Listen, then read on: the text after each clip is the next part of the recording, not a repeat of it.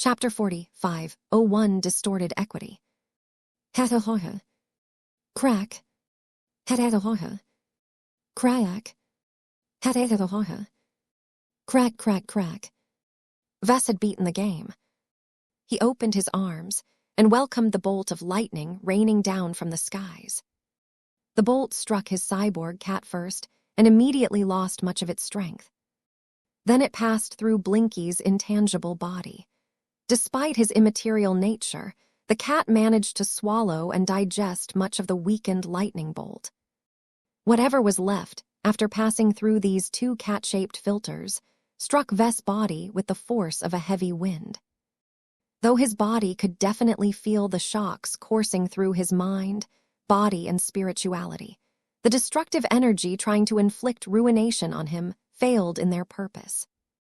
His strongest parts of himself bore the brunt of the assault with nary an injury. This forced the destruction energy to put its focus on his weak points. More and more of it pooled towards his brain, his internal organs, and all of the other delicate and fragile bits of himself. The attacks were incessantly cunning and impossible to evade. An extremely powerful source provided automatic guidance to the lightning bolt attacks, so that they always tried to seek out the path of least resistance. As Vess endured repeated lightning strikes, he figured out more and more of its rules and properties. The strength of the attacks that filtered through his defensive lines no longer fried his brain cells to an unacceptable degree. He was able to retain his full faculties under the current load. In fact, the constant injection of creation energy and the integration of the galactic energies from the Milky Way and the Red Ocean upgraded his cognitive functions with each passing minute.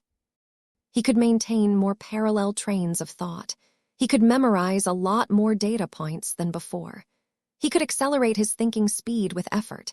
He could make more observations whenever he looked at something.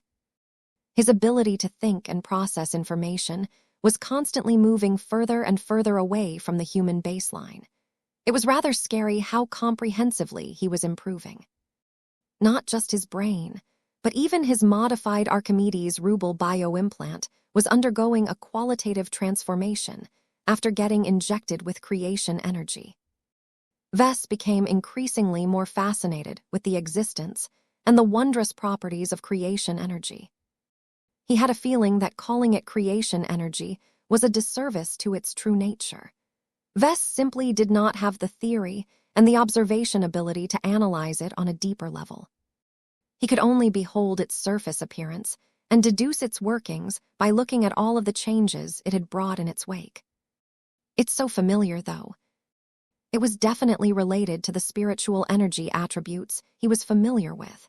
It displayed a lot of familiar characteristics that Vess was accustomed to when he manipulated his own life-attributed spiritual energy.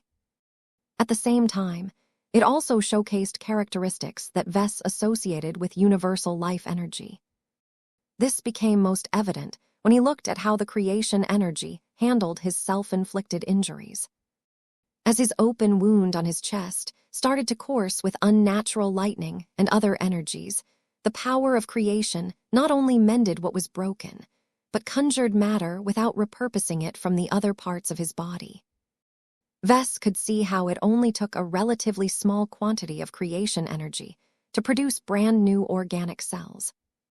His injured and diminished Jutland organs slowly became whole, as organic tissue slowly grew out of the injured side. Not only did this regeneration restore what was missing, but also strengthen a vulnerability that allowed the injury to happen in the first place. Evolution was taking place in real time as guidance from either an unconscious part of himself or the entity responsible for the lightning storm caused his Jutland organ to develop numerous new mutations. One of those biological changes entailed the formation of a thin but hard bone covering that enveloped the entire Jutland organ. No longer would a powerful stab from a sharp weapon be able to nick the Jutland organ without impunity. Vess became both horrified and fascinated by these changes. Though he accepted these modifications because they were helpful to his own survival, He was put off by how little control he had over the entire process. The creation energy did not ask for his explicit approval. The creation energy did not listen to his input. The creation energy did not give him a chance to supply his own designs or specifications. Instead, it acted like a rogue human augmentation surgeon.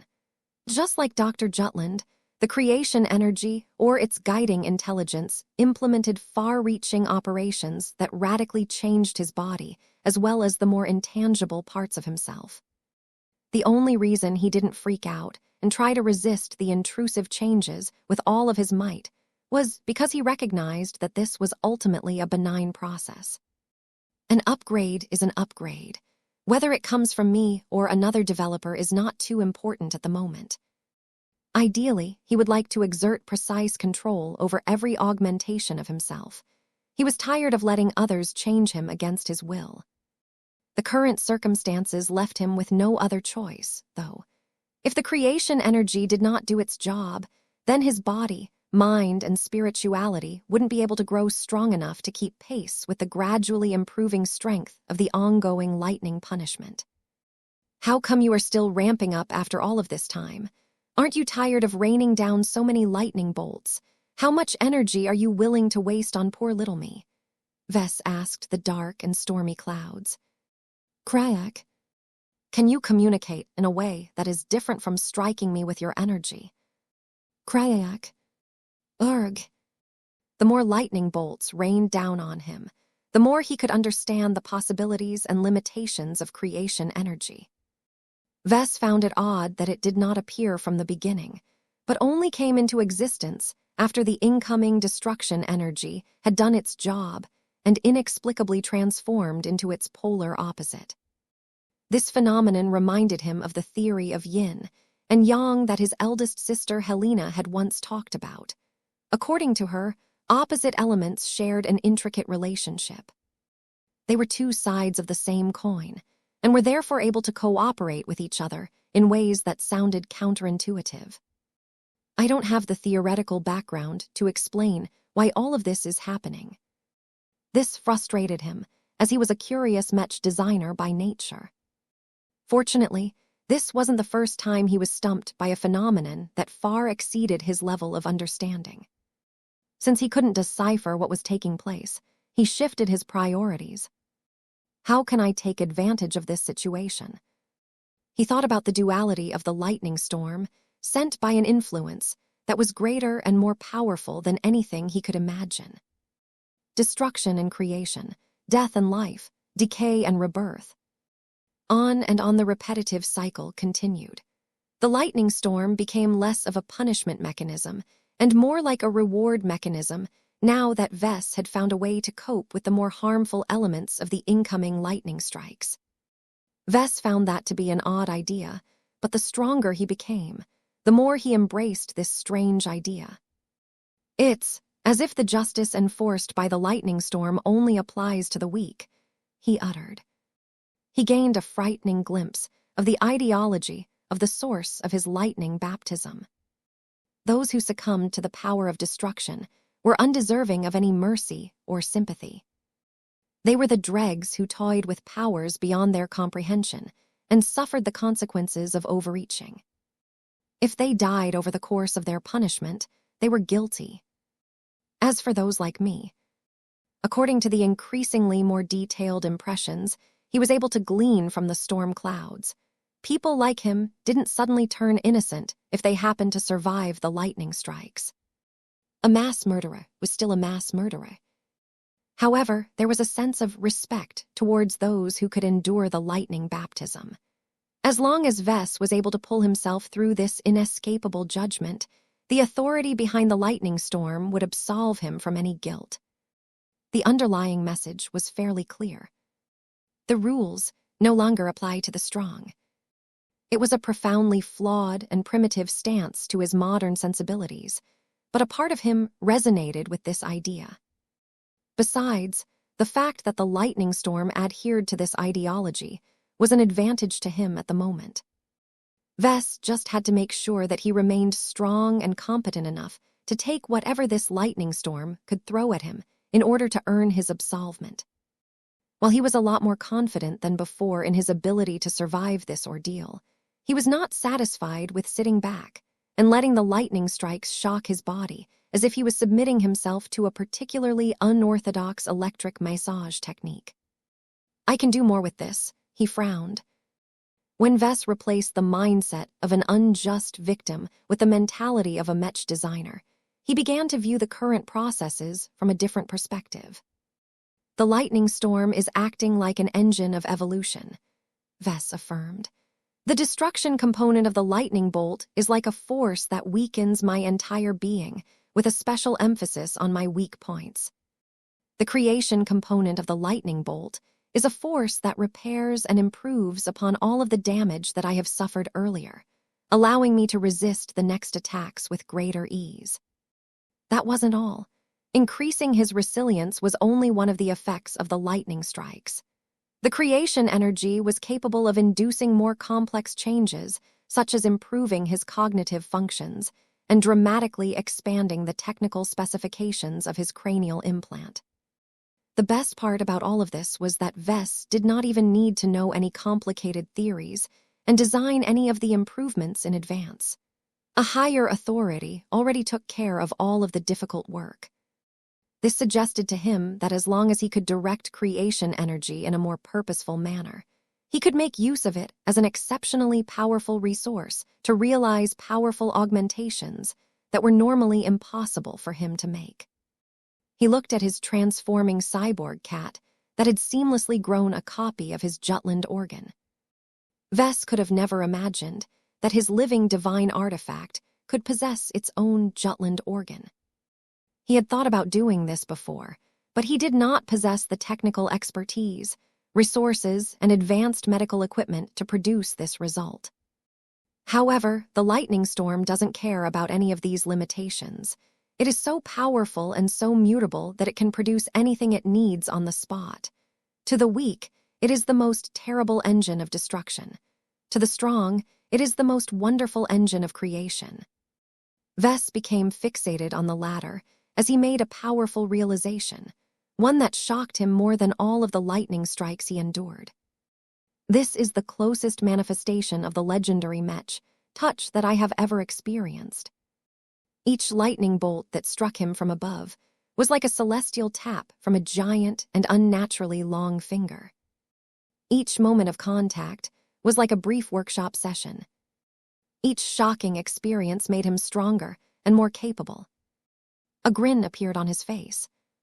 "If this is the case, what if I can hijack the workshop where I am being worked upon? What if I exert more control over my ongoing evolution process?" He had already confirmed that it was possible for him to do so.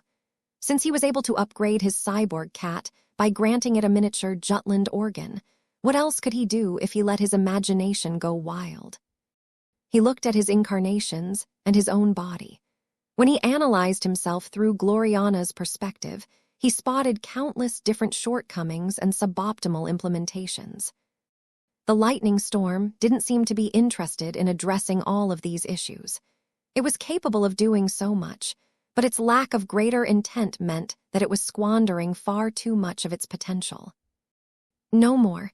If you won't put your power to good use, then I will." His passion and his imagination became stoked by all of the possible changes he could make. "I'm going to need more tools." Chapter 40, 502 All-You-Can-Eat Buffet. Vess did not know how long this lightning baptism was supposed to last. He had the vague idea that it was far from done with enacting retribution for his many alleged misdeeds, but he could not guarantee that it would last long enough for him to go through his entire wish list. This forced him to structure his list so that he could realize his most essential augmentations. In order to do so, he first had to figure out what he wanted to improve the most. "I'm a Mech designer, so it makes sense that I improve my ability to design Mechs." This could be done through many ways, from inducing his altered Archimedes Rubel bioimplant to elevating its technical capabilities to installing a second cranial implant into his head. However, Vess did not use the tools he retrieved from his unending regalia to drill a hole through his skull right away. As much as he trusted in the lightning baptism to fix any damage that he inflicted on himself, he was not sure whether he could get back everything that he lost. It's like replacing a memory chip. If I destroy the chip, I can put it back together, but I won't be able to retrieve the data that it used to store. What if poking around in his brain resulted in the loss of essential knowledge? What if he lost entire skills and sub-skills because of his reckless actions? What if he lost the motor skills that allowed him to work with the tools he used to craft his mechs and products? Vess couldn't afford to impair his mech design capabilities in any way, so he shied away from executing any plans that centered around manipulating his brain and spine. It was disappointing for him to rule out the improvements he needed the most, but he recognized that he shouldn't be too greedy. The ongoing lightning baptism had already boosted his design and research capabilities by a substantial degree. He was so far removed from the level of a typical journeyman that there was no proper word to describe his current state. He thought about other essential improvements that he could apply to himself. They had to be useful enough to matter, but safe enough to avoid any permanent damage or reduction in capabilities. He looked down at his missing lower left leg. Vess had repurposed a portion of his biomass in order to supply the organic parts for his cyborg cat, but who said that the sacrifice had to be permanent? He originally intended to wait until the crisis back in reality had blown over before he commissioned a replacement leg from the Larkinson Biotech Institute. However, now that he entered a unique situation where he had access to a constant supply of extremely high-grade creation energy, he was convinced he could do better. The question now is what I want in place of my missing lower leg. He could try to redirect the creation energy to regenerate his original leg. This was great for pretending that nothing had happened once he finally exited the system space. He immediately shook his head. This is the most boring option. He would much rather augment it in a way that made it much more powerful and much more useful than before. The only question now is whether I want to make it mechanical, biological, or both. A biological leg would complete his body in a way that allowed his entire physical structure to improve in ways that corresponded to the evolutionary processes of the indigenous alien races. The phase whales came to mind as they eschewed conventional technology in favor of biotechnology. There are good reasons for that. This is probably the orthodox method of transcending into godhood in the tradition of the Red Ocean. Did he want to follow the indigenous tradition? Not really. It was foreign to him and did not match his inclinations. He was a mech designer, not a phase whale, and he needed to remember this essential truth. When he listened to his heart, he developed a much more different idea on what he should do about his missing limb. He glanced up at his cyborg cat that was still absorbing lightning attacks like a champ. The fusion between flesh and metal can often produce better results than sticking to one of them. The synergies that I can produce by combining their advantages of both may be a lot more useful to me. I just have to decide the focus of my cybernetic leg. He wanted a limb that could aid in battle. He wanted a limb that could help him survive difficult encounters. He wanted a limb that could provide helpful assistance in his attempts to either design or build his works. I know what to do, he declared. He wasted no further time. He picked up his tools and began to rip off armor plating and other parts from his unending regalia. He tried to take away as little as possible. He did not take away too much material, as he just wanted enough to be able to set a direction. Now for the biological ingredients. He no longer needed to use his knife to cut away parts of his flesh anymore. Part of the evolutionary process that he had undergone was gaining much more active control over his body. He concentrated hard to the point where the stump of his left leg started to squirm. Ah, this hurts. A leg bone slowly poked out of his stump as Vess tried his best to cannibalize his own biomass to regenerate his leg piece by piece. even though he only possessed a shallow understanding of how a human leg and foot was put together. Vess only needed to supply the intent in order for the creation energy to shape the available biomass into an intricate biological structure. As for the flesh and bone that Vess had cut away from the existing parts of his body, the creation energy that coursed through his flesh and bones slowly regrew the parts he had taken away. So what if he didn't have access to any ingredients? As long as the supply of creation energy remained intact, he could generate as much raw materials as he needed. Of course, the speed of production left a lot to be desired. Converting energy into matter was always a difficult and lopsided transaction. It took a humongous amount of energy to create a tiny bit of matter. If not for the fact that creation energy was so powerful and high-end, it might have taken weeks or months for Vess to regenerate all of his missing biotissue. Vess even developed the notion that if this lightning baptism went long enough, he could essentially form an entire bio-mech by continually cutting off pieces of himself. I can think about that later. First, I need to make more essential improvements. Although he did not have a solid and precise design in mind, he had intent, and that was enough. He copied many of the concepts and design solutions that he applied to his cyborg cat on his new limb. By growing an organic inner core before surrounding it with a metallic shell, he would be able to reform just enough of a complete body to make his blood circulation whole again. If he resorted to a limb that was 100% mechanical, then his blood circulation would stop short of reaching it. That would be bad because his metallic leg would be treated as a foreign object instead of a core part of his body. Once enough flesh and bone had grown out of the original stump, he tried to restrain the creation energy as best as possible. The autopilot that was directing its work tried its best to complete the regeneration of his lower left leg, so Vess wasn't able to stop its efforts for long. It can't go against its own nature. He had to work quickly. He began to pick up lots of different internal parts that he had taken from his unending regalia and placed them on different spots of his half-regenerated leg.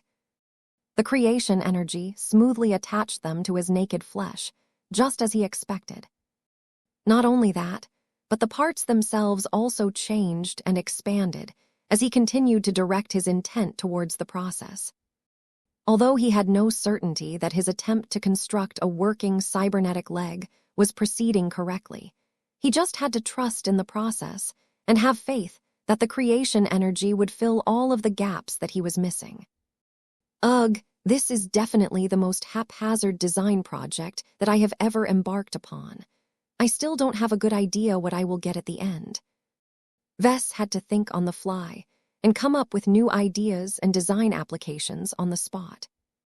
He found out that while he was limited by the quality of the parts and materials he had available, that still left him with plenty of possibilities. In the following hour, he stuffed lots of different miniaturized systems into his cybernetic leg. He first added a redundant computing system. He wanted a part of his leg to function as a substitute or supplementary data processing and data storage system. This not only multiplied his ability to process data or retrieve information that he had stored in his body, but also provided him with a backup option in case someone disabled his cranial implant.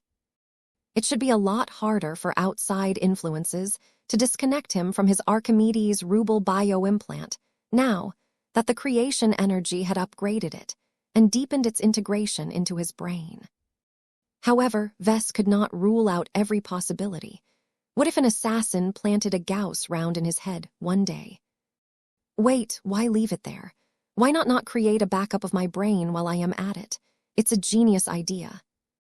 It was practically impossible to integrate a redundant brain in a human body without turning the patient crazy. But Vess didn't have to worry about screwing up the procedure under these exceptional circumstances. I don't need to make a backup of my entire brain. I just need to add enough brain tissue to store my most important memories and whatever else is essential. It was a great redundancy plan. Although a part of him was already transitioning into an energy-based life form that had no need for brains to maintain his cognition, he was still a long distance away from reaching the end of this transformation. His brain still played an essential role, and it was quite dangerous for him to rely on a single point of failure. Let's grow a second brain, then. Ves had to be clever about it. He not only had to free more space inside the organic part of his cybernetic leg, but also find a way to protect it against damage. Somehow, he managed to squeeze in enough brain matter to include the elements he wanted the most. Oh, I also need to make sure it doesn't develop an independent consciousness. He did not want his body to get taken over by an alternate Ves that was rooted in his backup brain. Ves applied changes to his brain matter that hopefully ruled out that possibility. Once he was happy with this addition, he proceeded to add other features to his leg. Some of them were mechanical in nature, while others were based on organic components. The most interesting additions were those that made use of both flesh and metal to accomplish a unique job. For example, Ves added a kinetic weapon system to his ankle. In order to make it as powerful as possible, Ves had to make most of it out of mechanical components. What was different was the ammunition. In order to make sure he could always generate ammunition in the most remote places, he created a mechanism where his own body would grow and accumulate small spikes made out of organic bone. This way, anything he ate and digested could be used to replenish his ammunition reserves over time. The quality and performance of his hidden kinetic weapon would vary depending on his nutrient intake. In order to make sure he could grow stronger bone spikes, he even went back to his digestion system and made sure his stomach could ingest and process raw metals if necessary. As he carefully went to work on modifying his own stomach and guts, he momentarily froze as he made a shocking realization. Wait, am I turning myself into a humanoid version of Lucky? Chapter 40, 5032, Many Augmentations. As soon as Ves made the connection between his current state and Lucky, he became astonished by the similarities. He never expected that he would be put in a position where he could reproduce Lucky's functionary in this early stage of his career. A crazy grin appeared on his face. Damn, doesn't that mean I can take over Lucky's job and produce my own gems? He had always been dissatisfied with the limited production rate of Lucky's gems. If Ves could make it so that he could produce his own gems, then he no longer needed to cater to the whims of his lazy cat anymore. He could rely on his own output to empower his mechs. Now that Ves latched onto this idea, he eagerly tried to turn it into a reality. Unfortunately, his efforts could not keep up with his ambitions. Damn. He had no choice but to suspend his current activities. He got stuck because he understood far too little how Lucky was able to work. Though it wasn't necessary for him to understand everything, the lack of any foundation meant that he was unable to direct the incoming creation energy to produce the functionality he sought. I'm also missing a lot of essential materials. A lot of advanced and powerful systems required the support of exceptional materials. Ves could not reproduce materials out of nothing. He could only gradually increase the amounts of materials that were already at his disposal, such as unending alloy. Oh well. Ves was only reluctantly able to modify his digestive system so that he would not poison himself to death by putting raw metals in his stomach. Instead, it would digest the metals that it was strong enough to handle and void the ones that were too tough or troublesome to bother with. He had to make sure that none of the metals got stuck on the way out. He did not look forward to visiting the infirmary one day in order to request the doctors to clear the congestion. Ves did not have much confidence in the capabilities of the digestive system that he had shaped through his haphazard actions. He could probably digest most low-grade exotics, but he was iffy about anything better. This will probably improve over time. The more my body evolves, the more it can transcend the boundaries of reality. He could attain much better results if he implemented the same sort of digestive system to his cyborg cat. The divine artifact had absorbed the bulk of all of the exceptional energies, after all. It was much closer to reaching the state of a true god than Vess himself. Vess turned his attention back to his self-augmentations. In order to prevent his teeth from breaking if he ever bit on a piece of metal, he strengthened them to an unnatural degree. Though he didn't expect to be able to chew through Mech as easily as Lucky, the strengthening was sufficient for the time being. He moved on to adding an energy weapon to his leg. This time, he decided to integrate a small laser weapon into his big toe. He possessed a great understanding of how energy weapons worked, and he even found a way to fool the creation energy into making tiny luminar crystals. It's a good thing I integrated a few luminar crystals in my unending regalia. The laser weapon was incredibly small by necessity, but Vess did not ask for much. He didn't think he would ever have to depend on it to get out of trouble, but who knew what the future might hold? In the end, Vess stopped with adding any further weapons at this point. He could think of much better ways to make use of the limited internal volume than adding more weapons. The Psi Kin gun and the Psi Loss gun should be enough. The two names corresponded to the Cybernetic Transphasic Kinetic Ankle Gun and the Cybernetic Transphasic Laser Big Toe Luminar Crystal Gun. Though the names were a bit too unwieldy, he didn't have the time to come up with more elegant labels. One of the factors that made these compact weapons so powerful was that they were both transphasic in nature. The galactic energy supplied by the Red Ocean was already making its mark on Vess. Not only was his entire body slowly morphing into a state that allowed him to start integrating minute amounts of face water, his intuitive and theoretical understanding of face water had also been boosted. It was as if he had spent years in a foreign country while struggling to learn the local language, only for him to get it one day. Right now, all of the difficult textbooks about face water and transphasic technology that he painstakingly read in the past became a lot more comprehensible than before. It was as if he had whacked himself with his hammer of brilliance and understood all of the theories and associations that eluded him in the past. So that is how face water works. While he had hardly turned into an authority on face water, he no longer felt as stupid as before. This was why he was able to make both of his weapons transphasic in nature. As for where the face water is coming from, the creation energy directly converted a small portion of his blood into face water. This was not as impressive as it sounded. His evolution was not that great, so he estimated that only 0.01% of his total blood volume had been converted into face water. Increasing the concentration any further would begin creating health problems that Vess was highly keen on avoiding. Vess already figured out that the concentration of face water was an important variable. He guessed that reaching 100% face water blood concentration was the end state for many indigenous gods. If my guess is right, then the local versions of true gods are incredibly powerful organic beings that have successfully converted all of their blood into face water. The fact that pretty much all of the indigenous alien races referred to face water as god blood made a lot more sense all of a sudden. In other words, this was the alien variety of divine ichor. So what did it say that 0.01% of his own blood had turned into face water? I guess I can pass myself off as a demigod in front of the natives of the Red Ocean. This was starting to become confusing, as humanity already attached the label of a demigod to expert pilots. I can think about the semantics later. Vess took a close look at his cyborg cat. Compared to himself, his divine incarnation was much further ahead in its evolution.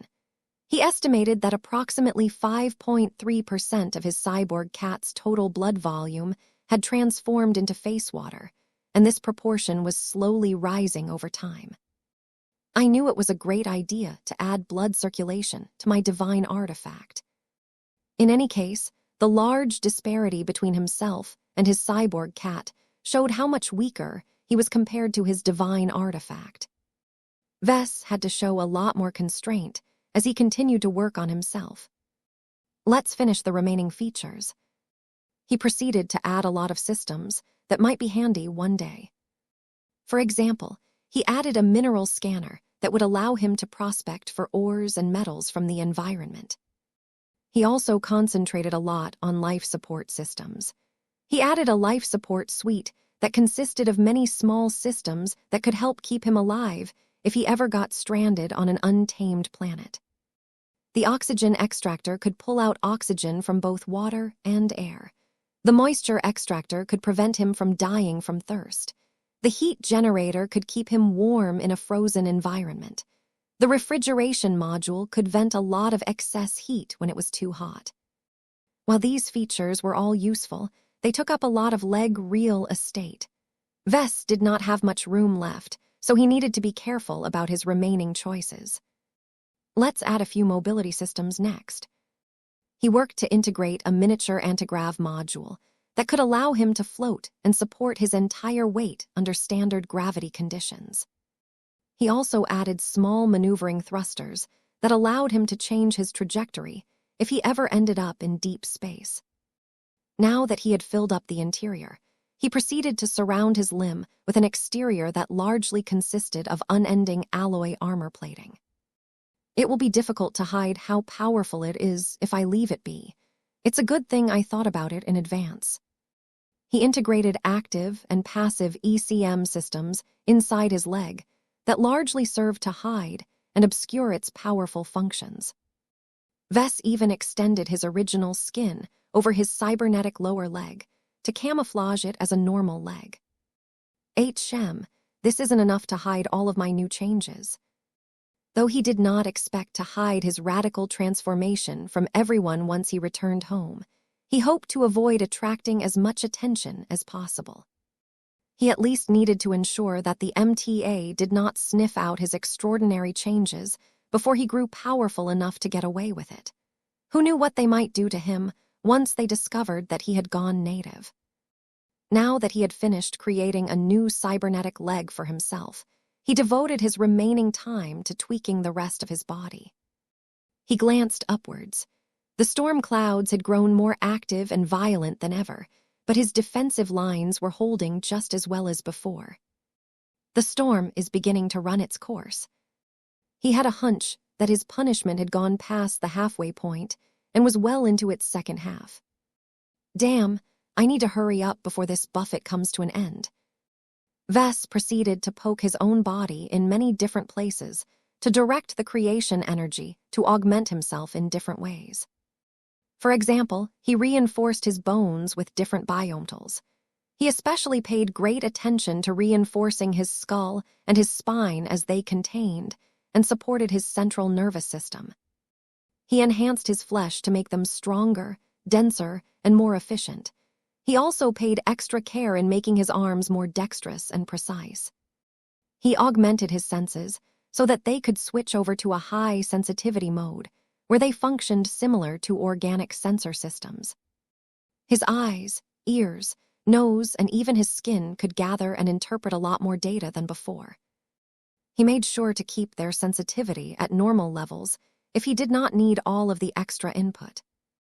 He did not need a nose that was 10 times sensitive, as before when he was doing his business in the bathroom. After that, he spent his remaining time on the most important body modification of all, which was hiding his transformation as best as possible. While his psi legs ECM systems already helped with blocking surface scans, he needed to do more to hide his shocking changes. I need to implement 2 different solutions.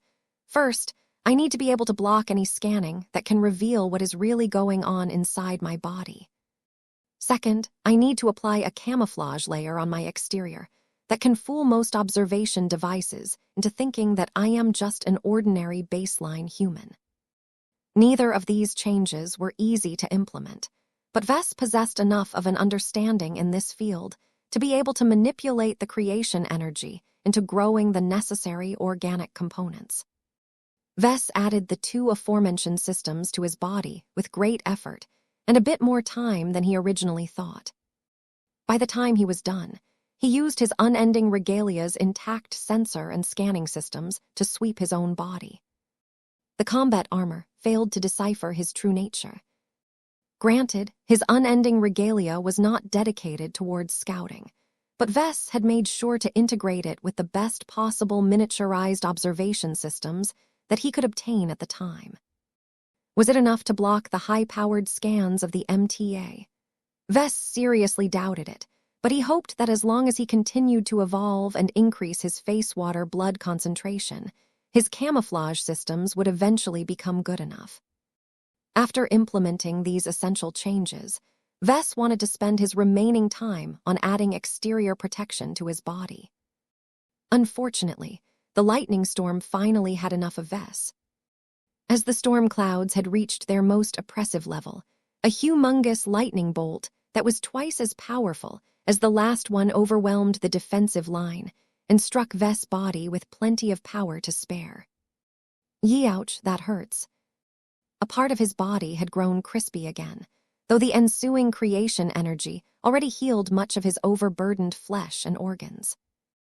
In the meantime, the air above his head rapidly cleared up. The storm clouds dispersed rapidly now that they finally lost their support.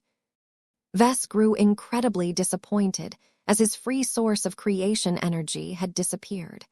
He wanted this part to go on longer so that he could morph his augmented body even further. I had so many ideas. As the lightning tribulation finally came to an end, Vess quickly donned his half-functional unending regalia while recalling a fat and happy-looking Blinky back into his mind. After that, he glanced at his cyborg cat that had become much more extraordinary than before. Already, the connection between him and his divine artifact allowed Vess to sense the huge concentration of power locked within his deceptively small divine artifact. Yet before Vess could inspect his latest cat any further, his eyes widened in alarm as he noticed that his proud creation was not as stable as he thought. Powerful energies continued to circulate throughout the cyborg cat's body. What was especially notable was how much worklaw energy its miniature Jutland organ had produced after absorbing and converting so much excess energies. Damn it, my cat will blow up if this goes any further. Vess tried to command his new incarnation to vent the excess worklaw energy, but his cat had so little control over it that it would drain itself completely if it opened the floodgates. He looked around. He could command his new cyborg cat to expend all of its excess worklaw energy right here, but that was a massive waste of power. Wait, what if I let my new cat unleash its power back in reality? His plan couldn't keep up with the circumstances. He originally intended to continue to milk more ascension points from the system so that he could develop a superweapon that could harm the unclean whale that had broken out of the Palace of Shame. But perhaps Vess had accidentally created the weapon that he already sought. Vess tried to determine his cyborg cat's face water blood concentration. It should be around 6.9%. Was this a lot? Vess had no idea, but he guessed that it was already enough to produce powerful results. His cyborg cat inspired a lot of confidence from him. It might not be large or strong enough to defeat a cannibalistic phase whale by itself, but it should have enough power to disrupt the enemy's actions. Vess made a spontaneous decision. Its face water concentration was not the only reason that gave him a lot of confidence. As far as he was concerned, worklaw energy was one of the most potent energies that could be found in the Milky Way. The lightning baptism had unintentionally caused his cyborg cat to generate so much, while simultaneously keep his cat from blowing up due to all of the pressure. Yet now that his cyborg cat no longer received any creation energy, it was finding it increasingly more difficult to contain so much power. It's either now or never. I'm betting on you. Don't let me down.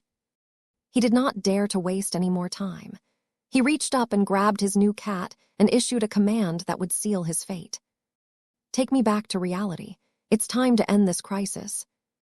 Chapter 40, 504 Perceptual Slowdown. Vess left as a man and returned as a demigod. Well, as a manner of speaking. He did not believe in the notion of gods in the first place. The only reason why he would possibly attach the label of demigod to himself was because it was the word that best described the native concept to his current state. What was important was that Ves gained more power than he could ever imagine. The sequence of events that led to the creation of his divine artifact infused him with strength through unknown means, but miraculous means. Different high-grade energies from vast and immensely powerful sources merged into his entire being.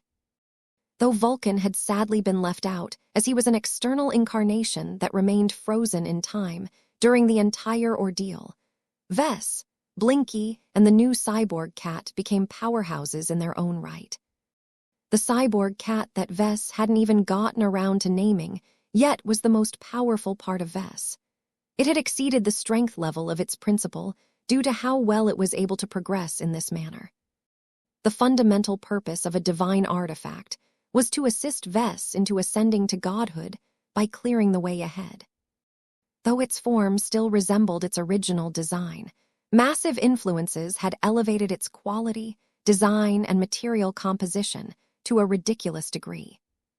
There was no better way to quantify how much progress it had made to becoming an existence akin to a true god than to measure its face water blood concentration. With 6.9% of its blood volume comprising of pure and potent face water, the cyborg cat had become a powerhouse in ways that still needed to be explored. In comparison to his amazing divine artifact, Ves himself only received a fraction of the benefits of the dangerous ritual that he had just concluded.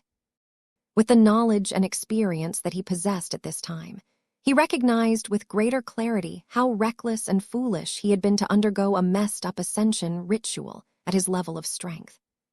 It was as if the Quint attempted to defeat an expert Mech, like the Evertshanger in a Mech duel. There was no way a standard Mech could defeat an expert Mech under any reasonable circumstance. The Quint would just break after suffering just 1 or 2 casual attacks from the Evertshanger, because the latter was just that strong. Yet, Ves could still come up with scenarios where the Quint could prevail in single combat. One of them was through the use of powerful external equipment, such as the Instrument of Doom, that had been able to punch through the defenses of formidable alien warships. Though it was still unlikely for the Quint to prevail, it at least had the power to punch through the Evertshanger's defenses. Its Mech pilot just had to be able to resonate with the Phase King and aim the weapon precisely enough to strike a fast-moving expert Mech, neither of which was as easy as it sounded. Ves grew nervous as his circumstances were just as difficult. He was as weak as a Quint in the face of the power of an expert pilot. His main reliances were his divine artifact, which acted as an external power focus, and the Mech designer system, which made it easier for him to pass the various checkpoints.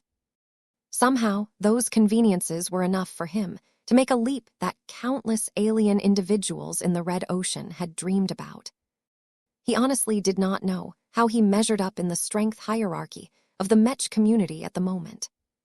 He was still a journeyman. That hadn't changed. Even though his design seed had definitely changed in an immeasurable way by absorbing a portion of the high-grade energies, it hadn't fundamentally changed in state. The only way to become a better Mech designer was to design Mechs and come up with more ingenious ways to make them better. No amount of raw combat power could help him advance to senior, master, or star designer in a single leap. Yet, Ves had an incredibly strong hunch that his path to reaching the pinnacle of Mech design had become a lot smoother than before. Just like how first-raters enjoyed all kinds of helpful conveniences, such as better implants, excellent schooling, and access to fantastic resources, Ves had also improved his own background through the messy ritual. The best way that he could describe it was that, while his software remained unchanged, his hardware received a massive boost. It was like transitioning from using a 3D printer to using a superfab. The latter was faster, more precise, more capable of handling difficult materials, and more able to produce difficult components. This made it a lot faster and easier to produce better and more powerful Mechs. The same went for Ves, after he had undergone so many changes. The comprehensive transformation of his spirituality, the upgrades to his main cognitive functions, the physical upgrades to his main brain, along with the creation of a brand new secondary backup brain, which he had buried deep inside his psi leg, completely upgraded his thinking processes to a degree that he could only dream about before his latest transformation. He still had to explore how all of the upgrades to his hardware affected his productivity in Mech design. His conservative estimate was that if he previously had to spend a year to complete the Dullahan project, he could probably get it done in half that time. In fact, he could have probably completed it sooner if he didn't have to wait for collaborators, such as Gloriana and Sarah Voikin, to complete their own contributions to the expert Mech design project. Aside from being able to design mechs at greater speeds, his ability to learn and comprehend brand new theories must have skyrocketed as well. Vess especially looked forward to immersing himself in face water theory. He just knew with every fiber of his being that face water was no longer as abstruse and foreign to him as before. Even if the earlier trials and tribulations only converted 0.01% of his total blood volume into face water, what it actually represented was that he managed to get his foot into the door. His affinity to face water had definitely grown. His mentality towards this substance had changed. His intuition was able to grasp it to a much greater degree than before. He even developed a completely new sense that allowed him to sense both face water and space-time manifestations within his range. With all of these advantages, Vess was in a much better position to design mechs and transphasic mechs in particular than ever before. Of course, that was the least of his priorities at the moment. He couldn't go back to his greatest passion and complete his design projects with greater fervor and ability than ever before if he couldn't do anything against the unclean whale that was threatening his entire expeditionary fleet and more. As Vess descended back to reality, his perception of what was happening had slowed to a crawl. This was one of the many handy new features that he had managed to obtain from his transformation into a half-native demigod. Currently, his two brains had entered into something of a mental overdrive mode. His upgraded neurons and gray matter were working several times harder than before, burning more calories and generating heat like nothing else. Vess could sense that his brains couldn't endure the strain too long. They were too fresh and too new. They still needed to settle down and consolidate their new states. However, Vess did not need to spend so much time to get up to speed with the current situation. First, he could confirm that his perception of the passage of time had truly slowed to a crawl. His upgraded eyes could peer through the transparent faceplates of his bridge officers and catch them in the middle of blinking their eyes. Vess could perceive the slow and gradual motion of moving their eyelids with excellent clarity. It was akin to a slow motion effect. When he tried to move his body, he could feel that he was subjected to the same effect, though not to the same degree as others. The comprehensive enhancements of his body and mind had significantly boosted his reaction speed and his movement speed. The former allowed him to pass on commands to his body a lot faster than before. The latter enabled him to actually move his body with greater speed and force. This was why he was able to move at the speed of a geriatric turtle, while everyone else was moving a lot slower. He could already see that his two daughters had only just begun to notice that their father had changed in a radical and profound way. One of the changes that Vess had tried to implement on himself was a way to camouflage his extraordinary nature. It was difficult for him to manipulate the creation energy produced by the lightning strikes to perform the necessary upgrades. He was most afraid of getting exposed by advanced, high-powered sensor and scanning systems, so he mostly focused on impeding technological detection methods. It had been enough to fool the unending regalia's sensors, and he figured that not even the MTA might be able to detect the minute amount of face water running through his veins. The solution to disguise his body as that of a baseline human was a little crude. It would be obvious to the MTA and many other parties that Vess deliberately hid the true state of his body, considering that it used to be a lot more alien and abnormal in the past. Vess didn't mind too much, though. He only wanted to avoid drawing attention whenever he passed through a security checkpoint, whenever he visited a new destination. It would be annoying if the scanning devices picked up a void in the space where he was standing. The point was that, while he was confident in his ability to evade electronic detection methods, he was less certain that he was able to hide his extraordinary nature. The changes to his spirituality were even more dramatic.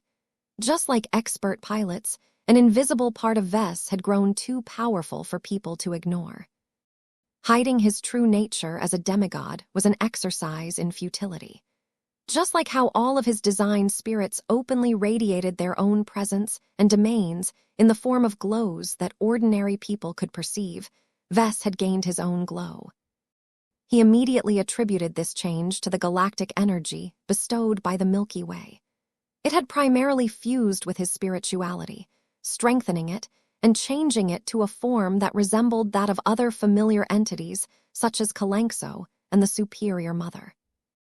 In other words, he had become a lot more similar to his sister Helena than before. The family resemblance was much more convincing.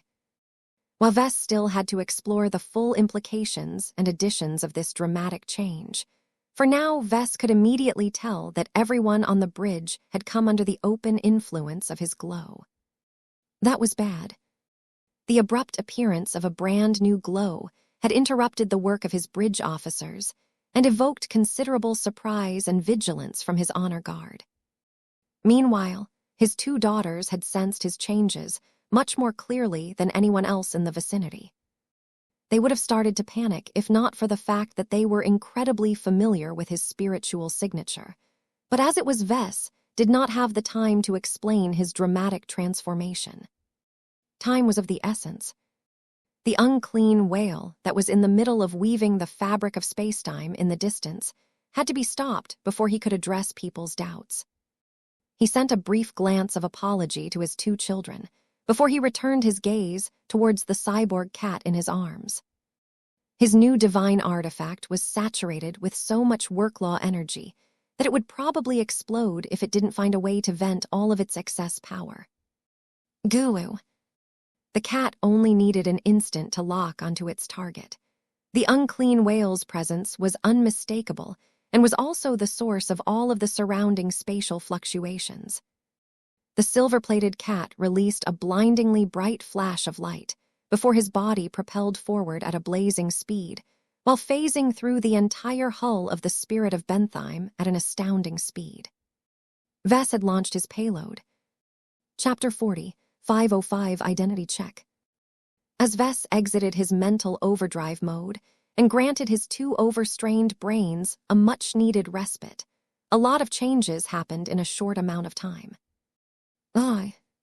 First, the bridge operators reacted against the bright flash of light that briefly illuminated the bridge. Their sophisticated helmets protected them from getting blinded by the excess brightness, but that didn't mean they had failed to notice anything. Papa. Second, Aurelia and Andrast both turned to their father and became alarmed and afraid by how much their father had changed all of a sudden. His spiritual presence had become qualitatively and quantitatively stronger. His physical body exuded a sense of might and power that resembled that of powerful indigenous alien creatures. Fortunately, his personal suit of combat armor blocked or dampened most of this effect. The problem was that the unending regalia had undergone substantial changes as well, and not for the better. Those who looked at him would definitely be able to tell that something extremely weird had taken place in a short interval. In one moment, Vess sat in his observer's seat while wearing a complete suit of combat armor. In the next moment, Vess was still sitting in the same seat, but he had not only launched something powerful from his hands, but also wore a suit of combat armor that looked as if he had pulled it from a workshop while it was in the middle of getting serviced. It was missing several pieces of armor plating throughout its entire exterior.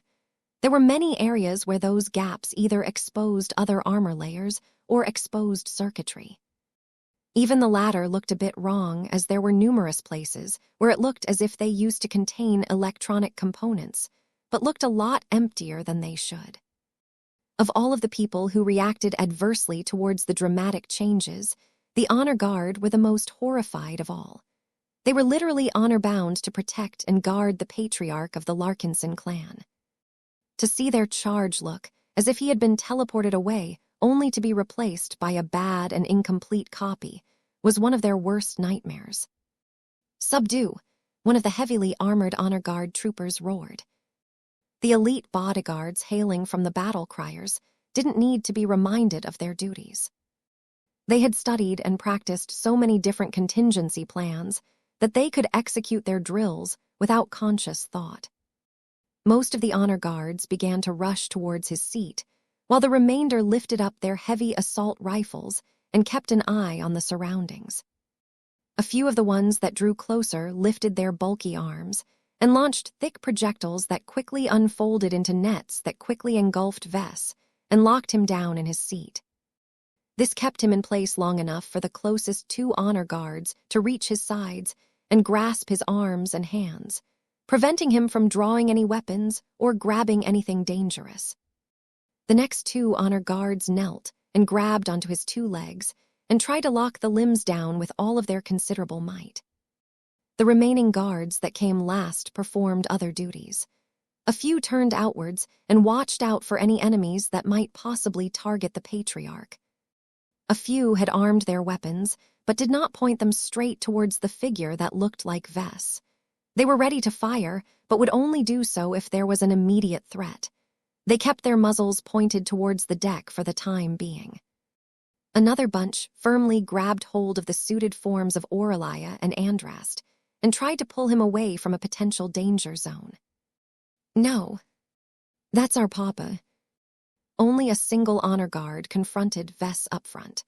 Nira had opened her thick and intimidating helmet so that she could take a long, hard look at the man she had guarded for many years on a near-daily basis.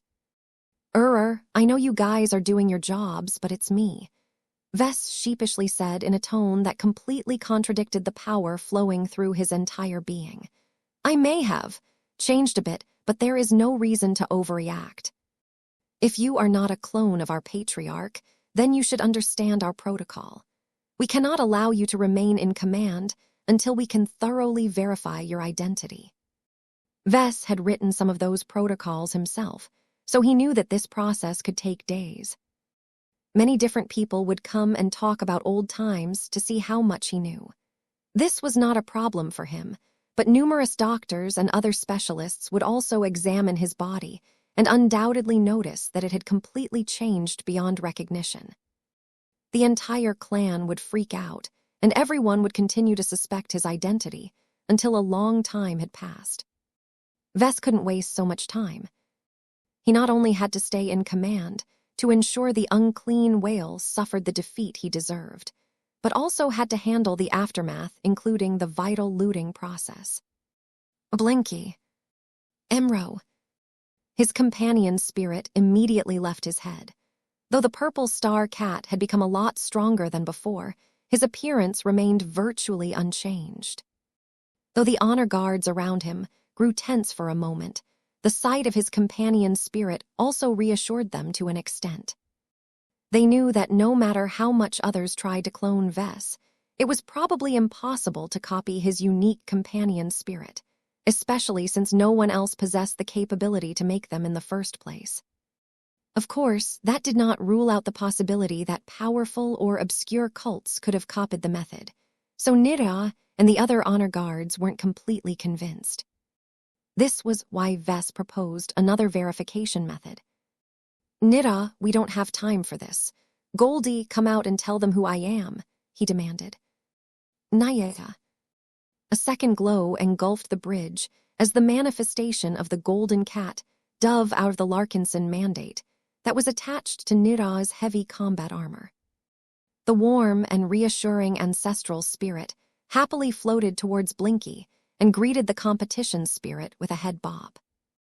After that, Goldie continued onwards and licked Vest's face in a familiar and friendly manner. "Is that enough?" "It is sufficient for the time being," Nida affirmed as she silently commanded the surrounding honor guard to stop pressing Vest down. "We will continue to keep you under observation. I hope you understand." "Hey, I completely understand.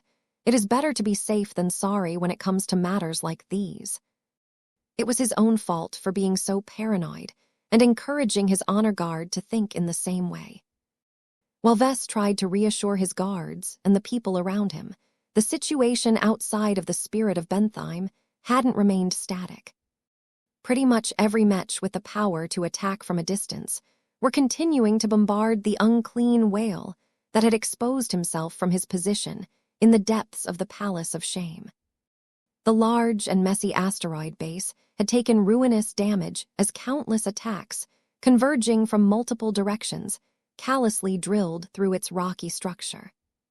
All thoughts about preserving the Palace of Shame and its rich reserves of face water and other alien loot had disappeared. Many of the Mechs hailing from the Gemini family, the Golden Skull Alliance, the Adelaide Mercenary Company, the Lyra Foundation, the Santana Group and the Bouget family tried their best to overcome the powerful spatial barrier of the unclean whale. Even their ace Mechs brought as much power to bear as possible in an attempt to break the seemingly unbreakable spatial barrier. "I refuse to be denied by this defense," St. Gelmer Osenring roared as his Thunderer Mark Roman II unleashed a blindingly powerful salvo of piercing rounds. "If I can break an Orvan battleship, I can definitely clean up a wild beast." The unclean whale was no mere feral beast, however. The corrupted phase whale did not even flinch when the powerful rounds continued to strike his spatial barrier. The other ace Mechs fared no better. The Mars, for example, tried to break the spatial barrier by unleashing all of his ranged and melee attacks at the same time. The full might of its Arceus system, its shoulder-mounted missile launchers, its transphasic axe and its transphasic shotgun stressed the spatial barrier, but did little to destabilize its integrity. The Infinite Gear and the Royal Gem built up momentum before they charged head-on against the spatial barrier, only to produce slightly larger ripples than before. The Jeddah Sandovar was the least useful ace Mech out of the seven, as its attack power fell behind due to its light and compact frame. The Gemini Saints did not hold back in their own efforts to prevent their own family from coming to ruin. They did not hide their trump card this time as the embodiment of love and the embodiment of sacrifice came together and actually merged as one. Many Mech designers who had the mind to pay attention to the two Mechs became astonished as the Ace Rifleman Mech and the Ace Space Knight physically integrated with each other to form a two-seater machine. Coated in light blue and pink, an exceptionally powerful pink Saint Kingdom surrounded the combination Mech. The twin ace pilots, who not only grew up together, but made a vow to become eternal lovers, resonated with each other to such a powerful degree that it was no longer possible to distinguish one from the other. The amalgamation of Saint Sandro Gemini and Saint Kaya Gemini had just managed to surpass the threshold of a senior ace pilot, allowing it to exert much more power than any other ace Mech. When the merged Gemini ace Mech lifted its rifle, it unleashed an incredibly powerful resonance-empowered positron beam that soared towards the unclean whale with the wrath of the Gemini family. No. Again, the spatial barrier held. Though the protective field had taken a considerably more damaging hit than before, the unclean whale seamlessly diverted more of his awesome power to reinforcing his defenses. The former alien prisoner understood that as long as he could stop these strange beings with their oddly shaped starfighters from punching through his defenses, he could complete his grand weaving without any suspense.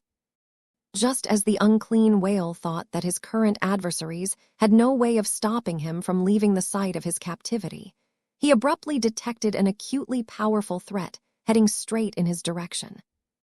The giant whale's eyes widened as his powerful senses scanned the entire surroundings.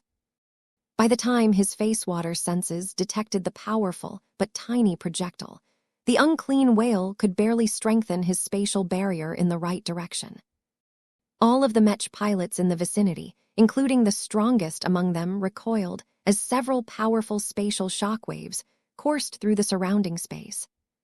The spatial barrier that had previously managed to fend off everything the human coalition could throw at it no longer looked as whole as before.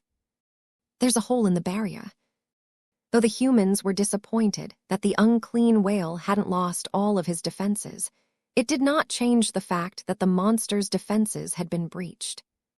The target has been wounded. There is a small impact crater on his upper left flank.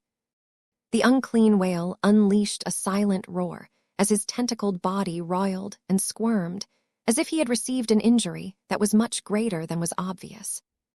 As several seconds passed by, it became increasingly clearer that the condition of the corrupted phase whale was getting worse.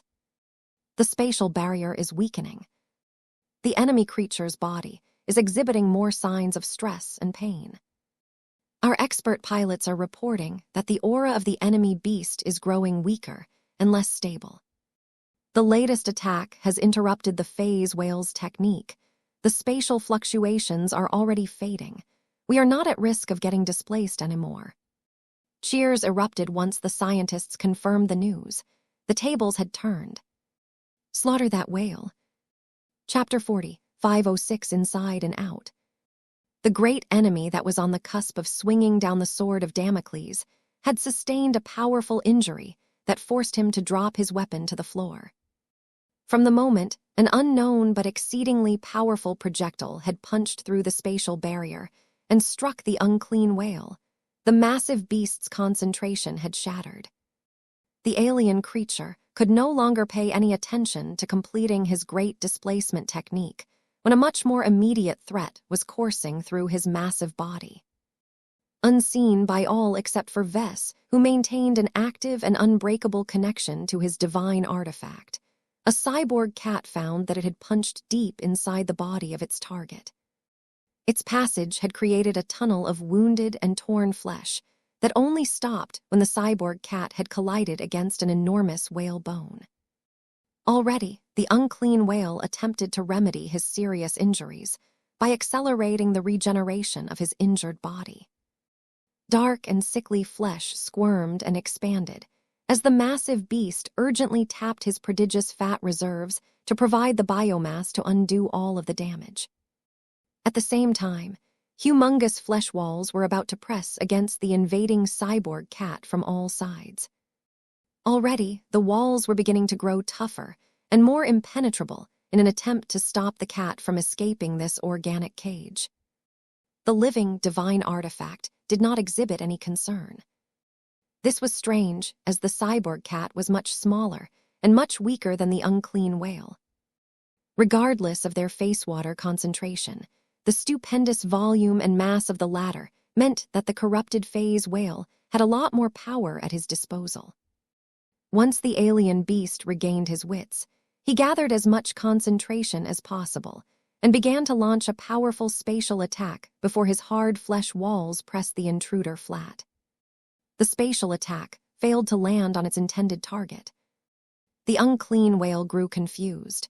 Where was the intruder? Why couldn't he sense the tiny metallic creature anymore? A spike of pain soon altered the unclean whale to a hole in its bone membrane. It turned out that the cyborg cat had dove to the side and somehow managed to drill through the hardening bone layer. That was not necessarily a disaster.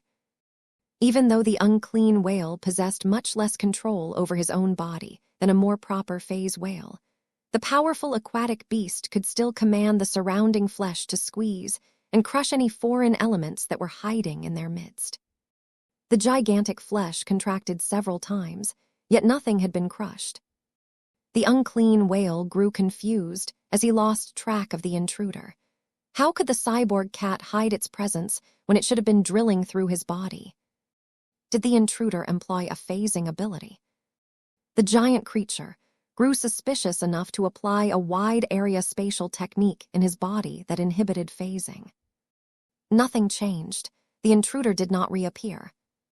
It wasn't until a few more seconds had passed that the unclean whale experienced another spike of pain. One of its internal organs was sustaining damage. When the unclean whale utilized his senses to detect the intruder, he still wasn't able to find anything that didn't belong inside his body. This was clearly impossible because his organ was getting eaten by what appeared to be itself. The unclean whale experienced more shock than it had in centuries. The earlier attack that punched through his defenses was already strange enough. This follow-up attack that somehow caused his own flesh to rebel against itself was even more confounding. What strange and unusual alien race had entered this region of space? How come their small and tiny war machines could perform so many strange and unusual feats? Though the scale of the damage inflicted by the invisible threat was small, the fact that it was harming one of his many important face water organs was greatly distressing. The unclean whales squeezed his flesh until they crushed half of the face water organ. Though the damage was grievous, it was worth it as long as he managed to destroy the internal threat. Yet moments later, the intact half of the face water organ was getting torn as if nothing changed. The unclean whale grew mad. The intruder was like a virus that managed to avoid his internal detection methods. None of his means of detecting the tiny threat was working. No matter how many times the unclean whale attacked his own body, the undetectable intruder always managed to slip away before resuming its attacks a short distance away. Though it was impossible for the intruder to inflict massive damage to the unclean whale in a short amount of time, the most distressing fact about the ongoing intrusion was that the foreign element was moving closer to the brain cavity. This was why the unclean whale doubled his efforts into trying to crush or drive out the tiny attacker. Back on the spirit of Bentheim, Vess smirked as he used his connection to his living divine artifact to supervise and direct the ongoing sabotage. Compared to himself, his cyborg cat received much greater enhancements. His theory that the transformation process would upgrade the existing capabilities of his divine artifact was true. This happened to be extremely relevant to what was happening inside the body of the unclean whale. One of the greatest strengths of the cyborg cat was not its ability to harness work-law energy. It was its camouflage and other anti-detection measures. Despite the fact that the unclean whale should have easily been able to detect such a foreign element tunneling throughout his body, the cyborg cat's upgraded camouflage abilities were too much for the giant creature. What the old and powerful corrupted whale didn't entirely realize was that the cyborg cat had actually transformed the exterior part of its body into a copy of the surrounding biomass. This was one of the reasons why Vess had been eager to apply permanent mimic arcuchilium platinum to the cyborg cat's outer layer. Its ability to mimic any matter it came in touch with was already impressive in its base form. After the cyborg cat not only absorbed a lot of galactic energies, but lived through a lengthy lightning baptism that thoroughly transformed and elevated its camouflage abilities. Not even Vess was able to figure out how much better his cyborg cat was able to hide its true nature. While he expected his divine artifact to be able to delay the unclean whale's attempts to detect the intruder, what actually happened was that the stupid alien beast still hadn't found a way to distinguish the camouflaged cat from his own flesh. It was an absurdity that Vess never expected to see. For all of his power, the unclean whale had always been a raider, not a scientist like the rest of his kind. A proper phase whale would have never exhibited such poor control over his own body. It couldn't be helped. An unclean whale only came into power by stealing and absorbing the organs developed by other phase whales. Many of the organs that the cyborg cat targeted had never been developed by the unclean whale. At most, the giant creature spent much of his years in captivity to make up for shortcoming.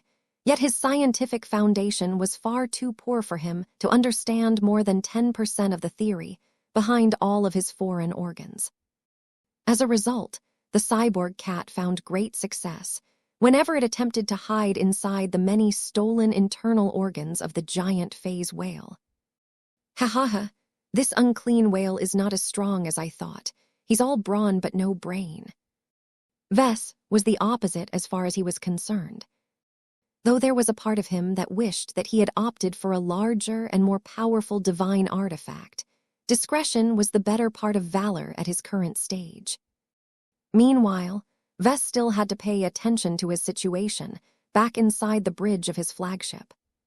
He tried his best to exert his leadership and reassure his fellow Larkinsons that the MTA hadn't secretly teleported him away and put a botched doppelganger in his place. Papa. Hug me, Papa. Hatatahaha. His honor guards might still harbor doubts about his identity, but his children knew 100% that he was still their father. Though the guards pulled the bodies of Aurelia and Andrast back for safety's sake, Nidha still allowed their companion spirits to gather in midair. The three cats looked especially cute as they curled around each other. They rolled against each other until Blinky managed to wrap his front paws around both of his kittens at once. Emro tilde. The cute and furry Persian kitten wiggled her tiny limbs as her father licked his face. Mana could clearly feel that Blinky had become a lot stronger than before. The black-furred spiritual kitten pressed next to Mana squirmed and nagged Blinky for attention as well. It wasn't until Blinky started to lick her face that Yeka grew content. Mau tilde mawa tilde. Though not everyone was familiar with the companion spirits, those that had the privilege to learn about them understood that Blinky was one of Vess' calling cards. Of course, what truly convinced most Larkinsons that Vess was the real deal was Goldie's obvious affection. The spiritual cat had become especially affectionate and joyous towards Vess since his return. The golden cat knew more than any other member of the Larkinson clan how Vess had played such a major role in lifting the immediate crisis. She was also able to sense how extensively Vess had changed and evolved through his active connection to the Larkinson network. The spiritual feedback that Vess was able to supply to Goldie was so much greater that she almost became intoxicated by the potent energy. Nayatha tilde. Vess grinned as the cat nuzzled against his cheek. I'm happy to see you again as well. Thank you for vouching for me, Goldie. I really needed your help. Nayatha. Heh, you don't have to concern yourself much anymore. The most dangerous aspects about the unclean whale was his amazing defense and his threat to displace us all to a completely different region of space. Neither of these issues are hindering us anymore. The interruption of the mass displacement technique bought a lot of time for the human coalition. They were no longer forced to scramble for a solution in a matter of minutes. The breach in the all-powerful spatial barrier was even more significant. Though the unclean whale tried his best to fill up the gap created in the cyborg cat's initial approach, 6 nearby ace mechs had pounced on the opportunity and managed to sneak inside the defensive envelope in time. Ha, we're in. There are no more spatial barriers in our way. All of the human ace mechs aside from the Thunderer Mark Roman II. The embodiment of love and sacrifice struck first. The merger between the two Gemini ace mechs resulted in the emergence of a super ace mech that produced exceptionally powerful resonance between 4 different participants. This allowed the combination mech to power up its energy rifle and unleash a humongous transphasic resonance-empowered positron beam that finally struck and burned a serious portion of the unclean whale's outer layer. Though the massive beast attempted to block or mitigate the powerful attack by projecting a small directional spatial shield, its defensive power was far from matching that of its main spatial barrier. The truth was that the unclean whale derived all of his main abilities from stolen phase whale organs. Perhaps the developers of all of these facewater organs would have been able to exert more control over all of these abilities, but that was out of the question for the unclean whale. This was why the unclean whale hadn't been able to close the breach in its defenses fast enough. It was also why most of his attempts to block all of the attacks launched by the ace mechs at close range weren't working. Though the unclean whale was still distracted by his attempts to crush the invisible intruder that was drilling inside his body, he still recognized the need to neutralize the threats hovering outside his massive body. Several more organs went into motion. Watch out! The phase whale is attempting to sweep us with his massive tentacles. Chapter 40, 507 Monstrous Abilities. The tentacles of the massive unclean whale were no ordinary limbs. As one of the rare products researched and developed by the cannibalistic phase whale himself, the tentacles possessed great strength and were long enough to envelop and restrain his preferred prey. The unclean whale obviously cared a lot about the prowess of his main capture tools. From the moment he grew them out of his body, he consistently used what little science and biotechnology he mastered to increase the length and toughness of his tentacles in order to ensure they could entangle more formidable targets. Right now, over 24 ferocious-looking tentacles swayed across the vacuum of space. Fortunately, their thick girths and exaggerated lengths made it awkward for them to attack comparatively tiny parasites that were sticking close to the unclean whale's hide. The fleshy and disgusting limbs curled around so that they could sweep throughout the bubble of space between the unclean whale and his recently restored spatial barrier. The 6 ace mechs that had managed to sneak through the gap created by the cyborg cat's passage knew that they were locked in a fight where retreat was out of the question. Patriarch Reginald succinctly described their current situation as his ace hybrid mech's Arceus system blasted another salvo of powerful positron beams at his enormous adversary. We either defeat this accursed whale or die from getting crushed by his tentacles. None of us can back off at this point. The aggressive ace pilot grinned. That's just the way I like it. Let us lift up our weapons and carve out the heart of this monstrous foe. His awesome fighting intent propelled him to weave through the forest of tentacles and continuously launch as many attacks against the massive unclean whale as possible. However, despite the potency of the attacks launched by the Mars, every resonance-empowered strike only inflicted minute damage to the indigenous beast's surface. Patriarch Reginald quickly frowned as he saw the results of his effort. His masterwork ace mech's firepower was prodigious, but the problem was that he wasn't fighting an opponent of comparable size. He was fighting against an aquatic beast that was comparable in size to that of a warship, but possessed a density that surpassed that of a well-made biomech. What the unclean whale lacked in subtlety and finesse, he made up for his shortcomings with raw power and resilient flesh. It took quite a bit of effort for the Mars to create a new crater on the surface of the unclean whale. Even then, the damage did not impair the massive beast that much, since the outermost layer of his body consisted almost entirely out of blubber. This phase whale did not starve that much during the centuries of his captivity.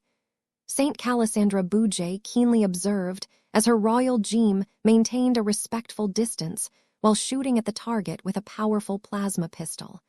All of this blubber is acting as a giant damage buffer. What is worse is that the whale has enough control over his body to move this fatty tissue around to plug the gaps that we have made. This was a primitive but effective organic defensive measure for a creature of this size. As long as the unclean whale was able to use spare blubber to fill up any potential breaches the ace mech had made, the whale could resist the attacks of the 6 human ace mechs for a long time. None of the ace pilots were unfamiliar with this scenario. It was similar to how starships and warships could resist extreme bombardment by rotating their hulls so that they always presented their most intact sides to the incoming attacks. Suffice to say, none of the ace mechs wanted to fight for such an extended period. They weren't even certain that they would be able to outlast a phase whale that outmassed them by so many times. We cannot allow ourselves to get embroiled in a contest of attrition. Saint Sandro Gemini and Saint Kaya Gemini spoke at the same time in eerily perfect coordination over the communication channel. We must land a killing blow on the heart or the brain of this monster to vanquish the final remaining threat on the battlefield. I agree, Saint Calasandra Bouget concurred. Don't forget what this creature tried to do earlier. If we continue to get locked in a stalemate, he might decide to initiate a smaller but faster displacement technique, taking us all with him in the process. Ace pilots no longer experienced fear, but that did not mean they had lost the ability to feel concern. If the damned tentacled phase whale managed to teleport himself and everything within the immediate vicinity away, then all 6 nearby ace mechs would get separated from their fleet and become stranded in an unknown star system that was far away from friendly support. Although every ace mech possessed transphasic mobility systems, not all of them were equipped for interstellar travel.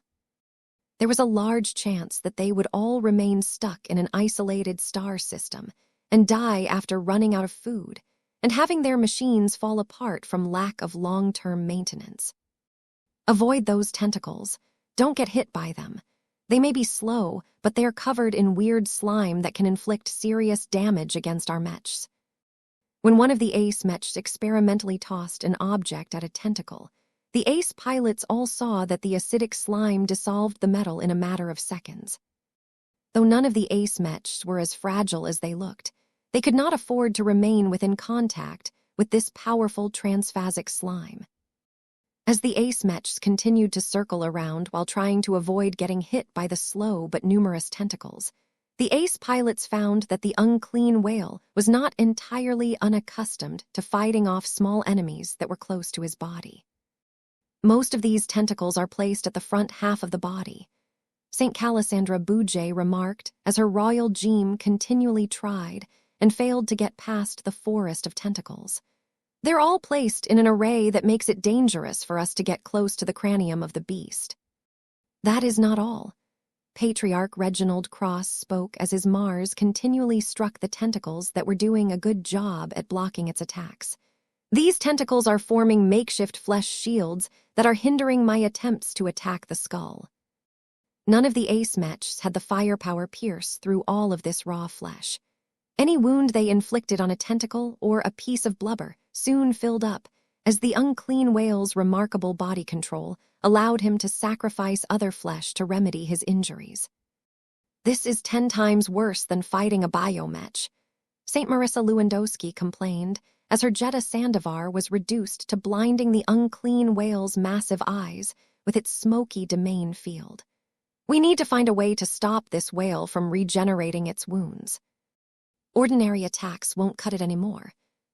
The ace mechs tried to concentrate their attacks as much as possible in an attempt to drill through the unclean whale's blubber at the rear. But that just made it easier for the massive beast to redirect spare biomass to fill up the gap again. All the while, the creature also became more proficient in his attempts to smack the ace pilots that were circling around his body. Watch out, those tentacles are splitting.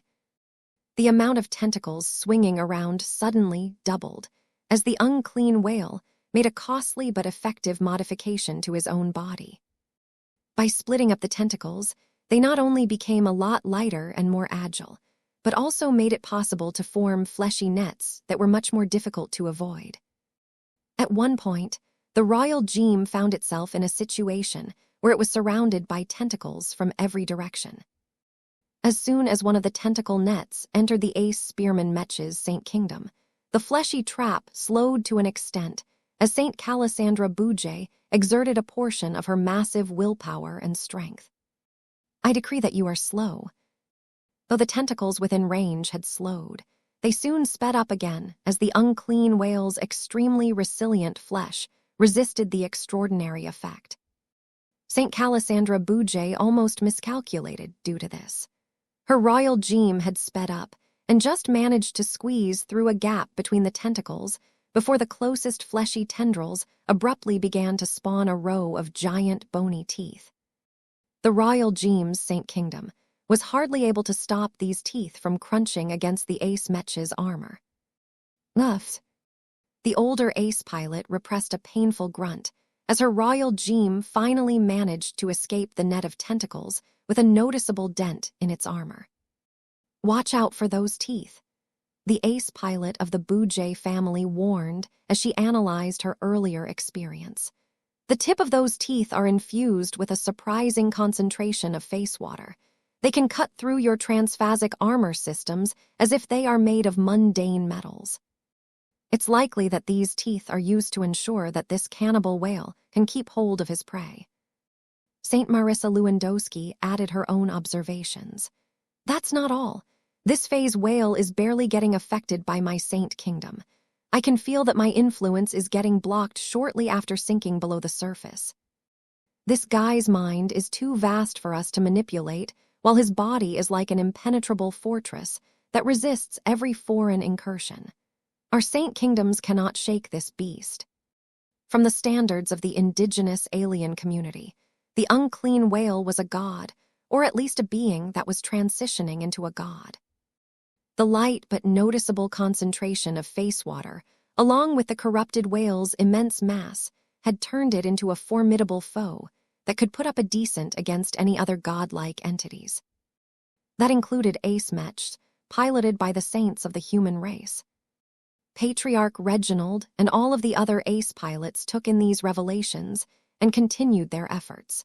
They concentrated their attacks towards the rear of the unclean whale because that was where the density of tentacles was the lowest.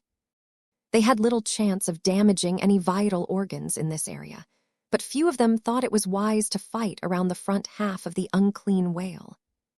The tentacles became much more difficult to evade now that they had multiplied their numbers.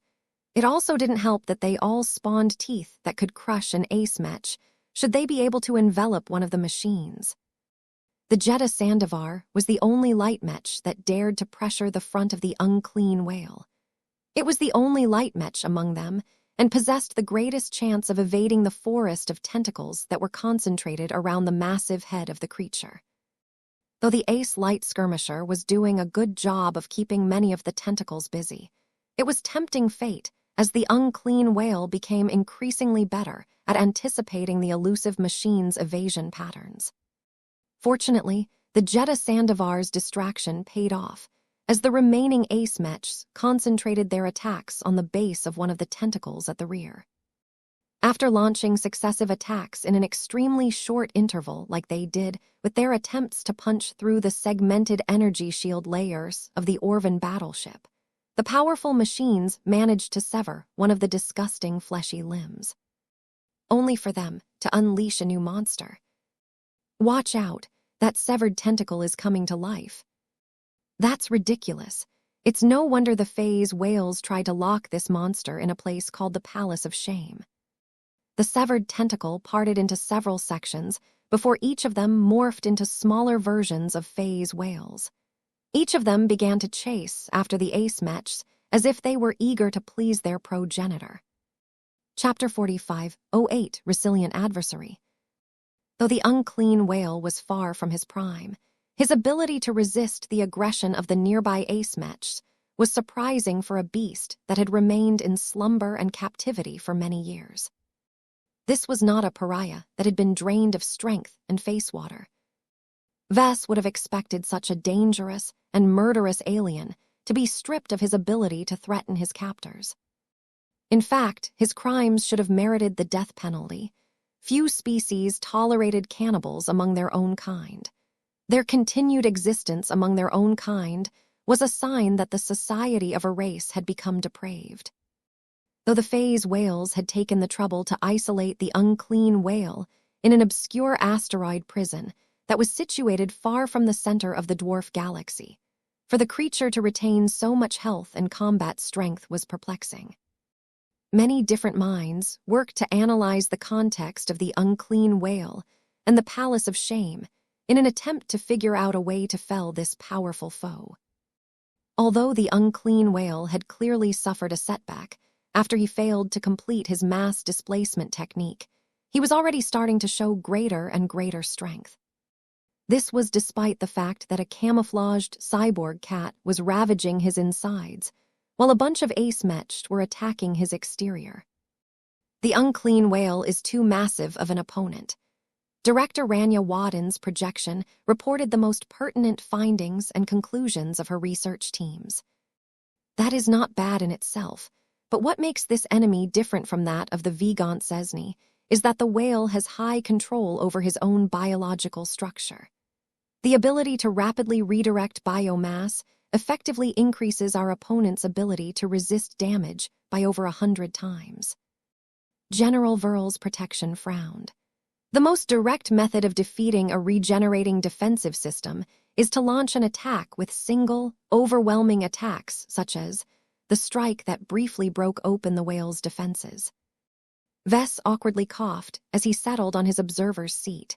Now that his own clansmen no longer suspected his identity, he was able to resume his old job.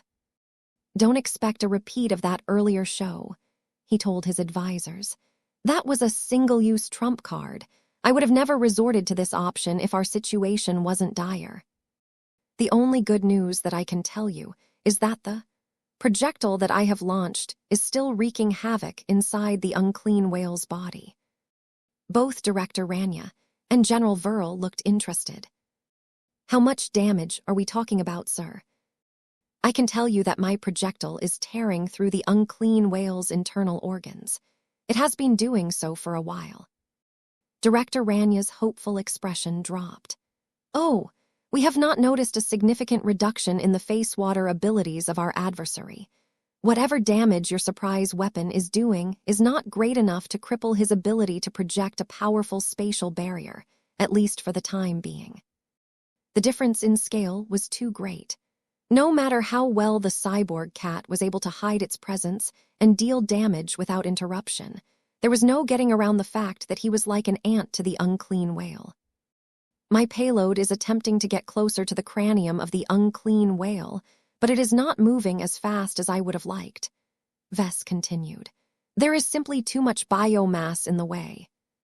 In order to ensure that the cyborg cat did not get singled out by the unclean whale that was still hellbent on destroying the intruder, the living divine artifact had to stop and allow itself to mimic any adjacent flesh or organs in order to expose its whereabouts. The cyborg cat would be much less effective at its job if the unclear whale could precisely track the intruder rummaging through his body. It was much harder for the cat to phase or drill through meters of dense and solid face water-infused bone. "Does this mean we are relegated to stalling for time in the hopes that this intrusive element can reach the brain of the unclean whale?" General Verl frowned. "It is an option," Rania thoughtfully said. "I would not be surprised if the unclean whale has a secondary brain that is buried deep within the core of his belly. You may never know when it comes to members of this race. Their mastery of biotechnology is unparalleled in the Red Ocean, though this particular specimen is not the best example of their kind." Vess and the others grew frustrated. Despite the progress they had fallen into another stalemate. It was not the fault of the cyborg cat. The newly born living divine artifact had done what others couldn't and created enough of a breach for the ace mechs to be in a position to inflict real damage onto the unclean whale. The problem was that the cyborg mech and the 6 ace mechs didn't have the firepower to finish the job. They were simply too small and few in number to exceed the regeneration of their foe. The only meaningful damage the ace mechs could inflict on the unclean whale was to concentrate their attacks on a tentacle in an attempt to sever the long and toothed limbs, but that only caused the limbs in question to split into sections and transform into mini-whales. "These living tentacles are much faster," St. Robert Montagny observed as his infinite gear was doing its best to avoid getting swarmed by the voracious mini-whales. "Poking them to death is not enough. We need to burn or destroy their flesh before it can merge back into the unclean whale's body again." Every ace mech possessed the means to annihilate the flesh, but the amount of energy required to burn so much dense and tough biomatter was so excessive that even the Mars would run out of energy over time. The unclean whale was not an enemy that the human forces could defeat through brute force. It would have been nice if we had a battleship or two at our disposal. Vess sighed. The Vigant Zesna's primary plasma cannon batteries would have been able to wear down or punch through the defenses of this unclean whale a lot more effectively. This was a situation where Vess grew frustrated at the continued prohibition on the use of warships. The inability to employ warship-grade weapons was seriously hindering their efforts to defeat a foe that ate smaller-scale attacks like breakfast. It is interesting that this deviant whale has retained so much combat effectiveness despite his long-term captivity. Calabast's projection noted with an intrigued expression. It makes you wonder whether this unclean whale is an undesirable member of the phase whale community to begin with. It may be that we're not dealing with a prisoner at all. I cannot guess what his true status may be, but it is likely more important than we initially realized. Vess nodded in agreement. I suspect that might be the case as well, but we cannot abort our current fight against this unclean whale, not after we have antagonized him to this extent. We don't need to figure out his entire life story. We can spend time on that later after the dust is settled. Right now, we need to figure out how to defeat this powerful whale. Any ideas? A short pause ensued. We have a lot of firepower at our disposal. General Verl waved his arm as if to encompass the entire temporary coalition. Our allies and us have brought over 60,000 Mechs to bear in this fight. The aliens have managed to defeat thousands of them, but that still leaves us with enough machines. If we can bring their collective firepower to bear on the unclean whale's body, we can overwhelm our adversary's effort to regenerate all of his wounds. Vess let out a frustrated noise. We can figure that out as well, but that damn spatial barrier is still going strong. Even if we can generate another breach, the unclean whale will just mend it with the help of its many face-water organs. The cyborg cat had been rampaging through the body of the unclean whale long enough to find out that the beast possessed a ridiculous number of face-water organs. There was so much redundancy that the total strength of the spatial barrier had only declined by roughly 6% after all of this time. This was the first time that Vess truly gained respect towards the local equivalent of a god.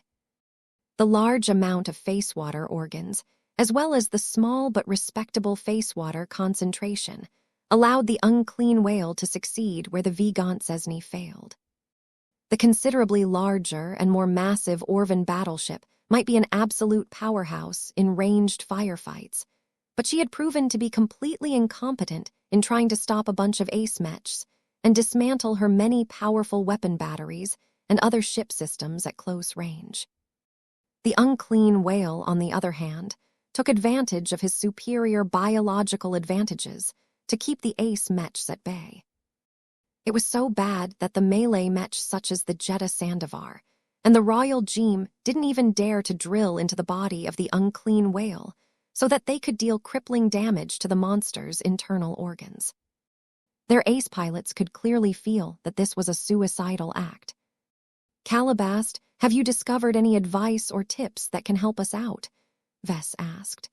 How the hell are other indigenous aliens able to defeat the phase whales in open combat? The spy master pressed her lips. We're not entirely clear about that. Violent incidents against the phase whales are few and far in between. Most of the battles where the aliens have managed to fend off a phase whale basically involve gathering enough powerful warships before unloading with as much firepower as possible. There are hardly any records that describe a battle where a phase whale is defeated through other means, and I do not think we can replicate those methods. Vess refused to accept this situation. The unclean whale had been hanging over his head long enough.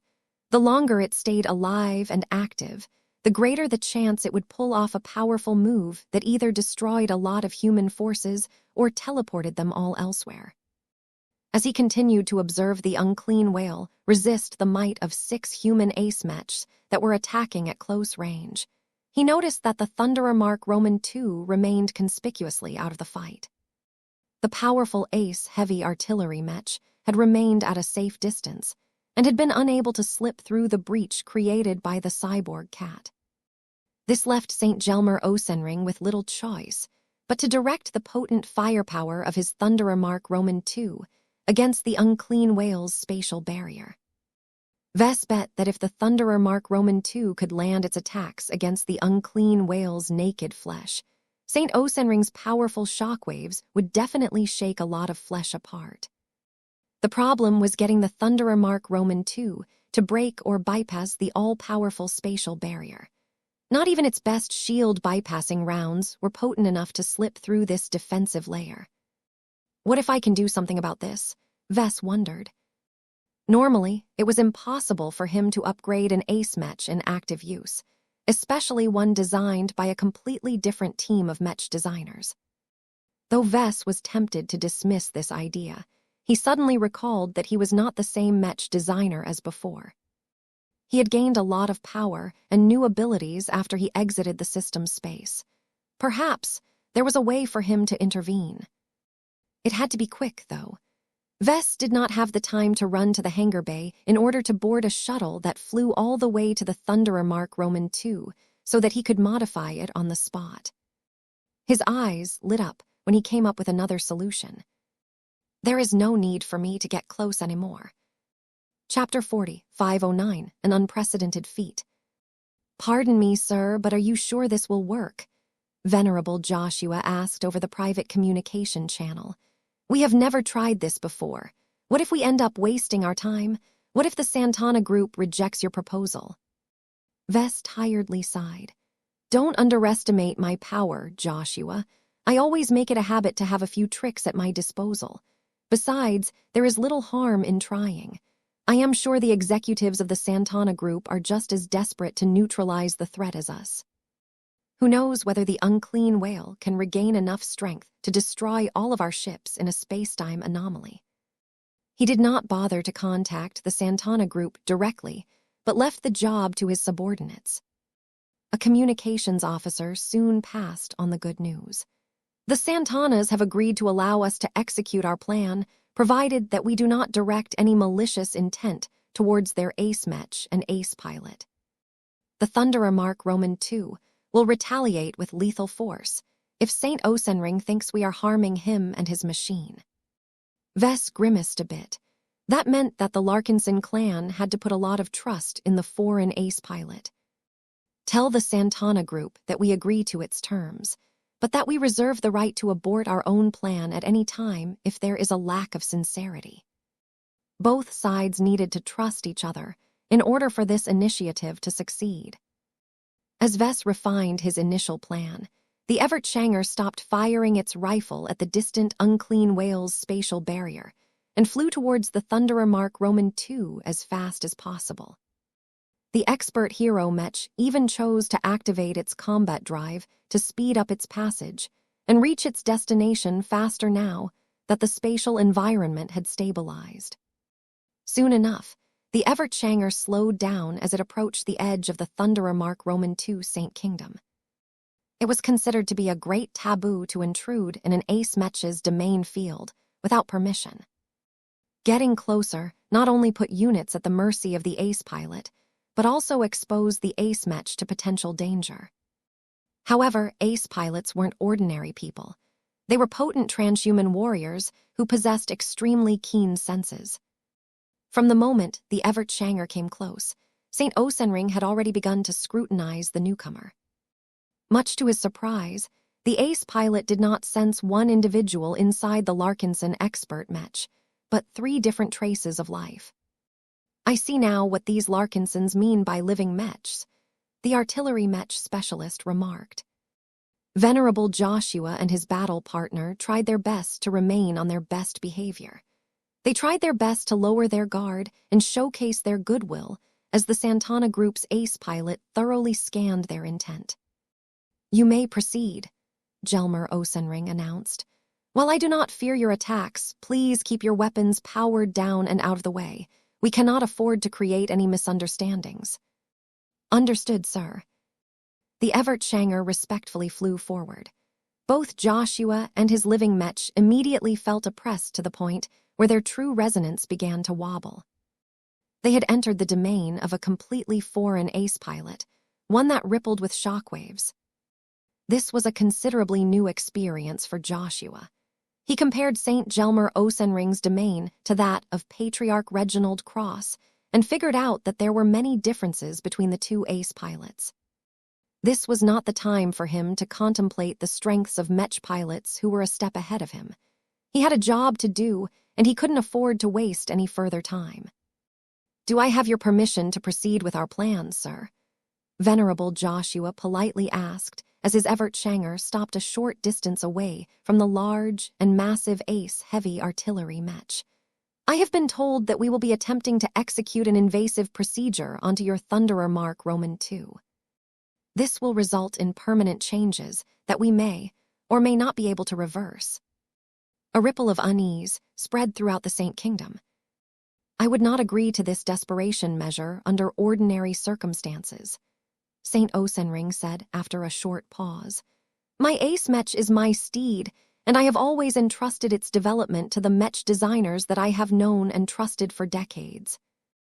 I acknowledge that your Larkinson Patriarch is brilliant for a Mech designer of his age, and now that I have examined your masterwork Mech up close, I can even admit that he can change my ace Mech for the better. That does not mean that I am willing to give him free rein. Don't worry, sir. You can block our efforts at any time if you sense anything amiss."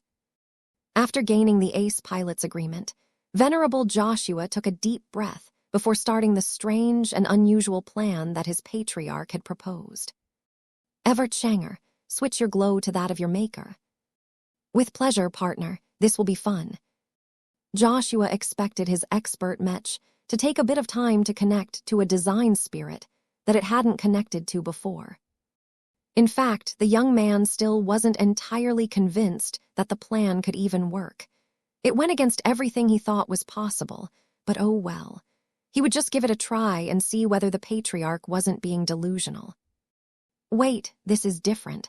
My progenitor is close." Back inside the bridge of the Spirit of Bentheim, Vess continued to track the state of the unclean whale, the progress made by the different attacking ace Mechs, and the overall state of the other Mech forces. He also maintained a dialogue with his advisors, while also making sure to pass on his wisdom to his two curious daughters. Even after doing all of this, Vess still had plenty of attention left to spare on other matters. It was surprising how much his consciousness and focus had expanded after his first sublimation. His mind and spirituality had grown so much after absorbing the galactic energy provided by the Milky Way galaxy that it was tempting to call himself a god. He consciously had to reject this absurd notion. He had seen where this could lead. Many different examples, such as the dark gods of the Nyxian Gap or the cultist leaders of the Five Scrolls Compact, had shown how all of these pretender gods were no match to the power of human civilization. Even so, his transformation had expanded his consciousness to a degree where it became a lot easier for him to split his attention into many parallel thought processes. This reminded him of his design spirits. Each of them possessed the ability to pay close attention to hundreds, if not thousands of individual Mechs and Mech pilots at the same time. Though Vess' newly acquired parallel thinking ability had not reached such an exaggerated level, he could think of several useful ways he could exploit this advantage in his work. He still had to get through this battle first, though. "How do I do this?" he asked. He was grasping at straws at first. He had never done this before and did not have the benefit of prior experience.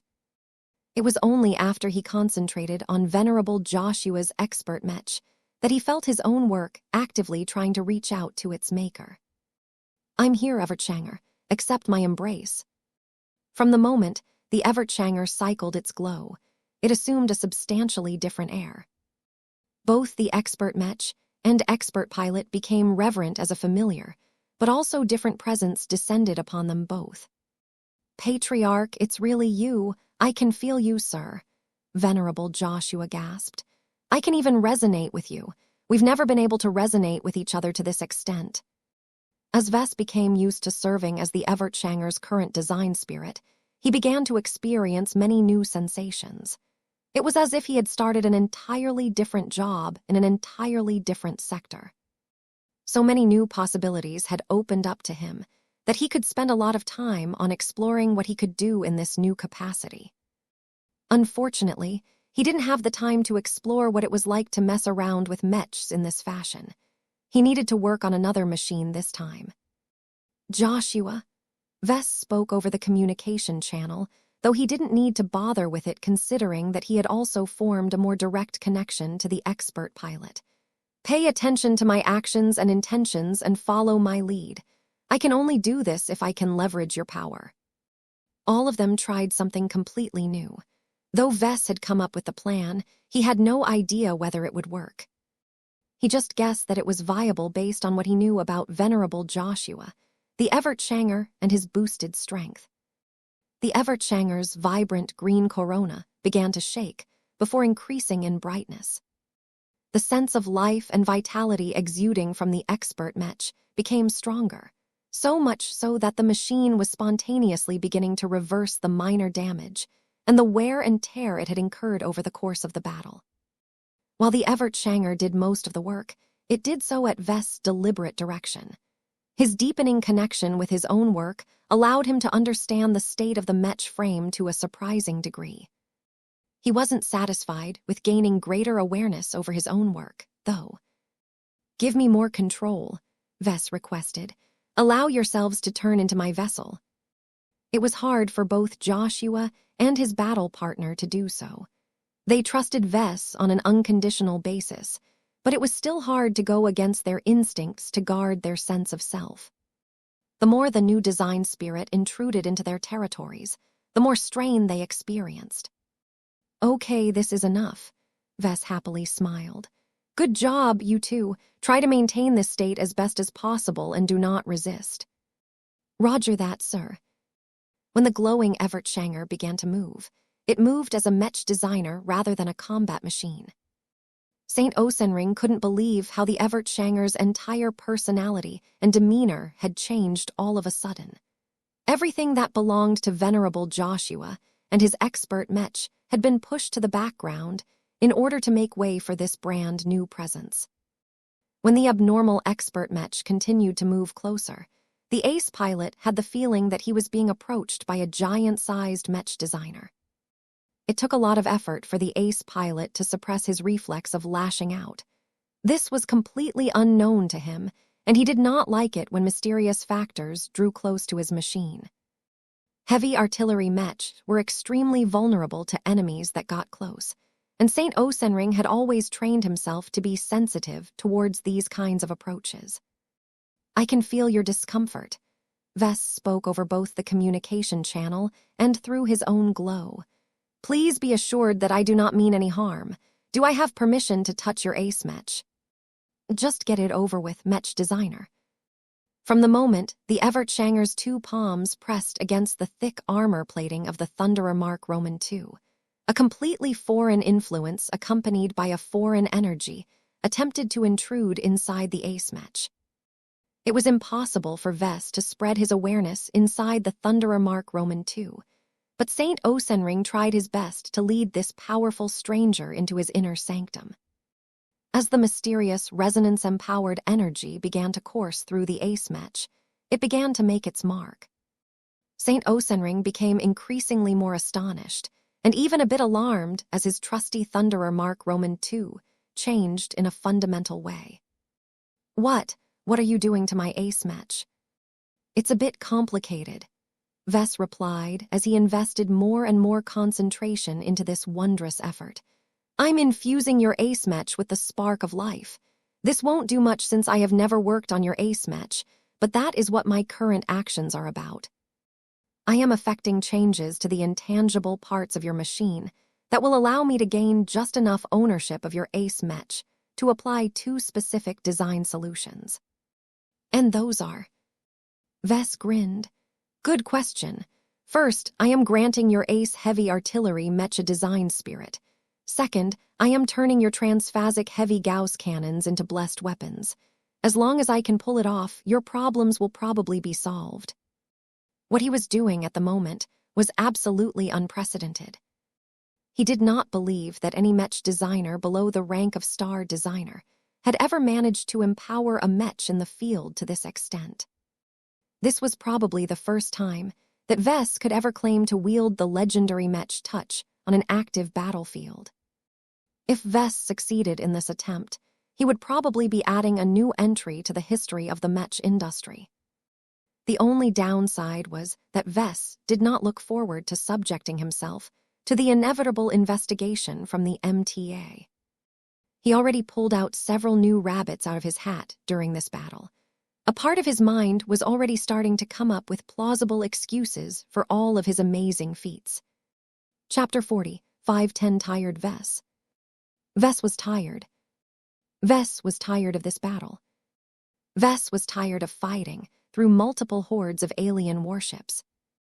Vess was tired of exposing his troops to the city blasting, continent-tracing primary plasma cannon batteries of the Vigant Cesny. Vess was tired of trying to rack his mind to stop a hidden, unclean whale that had just woken up from hibernation from displacing them all to a completely new star region. Vess was tired of pulling himself into the system's space in an act of desperation, before spending a lot of days on trying to earn as many ascension points as possible in a single continuous run.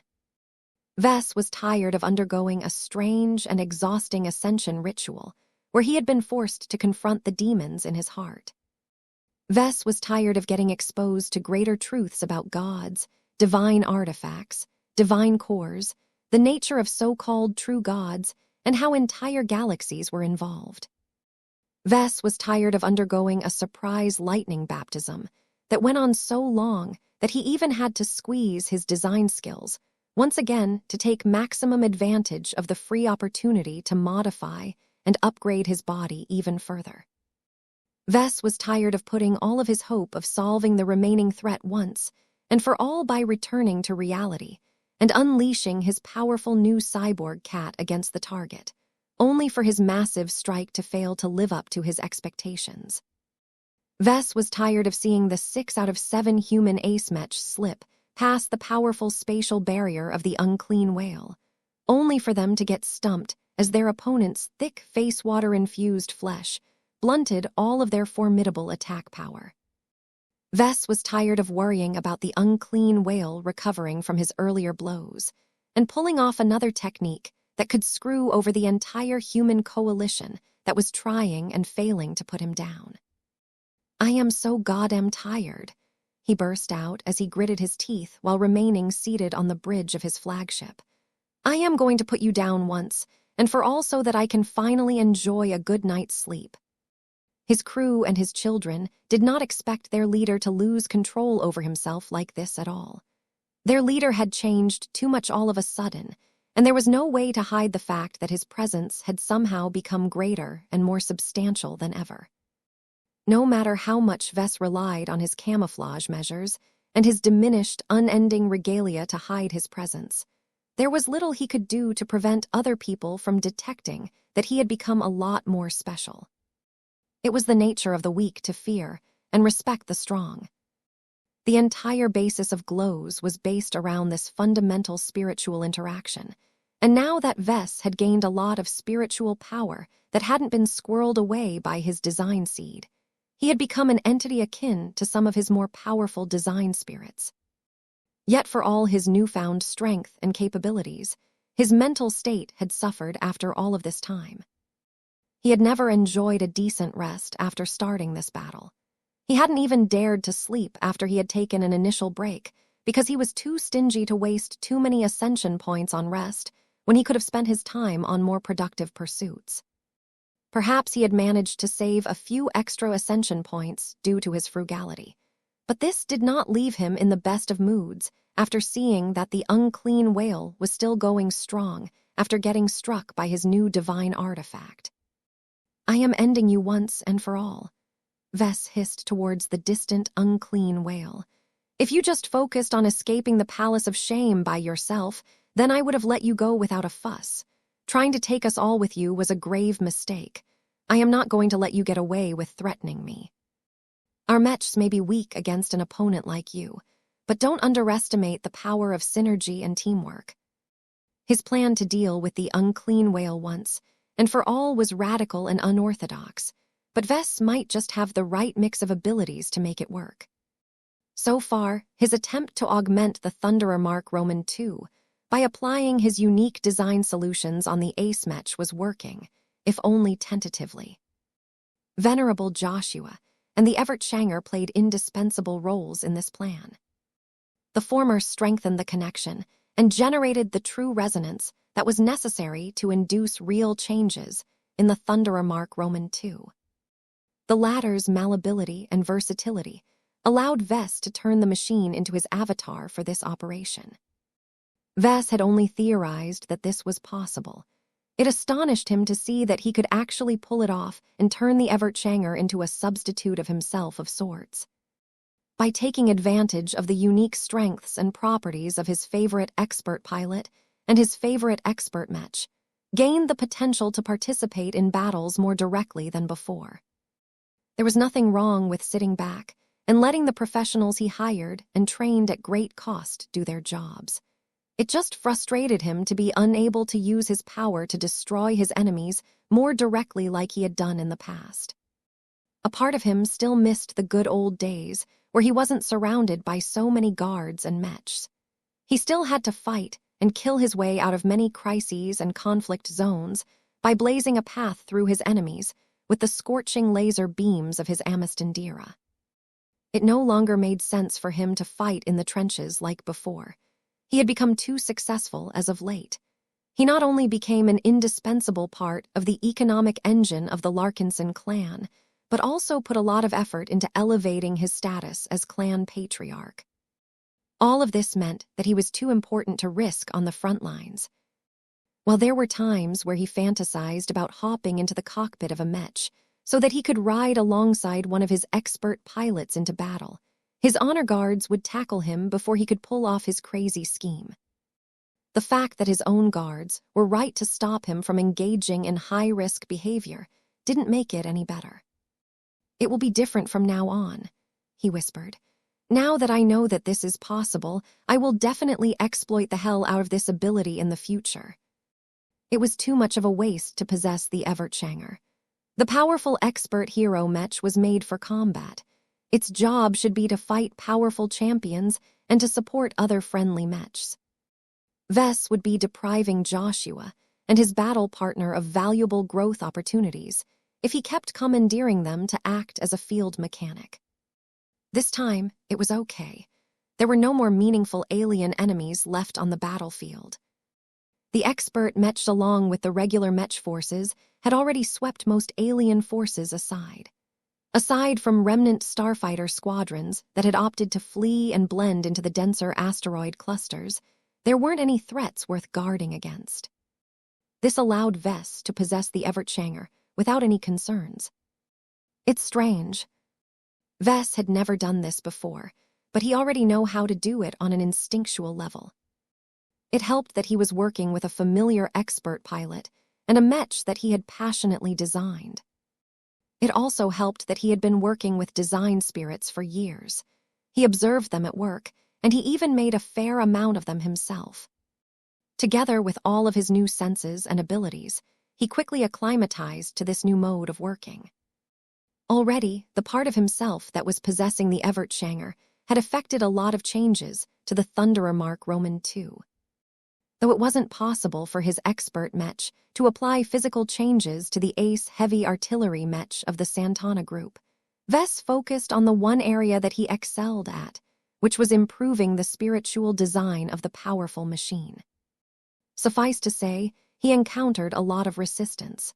The Ace Mech hadn't exactly been alive before Vess had touched it, but it had received a huge amount of baptism from Saint Gelmer Osenring's Saint Kingdom.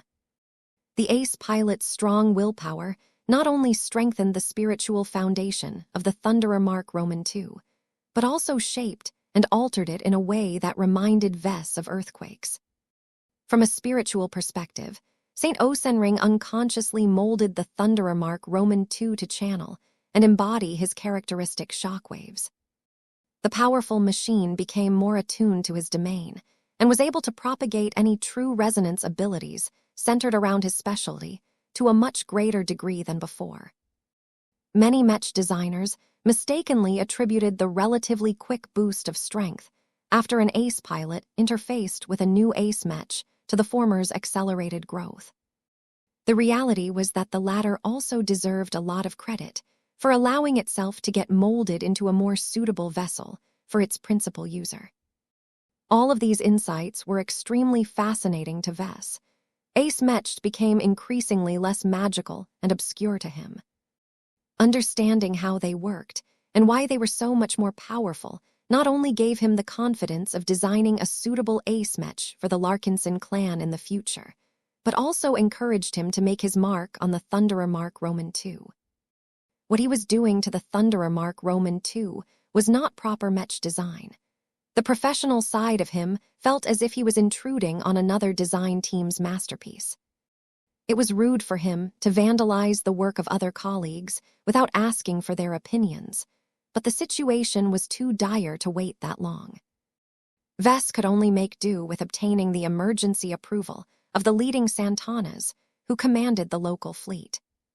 St. Osenring, he conveyed over the communication channel and through his current Mech avatar. You are clinging too tightly onto your ace Mech. I know it is uncomfortable for you to stand by and feel how your precious machine is changing into something different and alien, but please bear with me. We can reserve all of this after we have concluded this battle. You can either do it yourself by washing your ace Mech with your willpower, or I can do it for you by pulling back what I have bestowed. Until then, please follow the instructions of your superior and let me do my work. The Evertshanger could clearly sense an increasing sense of discomfort and alienation. I am trying my best, Patriarch. St. Osenring spoke while exerting as much of his willpower as possible to keep a lid on his own power. You are asking for the impossible. I have trained all my life to defend against intrusions that hit too close to home. I am not entirely certain what you are tinkering on at the moment, but I can feel that you are enabling a new and distinctly alien creature to contaminate my pride and joy. I am this close to unleashing my power to drive it away. The more you corrupt my Mech, the less I am able to hold myself in. Please do not push me any further. Vess scowled. He was far from done with his work. Though he had probably managed to make an initial transformation to the Thunderer Mark Roman II spiritual foundation, it was only capable of channeling and supporting the descent of the Phase King. I thought you ace pilots had more control over yourself. The Santana ace pilot tried his best to remain polite. I can understand why you have developed that impression, but you cannot expect us to reverse our entire beliefs and fighting systems in a single day. I'm making your ace Mech stronger. It doesn't look that way to me, Patriarch Larkinson. Ugh, why can't you take me at my word? Try out my changes if you don't believe me. Just make sure to keep an open mind and accept the new influences that I have introduced. They won't do anything if you keep them in a corner. I will try, but I can make no promises. Seeing was believing. Vess was more than tired of dealing with St. Osenring's skepticism and disbelief. He looked forward to hearing the ace Mech's reaction once his Thunderer Mark Roman II started to open fire again. Chapter 45, 11 Reluctant Customer. The Thunderer Mark Roman II could barely be called a living Mech at its current state. As the possessed Evertshanger slowly retracted its metal palms and cautiously exited the formidable ace Mech's Saint Kingdom, the ace Mech could finally resume its job. Though Vess hadn't been able to do as much as he wanted out of this moment of contact, he was proud of the work he had done to the ace Mech. When he came up with the plan to change an ace Mech, he became aware that it was impossible to turn it into a different machine. A heavy artillery Mech that centered around inflicting massive area damage through propagating kinetic shockwaves would probably fare poorly if it switched to using laser cannons all of a sudden. Mechs at this level weren't pure machines anymore. They had all become avatars or vessels of their respective saints. As much as Vess hated what Patriarch Reginald Cross had done to the Mars, the man simply didn't know any better. His methods aligned with the more traditional theories and approaches that many of his peers had relied upon before. In the brief moment that Vess came into contact with the Thunderer Mark Roman II, he could sense that Saint Osenring was a similar kind of person. The man was extremely possessive of his Thunderer Mark Roman II and did not tolerate any unauthorized changes. This gave Vess both a headache and a challenging puzzle. How could he make the Thunderer Roman II stronger and more alive while retaining its original character as much as possible? Vess decided that the answer would be to make its current identity more pronounced. Rather than trying to steer it away from its original state, Vess sought to enhance it by making it alive while making as few changes as possible. This resulted in a rather rudimentary and imperfect life form that was more comparable to the first-order living mechs that he used to design and make in the past. The only way for him to turn it into a second-order living mech was if he could tinker with the physical design of the ace mech, but that was out of the question. As it was, infusing the Thunderer Mark Roman II with life, while refraining from making any further alternations, had worked to an extent. Even now, Vess could already feel the Thunderer Mark Roman II reaching out to its ace pilot in a more active and affectionate manner than possible. If Saint Osenring was accustomed to piloting living mechs, then he would have accepted the love and trust expressed by his own machine. Instead, the man had become so touchy and freaked out by all of the changes that he had become more distant to his ace mech instead. This was a sad state of affairs, and it reminded Vess that living mechs had a long way to go before they became a universal standard in the mech community. It also didn't help that Vess had to make more essential alterations to the heavy Gauss cannons of the ace heavy artillery mech. These proud weapons were by far the most important systems of the Thunderer Mark Roman II. Saint Osenring understood quite well how they worked and how they were constructed. Yet now that the ace pilot tried to resonate with those very same guns, he began to encounter a lot of alien and unfamiliar elements. This was the most iffy part of Vess' plan. He had little choice but to implement more drastic changes to the heavy Gauss cannons in order to align them to the Phase King. Fortunately, Vess didn't have to worry about tying the Phase King to the Thunderer Mark Roman II, even though it had only barely transformed into a living mech. The Phase King only needed a small window of opportunity to latch on to the powerful ace mech. After Vess had made additional changes to the spiritual foundation in relation to the potent weapon systems, the armaments had even turned into blessed weapons of sorts. Forming the connections were easy due to how much face water they contained. Of course, Vess wasn't happy with his rush job. The instrument of doom wielded by the Amaranto maintained much greater ties to the Phase King. The amount of influence the design spirit could exert on that standalone energy cannon was astounding. As for the Thunderer Mark Roman II, Vess could perceive through the Evertshanger that Saint Osenring struggled to open up his defenses to the foreign and alien design spirit. Vess was tempted to open his mouth and give the man a reminder, but he figured that anything he said would backfire. Ace pilots were stubborn like that. Vess had already learned his lesson after his last mech-related interaction with Patriarch Reginald Cross.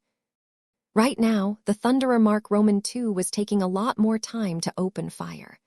Dozens of seconds went by as the Gauss cannons were charged and ready to unleash their latest salvo of shield bypassing rounds at the distant, unclean whale. "This stupid idiot," Vess muttered. It was unfair to blame Saint Osenring for his hesitation. Vess had imposed a drastically different mech paradigm on him all of a sudden, but the fool of an ace pilot should have been able to tell that the changes weren't meant to inflict any harm. The more time the ace pilot wasted, the greater the chance the unclean whale could inflict horrible damage against the other ace mechs. Already, those slender-toothed tentacles had already brushed against the Saint Kingdoms of some of the melee mechs. The Jeddah Sandivar, which was trying to occupy the unclean whale at the front, was having it worse than most. There were times where the ace light skirmisher mech had almost been boxed in by a forest of tentacles.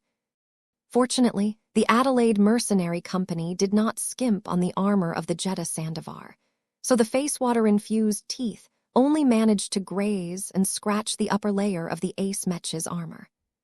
Still, the unclean whale continued to refine his methods as time went on. Even the Mars had been smacked by a tentacle as Patriarch Reginald foolishly tried to cut through his opponent's blubber with the whale-cutting saber. "I don't have time for," Vess muttered. "Joshua, switch the glow of your expert Mech to the solemn guardian and try to amplify it as much as possible." Are you sure about that, sir?" Joshua responded. "St. Osenring will not take it well." "Just do it. We are still comrades in arms, so the man won't attack you or anything. I just want you to nudge this guy into action, seeing his personal feelings are getting in the way of his duty." The ever-adaptable Everchanger smoothly switched its design spirit once again. Though Vess had lost his intimate connection to his favorite expert Mech, he smiled when the aura and the demeanor of the Everchanger swap in an instant. The Solemn Guardian was one of his earliest, weakest, and least impressive design spirits.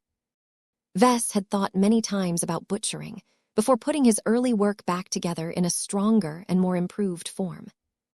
He never acted on this impulse because he feared his other design spirits might not trust him anymore after he cut apart one of their own kind. He was glad that he did so because the Solemn Guardian's glow was much simpler and less alarming than that of other glows. The Everchanger naturally exuded a sense of trust. It conveyed the image of a patriotic war hero that sought to inspire fellow soldiers to do their part in the field. After Venerable Joshua resonated with his expert Mech and deliberately amplified the reach of its current glow to the point where it wrapped around the Saint Kingdom of the Thunderer Mark Roman II, there was no way that St. Osenring could ignore this new influence. The Thunderer Mark Roman II shook a bit. For a moment, Vess feared that the ace Mech was about to turn one of its many formidable guns towards the Everchanger. The ace Mech eventually did not do so.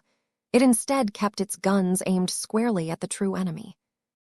"I think it's working, sir," Venerable Joshua reported. "St. Osenring isn't hesitating as much anymore." This became clear when the heavy Gauss cannons of the Thunderer Mark Roman II began to glow and convey an entirely different presence. Though the Phase King was unable to channel much of his energy into the newly blessed cannons, he gained just enough access to change the way that face water affected their output. It was as if a cleaner had entered a messy apartment and began to clean up the messes.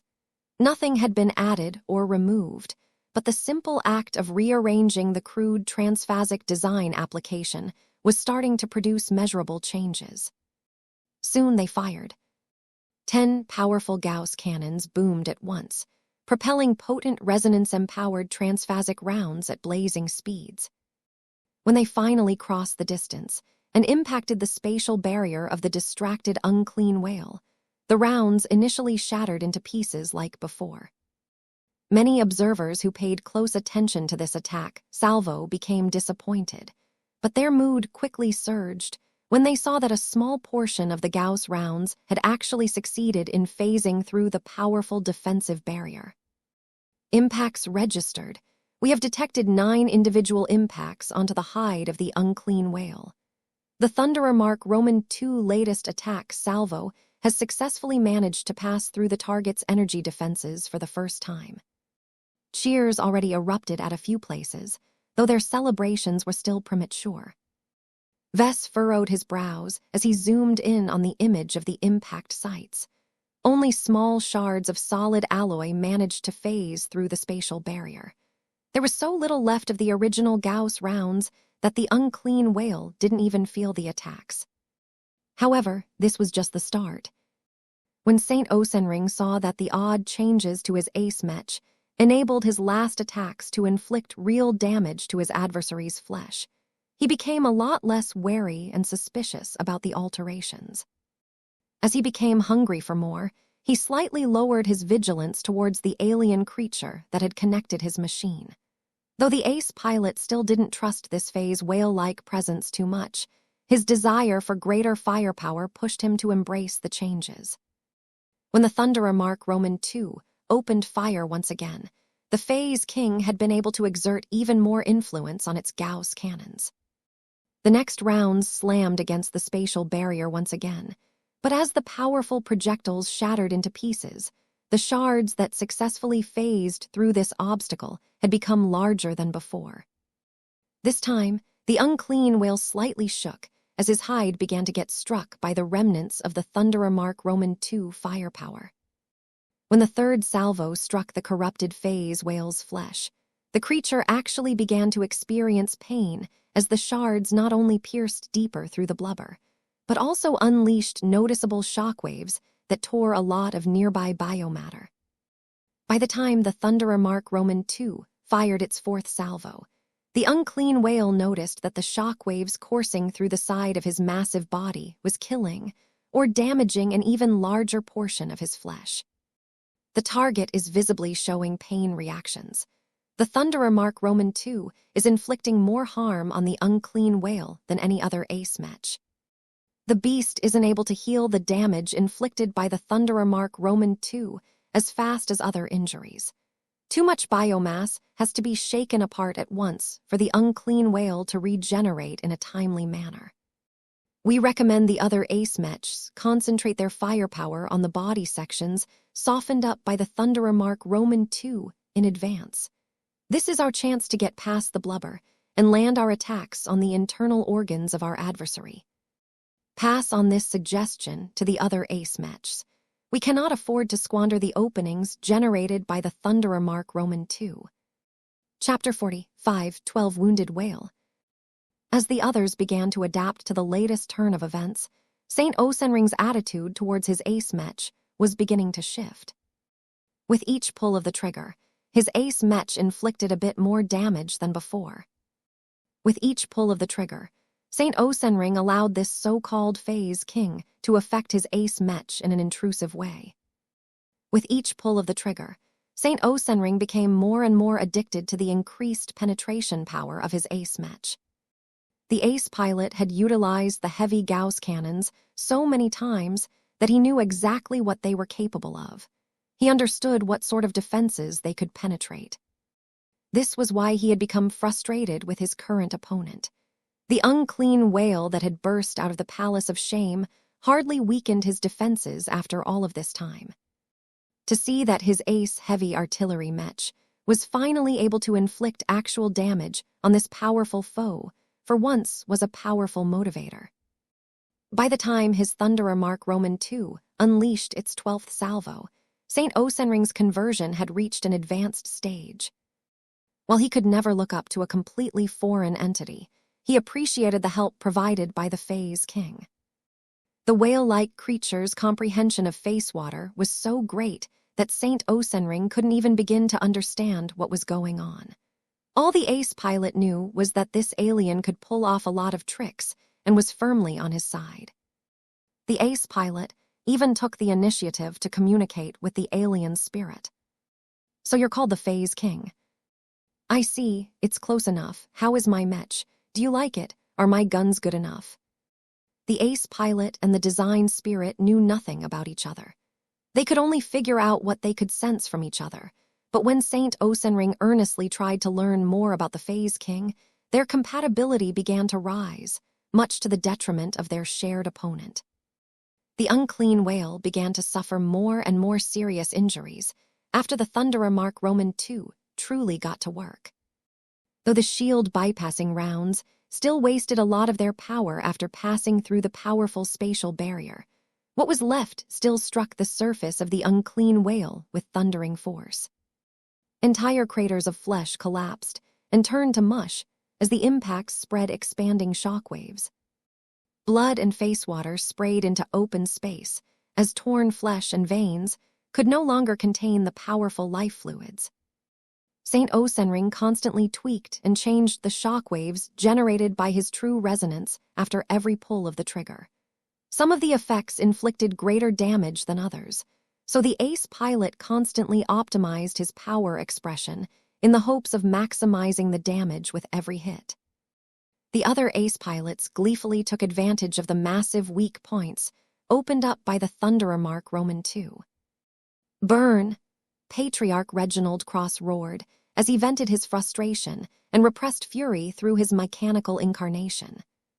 The Arceus system of the Mars fired multiple powerful positron beams that easily passed through the torn and ruined flesh before striking the deeper parts of the unclean whale's body. Other Mechs quickly followed up whenever possible. The embodiment of love and sacrifice channeled the combined true resonance of the Gemini Saints and fired a singular, powerful energy beam that exploited the hole expanded by the Mars and finally managed to punch through a deeper flesh layer. The creature visibly shook and arced his back in pain as the resonance-empowered attack launched by the combination Ace Mech damaged one of his more important organs. The target's spatial barrier has weakened by 3%. The news encouraged the Ace Mechs to step up their efforts. The Mars and the embodiment of love and sacrifice continued to attack other damaged sections in order to wound or destroy as many face-water organs as possible. While it was a shame to burn or vaporize all of those face-water-rich organs, Vess and the others would rather throw away additional loot because it meant that they could finally end this humongous threat. As the damage to the face-water organs gradually weakened the unclean whale's spatial barrier, it became easier and easier for the Thunderer Mark Roman II to do its job. The more its Gauss rounds phased through the spatial barrier, the greater the kinetic forces, and by extension the shock waves tormented the corrupted whale. The unclean whale tried his best to strengthen his main form of defense, but that meant that he would weaken his efforts to repel the other attackers. If the powerful beast did not concentrate enough on trying to repress the small but highly threatening intruder inside his body, the parasite would be able to reach his sensitive brain a lot sooner. If the whale did not concentrate enough on its tentacles to keep the other Ace Mechs at bay, the small but extremely powerful machines would be able to attack its body with impunity.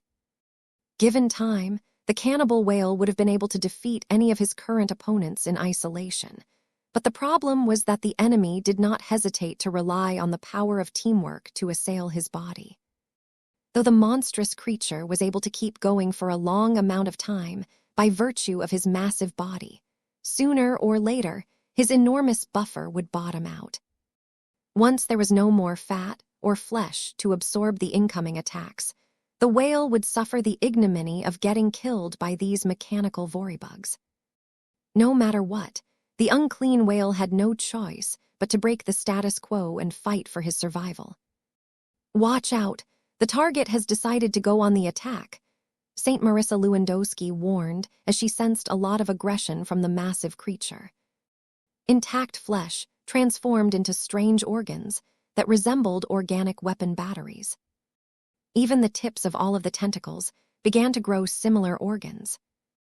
Many of the nearby Ace Mechs retreated out of action and were all poised to evade the unclean whale's counterattack.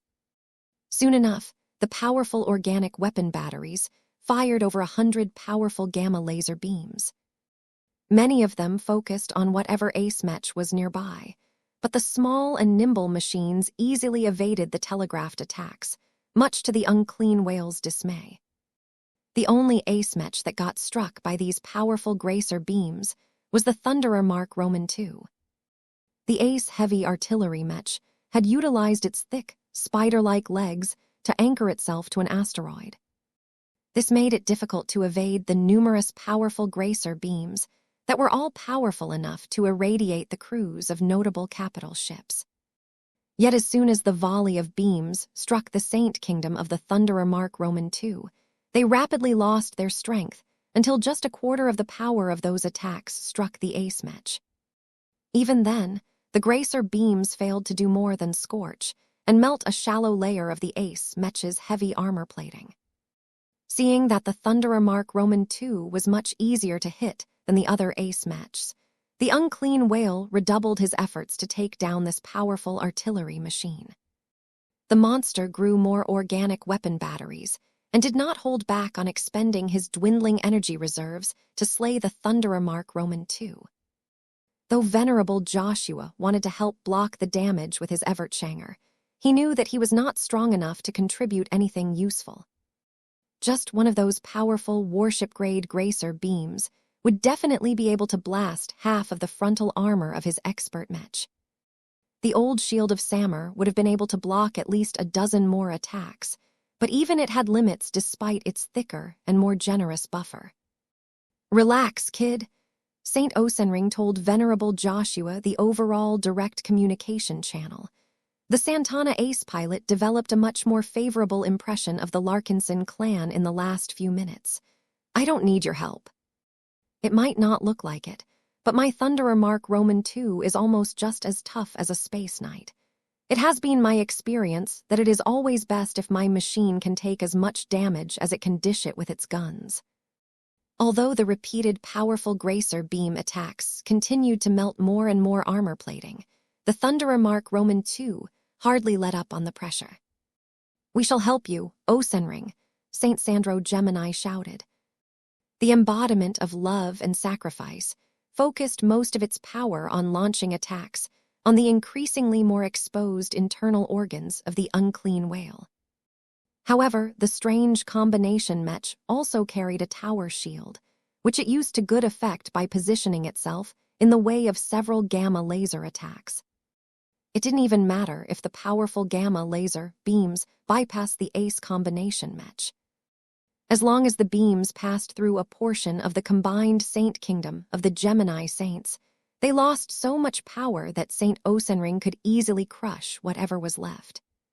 The heavy artillery specialist no longer had to allocate as much power in his defenses, allowing him to put more effort into strengthening his attacks. The Thunderer Mark Roman II unleashed its most powerful shield-bypassing rounds yet. They did not impact on ordinary flesh and hide as usual, but specifically converged onto the organic laser batteries within the Ace Mech's line of sight. The unclean whale roared yet again, as its powerful but fairly sensitive ranged attack organs were rent asunder by the succession of shockwaves.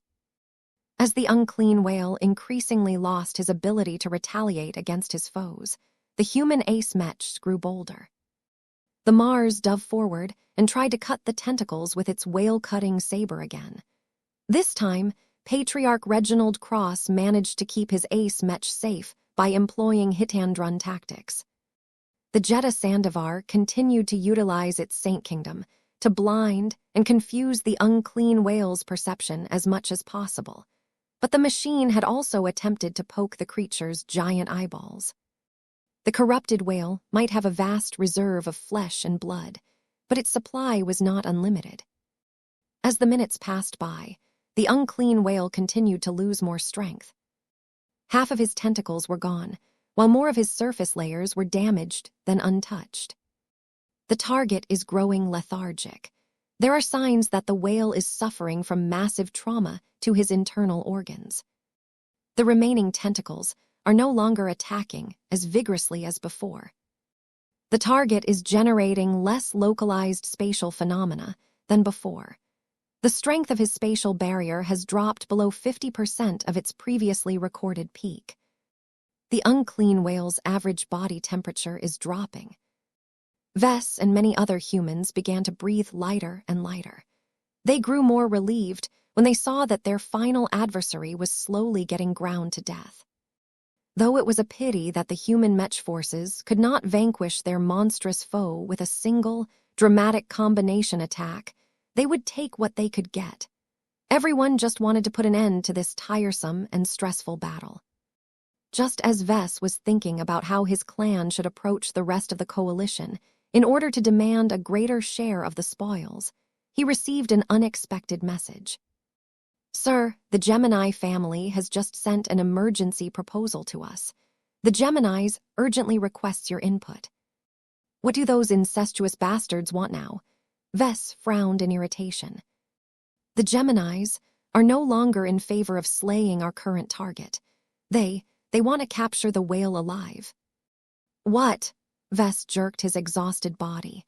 "Are they crazy? There's no way we can control an enemy of this magnitude." "The Gemini family is willing to give it a try. According to them, A living phase whale is at least 10 times more valuable than a broken phase whale. The Geminis are already negotiating with the other members of the temporary coalition in order to earn their support. We have heard that the Santana Group and the Lyra Foundation are already in favor of this proposal. Vess fell silent for a moment. He sighed. I'm too tired for this crap. Chapter 40, 513 Divided Interests. Vess was tempted to ring the Gemini family and its supporters and ram his demands down their throats. However, he resisted the impulse. He did not manage to get this far without recognizing the value of diplomacy. As the unclean whales slowly lost more and more battle strength, the human pioneering groups that had temporarily united together under a single cause were already beginning to show their divisions.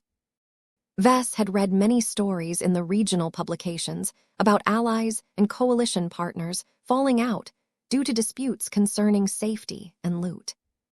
It just so happened that the current issue related to both of these issues. To the people who respected and feared the phase whale race, the unclean whale that had emerged from the depths of the Palace of Shame was an extremely powerful threat. Phase whales firmly occupied the top of the hierarchy in the Red Ocean. Even a delinquent member of this renowned and poorly understood race could still launch all manner of lethal attacks when it appeared to be in an infirm state. Everything that Vess had learned during his stint in the system space had given him a much greater understanding of the strengths of creatures whose bodies carried significant amounts of face water. The locals considered them to be gods for more than just historical reasons. Now that he had become a qualified exobiologist, he could think of too many possibilities for the unclean whale to hide a lot of surprises. It was impossible for the pioneering groups to control a massive beast that had so much face water and biomass at his disposal. Vess wanted to complete the goal that he had been trying to realize for several months. He spent more time on trying to end the unclean whale as a threat that he could not accept an outcome where he left the job half-finished. Minister Shedderin. He turned to the projection of his diplomatic leader. Tell me why the Gemini family, along with the Santana Group and the Lyra Foundation, are so eager to keep this extremely dangerous alien powerhouse alive. The older man did not need to look up any information to supply his answer. It's quite simple, sir. None of the leaders who are in charge of the respective fleets are stupid. They understand the risks involved, but the payoff of keeping the phase whale alive long enough until the MTA takes over custody is extremely rich. You should already have an estimate of how many MTA merits we can earn for submitting a living phase whale to the Mechers. The value of this particular specimen is even greater because it is a rare, unclean whale variant. This was not the first whale that Vess surrendered to the MTA. The Golden Skull Alliance already received a generous bag of MTA merits and others after the Purgatory campaign. Though Vess definitely did not object to the idea of earning millions of MTA merits, he had endured enough risks in one battle. What else is motivating those 3 pioneering groups to vote in favor of keeping this blasted whale alive? The motives of the Santana Group and the Lyra Foundation are simple enough. They are primarily interested in profit and research, respectively. The Santanas want to maximize their profit, and a living phase whale is many times more valuable than a dead creature. The risk that the Santanas lose all of their Mech forces if they have made the wrong gamble is an acceptable risk in their eyes. The Lyra Foundation is driven by the need to study such a rare and valuable specimen up close in order to understand their biology. Vess deduced the underlying context of Shedderin's words. Ugh, so the Santanas and the Lyras won't back off so easily. Don't forget that the Santana Xenoarchaeology Division fleet and the Lyra Expeditionary Fleet are treated as the expendable arms of their respective organizations. It is their job to brave danger and incur risks in the hopes that their folks back at headquarters can reap all of the benefits. Their risk-benefit analysis is different from ours because their top executives aren't risking their own lives to secure a massive prize. That alone tends to skew every consideration towards greater risks. I think you should learn from their model. In other words, if anything went wrong, the Santana Group and the Lyra Foundation would only lose one of their many fleets. What of the Geminis? Vess asked. What drives these incestuous twins to take so many risks? They have been pushing us all to attack all this time. The Geminis are also interested in maximizing their yield, but not for the sake of money alone. The wealth gained from capturing a living phase whale and obtaining as much alien plunder as possible is likely reserved to fund the expansion of the colonies of the Gemini family. Are you saying the Geminis aren't enough with the star system, that they have colonized and wish to found their own state? That's crazy. There aren't enough colonists who are willing to adopt their unique cultural practices. Minister Shedderin was not as pessimistic about this ambition. You would be surprised how many people are willing to abandon their principles and values in the face of a tempting reward. The greater the strength and prosperity of the Gemini family, the greater the ability to build a regional power base. The Geminis have great ambition and think they can succeed as long as they can harvest enough rewards from this venture. What is your judgment? Do they have a chance to succeed? They have, Shedderin replied. Their odds are greater than you think. Just look at the Hexers. The Red Ocean is big enough to accommodate all kinds of ideologies and beliefs. By the time the new frontier is filled with so many different human states that the only way to obtain territory is to take it from others, the state founded by the Gemini family should already have a solid foundation. This is what the Geminis are banking on. The more they invest in their own private kingdom at an early stage, the greater their chance of establishing a successful state. Do you understand now why they are so desperate to secure greater rewards? I do. Operation Lighthouse played an essential role in helping the Gemini family become the rulers of a large and thriving colonial state. This had become such a driving obsession to the Gemini leaders that they were probably willing to take unreasonably risks to earn a big payout. While a part of Vess definitely sympathized with their situation, he did not see the need for him and his clan to suffer for other people's mistakes. He still had plenty of MTA merits on his record, and his clan wasn't short on capital either. It did not really make that much of a difference for the Larkinsons if they were able to keep the unclean whale alive. Now that Vess learned that half of the temporary coalition was more than willing to play with fire, he needed to know whether there was enough counterweight. What do our allies think, Shedderin? Well, the Glory Seekers are fully in favor of minimizing the risks, while the Cross clan is indifferent. They will follow our lead as long as we express a strong opinion to neutralize the threat. Vess smiled. He could always count on them to have his back. That is good to hear. What about the remaining 2 coalition partners? Have they expressed their stances? General Herman Forain has already sent us a missive stating that the Adelaide Mercenary Company is opposed to the Gemini family's proposal. The Foreign Affairs Minister replied. Mercenaries tend to be highly sensitive towards risk, considering that they must put their lives at stake on a constant basis. The best ones tend to learn when they should put down their greed and let go.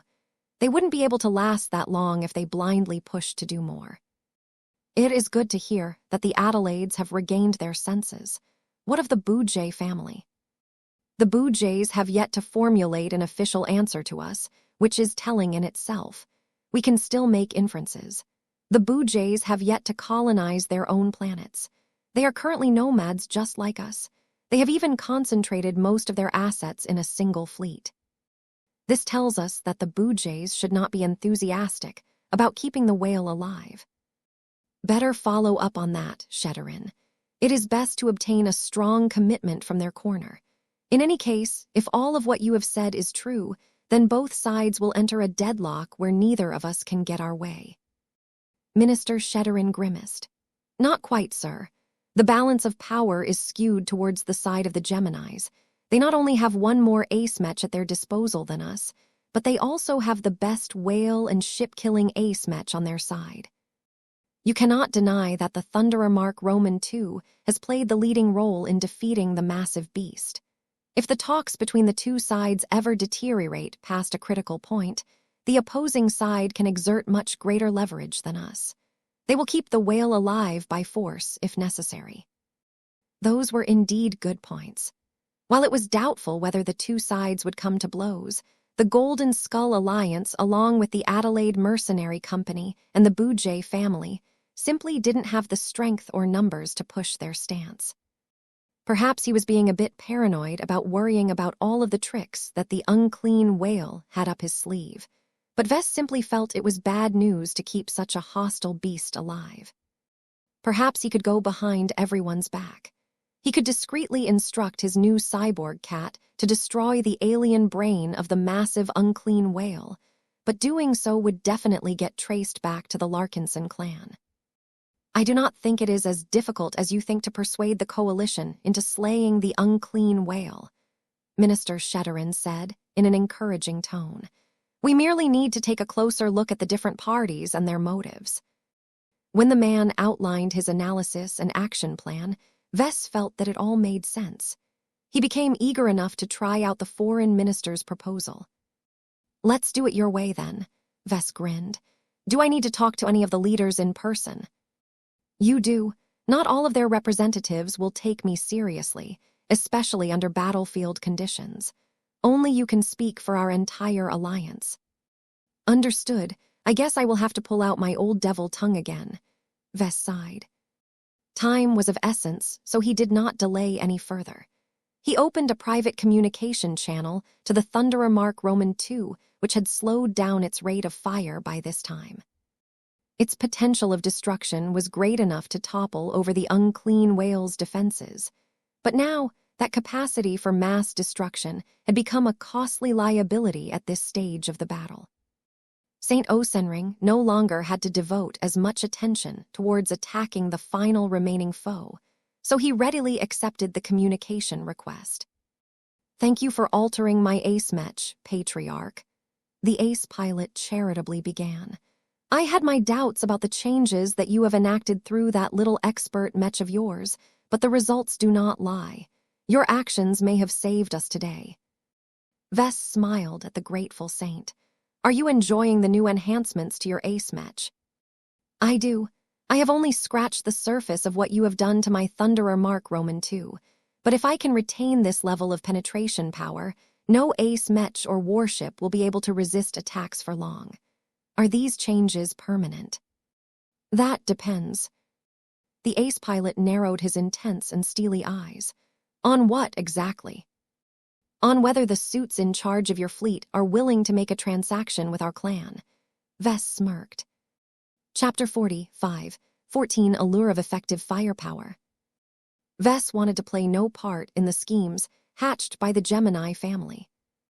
Though the powerful pioneering group had meticulously abided by all of the terms of their shared agreement, the Geminis had left out too many truths and details about the assault on the Palace of Shame. It became clearer and clearer to him that the Gemini family harbored no goodwill at all towards the other pioneering groups that it had fooled into participating in this assault. The Golden Skull Alliance almost suffered a loss due to the Gemini family's reticence towards sharing any intelligence related to the formidable Orvan battleship and the recently awoken unclean whale. While the collective might of the Larkinsons and the other human participants eventually prevailed, the margin was far too close to Vess' liking. He did not like being pushed into a corner. Part of the reason why he wanted to push back against the Geminis was because he believed that the unclean whale could still pose a massive threat, as long as the massive beast still retained a single breath of life. However, he readily admitted that he was also driven by the need to smack the Geminis in the face and teach them that messing with him and his clan was a bad idea. This was why he did not feel guilty about trying to undermine their little alliance. As Vess continued to speak to St. Gelmer Osenring, he put the ace pilot in a difficult position. I should never even be listening to what you have to say according to company protocol. The ace pilot of the Thunderer Mark Roman II stated, I am not a neophyte in this arena. I am cognizant that you wish for me to defect to your side in the hopes of dragging the rest of the Santana Xenoarchaeology Division fleet to your camp. Such actions are highly dishonorable. The only reason why I have not shut down this channel is because you have contributed greatly towards our victory, but do not take that as a sign that my tolerance is infinite. The powerful ace pilot made a good point, but if there was one thing Vess had learned about negotiations, it was that it was best for him to avoid falling into someone else's rhythm. Vess did not bother to address St. Osenring's points directly, because that would only pull him deeper into a losing argument. He instead focused on the subjects that he had greater control over. I am not asking you to compromise your principles, Vess told the ace pilot. I am merely asking you to support the more prudent course of action. If you do so, I am willing to give you a reward for your intercession between myself and your nominal superiors. What does this reward entail? Vess gestured in the man's direction. Do you think the rush job that I have applied to your Thunderer Mark Roman II is the greatest extent of what I can do? Take a look at the battle footage of the Amaranto. My expert rifleman Mech was able to overwhelm the defenses of energy warships with exceptionally piercing strikes. Did you know that the Amaranto's new energy cannon can only penetrate through a couple of medium-sized asteroids under normal usage conditions, but that it has managed to penetrate 16 asteroids when it is firing at full power? You are boasting. Please visit letter 1D41F, letter 1D667, E letter 1D452, letter 1D498, letter 1D41E, letter 1D483, N letter 1D490, Cyrillic letter 475, letter 1D626, letter 1D48D, CO letter 1D662. I have not spoken a single falsehood since we have started to talk to each other. Vess wasn't foolish enough to slip a lie past the sharp intuition of an ace pilot. Humanity is still new to Facewater and all of its applications. The method I employed relies on the deep and profound expertise of a long-lived alien intelligence that has played around with Facewater long before our race has developed a coherent civilization. Given this massive disparity in age and expertise, it shouldn't be so outlandish to hear that my design solution could have allowed your Thunderer Mark Roman II to bypass the segmented multi-layer energy shields of the Vigant Cesny, or the spatial barrier of the unclean whale with ease. Perhaps Vess was boasting a bit, but he truly believed that this scenario was plausible. The only reason why the Instrument of Doom failed to penetrate the aforementioned defensive measures was because Venerable Stark and the Amaranto simply weren't strong enough. The underlying tech and approach were still sound. They just had to be applied to the ace Mech level in order to produce clear results against greater opponents. Look, I don't have the time to explain my work any further to you, Vess said. Let me tell you what I want. If you take our side and agree that the unclean whale must be killed, I will promise you that I will take the time to properly work on your ace Mech so that the Phase King can bless your damage output with exceptional penetrating properties. You don't have to activate it all of the time. You should only employ it when necessary.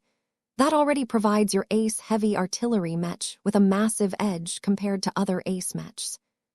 While I can't promise you that your shots will penetrate 8 or 16 times more effectively than before, it should definitely be stronger than the preview that your Thunderer Mark Roman II enjoys at the moment. And what if I refuse? St. Osenring plainly asked. Vess pressed his lips. Then I will take back what I have given to your ace Mech. Can you do that when we deny you access to my machine? Heth, don't underestimate me. I won't elaborate any further, but know that the Phase King will no longer provide its services to your ace Mech. You will have to go back to firing your ace Mech's heavy Gauss cannons the normal way. It was one thing for St. Osenring to never know that his ace Mech could wield so much effective firepower. It was another thing for St. Osenring to have a taste of strength from the demo that Vess provided. Right now, the ace pilot became conflicted. It was rare for a man as certain as him to be torn between two different issues, but Vess had presented the ace pilot with a difficult dilemma. Saint Osenring had been trained and educated for all his life to obey the orders of his superiors. While the man had received a greater say in matters as he became stronger, he was still a firm adherent to the belief that those trained to lead were much better qualified to remain in charge. Yet another part of him struggled to give up on the power that he had just tasted. This was strange because he normally had an aversion to tools that relied too much on external power to produce excellent results.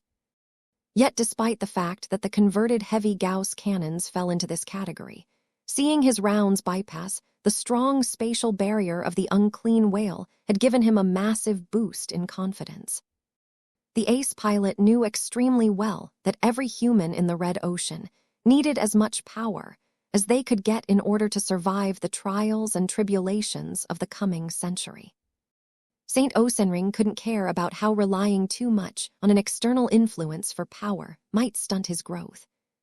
The Phase King might not be a part of his own strength system, but the man would not hesitate to welcome the Design Spirit's aid if they faced a fleet of powerful Pulmer warships. The thought of giving up the power to penetrate the defenses of powerful alien warships was too painful for him to comprehend. His love for firepower was much closer to his heart. As such, he made a tentative decision.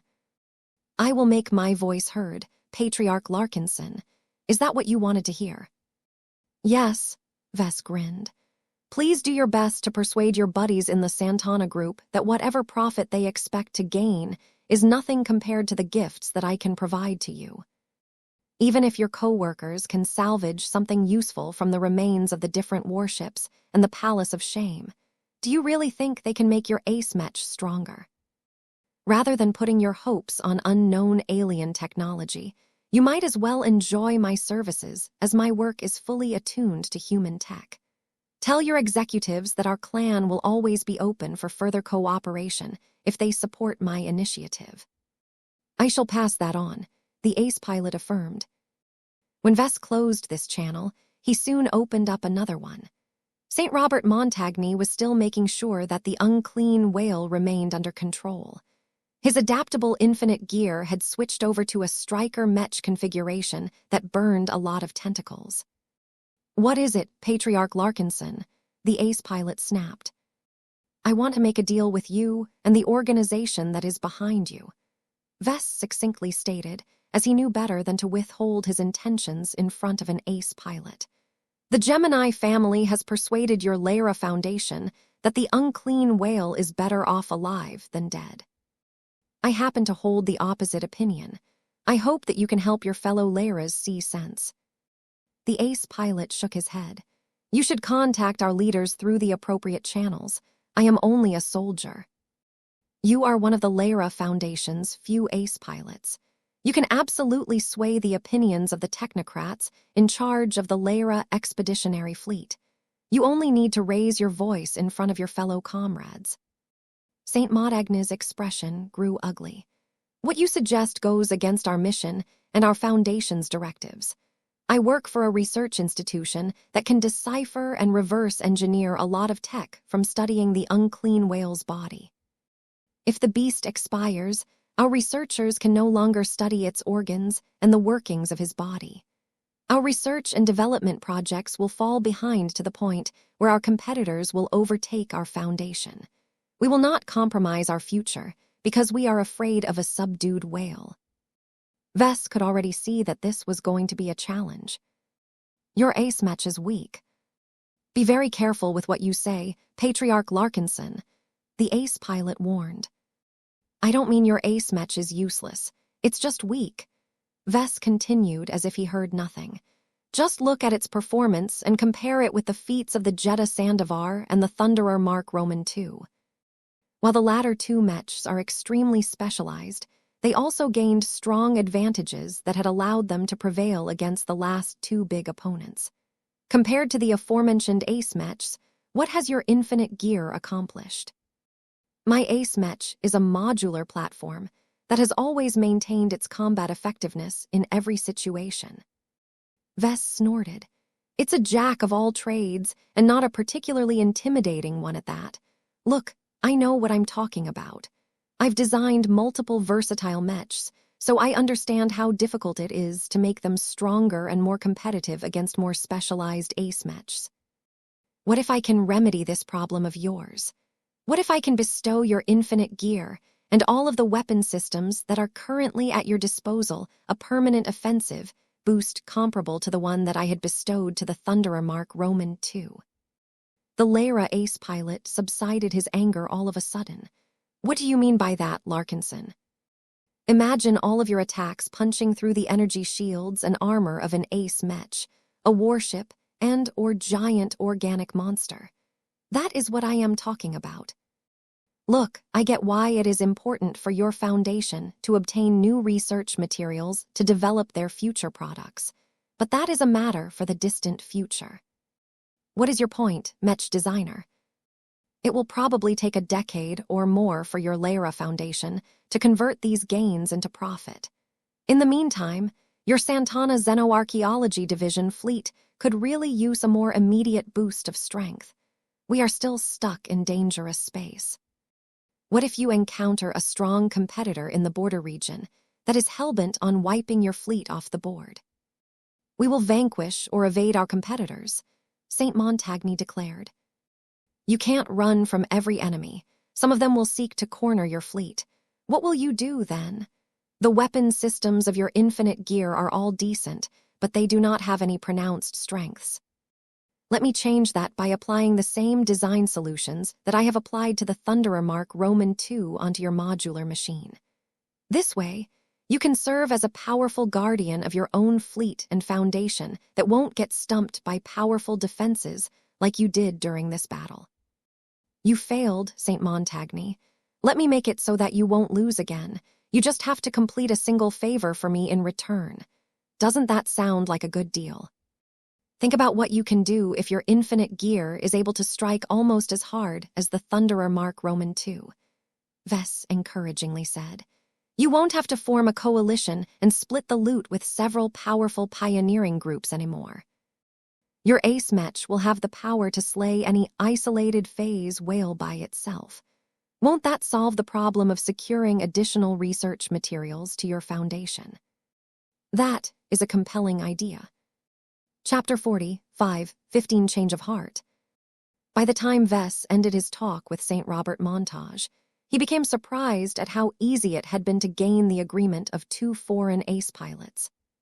For a long time, Vess did not have the best impression of ace pilots. His first true encounter with them was when St. Yilamayorka and her Olympus Mons brutally taught the Larkinson clan a lesson. After that, the successful advancement of Patriarch Reginald Cross had added a friendly ace pilot to the Golden Skull Alliance, but not one that came without problems. Reginald was a stubborn, prideful warrior that was brilliant in mech combat, but incompetent in everything else. He was a poor clan leader, and only managed to make it work somehow, because too many of his crossers looked up to him to acknowledge his many faults. When Vess initiated a dialogue with St. Gelmer Osenring and St. Robert Montagny, he expected to spend a lot more time on arguing.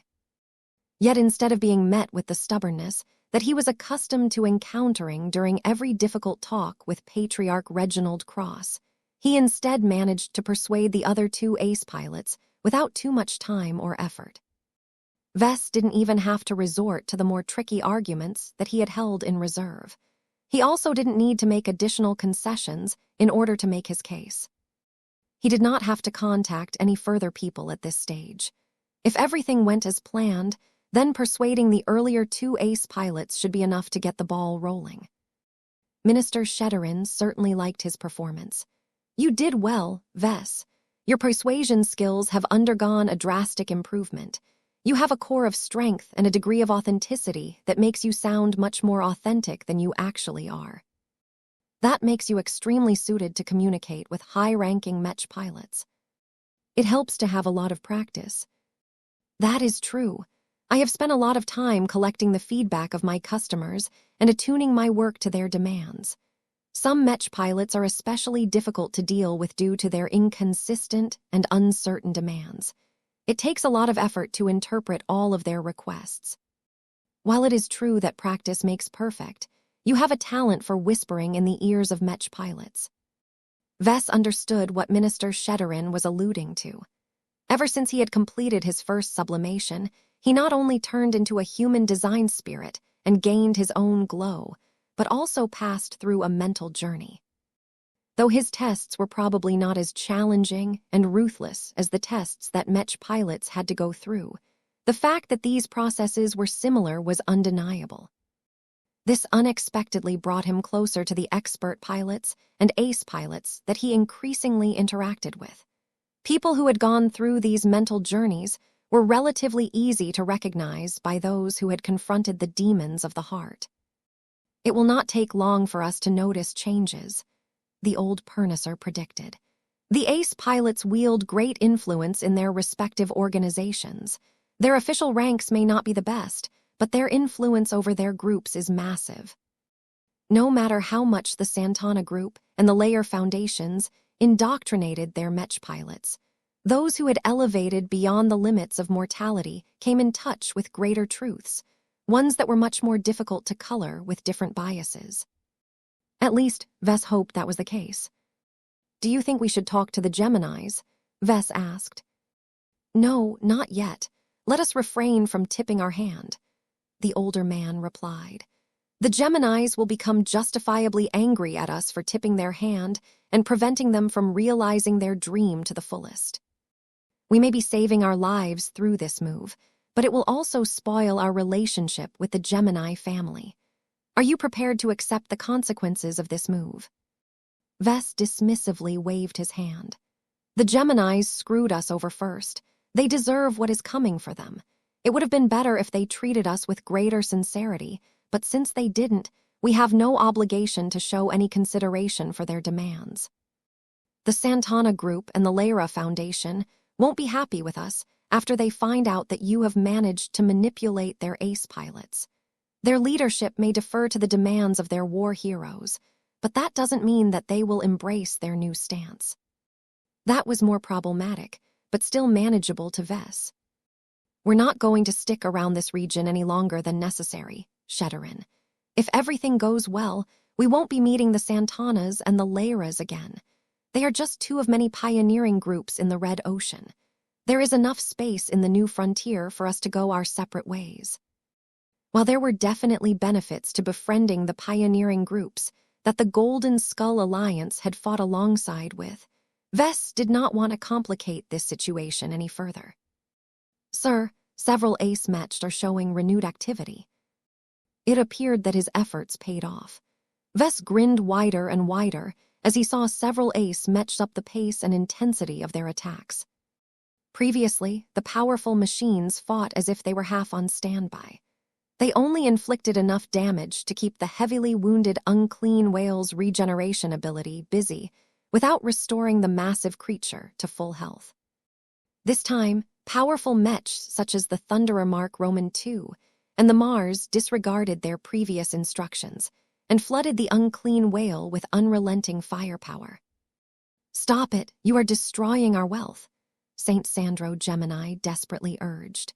"The MTA will reward us with only a fraction of the worth of this phase whale if we are only able to hand over a broken carcass." At this time, the deterrence factor of the Gemini Saints had dropped after they were no longer able to maintain their combined state. The embodiment of love and sacrifice had split up, forcing the Ace Rifleman Mech and the Ace Space Knight to fight separately if they wished to intervene. While it might be possible for the Gemini Ace Mechs to stop one or two rogue machines from disobeying instructions, it was another story if 5 of them intensified their attacks at once. You are deviating from our plan. You are violating our agreement." "We aren't breaking any rules, Gemini. We are merely eliminating an active threat that launches a lethal attack at us at any time. I don't know about you, but back home, we don't have a habit of letting our enemies stay alive long enough to retaliate." Though the embodiment of sacrifice tried to approach the Mars in order to stop the latter's Arceus system from burning through lots of precious whale biomass, the difference in speed was too great. There was no way the Mars would allow the defensive Mech to catch up and block its shots. with the Thunderer Mark Roman II joining in with its destructive shockwave attacks. The health of the unclean whale dropped at a prodigious rate. "Stop it. You are destroying tens of millions of MTA merits worth of research value." "Ha, you may be able to stop one of us, but you can't stop all 5 of us. You Geminis need to sit back and let the adults do the work." It didn't take long for the Gemini family to figure out the culprit behind this coordinated act of defiance. "Larkinson," the double voices of Patriarch Kobold Gemini and Matriarch Cena Gemini shouted over the command channel. "What is the meaning of this?" Vess already knew that this was coming. He already formulated a response. "I made my case to the other coalition partners who were still on the fence," he replied in a gentle tone. "This isn't my first encounter with whales. They are far deadlier than you think. They can pull off plenty of deadly stunts even if they are nearly dead. We had it under control. I'm sorry, but your words and promises have proven to be less than reliable in the past. We cannot take you at your word. While I acknowledge that we may be overreacting, first look at the state of our Mech forces. Do you think we are equipped to fight another pirate force or rampaging phase whale in our current states? The Mech employed by the coalition partners were far from their prime. They had fended off swarms of starfighters as well as hordes of warships, causing them to expend a lot of energy while also increasing their wear and tear. Aside from that, the mentalities of the Mech pilots were far from their peak. They had endured a lot of mental stresses over the course of the asymmetric battle. The pilots had to adapt to a lot of new circumstances because the alien pirates simply didn't play by the rules of humanity. In any case, Vess wanted to emphasize how little enthusiasm the Mech pilots had left. They had become a lot more vulnerable and easy to break for powerful enemy units. The leaders of the Gemini family weren't insensitive towards other people. It was the opposite, in fact. Their ideologies and their highly social nature made them keenly aware that tens of thousands of Mech pilots were just tired of this entire battle. None of them wanted to spend any time on tense and nerve-wracking guard shifts, knowing that their mundane Mechs could inflict virtually no damage to an opponent of such might and bulk. The leaders of the Gemini family briefly exchanged glances with each other. From the moment the Santana Group and the Lyra Foundation abandoned their camp, the outcome of this battle had already been set in stone. The Geminis were merely expressing their attitude and displeasure towards this turn of events. Vess was even smart enough to deduce that the charade was meant to increase the Gemini family's share of the spoils. After all, the Larkinsons and the others disobeyed an instruction from the nominal leader of the coalition. That wasn't all. Vess and the Larkinson clan were the main instigators of this miniature betrayal and would probably have to give up valuable concessions in order to soothe any hard feelings. While Vess was okay with surrendering a bit of his shares, he did not want the others to claim his hard-earned rewards. He worked so much to put down this unclean whale. He did not want to leave this battlefield empty-handed. "Sir, the unclean whale's body is continuing to fail. The monster's regeneration ability is completely overwhelmed." Vess nodded in understanding. "Try to preserve as much face water organs as possible. That is where most of their juice is stored." The ace pilots are already aware of this necessity.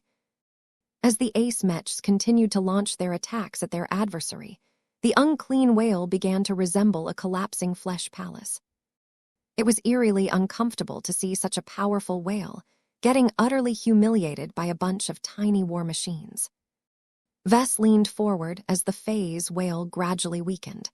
The cyborg cat didn't even need to intervene anymore in order to hasten the creature's death. "Helena," he whispered. "You've changed, brother," she replied to him without manifesting her body. "You have finally become one of us. I have lots to teach you about your new state, Vess." "Can it wait, Helena? I have a more important task for you. Do you see that big whale?" "Uh-huh." The pilot of the Blade Chaser Mark Roman II has been firing his gray Lotus at this terrible-looking whale for a while now. Well, seeing as the unclean whale is about to perish, can you harvest his spirit for me? He requested. I would like to do it myself, but I'm too far away. His sister placed her hands on her hips. I'm not your errand girl, Vess. You can do it yourself. I can clearly sense that you've buried another incarnation of yourself inside that dying whale. You can just harvest the soul of the whale through that instead. Vess wanted to palm his face. Why didn't I think of that? This makes it much easier than before. Chapter 45, 16. The beginning of the party. The unclean whale must die. This became the consensus among the temporary coalition. The Golden Skull Alliance, the Adelaide Mercenary Company, and the Boujay family were firmly in favor of permanently eliminating the dangerous alien monstrosity as a threat. The local leaders of the fleets hailing from the Santana Group and the Lyra Foundation initially wanted to derive more benefits from this valuable prize, but the powerful appeals from their ace pilots persuaded them to prioritize their safety over any potential increase in value. No one held back in their attacks. The only relief obtained by the unclean whale was that most of the ace mechs no longer attacked the monster's body and surviving facewater organs. They were too valuable to spoil. Instead, the ace mechs focused on cutting off the connections between the organs and the larger body, while also trying to breach the hard and massive skull that housed the brain. According to different sources, it was rare for phase whales to grow second brains. While it wasn't entirely unheard of, only the smartest and most advanced of their kind were able to develop and integrate these difficult components. Vess paid close attention as the ace mechs drilled through the thick and naturally transphasic bone. Upon the moment the Mars finally managed to penetrate through the thick skull matter with the whale-cutting saber, the cyborg cat moved into action. Enough time had passed for the camouflaged divine artifact to sneak past every obstacle and infiltrate the massive brain cavity of the unclean whale. Though the cat hadn't been able to phase through the brain matter itself, it was enough to get inside and study the brain carefully in order to figure out how to kill the cannibal whale with the least amount of damage. Vess still wanted to preserve as much of this brain matter for his own, if possible. It's time. As the royal gem began to stab its spear through the massive and disgusting-looking brain from the top, the cyborg cat secretly started to inflict targeted damage, including severing all of the nerves that connected the brain to the rest of the massive creature's body. The effect was immediate. The entire bulk of the unclean whale started to go stiff, as if it was a mech that had lost connection to a mech pilot. As the whale slowly died, the cyborg cat became more alert even as it used its camouflage ability to hide in the surrounding biomatter. The divine artifact opened its tiny maw and began to suck a large and powerful spirit into its gullet. The effort of trying to contain the spirit of a recently deceased unclean whale was massive, but the cyborg cat somehow managed to keep it inside its body without breaking it down any further.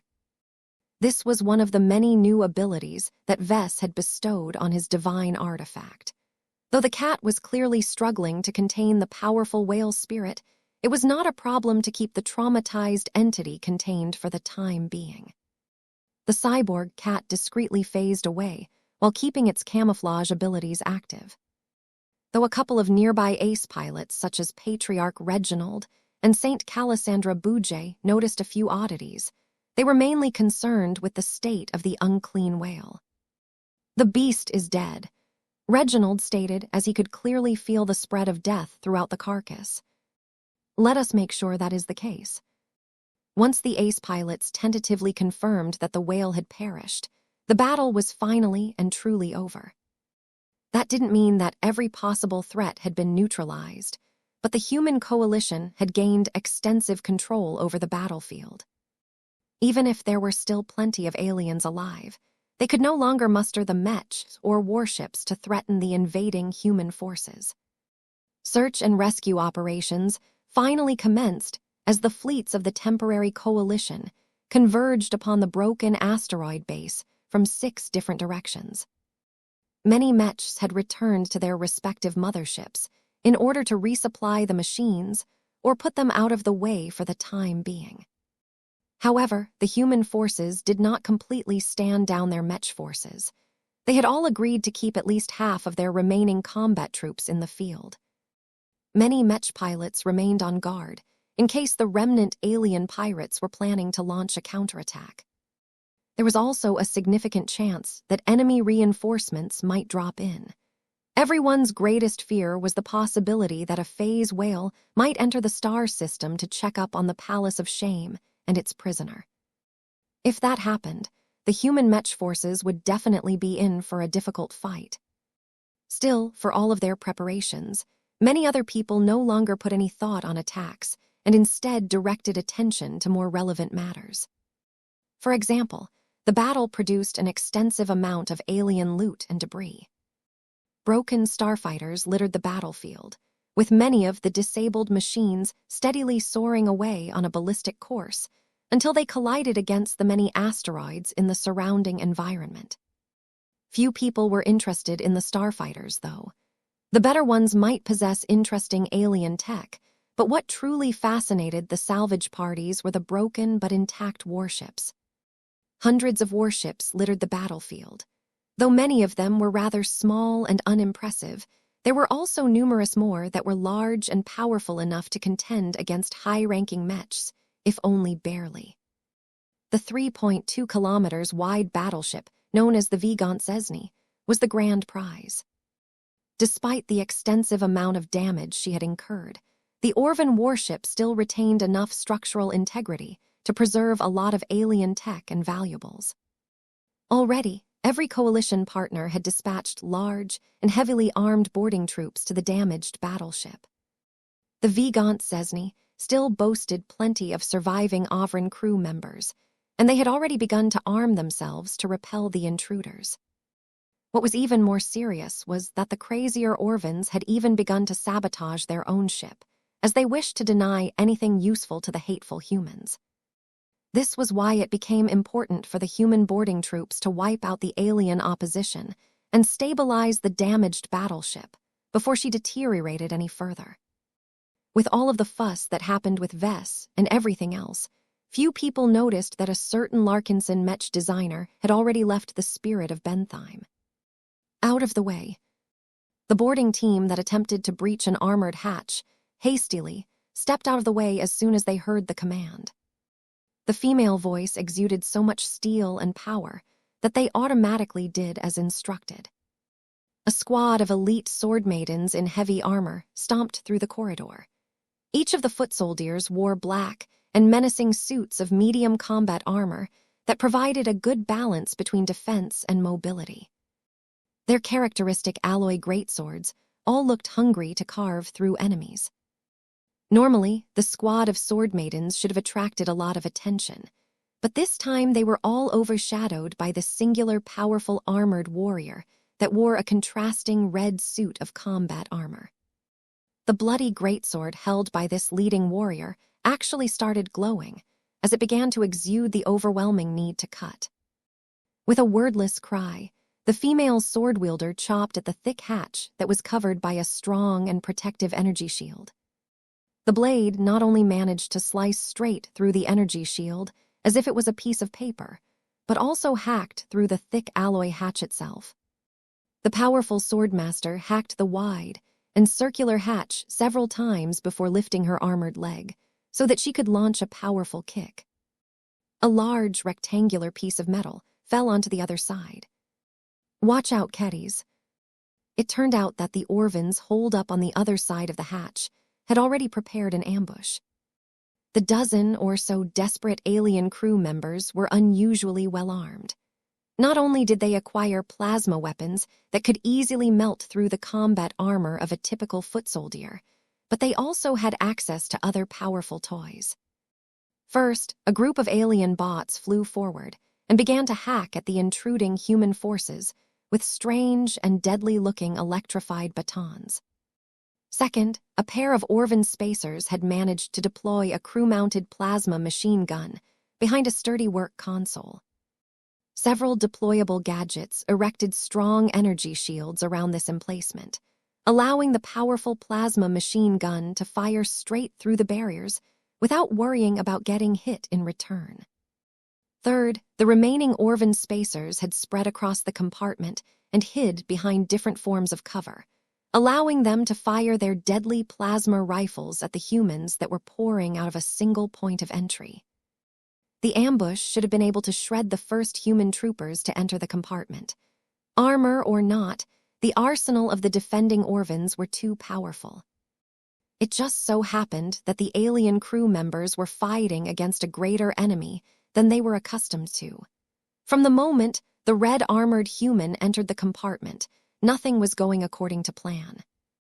Kedis lifted her glowing bloodsinger. She resonated with her blade, allowing it to suck up and absorb all of the electric energy outputted by the alien bots. Hi.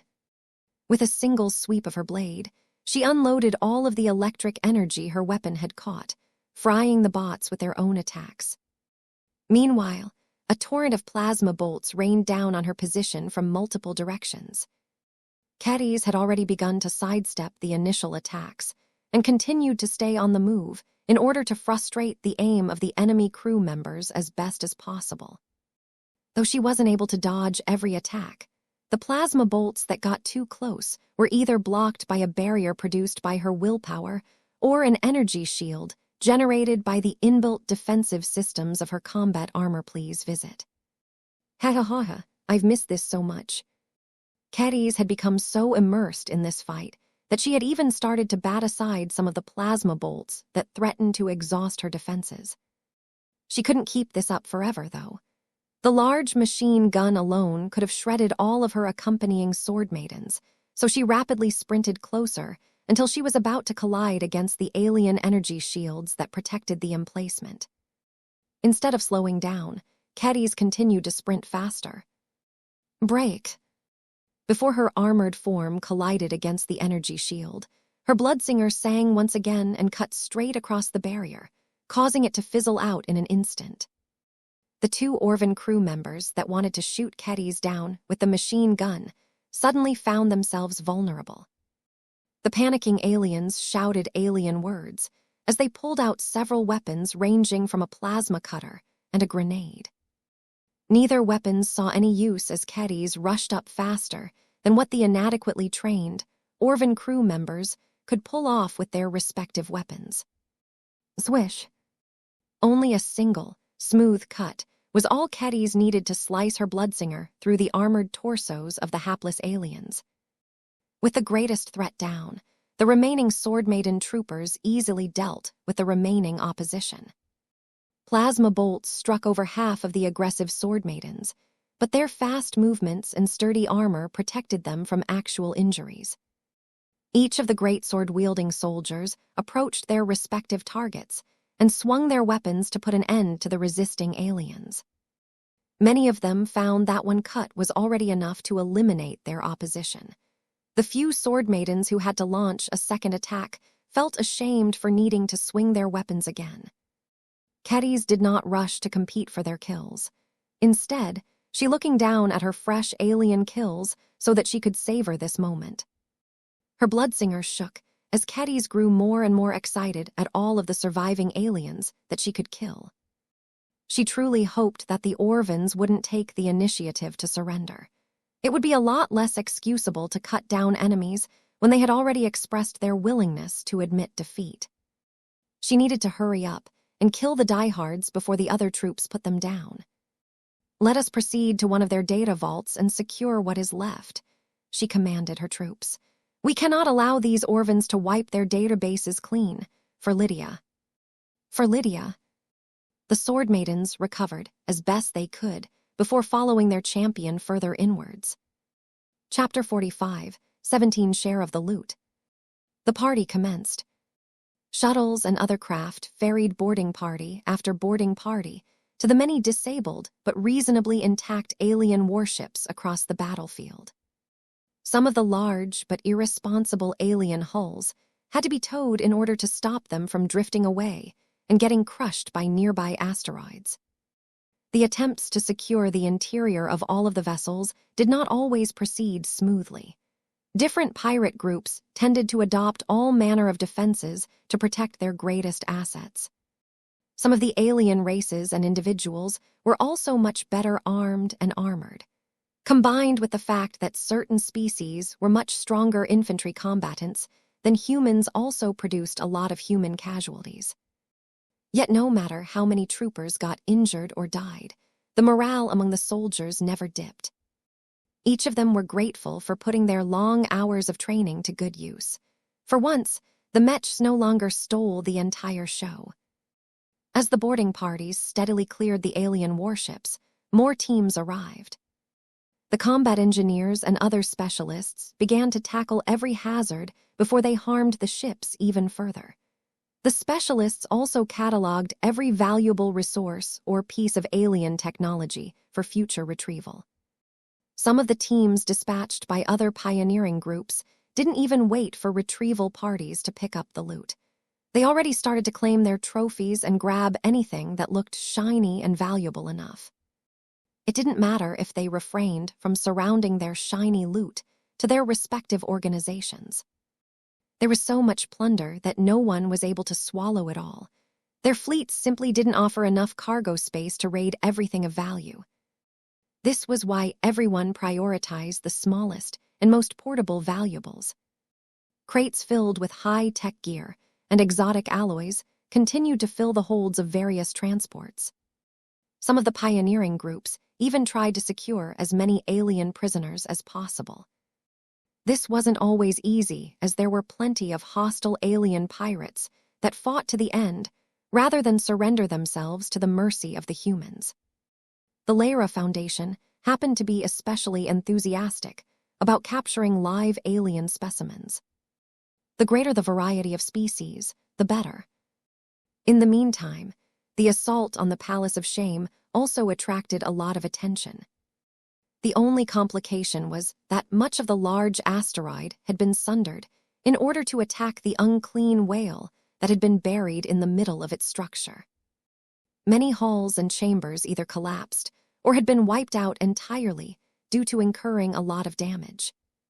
Kilometer-sized pieces had also broken loose and floated away from the larger hole. Whatever was left of the asteroid was largely broken and riddled with holes. Even then, there were still a lot of intact sections left that harbored plenty of valuable goods. Many troops began to enter the more intact, but still fairly hazardous remains of the Palace of Shame. They neutralized every surviving alien force in their way and began to loot anything that looked valuable enough. The human troopers encountered plenty of dangers throughout their search, but many of the intrusions yielded a lot of profit as shuttles became filled with precious exotics, powerful alien gear, and most importantly, face water. Of course, the greatest prize of all was the alien creature that was at the heart of it all. The enormous carcass of the unclean whale was a precious treasure in itself, and much of it held great value to the pioneering groups. Pretty much everyone was interested in the abundant amounts of face water spread throughout the body.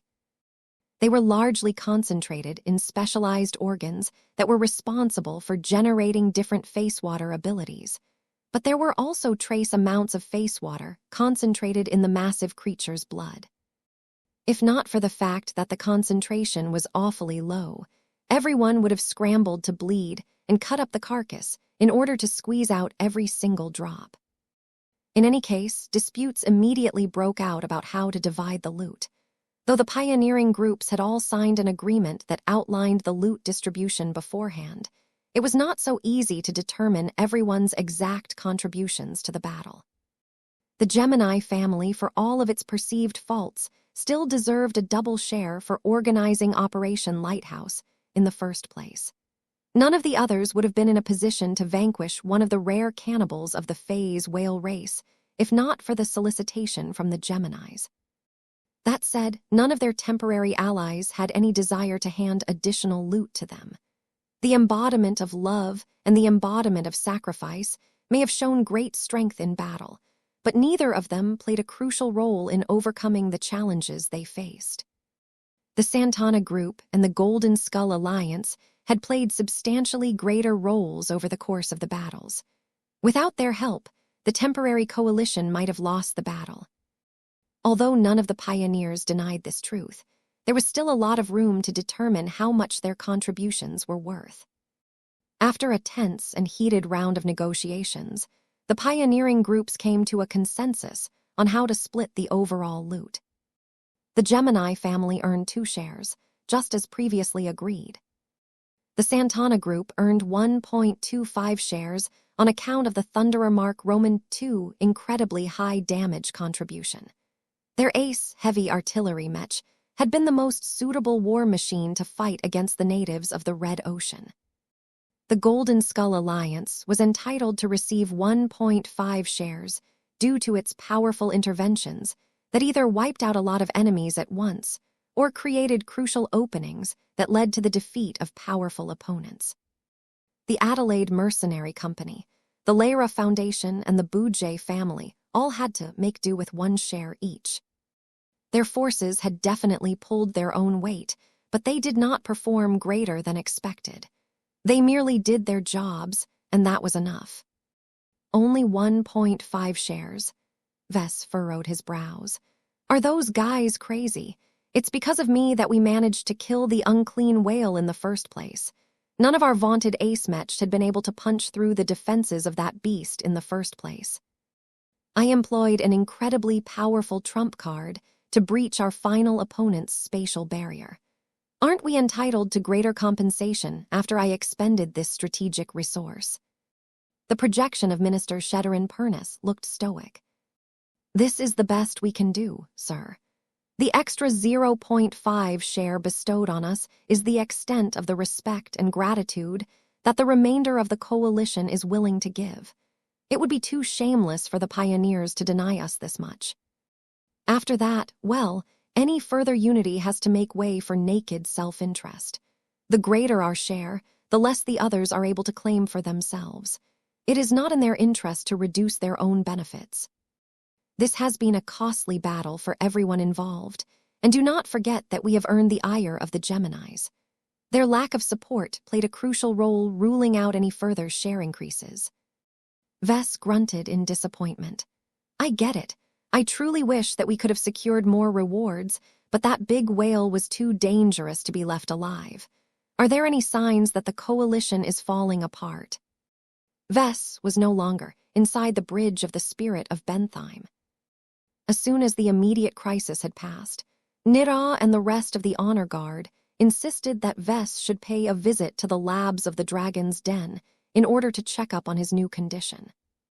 He was in no position to refuse. This was why he had been stripped of his unending regalia before being stuffed inside an all-round scanning chamber. Vess could feel the scanning rays trying to pass through his body so that they could generate useful readings. Unfortunately for the doctors and biotech researchers employed by the Larkinson Biotech Institute, his new camouflage capabilities probably scrambled every form of intrusive inspections. This caused him to remain stuck in this chamber for a longer time than normal. The clansmen, at least, allowed him to keep in touch with the leaders of his clan. Everything is stable for the time being, Minister Shedderin Purnus reported. Openly, there is little appetite for breaking off relations. Anyone who dares to assume a confrontational stance will quickly be met with united opposition from the remaining groups. That doesn't mean that plots may be brewing in the dark. You would have to speak with Director Calabast to report her findings on this matter. Vess had no doubt that such activities were taking place, but that didn't necessarily mean that former allies would come to blows. Everyone had already dealt with more than enough trouble. They had little appetite for more close shaves. No one wanted to suffer greater casualties and loss of material just to prevent their rivals from claiming their own shares. Vess talked a bit more with Shedderin. While neither of them was afraid that the other pioneering groups would turn on the Golden Skull Alliance, they were greatly concerned about missing out on valuable pieces of loot. There were still many ways the other groups could secretly abscond with entire containers filled with face water. This was why all of the looting parties increasingly had to be accompanied by observers hailing from the other pioneering groups. Vess was glad to hear that no one acted outrageously, though the looting spree was still at an early phase. What is our progress in carving up the body of the unclean whale? It remains a point of contention, sir, Minister Shetterin said. There are groups in favor of keeping the carcass as whole as possible. The MTA rewards more for intact specimens. The Mechers will award significantly less MTA merits for a whale that has been chopped in many different pieces. Vess frowned. We have enough MTA merits. Compared to MTA merits, Vess would much rather get his hands on lots of phase whale biomatter. Even if he could only obtain the relatively inadequate body parts of a delinquent whale this time, that was still a step up from astral beast and fish whale biomatter. Vess didn't even need the expertise of a biotech expert to be able to determine the approximate value of the enormous carcass and all of its organs. The Geminis, Adelaides, Santanas, and Bujays want to keep the carcass whole, but they have reluctantly given us and the Lyra's permission to cut the body parts that will make up our respective shares. HM sounds reasonable. What do the Lyras want the most? The Lyra Foundation is especially keen on claiming the brains and nerves of the whale carcass, Minister Shetterin told Vess. Aside from that, they have selectively tried to claim several whole face water organs that are still intact. While they have tried to take samples of as many different organs and other discrete alien tissue as possible, they have fought hard on these two priorities. Vess furrowed his brows. That is what I have instructed our clan to secure as well. Great minds think alike, it seems. It will be annoying to compete against the Lyras for the same stuff, Vess grumbled. The only good point was that the unclean whale was enormous. The dead creature contained plenty of organs and other powerful flesh that still remained relatively undamaged. All of them held great value, especially to the parties that knew how to put them to good use in their own research projects. Vess had great plans for all of that unclean whale flesh. He had made sure to send a somewhat detailed list of specifications on what sort of whale meat he wanted to secure. If his clan secured enough high-quality materials, he might be able to develop an interesting biomech in the near future. Chapter 45, 18 New Conclusions. A needle poked his arm. At least it attempted to. It met with an unreasonable amount of resistance, so much so that it had to exert lethal force before it ceased its attempt in order to prevent any possible accidents. You know what? I give up, Director Rania Wadden exasperatingly said as she waved away the bots that had been trying and failing to take tissue samples. Do you believe me now? Vess innocently asked as he sat up from the examination table. He felt awfully annoyed at being forced to wear a thin medical garment that completely failed to hide the innate charm of his newly evolved body. Director Rania did not even hide her fascination for his radical changes. No matter how much he employed his innate camouflage ability to hide how special he had become, it was primarily effective at hiding his insides from intrusive scans. It did little to obscure the changes to his outward appearance. It also wasn't entirely effective at suppressing his glow, which was a thing now that he had acquired some of the traits of a spiritual entity. You at least know that I'm still me, right? Vess asked. I'm not a clone that the MTA had secretly cultivated and swapped with my original body through a secret teleportation process. Rania smirked. I don't have any doubts about that. Clones are always flawed, and we do not believe the MTA has managed to overcome their flaws. The longer a clone talks and interacts with the people you know, the more inconsistencies it will expose. While we have definitely noticed lots of changes from you, they can mainly be ascribed to your inexplicable evolution. What I mean to say is that a covert replacement clone would try a lot harder to blend in rather than stand out. You must be the worst clone that I have ever met for exposing so many physical and mental differences from your old self. Well, I guess it doesn't really matter anyway when the golden cat and the other spirits that we are familiar with have already vouched for me. Vess casually said, as he moved over to the changing room in order to exchange his outfit for a proper uniform. "Ugh, our understanding of these spirits that you consort with is too inadequate," Rania complained. "It would have been better if you taught us more details of what you know about this subject." Vess sighed. "Now is not the time. There is way too much stuff going on for me to give you a lesson. Besides, much of the research centered around spirituality takes place in the Tea Institute for a reason. The people who work over there are at least somewhat capable of working with spiritual energy. The same can't be said for your researchers. You guys simply lack the expertise." "Then teach us, sir." He paused for a moment. "I am going to need your help on a lot of future biotechnology-related projects. I have become a lot more interested in adding biomechs to our lineup after seeing the power of that big whale. If your LBI can accommodate my new ambitions, I can teach you more about spiritual energy than what limited information that I have disclosed to you in exchange." "That is excellent news, sir." "We can talk about this later. I'm more interested in the whale carcass. Did we get the good stuff?" "That depends on your definition of good stuff," Rania replied in her professional tone. "We are making good use of our allowances. We have secured portions of the brain and harvested several whole phase whale organs. Making use of them is another question. Phase whale tissue is different from fish whale tissue. Fish whales are simplified versions of phase whales. The latter is much more valuable, but also much more difficult to shape to our advantage. Our researchers will need to spend years on studying the intricacies of phase whale biology because it is so intertwined with face water." Vess nodded in understanding. Any organism that contained face water was pretty much a demigod or god in native terms, so it was not surprising that it would be difficult to make use of phase whale remains. It was worth the effort. The MTA wouldn't have been so enthusiastic about capturing and dissecting phase whales.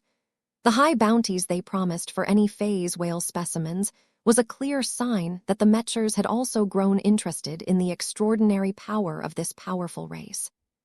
Compared to the MTA, Vess didn't think the Larkinson Biotech Institute could gain as much benefit out of the tissue samples. The biotech researchers working for the Larkinson clan simply didn't have as much expertise and resources at their disposal. That didn't mean that Vess was ready to suspend these research efforts. He possessed a lot of expertise in spiritual engineering, and he had recently acquired an affinity for face water. He could give his research teams a powerful push in the right direction if he leveraged both of these advantages. As Vess changed his uniform and wore most of his equipment again, he stepped out of the changing room and looked around for his unending regalia. "Where's my combat armor?" "We took it back to your grand stateroom. We requested your wife to look over your combat armor just to make sure it is the same one that you have made use of all the time. We can never be too careful, sir." Vess already expected his clansmen to check up on his unending regalia, but he didn't expect them to hand it over to his wife. "It will be in good hands," he replied. Although his unending regalia was capable of recording logs, he had made sure to disable that function and wipe out any possible incriminating data before he returned to real space. He was not afraid that Gloriana would find any compromising materials in his suit of combat armor. At most, she would probably become annoyed at how his combat armor had suddenly become incomplete and a lot less perfect than before. Vess and Rania continued to talk about how to handle and make use of the harvested phase whale flesh. There was so much R&D value to them that securing these spoils alone already paid off this mission as far as he was concerned. He smirked for a moment. What no one realized, except for him, was that he had also harvested an even greater ingredient from the unclean whale.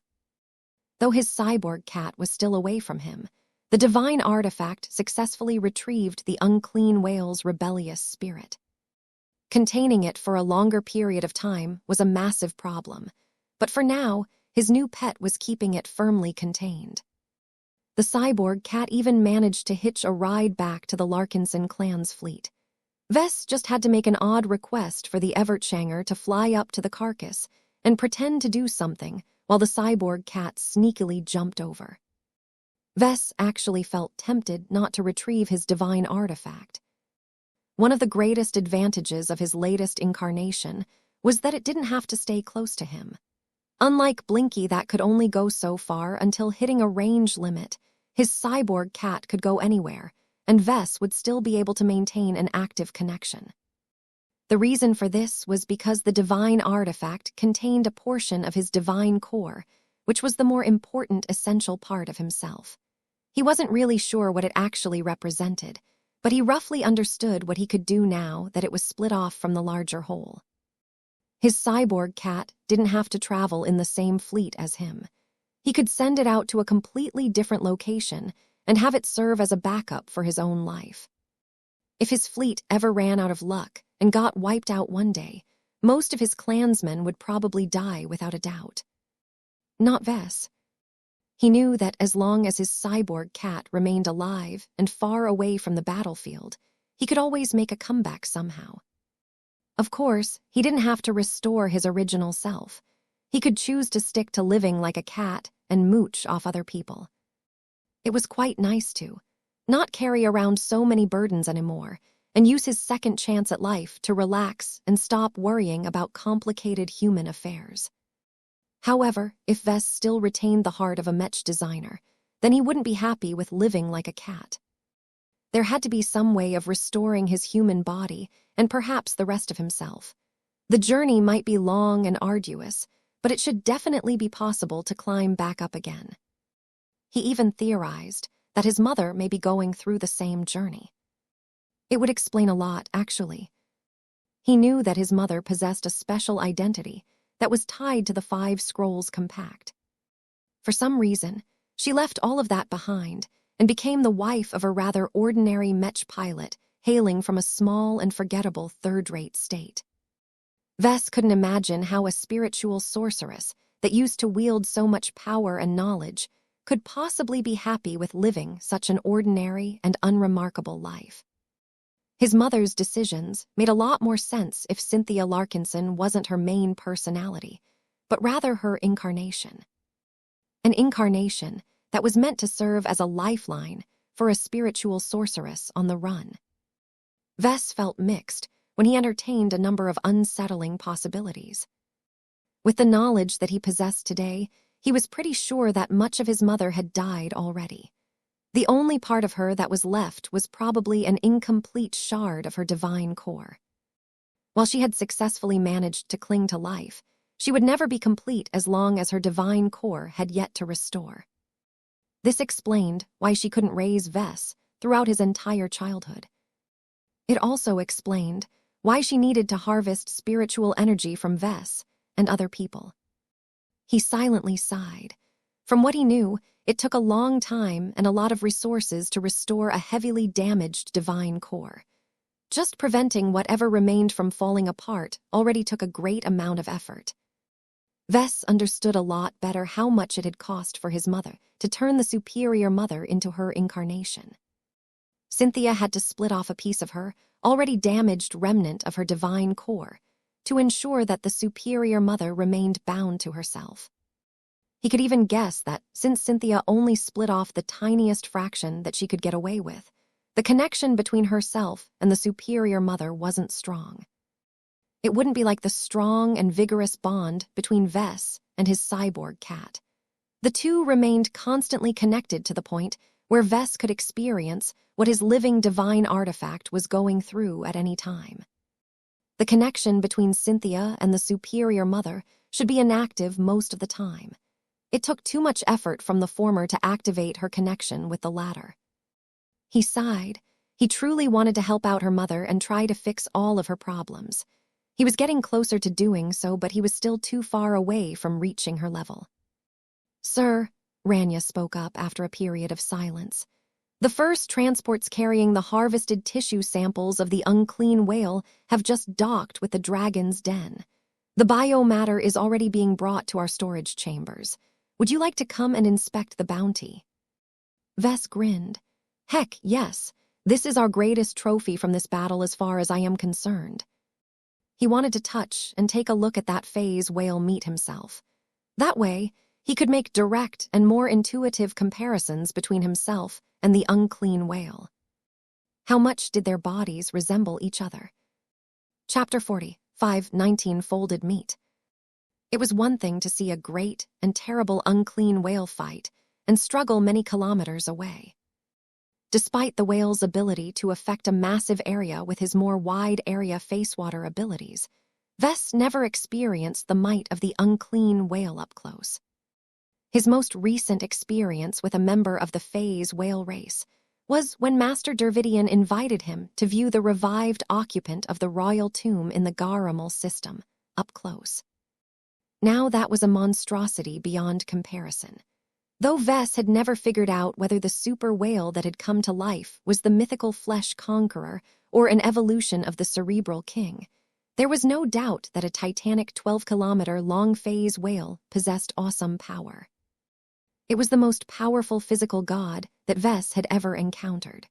The enormous bulk of that biotechnological monstrosity contained so much face water that he suspected that the super whale could only be matched by a god Mech once the all-powerful beast got up to strength. Vess had lucked out in encountering 2 different phase whales in their moments of weakness. Both the revived flesh conqueror or the resident of the Palace of Shame had been caught when they had just regained their freedom and their autonomy. The strength and powers they displayed was not proportionate to how powerful they ought to be based on their physical characteristics. As Vess and Director Rania stood a short distance away from the site, where many heavy-duty lifter bots carefully brought in massive freezer containers, they could both feel the remnant power contained within the flesh. We haven't even taken a proper look yet, but I can already surmise that genuine phase whale biomatter is of much greater value than fish whale flesh, Rania said, with an intrigued expression. Our research teams will most certainly enjoy our new experimental materials. It is rather unfortunate that I specialize in exoplants rather than exobests. You need to put more effort into obtaining samples of powerful alien trees and plants. My hairstyle could use an update. Her protective suit featured a transparent helmet that showed off her leafy green hair. Her living hair swayed in the confines of the helmet as they happily soaked in the surrounding light to fuel their photosynthesis.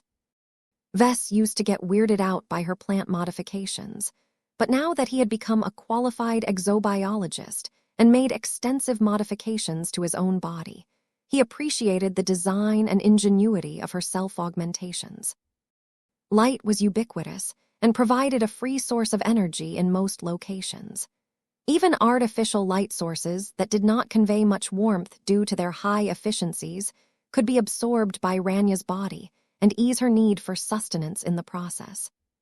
He could even see that if Rania ever needed to, she could deploy her hair into something resembling a massive tree canopy. She would be able to absorb a lot of energy, which she could use to fuel plenty of unknown biological processes. Perhaps Vess should look into turning his hair into light-absorbing organs as well. Then he shook his head. He already had an alternate means to generate energy through unconventional means. His physical transformation not only granted him greater control over his upgraded Jutland organ, but also allowed him to absorb energy and nutrients by ingesting all kinds of materials that normal people wouldn't be able to digest. Turning his hair into leaves would just be icing on the cake. He could think of much better uses for his hair, such as turning them into ultra-thin tentacles that could be merged into more combat-ready organs. As Vess continued to entertain all sorts of new and interesting ideas on how he should augment his body further, the procession of containers finally ended for the time being. Would you like to take a closer look, sir? That goes without saying. Vess and Rania continued to chat about matters relating to all of the new research projects they could start after this. They finally reached a nearby lab where the contents of the incoming containers went through careful inspection under quarantine.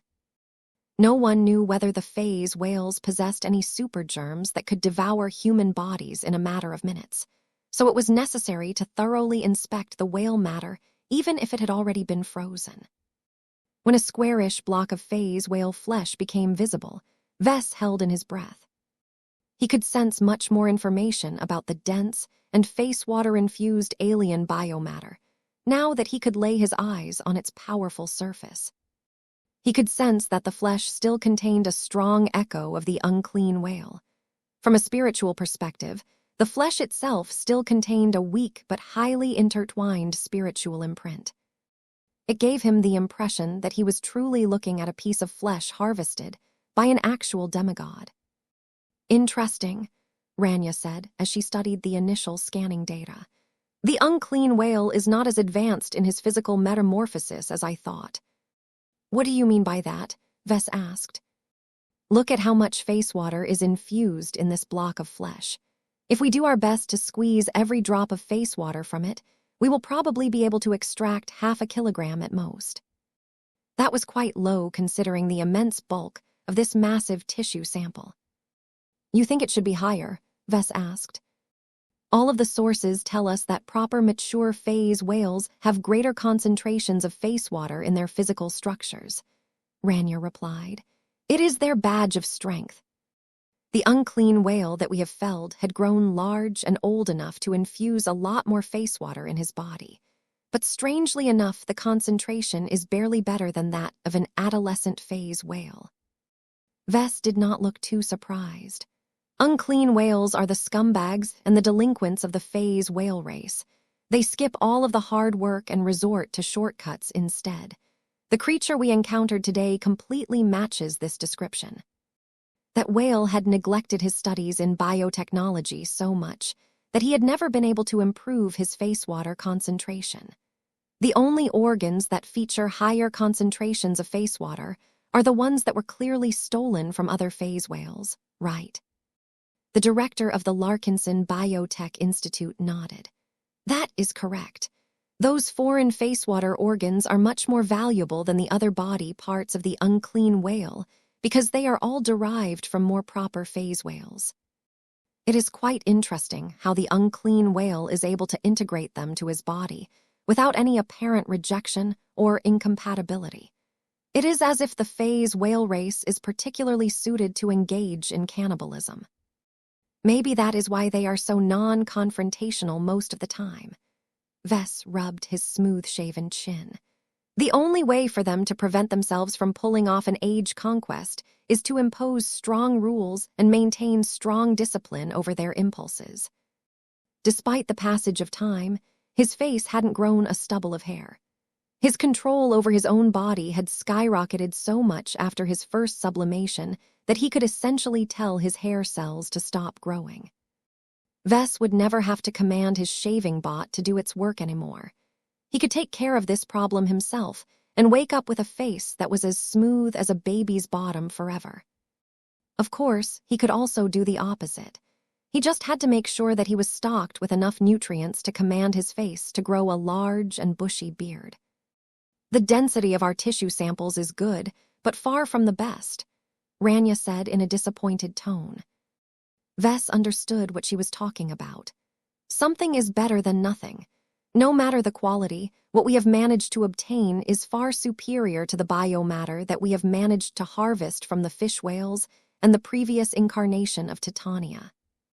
Phase whales have pursued a substantially different evolutionary direction that is arguably superior to everything else in the Red Ocean. Now that we have harvested many tons of phase whale biomatter, we can finally begin to study and experiment on the secrets of the phase whale race and potentially leverage their advantages for ourselves. I would caution you to temper your expectations, sir. It will take many decades for an interdisciplinary research project of this scope to yield useful results. You are talking about deciphering and reverse engineering, one of the feats that has helped the phase whales become individual powerhouses. Phase whales were large and massive, but they normally weren't as big as they could have been. Giant monstrosities, such as the revived Flesh Conqueror and the astral beast version of Titania, possessed so much bulk that they could form a new mountain range on top of an entire metropolis with all of their flesh and bone. However, their immense physical dimensions weren't treated as a universal advantage. An enormous body was not only too clumsy and unwieldy, but also made it much more difficult to travel across the stars. Therefore, most phase whales tended to control the size of their bodies so that they were as large as subcapital ships rather than capital ships. Yet despite limiting their physical dimensions, they somehow found ways to increase their mass as if they were twice, thrice, or even 10 times larger than their actual sizes. Please visit F letter 1D493, letter 1D486, letter 1D5F2, letter 1D498, letter 1D452, letter 1D68B, letter 1D48F. O Cyrillic letter 475, letter 1D486, letter 269. CO letter 1D4AT. The more clever whales even managed to increase their body density without increasing their mass, allowing them to accelerate and maneuver light starfighters despite the fact that they resembled lumbering warships more. The secret to all of this was face water. One of the benefits of integrating face water into an organism's body was that it enabled the organism to fold the space occupied by his body, thereby increasing the density of organic matter in a weird, space-warped fashion. Few alien races had managed to master this advanced and extremely dangerous method. It was almost certain that the most powerful phase whales and other godlike organisms of the red ocean had managed to squeeze their bodies in a limited amount of space, like a closed accordion. There were many theories about what made this possible. The most prevailing ones claimed that the phase whales essentially transferred a part of their enormous bodies to different dimensions that remained unused. As long as the blood, flesh, and other parts of a phase whale was infused with enough face water, it was possible to maintain this effect on a permanent basis. The strength of this effect wasn't particularly strong with the tissue samples harvested from the unclean whale. There were rumors that the strongest phase whales, who had replaced their blood almost entirely with face water, were able to reach ridiculous ratios. Some of them might have grown to the size of planets, but because they were able to fold their own bodies to such a degree that they were only as large as a heavy cruiser when looking from the outside. Anyone who thought they had the firepower to destroy a relatively small phase whale would be in for a rude surprise. If the Larkinson clan managed to obtain so much high-quality flesh, Vess could probably leverage this powerful trait to develop a biomech beyond comparison. Unfortunately, he had to make do with phase whale flesh, where the matter-folding effect was barely adequate enough to occupy his attention. If he could crack the secret of the unclean whale's low-level internal spatial folding technique, he might be able to apply it to his own body one day. As much as his metamorphosis had turned him into a native demigod, he didn't make full use of the fact his body now contained face water. If he could activate his face water-infused blood and flesh, he might be able to grow a denser body while maintaining the illusion that he was still as large as a regular human.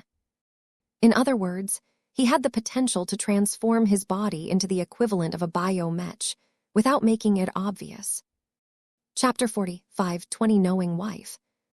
Vess had so many uses for the unclean whale flesh that were currently undergoing a thorough examination process.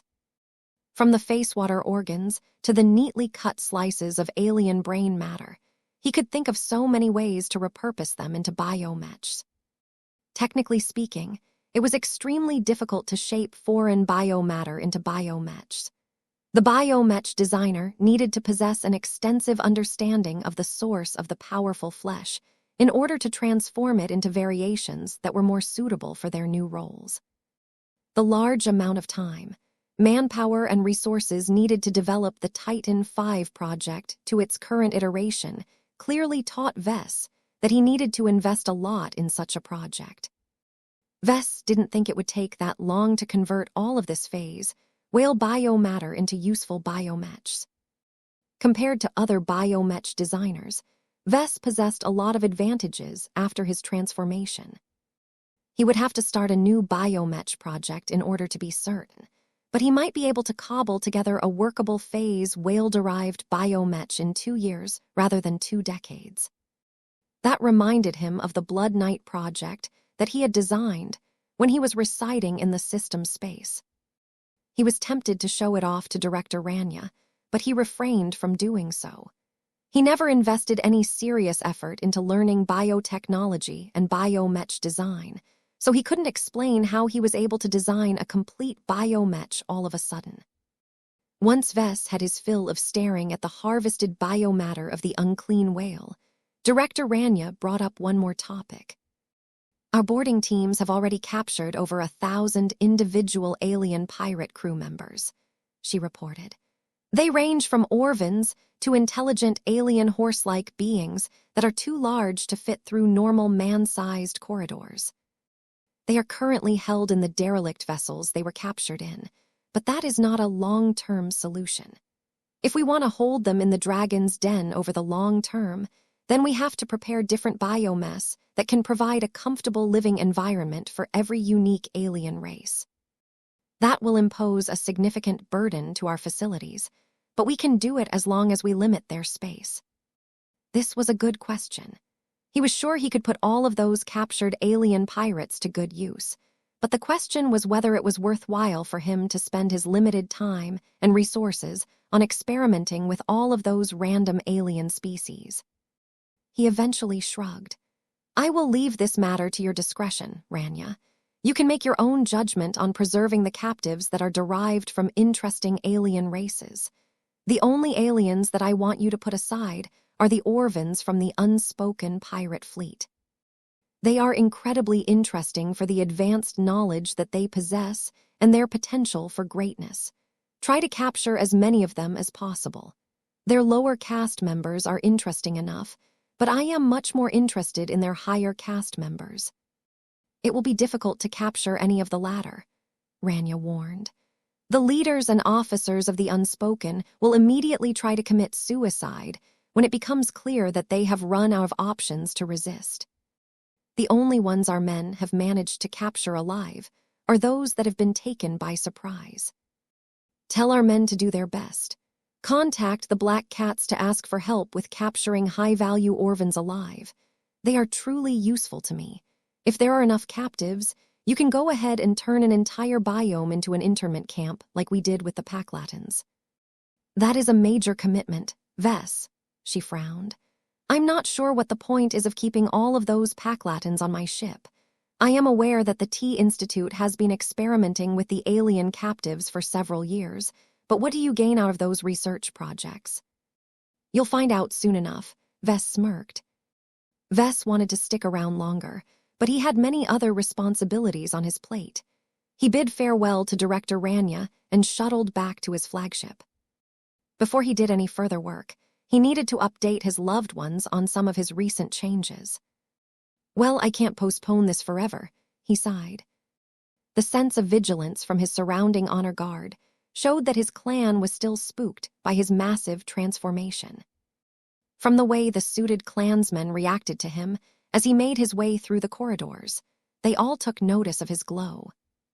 That was a problem that he needed to work on.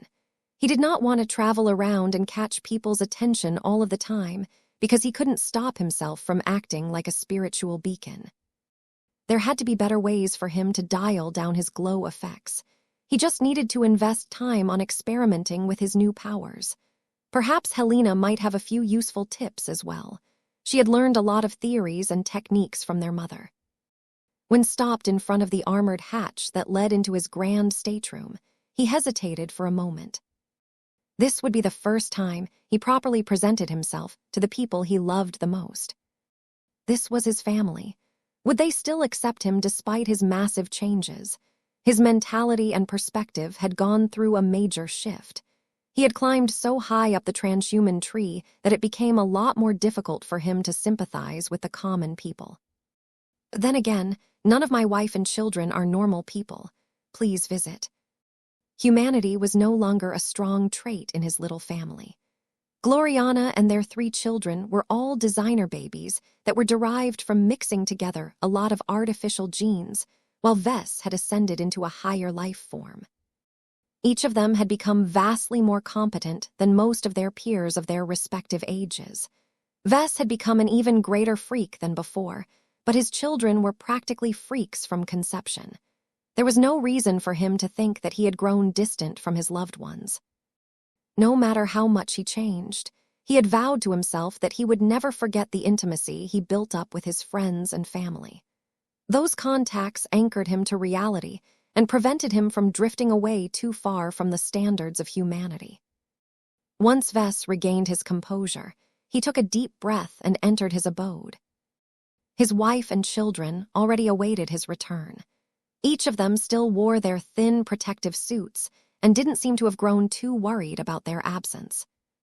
Gloriana was actually in the process of tinkering and inspecting the parts of his unending regalia. The 3 children occasionally paid attention to what their mother was doing with the suit of combat armor, but became a lot more engrossed in their virtual board game. "That's not fair, Aurelia," Andrast complained as her animated purple bear dropped after getting hit by an arrow launched by her older sister's game character. "How can you attack again on the same turn? That's not in the rules. I told you that we are running on the latest update to the game." The black-haired girl grinned and said as her archer character approached the bear corpse and looted it of anything of value. "The developer has introduced new skills that allow for follow-up attacks as long as you can satisfy the conditions. Read the rules next time." Marvane didn't bother to pay attention to the argument. His herd of killer cows had already been defeated in an earlier stage of the ongoing match. Instead, he entertained himself by cuddling and playing with Lucky and Clixie. "Meow Tilda. Meow Tilda." Everyone quickly stopped what they were doing once they finally noticed that Vess had returned. "Vess. Papa." The 3 children rose to their feet and ran over to hug Vess' legs. None of them showed any hesitation despite the many obvious changes to their father. "Meow meow. Meow." Lucky and Clixie greeted Vess in their own way. Their relaxed postures showed that they had no doubts that Vess was still the real deal. Gloriana had put aside her tools first before she turned around and approached her husband. She stopped a short distance away from Vess. Now that she could observe him without as many distractions as before, she became more aware of how he had changed on a physical and non-physical level. The woman ignored the physical changes for the time being and utilized her senses to see how much stronger and more evolved her husband had become. Her eyes narrowed as she began to pick up a lot of strange clues. Mao. Alexandria even popped out of her mind and flew over to Vess, as he was still in the process of attending to their children. The red companion spirit floated around Vess and began to perceive a lot more irregularities with her sharp spiritual senses. Once the queen cat returned to where she belonged, Gloriana had made her conclusions. "You've become a proto-god." "What?" Vess became startled as his wife used that dreaded word. Gloriana placed her hands on her hips. "You can't hide it from me, Vess. I know you like the back of my hand, and I have extensive exposure to all of your other so-called design spirits. I don't know how you have done it, but a part of you has become a lot more comparable to the likes of Helena." "I guess you're right. Why are you acting as if this is just another Tuesday? Don't you realize how massive this is? You've taken a step to actual godhood, Vess. The fact that you have turned yourself into a genuine proto-god means that you have the potential to become an actual god and more someday. Perhaps you might even be able to catch up to your mother if you have been a good boy." "Good boy, good boy, good boy," Andras chanted for no apparent reason. Vess ruffled his second daughter's hair in order to stop her from chanting those words. "You know I don't prefer that terminology, Gloriana. Please don't describe my current state with those words," he said, despite describing his own state as a half-native demigod. "I can't tell you much, but I have been exposed to certain processes that has made me grow in many different facets. I'm sure you have noticed my glow already. That has become a thing now. I am sure that I can do more with this once I develop my new powers further, but I do not have any intention of propping up any religions by proclaiming myself as a god of humanity." His wife's eyes lit up with glee. "I have to tell the glory seekers and my parents all about these changes. My husband has finally begun to graduate from being a boy. The entire Hex Federation will definitely hold a celebration in order to welcome a future god of our pantheon. My mother will be so happy now that the Wadden dynasty is directly tied to a proto-god. Wait, don't be in such a hurry, Gloriana. Don't spread any misunderstandings to the Hexers. At least wait until you have heard me out. We need to proceed extremely carefully now that I have become less human than before. His wife didn't listen to him. She instead became engrossed in her own thoughts. Wait, what about Aurelia? What about me? Gloriana soon closed in and placed her hands on his shoulders. Tell me how you have become a proto-god. I can't. You can't or you won't. The walls have ears, honey. We need to be more discreet. You can enjoy your privacy after you have told me how you have turned into a proto-god. Do it for our children if you don't want to do it for me. You cannot leave Aurelia, Andrast, and Marvain behind. Tell me that you are not neglecting our offspring. Vess tried to calm her down. Hey, don't worry about that. I want them to become strong as well. It's just that this is way more difficult and dangerous than you can imagine. It will take a lot of time for me to help our children. In the meantime, I think it is best to maintain a low profile and prevent any news from leaking out. We can get in a lot of trouble if people think that I hold the secret of at least one form of human ascension. The sooner we spread the news to the Hexers, the sooner the Wadden dynasty will become primus inter pares in the Hex Federation. Have you been listening to me at all, Gloriana? Chapter 45, 21 Observant Wife. Though Vess really wanted to get back to work and supervise the extensive salvage operation, he found it more important to make sure his wife and kids acclimated to his new self. He failed to persuade his wife from trying to claim to the Hexers that Vess was literally transitioning into a god. No matter how many times he tried to tell her that it was a bad idea to make such a shocking claim, she dismissed his concerns. Hiding is so typical of you, Vess, she said in a patronizing tone as she patted his smooth-shaven cheek. The truth cannot be hidden. The harder you try to suppress the obvious, the greater the blowback from doing so. You should embrace your true self and be proud of who you are. There is no reason for you to shape your decisions based on the potentially adverse reactions of your lessers. Don't forget that you aren't just a proto-god. You are also a Mech designer, right? I can still design Mechs as usual. In fact, I've become a lot better at it. You'll see when we begin to collaborate again. I am looking forward to seeing how much better you have become. Gloriana happily smiled. Hopefully, you won't make so many obvious mistakes in your work as before. Anyway, if you have become better at designing Mechs, you shouldn't hold back in an attempt to hide your improvements. I cannot tell you how stupid it is to cripple your own work when it is in your nature to design better Mechs. Are you truly the sort of Mech designer who is content to pretend that he is worse due to societal pressure? Ooh, I get what you are saying, honey, but this is my life and career we are talking about. I only need to make one wrong move to disappear. Aren't you concerned at all about this possibility? She shook her head. It will be fine. You worry too much. Haven't you developed a close relationship with the survivalist faction and the transhumanist faction for these kinds of situations? I suggest you make active use of your network to preempt any adverse reactions by letting the MTA handle your problems on your behalf. I am already certain that the transhumanists will love to study your body. You've got face water flowing in your bloodstream, correct? Vess almost jumped in shock. How did you know that?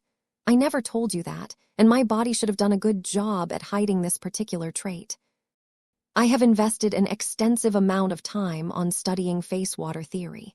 In order to accelerate my understanding of face water, I conducted many different experiments on it so that I can personally witness its effects. I am not a novice when it comes to face water. That doesn't tell me how you managed to sniff out that my body has face water.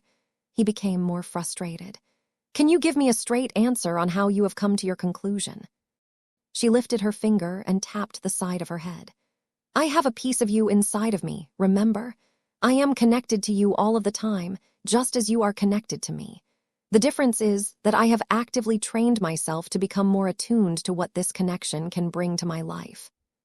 I can spot and understand your changes better than anyone else. Together with the fact that your new glow carries a slightly familiar flavor that reminds me of face water, it is easy for me to come to this conclusion." She lifted her head and acted as if she was expecting Vess to praise her brilliance. "I'm impressed," he said. "Do you think that other people will be able to figure this out as well?" "It's unlikely, but I wouldn't hold my breath if I were you," she told him. "You should expect your secret to be out as soon as you meet with a delegation from the MTA. This is also why I am telling you not to bother with hiding these changes. It will all become exposed sooner or later. It is best that you do so on your terms before it is too late." "I would prefer not to expose anything more than is necessary," he said. "I don't know how the transhumanists will treat me once they learn what I have become. I distinctly recall that their researchers are incredibly interested in figuring out how to safely infuse face water into human bodies without producing horrible fatalities." Gloriana let out a sigh in exasperation. "You're not their test subject, Vess. You are an asset to them. Your value is so much greater than giving them a working example of how a human body can live with face water integrated in the body. Frankly speaking, I don't understand why you are so reticent. Human civilization is enormous, and there are many transhumans that have gone through much more radical changes than you. You don't see the big two kidnapping and cutting up every Terran and Rubarthan in order to decipher and reverse engineer their unique and proprietary augmentations." A memory flashed through Vess' mind. He thought back on how Master Dervidian of the transhumanist faction essentially forced Vess to test and display the effects of the Transcendence glow to hundreds of captured Terran and Rubarthan Mech pilots. The results were quite messy and bloody as far as he recalled. I don't want to base my survival on the MTA's goodwill alone. I have bad experiences with putting too much faith in authorities that decided to break the rules." Gloriana grew serious. "Then I suggest you build additional relationships with other powerful factions. Haven't you brought our expeditionary fleet to this border region in order to search for a missing first-class scion?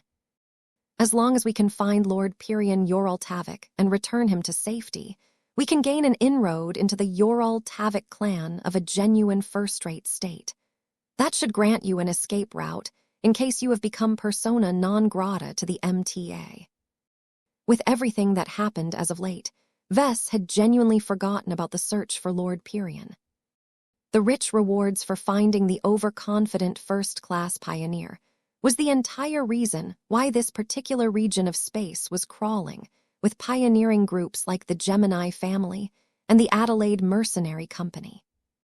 Vess had thought about pausing the Trailblazer expedition so that he could bring his entire fleet back to the nearest port system in order to process all of their gains. This was the safest and most prudent course of action to take, but he was afraid that another powerful pioneering fleet might beat him to Lord Pyrian. He and his fleet had already expended plenty of time on Operation Lighthouse. This was supposed to be a side activity that had somehow blown up into a massive battle of enormous proportions.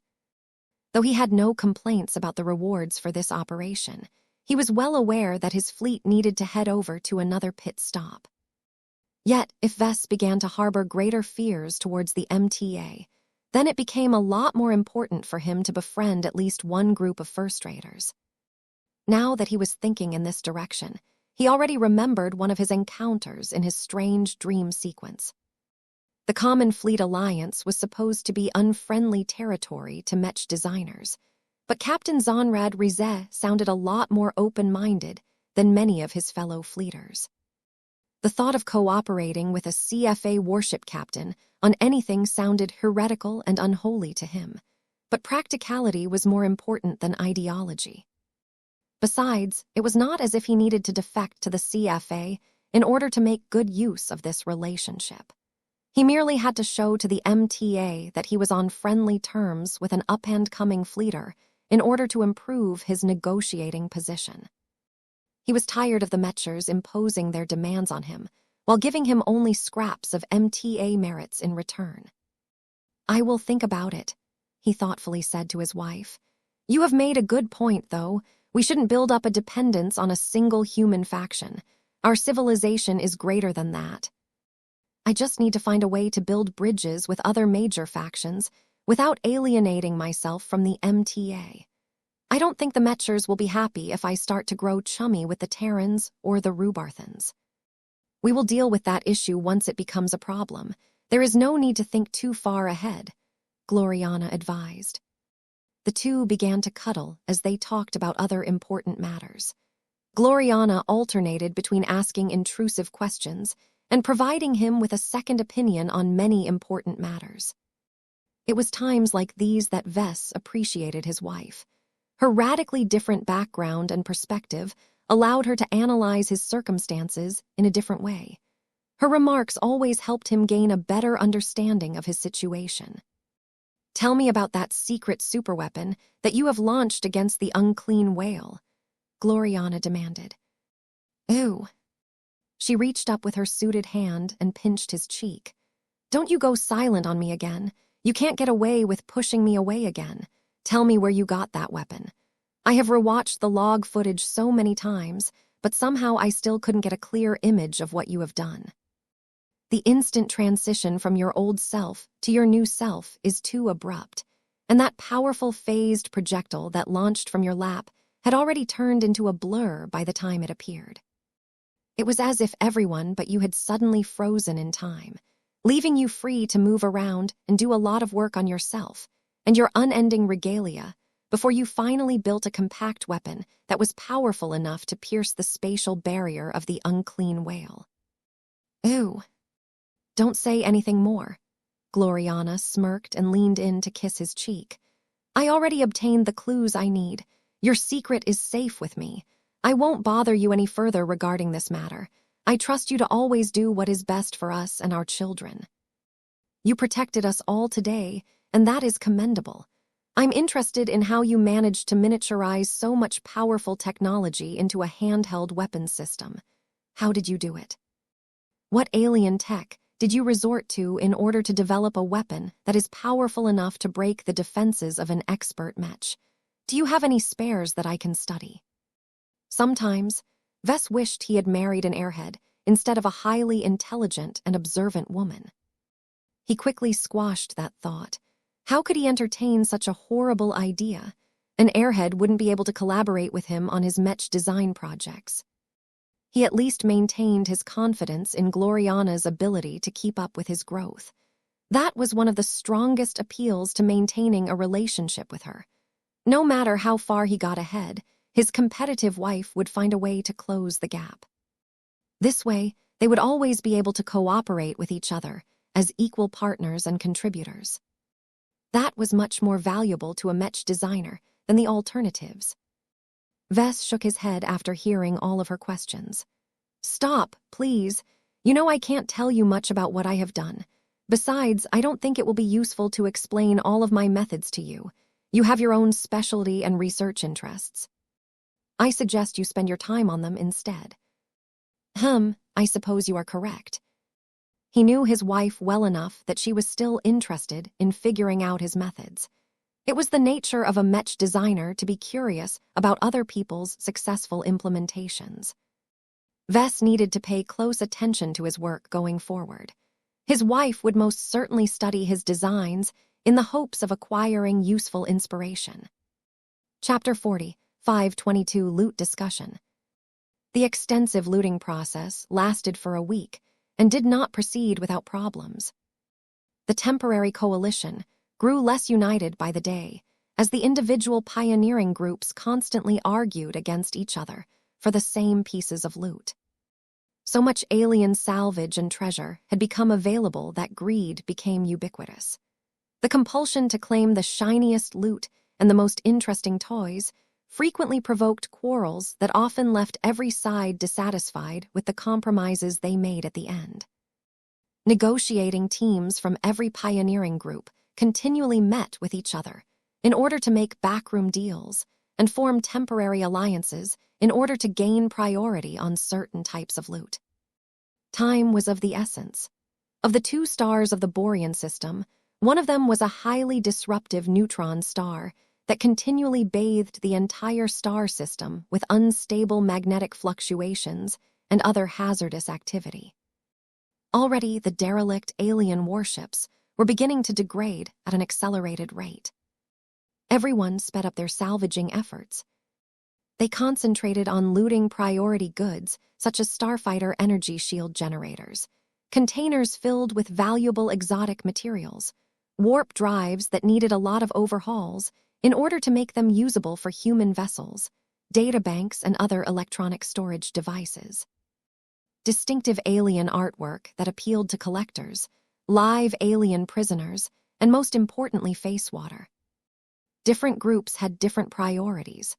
For example, the Lyra Foundation displayed an extremely high interest in obtaining samples of advanced alien technology, particularly the powerful transphasic weapon systems of different alien warships. The Gemini family wasn't particularly picky about the loot. It just wanted to obtain the goods that could yield the greatest amount of MTA credits and MTA merits. The Golden Skull Alliance, meanwhile, grabbed a little bit of everything. Master Benedict Cortez instructed the Cross Clan to snap up alien tech that could be relevant to Mechs once he managed to study and reverse engineer their underlying principles. The Glory Seekers selected items of particular interest to the Hex Federation, which most notably included relatively intact hulls of disabled alien warships. The Larkinson clan also claimed a modest amount of samples of exotic alien technology, but also put a greater priority on biological goods and face water. The division of face water became one of the most contentious issues of the plundering operation. The amount of pure face water was considerably less than expected, as many alien pirates had either used them up or purposely destroyed their stashes out of spite. This caused most of the available face water on the battlefield to be locked inside existing products. It was certainly possible to recycle warp drives, shield generators, and other face water-infused products, but the yields were too low. Obtaining 50% of the face water integrated into a device was the best-case scenario, but the prevailing yields were much lower. All of this meant that the recycling value and the resale value of all of the alien tech were severely discounted. The only way to gain maximum value out of them was to sell the working pieces of technology to alien buyers who were already familiar with the native products. But that was most definitely a treasonous act. Every pioneer had to abide by a common set of rules before they obtained passage to the Red Ocean, and consorting with indigenous aliens was definitely an important taboo. The Big Two had intensified their enforcement of this particular rule as of late. There had been too many incidents of greedy human pioneers trading away valuable human tech and knowledge to the native aliens that examples needed to be made. As such, a lot of powerful alien technology could only be sold to human buyers at a fraction of their value. "It's not so bad, Benny," Vess shrugged as he leaned back in his chair. "I didn't agree to take part in this battle in order to fill the coffers of the clan. The Living Mech Corporation is already doing a good job at that. What I am truly after is face water, rare and powerful pieces of tech, and other goods that simply don't get sold in marketplaces like Davute. Our research and development divisions have obtained a lot of goods that will easily keep them occupied for several decades." Vess learned that alien technology was one of the currencies of the new frontier. The overall tech level of the indigenous alien community might be inferior compared to the tech level of humanity as a whole, but the natives possessed an unquestionable advantage in their familiarity and ability to leverage face water. Famed research and development institutions such as Morton Tech and Melman, Advanced Systems, largely depended on reverse engineering salvaged alien devices to fuel their own advancements. If Vess ever wanted to reduce his dependence on external development companies for high-tech mech parts, then he needed to give his clan enough materials to work with, which was exactly why the Larkinson clan collected so many diverse pieces of alien tech. Did we manage to acquire a lot of alien biotech products during the salvaging operation? Vess asked his personal assistant as he glanced around his office. He needed to expand the display area for his battle trophies. He wanted to commemorate the defeat of the Vigant Cesny and the unclean whale. I am afraid I have to disappoint you, boss. The Palace of Shame lacks a biotech infrastructure. The only major use of biotechnology employed by several pirate groups is related to food cultivation. They have these large flesh pillars that can absorb pretty much every form of organic materials, as well as many kinds of inorganic materials, and process them into pure nutrients tailored to satisfy the individual dietary needs of a specific alien race. Vess grew interested. Oh, tell me more about these flesh pillars.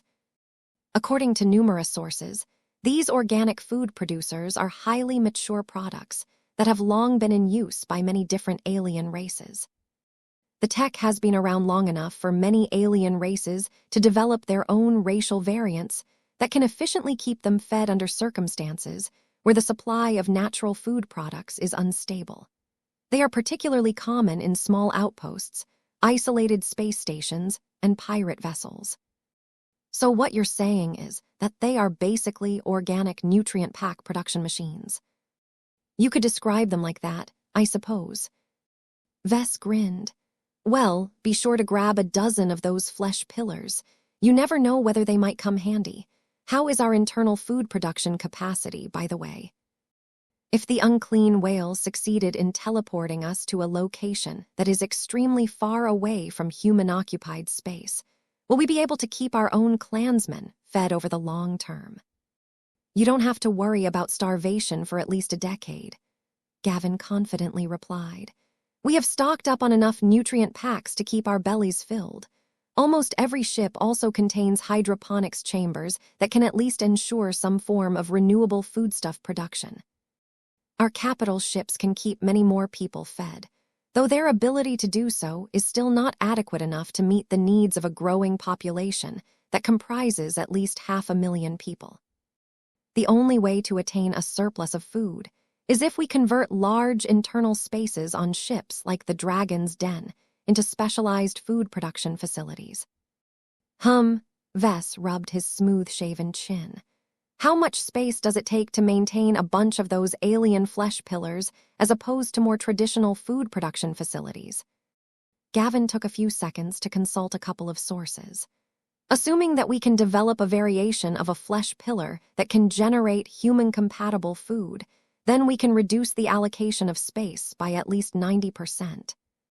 Damn, why aren't we planting those flesh pillars like mushrooms already? Do you really think our clansmen will be happy to give up their organic meals for nutrient packs? They will literally revolt and depose you from your seat if you dare take away their hamburgers and sushi. Ugh, I guess you're right. Vess had no choice but to drop the matter and turn his attention to other matters. Gavin reported on numerous developments, ranging from casualty figures to the amount of pure face water that the Larkinson clan had obtained up to this point. So far, we have obtained 54 kilograms of face water, which is a respectable amount after splitting up the bounty with the rest of the Temporary Coalition and the Golden Skull Alliance. You shouldn't expect to gain much more, though. Our salvage teams have already picked the low-hanging fruits. There are probably shielded caches around here that secretly hide a lot of face water, but few aliens left alone can tell us where they are buried. Vess shrugged. Our men can search them out, but I don't want to waste too much time on this. We shouldn't stick around for too long. When are we scheduled to leave? In 2 days, if all goes well. There are many departments who complain that the time frame is too short. Our salvage teams can secure much more loot if they are granted another week. No, I don't want to overstay our welcome. Vess firmly expressed his stance. I have a bad feeling about this place. We already got most of what we want. I can live with leaving behind warship hulls and buried treasures, so long as we can avoid any possible reprisal from the aliens who originally built the Palace of Shame. Will any of the other pioneering groups make their way out as well? The Adelaide Mercenary Company has opted to leave in the same time frame. In fact, General Herman Forain proposed to join forces just in case the other pioneering groups are planning to follow us and coerce us into giving up our spoils. That sounded interesting. This was not an easy diplomatic decision. What does Minister Shedrin think? He thinks that it is not necessary for our fleet to stay close to the Adelaide Third Fleet. Our clan possesses a lot of deterrence due to showing off so many trump cards. Not only that, it has become increasingly clearer that we enjoy the backing of the MTA. None of our rivals are eager to piss off the Mechers, particularly when they want to make themselves look good in order to maximize their profits from this operation. You're right. It doesn't make sense at all for our competitors to attack us out of greed. This is a clear loss-making transaction. That doesn't mean that help from the Adelaides is useless, boss. Any indigenous alien forces that we may bump into will not pay any attention to our MTA backing, Gavin noted. I see. It will be a lot more useful to have a fleet that is just as powerful by our side. The Adelaide Mercenary Company was both prosperous and well-equipped. It wouldn't have been able to retain an ace pilot and an ace Mech if the opposite was the case. Though Vess appreciated the Adelaide Mercenary Company out of all of the other members of the temporary coalition, that didn't mean he was willing to trust his back to this group. Betrayal was still possible. No matter how illogical it may be for the Adelaides to stab the Golden Scullers in the back, Vess could still imagine scenarios where it could happen. Rather than tempt fate and open up his fleet to betrayal, he preferred to nip this possibility in the bud. Tell Minister Shedrin to politely reject General Foraine's proposal. We can take care of ourselves, Benny. It's not as if we are traveling straight towards the front lines of the ongoing invasion of the Red Ocean. Understood. I have already passed on the message. The main reason why Vess rejected this offer was because he wanted to hurry up and complete the original goal of this diversion into the border region of the Krakatoa Middle Zone and the Zelmer Upper Zone. He didn't quite know for certain, but he had a feeling that destroying the Palace of Shame and killing the unclean whale might have produced a lot of ripple effects. Even if these fears were overblown, Vess still didn't want the Adelaides following his expeditionary fleet to the star system, where Lord Pyrian Yorl-Tavik had fled. Chapter 45, 23 Starfighter Parallels. The fleets of the Golden Skull Alliance and the Adelaide Mercenary Company were finally ready to depart after a few days. The Gemini family, the Lyra Foundation, the Santana Group, and the Boujay family had opted to stay behind. Their salvage teams were constantly unearthing more treasure from the broken fragments of the Palace of Shame and other tricky places. Staying behind also allowed these pioneering groups to make good use of all of the enormous warships and warship debris. Vess had already learned that the more ambitious pioneering groups wanted to package up the alien warships and tow them back to civilization in order to maximize their profits. He wished them good luck in this endeavor.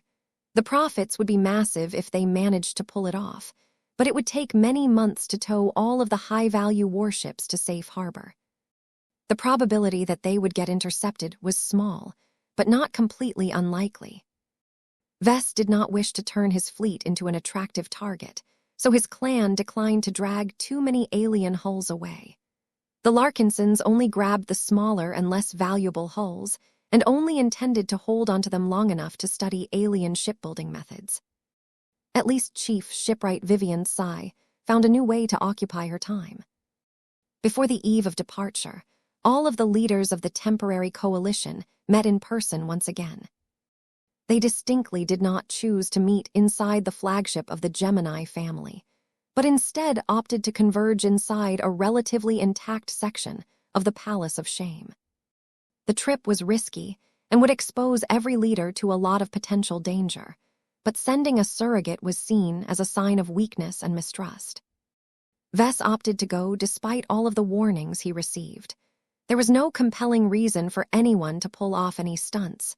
Even if an incident took place, he believed that his own precautions along with the protection of the Mars would see him to safety.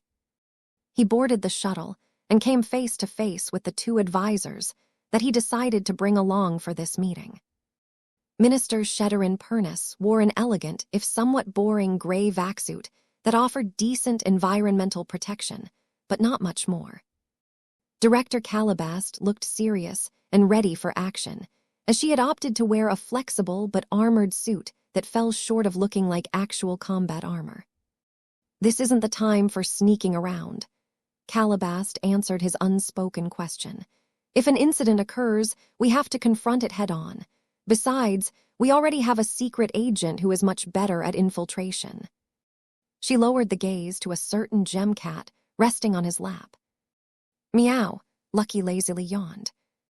His belly had become fuller this time, after the Larkinsons had let him loose in the broken remains of the Palace of Shame. Unlike most salvage teams, Lucky could effortlessly phase through solid matter and stumble upon hidden vaults that were shielded from detection.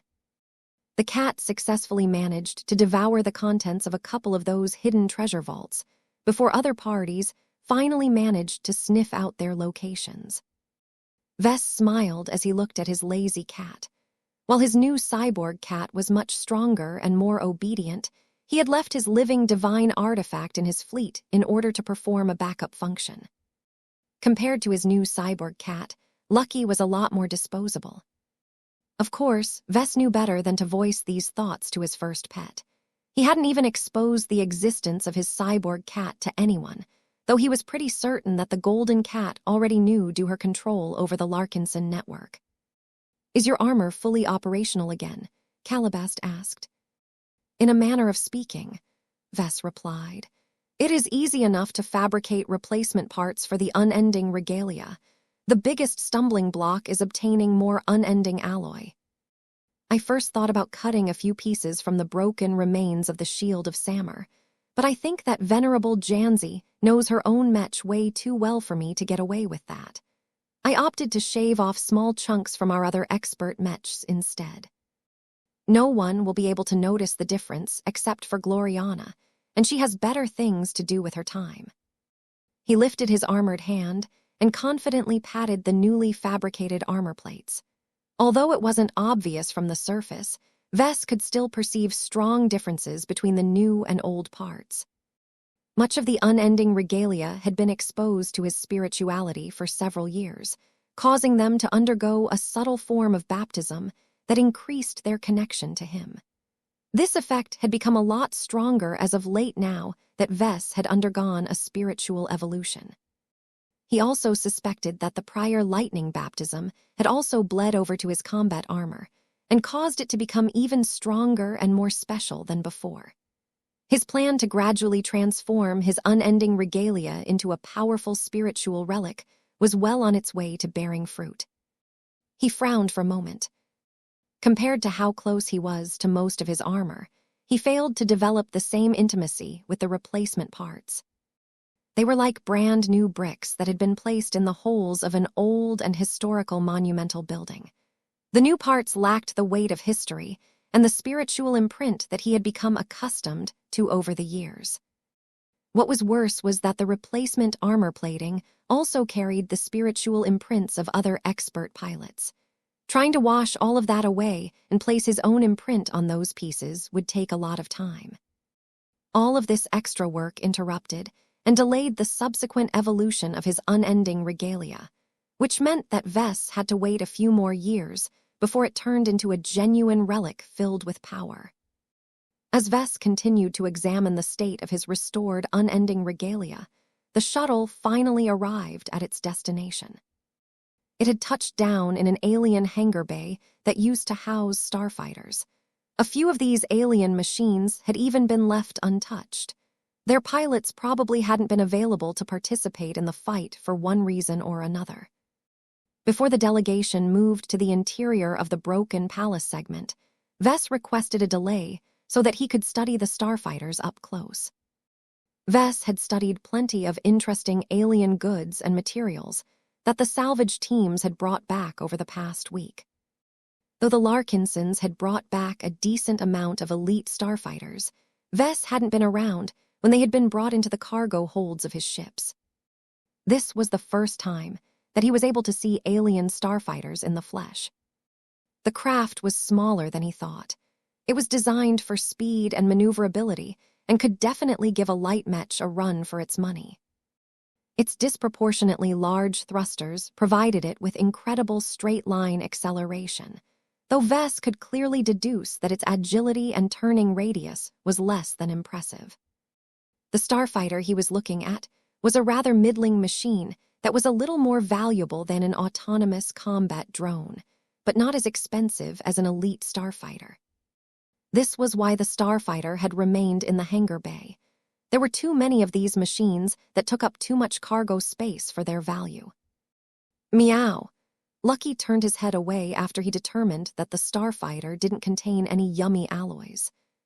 Interesting, Calabast said as the gem cat automatically floated into her arms. Humanity would have been no different from the other races if the history of our civilization had taken a different turn. How do you feel about that, Vess? The sight of an alien starfighter evoked a lot of different thoughts in his mind. Could he have become a starfighter designer in another life? Vess chuckled. I don't think I would have been a starfighter designer in that alternate universe. It would have been far more likely for me to be a starfighter pilot considering my pedigree. The only reason I haven't become a Mech pilot is because my genetic aptitude is junk. His strategic partner nodded in understanding. I suppose that is correct. Humanity in that alternate universe sounds much less exciting to me now. I pity the humans who live under those circumstances, because they don't have the privilege of being able to buy interesting products developed by a different version of yourself. Maybe that's for the best. Calabast gestured towards the starfighter in front of them. Do you think that the aliens have the potential to make their starfighters more competitive against Mechs? What if they equip their starfighters with a neural interface to improve their control? That is difficult to say. Starfighters definitely have their strengths, but they are too limited in what they can do. Perhaps the aliens will crack the secret of neural interface technology and develop variants that are compatible with their own species. But you know as well as I do that there is more to Mechs than establishing a man-machine connection. I suppose you are correct. Vess once held a discussion with Cormont Hempcamp on the possibility of alien races adapting their own form of neural interface technology. It was a lot harder to make this work than everyone thought. Was genetic aptitude still a factor? Did aliens have brains that neural interfaces could latch onto? How much data could a qualified alien pilot process? All of these questions, and more, made it so that alien races had to conduct a lot of research before they could develop a working imitation of a neural interface. Vess floated up and inspected the open cockpit. He could see that it featured a mechanical control interface that was suitable for a small-statured alien pilot with 4 arms. Controlling a craft through a neural interface is much different than controlling it with the help of joysticks and buttons. Compatible alien pilots will have to go through at least a year of accelerated schooling and training before they are anywhere close to competent at controlling a starfighter. They will need to spend many more years if they want to become competent at piloting Mechs. Do you think the aliens will go through the trouble of developing their own Mechs and training their own Mech pilots? I truly don't know, Vess shrugged. I think that a number of alien races that have discovered that they have an unexpected high compatibility with neural interfaces and interfacing with Mechs will definitely try it out. They will be too far behind to rely on Mechs to bail them out, though. Warships will still serve as their primary means of waging war. There was no more use in staying around. The starfighter was a rather shabby mass-market product that was made with the expectation that it and its many brothers would get shredded without being able to pose much of a resistance on any given day. Starfighter pilots were much less valuable than Mech pilots. Many alien races could simply spend a bit of time and money on training another batch of individuals to replenish their stock cannon fodder. Humanity at least treated their Mech pilots a lot better. They were scarce resources, and it took an awful long time to nurture and train another batch of Mech pilots from scratch. That made him think whether it was a good idea to expand the pool of eligible Mech pilots. If VES or the MTA had the potential to reduce the importance of genetic aptitude, would it really be good for humanity if everyone could pilot a Mech? Chapter 40, 524 Desirable Tech. VES enjoyed a brief tour through the broken chunk of the Palace of Shame. A lot of corridors and chambers had collapsed during the time when all of the Mechs opened fire on the unclean whale. Since the creature was imprisoned in the center of the asteroid base, there was no way to preserve the Palace of Shame. This was regretful, as the original structure used to be filled with a lot of charm and history. VES moved through collapsed corridors that had to be cleared and propped up by human visitors. He also passed through numerous messy halls where lots of aliens had died when their surroundings collapsed onto their bodies. He could still spot plenty of personal touches, despite the heavy damage to the environment. An alien had painted a crude symbol against a wall that his implant automatically translated into a typical alien slur. There were reasonably intact shops that still displayed the goods that they sold when they were open. Many of the products were surprisingly mundane. There were packaged nutrient blocks that were clearly categorized per alien species. There were also old-fashioned brooms and cleaning devices that were effective at their jobs, but not valuable enough to get stolen. VES couldn't help but pause when he stopped at an actual alien nursery. The architecture and interior design definitely suggested that it was a structure orientated towards children. Though the human troops who occupied this asteroid base fragment had already cleaned up all of the bodies as well as any biological remains, VES could still sense the deaths of over 100 alien juveniles. Sometimes VES disliked his improved spiritual senses. His recent evolution improved a lot of different aspects. His sensitivity towards life had made it incredibly obvious that a lot of young and hopeful lives had met their premature end in this structure. A part of VES found it rather perplexing that the alien pirates hadn't done a better job at bringing their children to a safer location. Even pirates have children, Calabast said as she observed the interior of the nursery from her own perspective. Everyone we kill has a family. Don't think too much about it. These aliens don't deserve any sympathy. We humans are irrevocably opposed to other sentient alien life. A race will conquer the red ocean sooner or later, and that means that every alien child will be hunted down and killed in order to prevent our former enemies from making a comeback. I know, you don't have to lecture me, Calabast. I am just more perceptive towards life, that's all. The loss of life here is especially grievous compared to other places. VES tried his best to set aside any complicated thoughts in his mind. He could not afford to lose his mental composure during the upcoming meeting. He cut his tour short and headed over to the meeting area without any pauses. The Gemini family had opted to organize the gathering in a rather upscale-looking mansion that was built for the proportions of an alien race that was twice as large as humans. This made for large corridors, enormous rooms, and comically oversized furniture. He was only allowed to bring one guard inside, so Nidov followed with him while the rest of his honor guard waited outside. At least these aliens have taste, VES commented as the place was covered with geometric artwork that someone versed in math could appreciate. Minister Shedderin already approached his counterparts, who had gathered in a corner of the large room. Calabast had already slinked off to chat with a boring-looking executive from the Santana group. VES looked around and spotted plenty of familiar faces, all wearing protective suits and armor in case anything dangerous took place in this alien setting. Marshal Ariadne Wadden was holding a friendly exchange with a few female Gemini dignitaries, while Master Benedict Cortez talked with a bunch of other Mech designers. A part of VES felt tempted to join the circle of Mech designers so they could discuss their views on the effectiveness of Mechs against alien warships, but he knew he had more important duties to attend to at the moment. "It is good to see you in person again, Patriarch Larkinson," General Herman Forain of the Adelaide Mercenary Company cheerfully said as he approached from the side. "I have been waiting for your arrival, as have many others." Vess raised a curious eyebrow towards the older man. Really? I thought my clan and I aren't so popular with you guys these days. Ah, pay no mind to that. You know how it goes. Even siblings will go to war against each other in order to grab the best toys. The competition for spoils can bring out the worst of us, but we have left much of that behind now.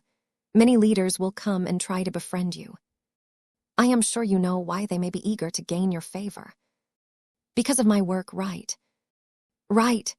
General Forain adopted a knowing expression. I am no exception to that rule. The capabilities that you have shown during the earlier battle is astounding. What you have done to the Thunderer Mark Roman II and the Infinite Gear is nothing less than groundbreaking. Our Mech designers have come up with all sorts of theories to explain how you have massively increased their face water utilization, but they have come no closer to replicating what you have done. That meant that blessed weapons remained exclusive to Vess. There was no other Mech designer that could possibly copy every condition that made blessed weapons possible.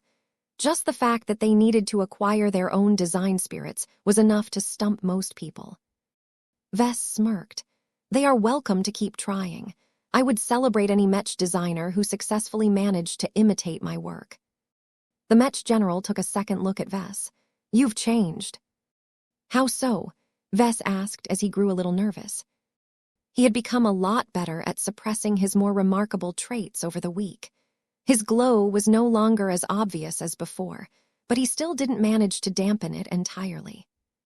You look stronger, more confident, more mature. Given what you and your clan have done in the last battle, you have plenty of reasons to feel this way. You're the big shot in this gathering. Not even the Geminis can steal your thunder anymore. That was not entirely good. Vess only had to turn his head around to see numerous members of the Gemini family glaring at him. They still resented him for encouraging everyone else to kill the unclean whale. Vess needed to temper everyone's expectations. I can't offer as much as you wish. The upgrades that you are looking for have a lot of restrictions and cannot be applied to a large amount of mechs. It also takes time and effort for me to thoroughly implement my tech in any given machine. I suggest that you only limit your requests to your high-ranking mechs, and even then, it is a question whether their mech pilots are willing to surrender a bit of control in exchange for power. The Adelaide general slowly nodded. We have heard as much from our previous exchanges. Despite these many limitations, the Adelaide Mercenary Company is still interested in procuring your experimental tech for Jeddah Sandovar as well as 3 of our expert mechs. Can you explain our options to us? How much time will it take for you to upgrade our machines, and what do you require in order to complete our order? Vess began to give the man a pre-prepared spiel. He already thought about this matter beforehand and succinctly revealed he was willing to offer 2 different upgrade packages. The first upgrade package centered around applying the upgrades as quickly as possible. Just like what he had done to the Thunderer Mark Roman II, Vess would touch the mech in question and quickly turn it into a living machine while making as minimal changes as possible. Once he had done that, he would bless any weapon system with the power of the Phase King. The advantage of taking this option is that it is quick and easy. I can have it done within a day, Vess explained. If your ace pilot and mech designers are particularly possessive and touchy about your mechs, then they have little reason to worry. Very little has changed, and they can easily undo most of my work if they wish. That is an appealing choice, but I would be remiss in choosing the expeditious option when there is clearly a more superior one available, General Forain said. It depends on what you define as superior. Still, I get what you mean. My second upgrade package is a lot more thorough because I will be working on them for at least several days so that I can apply a stronger version of my new tech. The boost in combat power will be much more dramatic if you trust me enough to tinker with the mechs, or at least a portion of their weapon systems. Such as your Instrument of Doom. Exactly, General. That is an excellent example of upgrading the combat capabilities of your mech without compromising their designs. If you give me a copy of the Jeddah Sandovar's daggers, I can work on them on a physical and non-physical level, so that the Phase King is able to exert his influence over them to a much greater degree than if I did a rush job. You have mentioned this Phase King multiple times. Who is he exactly? Is he an alien phase whale? If so, is it legal for us to consort with one of humanity's enemy? General Forain suspiciously asked. Relax, Vess answered in a reassuring tone. I have made use of the Phase King for several years and never received a warning from the MTA. I'm on good terms with the Mechers, so they will tell me if I am doing something wrong. You haven't explained who or what the Phase King actually is. Can I trust him to empower our Mechs without any reliability problems? To be honest, I cannot promise you that. I don't want to say too much, but one of the prerequisites of making blessed weapons of this particular style work is to develop a working relationship with the Phase King. If your Mech pilots cannot befriend him, then they will not receive his help when they need it the most. We understand. We will do our best to keep this Phase King happy if we have developed a dependence on his power. Vess smiled. It's a give and take. Treat the Phase King as a friend, and he will have your back during a fight. I am sure your Jeddah Sandovar will be able to carve through hostile ace mechs when I have completed a pair of upgraded daggers for this powerful machine. I wanted to talk to you about that as well, Patriarch Larkinson. Since our fleets will soon split up, how will you be able to deliver our promised weapons to us in time? He shrugged. I am sure we can come to an arrangement. We have courier ships and other vessels that can transport the weapons to the location of your fleet. I will try and hurry up with my work so that our fleets won't move too far apart. Are you happy with that, General? That sounds reasonable as long as the upgraded daggers have truly become more powerful. How much deadlier will they become? I can't say. This tech is new even for me. Conservatively, I estimate that it should be possible to amplify their penetration power by at least 4 times. That is impressive. It will cost you, though. There was no way that Vess wanted to botch this job and disappoint the Adelaide Mercenary Company.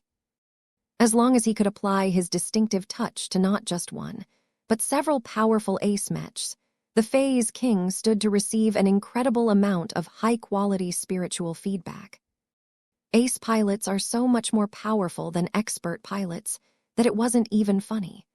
The thought of being able to establish a connection between many of the powerful ace pilots in the star system and one of his most important design spirits already made him salivate. He suddenly froze as he came up with another interesting idea. What if Vess didn't turn the Phase King into the only design spirit of those daggers? What if he attached a second design spirit in the form of himself? Was it possible for him to siphon away some of that juicy ace pilot-grade spiritual feedback for himself?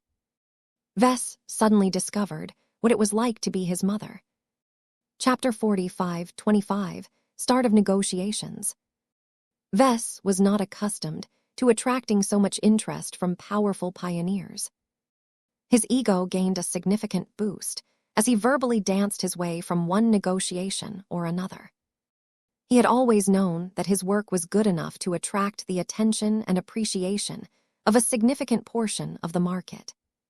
However, much of the advantages conveyed by his mechs were difficult to translate into hard numbers. There were many other products on the market that hit harder, withstood more damage, or moved a little faster. Creative and innovative mech designers tried to excel in ways that weren't so obvious and straightforward. Instead of joining the crowd, they stood apart from the mainstream by developing all kinds of gimmicks that gave their products a competitive edge. These features ranged from adding enhanced self-repair capabilities to their machines to making their mechs a lot harder to detect. Vess happened to fit in this category of mech designers as well. His living mechs and his glows constantly attracted more and more customers who were willing to take the risk of pursuing an alternate direction of strength. However, the commercial success of his living mechs had always been confined to the grassroots and the lesser organizations of human society. These were the parties that were constantly trying to look for bargains and better ways to overcome their competition without spending a ludicrous amount of money. While the LMC's products weren't cheap by any means, they still presented an amazing value proposition to those who recognized the advantages of living mechs. It was too bad that the LMC still couldn't break into the largest circle of customers. These massive conglomerates and centuries-old organizations usually developed their own mechs or signed long-term contracts with larger and more established mech companies. Developing exclusive relationships made sense because major clients gained the right to make additional demands to ensure they obtained the mechs they truly needed. This was far more convenient than trawling through the enormous mech market in the hopes of finding a mech model that somewhat matched their requirements. The LMC was still an upstart for the most part. It was hard for the LMC to attract clients as large as the Adelaide Mercenary Company or the Bouget family. That was slowly changing as bestsellers such as the Pacifier line, the War Squire line, and the Hymenoptera line emerged. The law enforcement mech and industrial mech both proved that the right glows could produce immediate and highly productive benefits to their customers. While the LMC managed to gain greater traction in these niches, the Larkinson Mech Company still fell short of attaining critical success in the most important market category, which was combat mechs. A mech company that could not become the market leader in at least one subcategory of combat mechs was not qualified to attract the notice of major clients. Without proof that Vess could design a mech that could become a potential champion among its competitors, he would always be faced with skepticism and lack of recognition. The Battle of the Borean Belt changed that pattern. The other 5 pioneering groups fighting alongside the Golden Skull Alliance had tried and failed to overcome the impenetrable defenses of the unclean whale that showed up at the final stage. Vess had ultimately been the one to personally bail them all out, and he did so twice. He first did so by launching a mysterious superweapon from his flagship.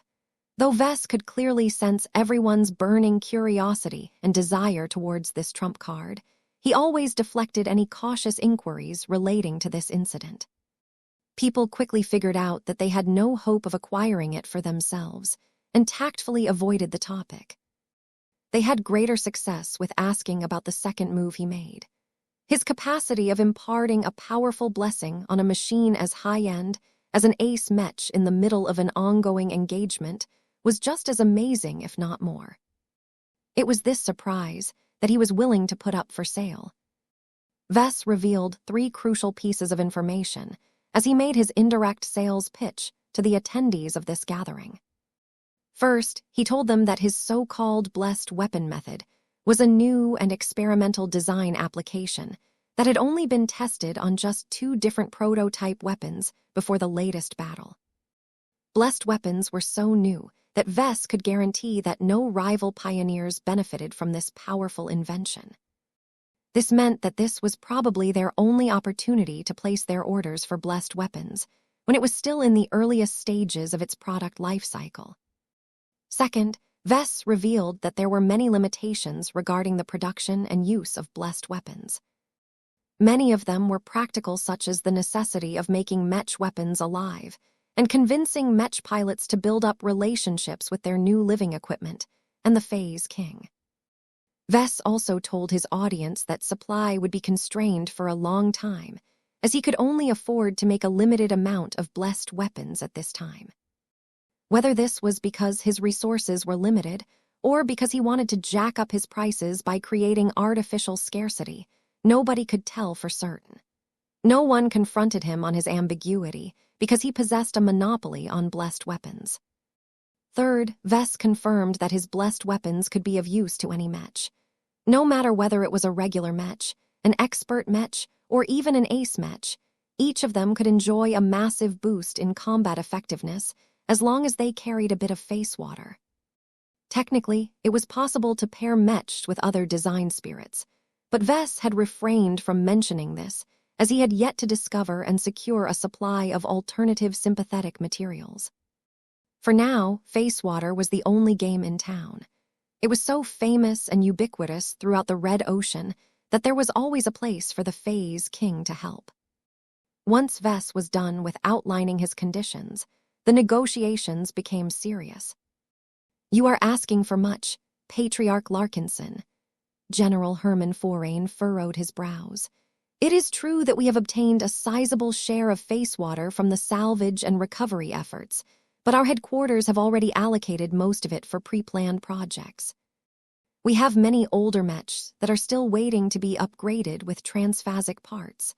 Our company also intends to develop brand-new expert mechs that are transphasic from the ground up. Providing so much face water to the company at large will comprehensively boost the combat power of all of our fleets. That is much better for us than upgrading a single ace mech. No matter how much more powerful the Jeddah Sandavar can become, it is only a single machine that can only guarantee the survival of a single fleet." Vess looked unsympathetic as he gazed at a wall that featured a harmonic collection of alien paintings. "That is your concern, not mine. I don't accept MTA credits, General. Earning money is too easy for me these days.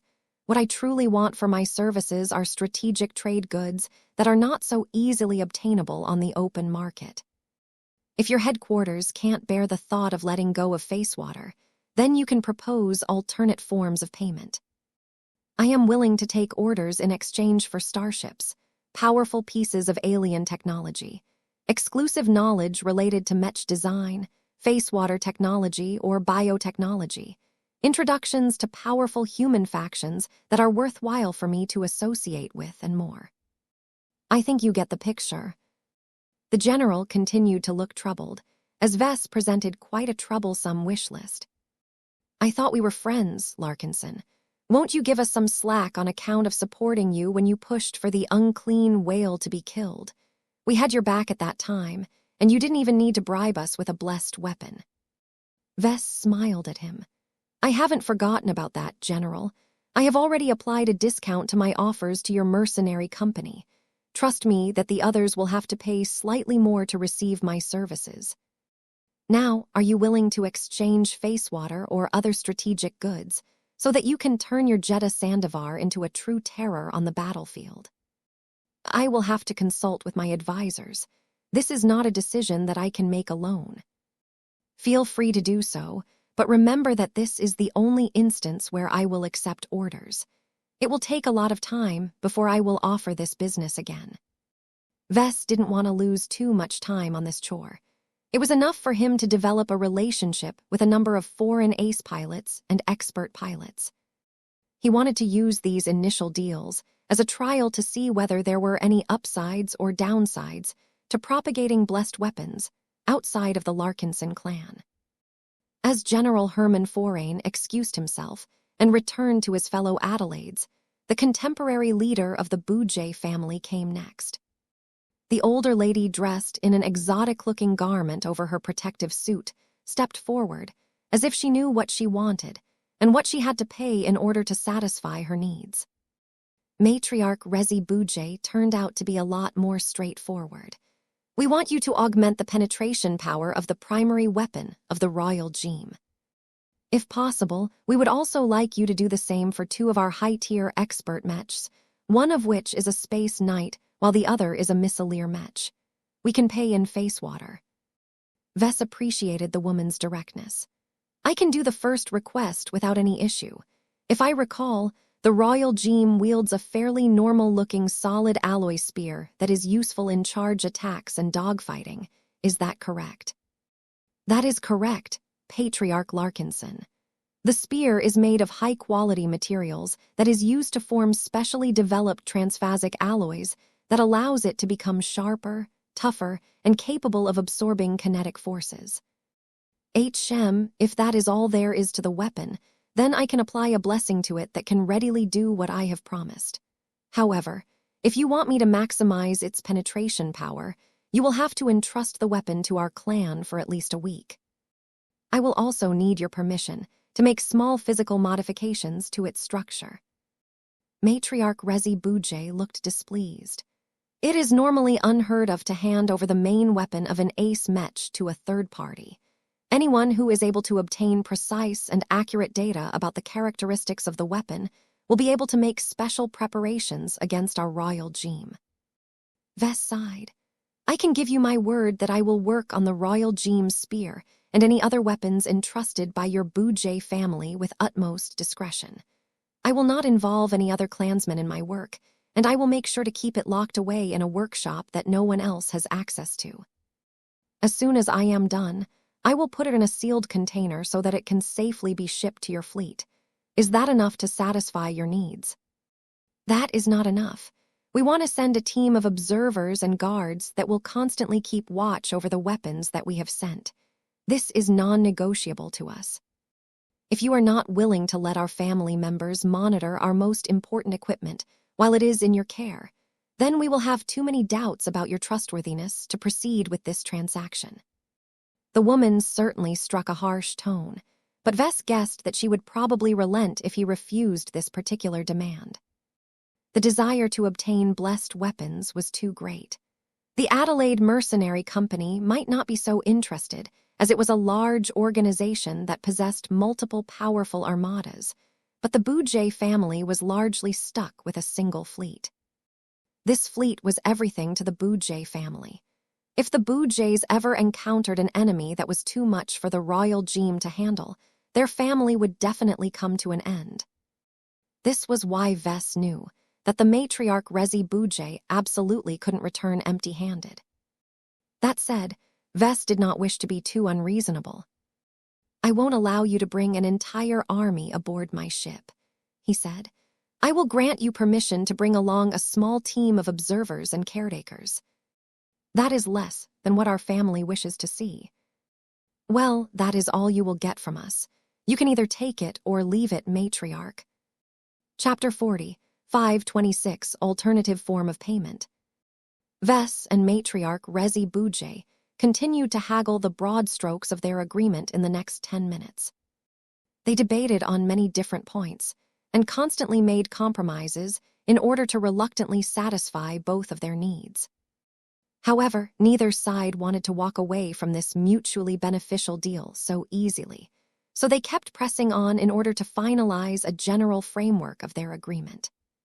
In the end, the Larkinson clan ultimately agreed to bless a single ace Mech-grade weapon and a single expert-grade Mech weapon for the Bujay family. I would be happy to upgrade the main weapon of the Royal Jeem as well as that of your high-tier expert Space Knight. Vess smiled like a salesman that had just closed a massive deal where he was bound to earn a lot of commission. Matriarch Rezi Bujay did not look entirely happy. What of our expert missileer Mech?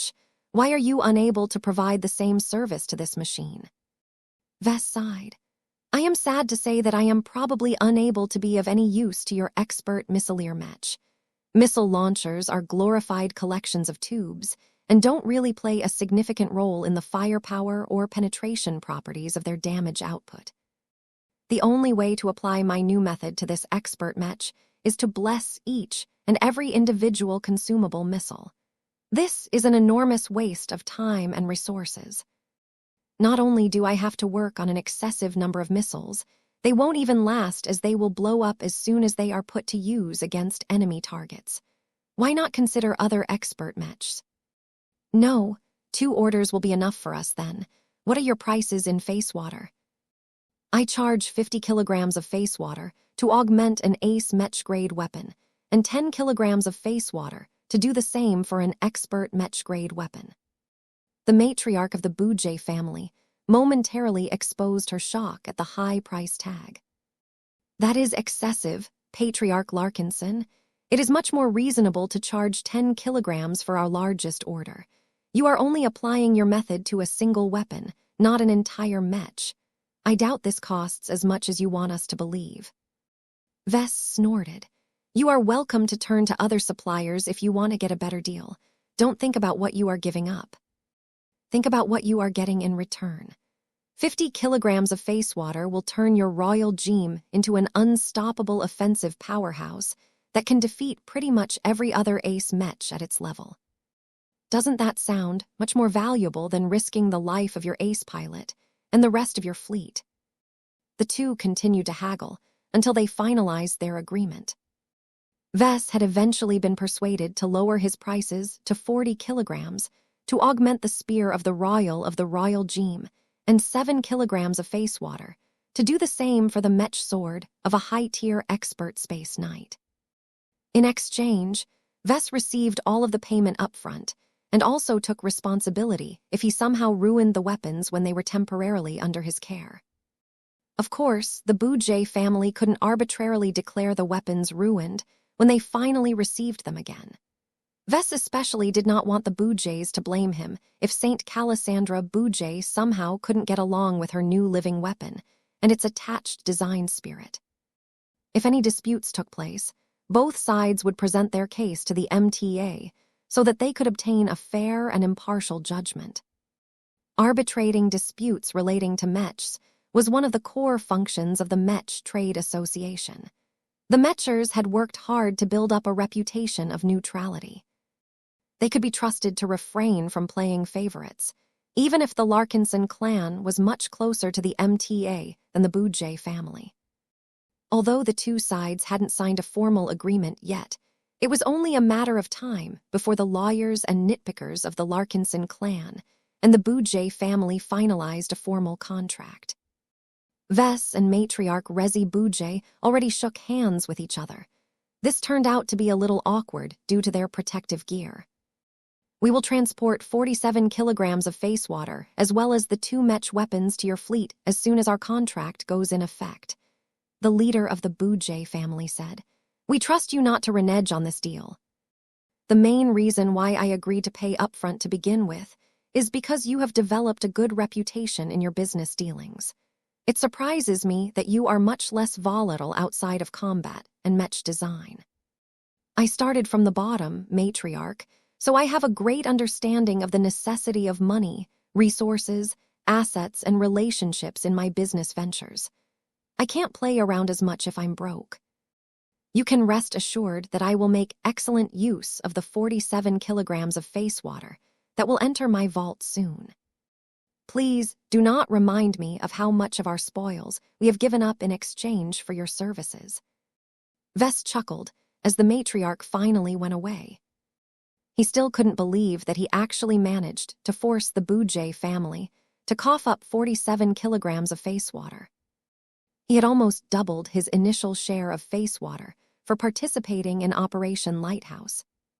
This was a much greater sacrifice than the annual sum of face water the Hex Federation paid to the Larkinson clan in exchange for the right to gain access to the proprietary mental simulation training system. Vess metaphorically rubbed his palms as the next potential customer walked up to his position. The man looked different from the rest, as he wore a ceremonial version of a white lab coat over a more protective suit that was mainly designed to cope with laboratory accidents. It was clear to see that the man was much more at home in a research lab as opposed to a boardroom. Patriarch Larkinson, I am Stanley Gotha, a vice director of the Xenoarchaeology Division of the Lyra Foundation. You have mentioned earlier that you are willing to take alternative forms of payment for your services, including knowledge on various subjects. Is that correct? Vess smiled in return. That is correct, though I want to make it clear that I won't accept a crummy pile of outdated university-level textbooks that will not be able to help our clan develop stronger mechs. I am primarily interested in any R&D related to transphasic mech systems. The Lyra Foundation does not put too much emphasis in this field. Vice Director Gotha replied in a firm tone. We can offer other advancements in fields that are much more infrastructural in nature.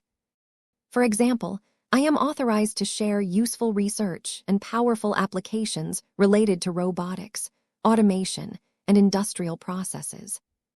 That sounds interesting, but it won't make our mech stronger. I am looking for innovations that will allow us to gain a greater advantage on the battlefield. All of that fancy tech that you have mentioned earlier won't be any use of a powerful alien fleet that has smashed through our mech forces and pounded our starships into scrap. Do not be in a hurry to dismiss our offer, Vice Director Gotha calmly said. For example, not all of our robotics and automation projects are civilian in nature. We have developed plenty of products that are relevant on the battlefield as well.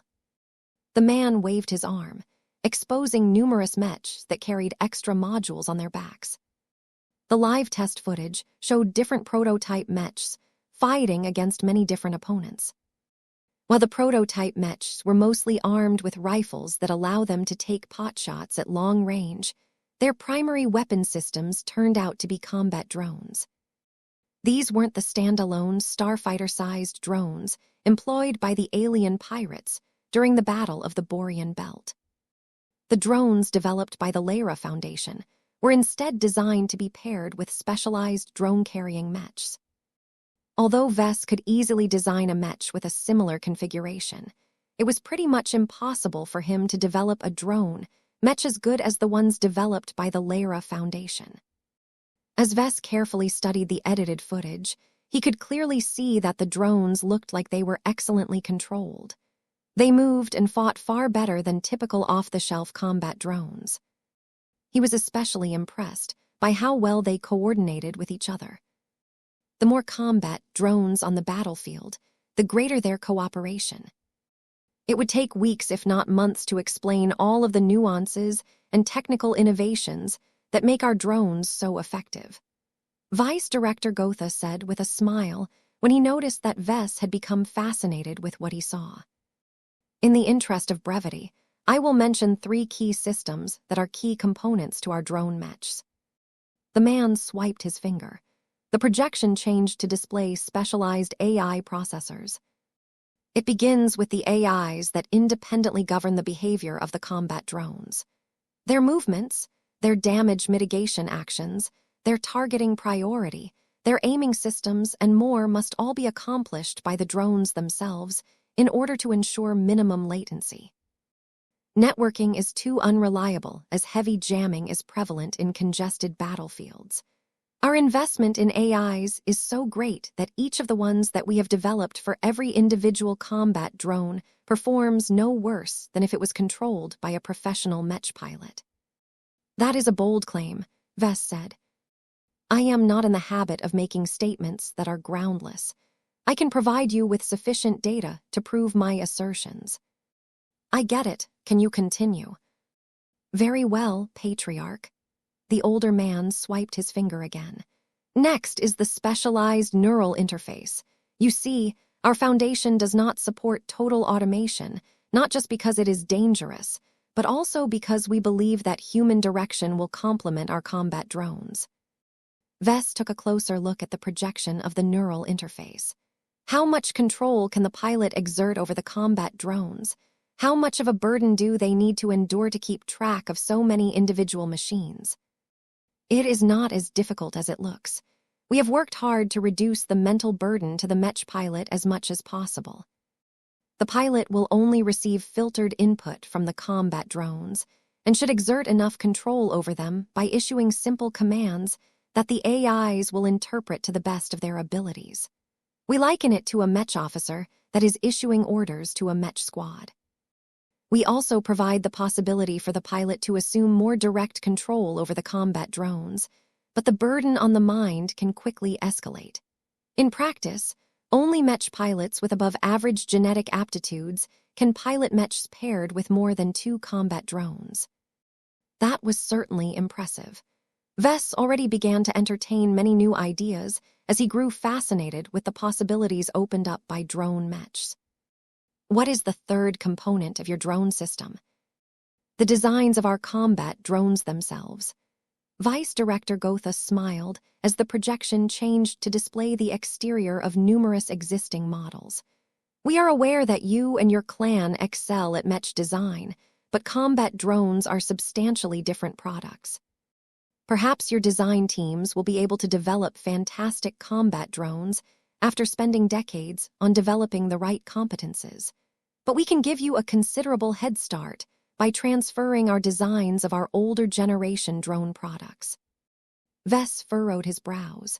I can obtain combat drone designs from many different channels. That is true, but we will provide detailed annotations with ours. Please remember that our combat drones are specifically designed to work with our distinctive drone systems. The advanced AIs and the specialized neural interfaces will not be able to display their full potential when paired with generic combat drones. I see. Chapter 45, 27 Serial Trade Deals. The trade deal that Vess forged with Vice Director Gotha was awfully vague. Vess had made concrete promises to augment a number of weapons of the infinite gear in exchange for lots of data and information related to drone Mech solutions. It was basically a starter pack that was tailored to get the Larkinson clan up to speed with drone-carrying Mechs. The breadth of knowledge was impressive. The Lyra Foundation was willing to provide useful information related to almost every aspect of combat drones, from configuring their AIs to designing compact weapon systems that were powerful enough to be effective against Mechs. There were many pros and cons to drone-carrying Mechs. Normally, Vess didn't think they were worth all of the downsides, but the Lyra Foundation invested so much time, manpower and resources into them that they had elevated this unusual Mech type to an impressive height. Vice Director Gotha had been prepared to address every possible doubt. If you question the reason for why drone Mechs should exist, then I advise you to look at our fleet's performance during the last battle. Our combat drones have proved to be particularly effective at cutting down the alien small craft. The enemy starfighters are especially vulnerable to flanking attacks, so our combat drones tried to encircle them whenever possible. It is much easier to surround a hostile force with a larger amount of lighter units as opposed to a smaller amount of heavier units. Vess could see that this could be useful in many different cases, but combat drones were not a panacea against every possible type of enemy. These combat drones of yours are certainly effective and all, but their firepower is too light to pose a threat against alien warships. I would rather stick to traditional Mechs, as their larger caliber weapons at least won't bounce away from the thick hull plating of enemy vessels. That is what other Mech types are for, the Vice Director retorted. We have no illusions about the universality of our drone Mech solutions. Be that as it may, we have developed specialized combat drones that are explicitly designed for sieging or swarming large constructs such as warships and space stations. No matter what, Vess wanted it all, but the Lyra Foundation was a lot more reluctant to share their accumulation of drones armed with heavy weapons. Vess only managed to gain a few concessions when he addressed the demands of the Lyra Foundation. You guys are getting a lot more augmented Ace-Mech grade weapons than my other trading partners. The nature of your infinite gear makes it difficult to upgrade just one weapon. It is better to upgrade a wider range of weapons so that it will retain its penetration advantage when it changes in configuration. Considering how much work I am willing to do for your foundation, I think I deserve a lot of extras. In the end, Vess promised to apply his blessed weapon methods to 4 individual weapons of the infinite gear. A Mech sword, a Mech lance, a Mech rifle, and a Mech cannon, huh? Vess thoughtfully said. That is certainly a decent range, but your greatest modular Mech should have more weapon loadouts. Don't you want me to augment them as well? It is not as if you have to pay actual money or face water when sharing your foundation's research with my clan. Vice Director Gotha responded with a strained smile. I am not allowed to make any further concessions. As much as I am in favor of securing additional commitments from you, my superiors have imposed strict rules on how much proprietary research I can exchange with a third party. The scope of our current transaction is still within my discretion. If we trade anything further, I will have to send this matter up the hierarchy, which means that it can take months, if not years, before we can agree to a definite trade agreement. Annoying, but understandable. Your headquarters will certainly want to have a say in this matter, Vess remarked. That is true, but I cannot wait for my superiors to make up their minds. They will demand hard proof in the form of empirical data generated by systematic experiments. They won't take us at our word. And you do. I have witnessed the might of your blessed weapons firsthand. You have saved my life and that of every other member of our fleet. That is all of the proof I need, Gotha said. So if I want to approach your foundation for additional research, I just have to bring additional proof. Is that correct? It is not so simple, Patriarch Larkinson. Research drops in value the more it becomes available. It is not true that it is costless for us to share our research. If we give away too much of our work, we will only be fueling the rise of our competitors. Both sides were ultimately happy with their deal.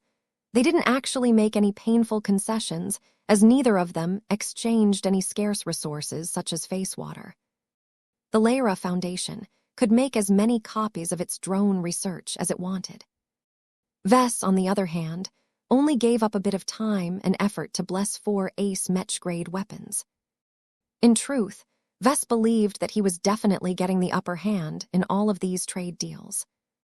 Face water and drone research all sounded nice, but they were not as pivotal to his work and ambitions as getting in touch with many different high-end Mech weapons.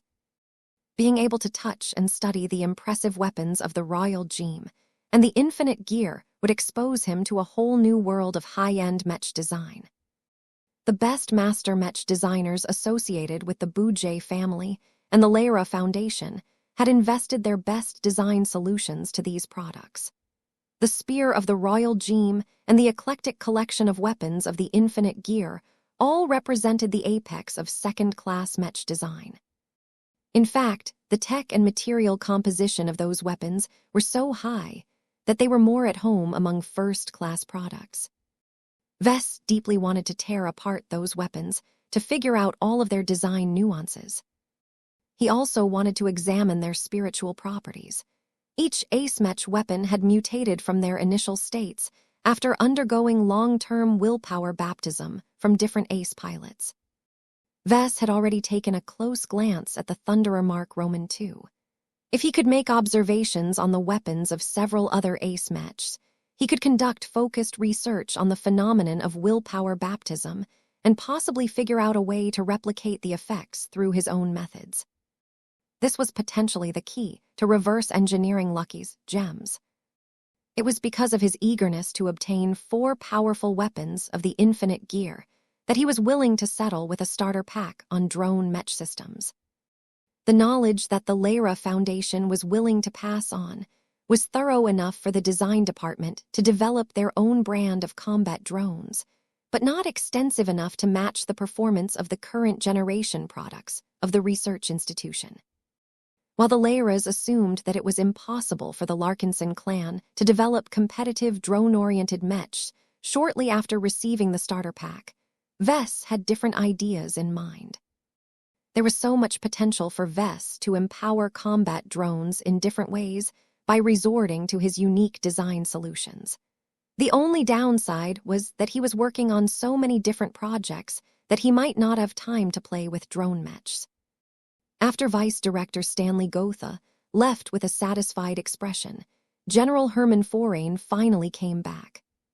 "We have discussed your terms and conditions. The Adelaide Mercenary Company is willing to work with them. We would like you to upgrade the daggers of the Jeddah Sandovar along with the main weapons of 4 of expert mechs." Vess smiled at the prospect of receiving additional business. "I would be happy to oblige, but it will cost your mercenary company a lot of face water despite your friend discount. Are you sure you want to place a big order?" "We can get face water from other sources," General Forain said. "We might not be able to acquire your upgrade again if we miss this opportunity. Besides, it is better to invest resources into greater combat power than to allow our wealth to remain unused. The last battle has given us all a powerful reminder that alien battleships and hostile phase whales care nothing about our reputation and our balance sheets." "Well said. I think you have made the right decision. While you might not be able to earn an enormous windfall of face water like this again in the future, I believe your new and blessed weapons will save your lives one day." The two quickly concluded their negotiations. They essentially took the Larkinson clan's trade deal with the Bujay family as a model and only changed a couple of parameters. In exchange for upgrading a number of the Adelaide Mercenary Company's high-end weapons, the Larkinson clan received a rounded figure of 50 kilograms of face water. The two shook hands. "Why the long-faced general?" Vess asked with a smile. "You cannot imagine how much it hurts to give up on all of the ways we could have spent that face water on. We could have applied a more comprehensive upgrade to the transphasic systems of the Jeddah Sandovar and all of our expert mechs. I was also looking forward to equipping our capital ships with superdrives. As I've said, you can always scrounge more face water elsewhere. This is especially the case now that your mech stand to gain a lot of extra combat power." Once General Forain returned to his group, so that he could share the good news, an executive of the Santana group walked up to Vess. "Patriarch Larkinson, we would like to make a deal with you," the man's slick voice began. Vess tried to cheer himself up again. "Let's talk." Unlike his previous trading partners, the Santana group was much less willing to spend a fortune on upgrading their high-ranking mechs. "You have already augmented our Thunderer Mark Roman II," the businessman stated. "We do not see why you must make a heavy sacrifice to strengthen the foundation that you have created beforehand." Vess already anticipated such a response. "That isn't a freebie. What I've done to the Thunderer Mark Roman II is a highly unstable rush job." St. Gelmer Osenring does not share your opinion. He can tell that the changes that you have applied to his ace mech are fully stable. "My blessed weapon system relies on more than just a living mech. Let me remind you that the Phase King plays a critical role in empowering the face water utilization of your ace mech. Without his support, your Thunderer Mark Roman II will have to fall back on human science, which is much further behind. If you want to encourage the Phase King to help your fleet in the battles where you need his power the most, I advise you to allow me to do a proper job with your ace mech." In the end, the Larkinson clan and the Santana group agreed to a limited trade deal.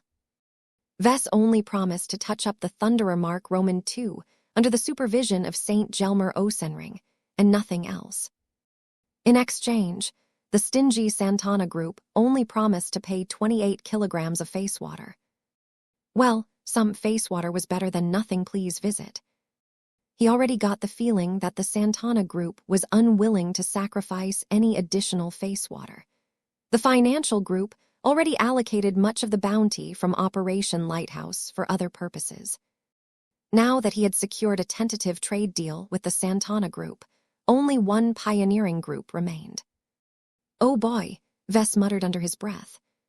Patriarch Kobel Gemini and Matriarch Sina Gemini stepped forth while holding their hands in a clear display of affection. "Larkinson. Gemini. Let us discuss the future." Chapter 45, 28 Business Before Grievances. The relationship between the Larkinson clan and the Gemini family was not exactly harmonious as of late. The Mech patrols and salvage teams from both pioneering organizations frequently generated friction with each other whenever they came into proximity with each other. Diplomatic talks became more tense and arduous whenever the Larkinsons and Geminis took part at the same time. Minor incidents had already taken place, and it was only a matter of time before a few idiots lost control of themselves and came to blows. This was also one of the reasons why Vess was eager to leave the star system. He did not want his clan to stay in proximity to the Gemini family any longer than necessary. It was clear that the Geminis resented the Larkinsons for robbing them of a huge reward. The value of the remains of the unclean whale was but a fraction of what it was worth when it was alive, especially now that large parts of the carcass had been taken away. The Gemini family would be lucky to earn tens of millions of MTA merits at this rate. Was that a good reward? Most definitely. Could it have been an order of magnitude greater if they kept the whale alive? Probably yes. The feeling of missing out due to the actions of another generated a lot of resentment. Vess could easily sense that the patriarch and matriarch of the Gemini family did not harbor any positive associations with him at this moment.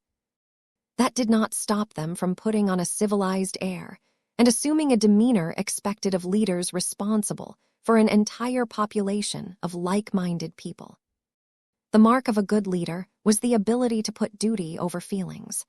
Vess was quite familiar with this dynamic, so he understood that the Gemini leaders did not approach with the intention of raising a commotion.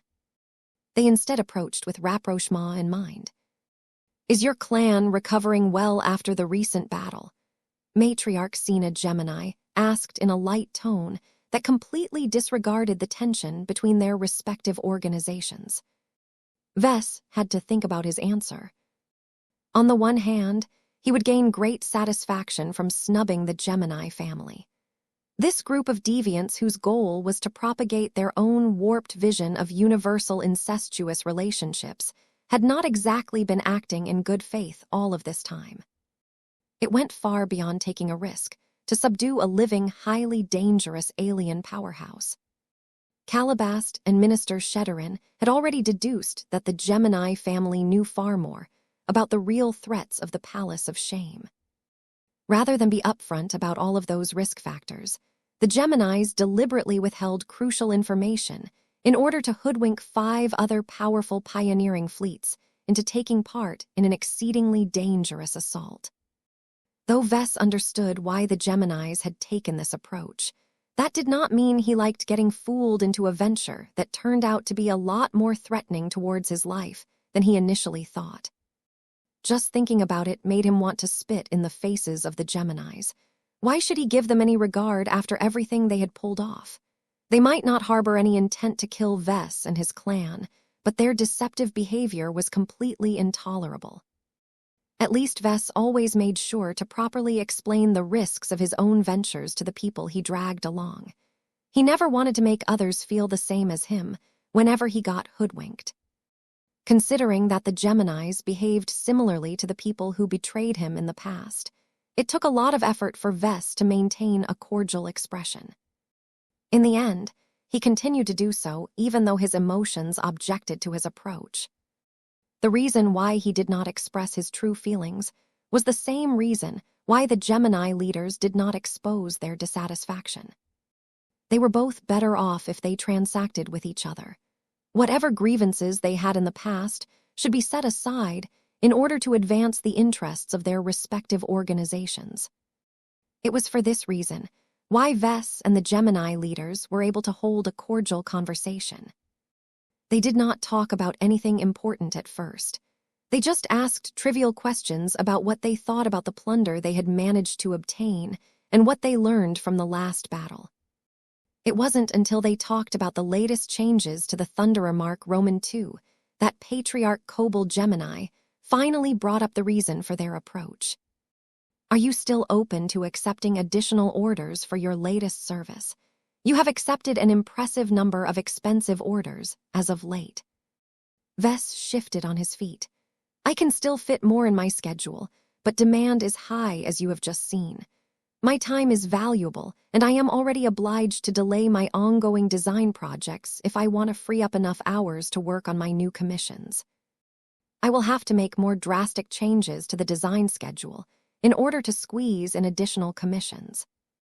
In other words, Vess was demanded more payment for his services, perhaps unfairly so compared to the trade deals that he had just concluded with the other pioneering groups. The Patriarch and Matriarch looked at each other while squeezing their hands. They clearly anticipated such a response. "We can work with that as long as your rates are not excessive. We may have earned a greater share of the spoils from this operation, but we have already reserved most of it for the buildup of our colony in the Hoster system. It will be difficult for us to justify the expenditure of tens of kilograms of face water for singular upgrades to our ace mechs. Those upgrades can save the entire future of your Gemini family one day," Vess mildly retorted. "Let me remind you that your much-vaunted Gemini saints failed to penetrate the defenses of the Orvan battleship and the unclean whale by themselves. They managed to make it through with the help of others, but what about next time? If you are ever caught by yourselves by a phase whale, do you think your embodiment of love and sacrifice can truly overcome the defenses of this beast?" "We have already exceeded our quota," Matriarch Cena Gemini said. "We do not intend to expose ourselves to any further excessive danger." Vess snorted. You might not want to look for trouble, but there is always a chance that trouble will reach your doorstep. What if an alien incursion fleet drops by your colony? What if your neighbors do not take kindly of your unorthodox family practices and intend to wipe you out for moral or ideological reasons? Having lived this way for multiple generations, you have to acknowledge that this is a very real possibility. This is not a new problem for us. We have always succeeded in keeping ourselves and our ideology alive. That was then, this is now, Vess snapped back. Previously, your Gemini family was bound to a fleet and could always move away before attracting too much animosity from the locals. That is not the case anymore now that you have decided to found a colony in the Krakatoa Middle Zone. Not everyone will be as tolerant towards your Gemini family as us. The only language that matters in the Red Ocean is force. Overwhelming force, to be more precise. I can think of no better way to dominate an opponent than to raise the effective combat power of your ace pilots to that comparable to a senior ace pilot.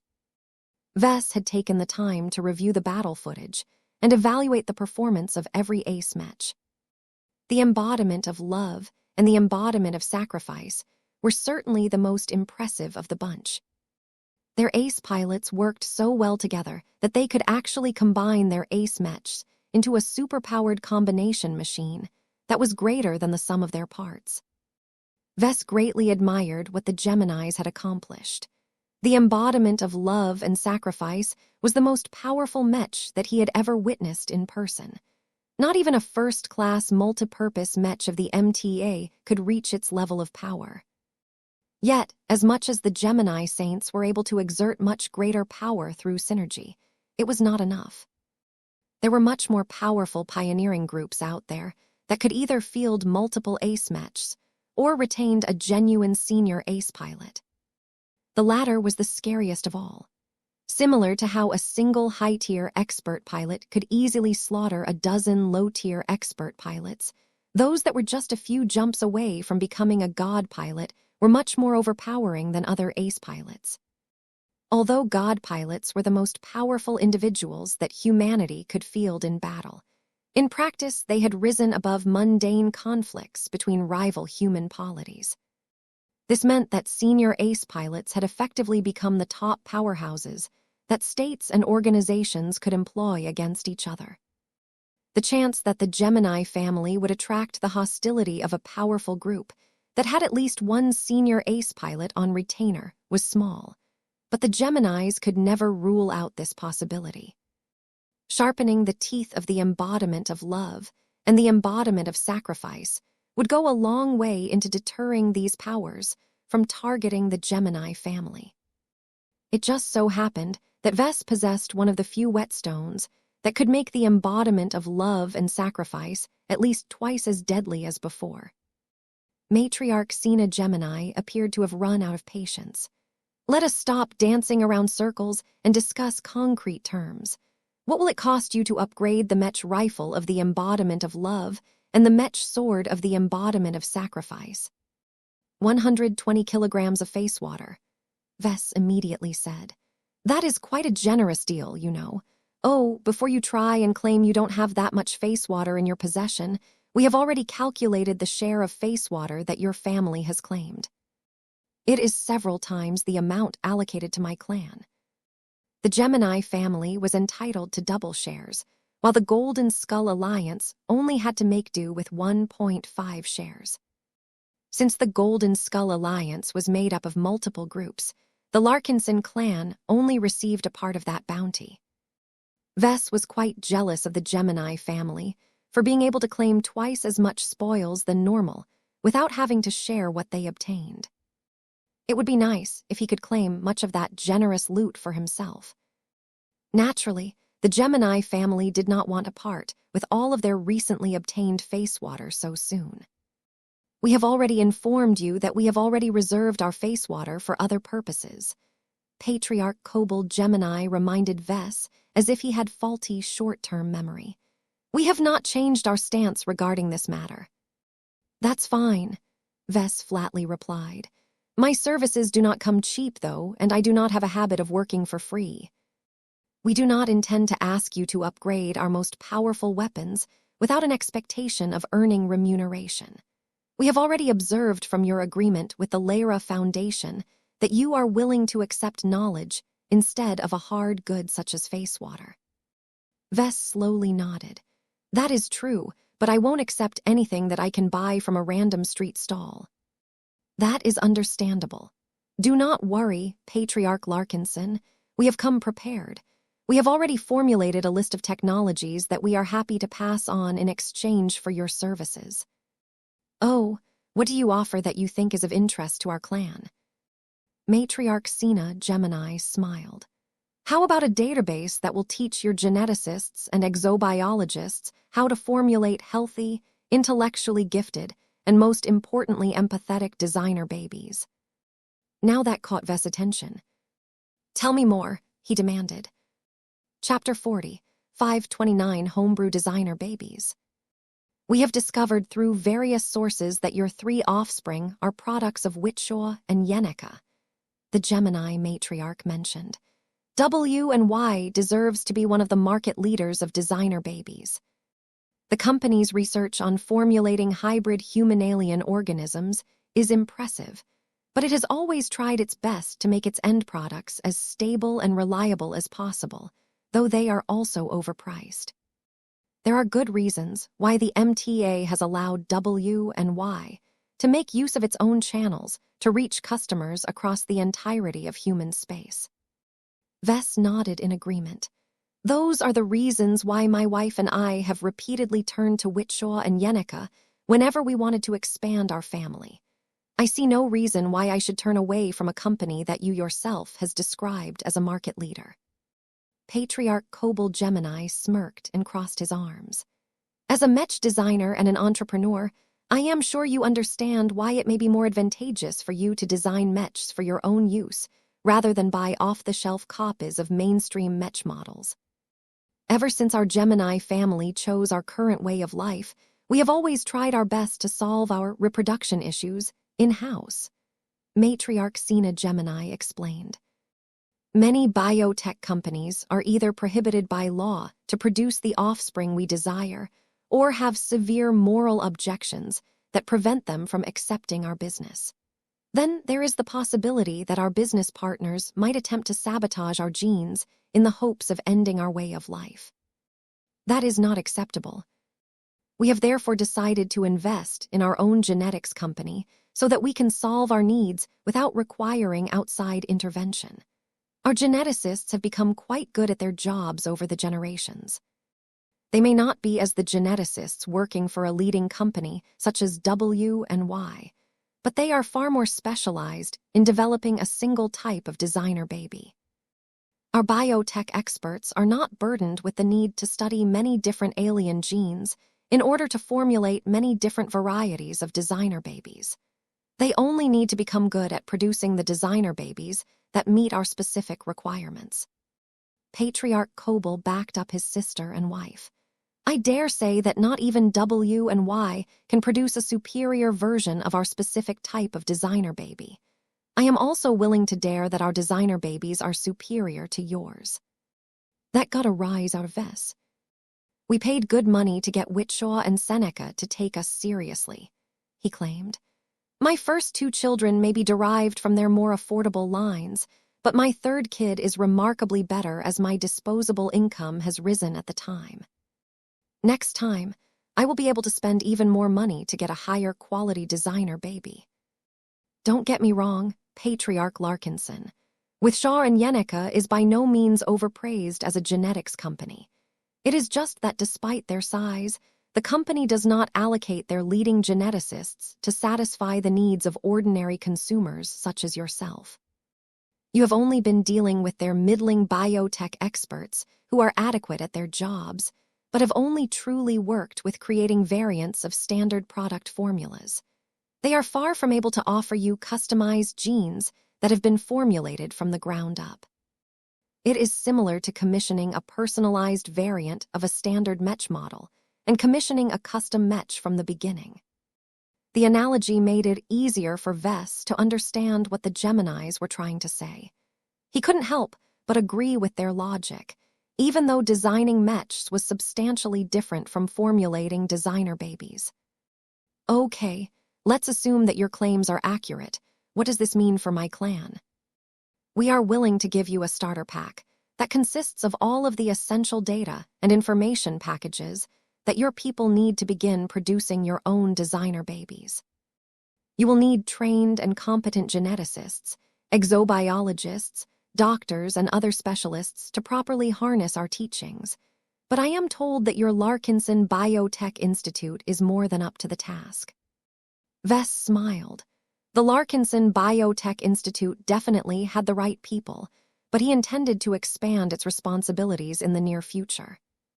The addition of biomechs to the Larkinson Army meant that Director Rania needed to hire a lot of new biotech experts in order to fulfill all of the new responsibilities.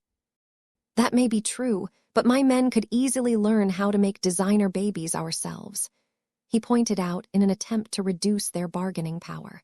What stops us from buying out a genetics company and obtain all of that juicy know-how ourselves?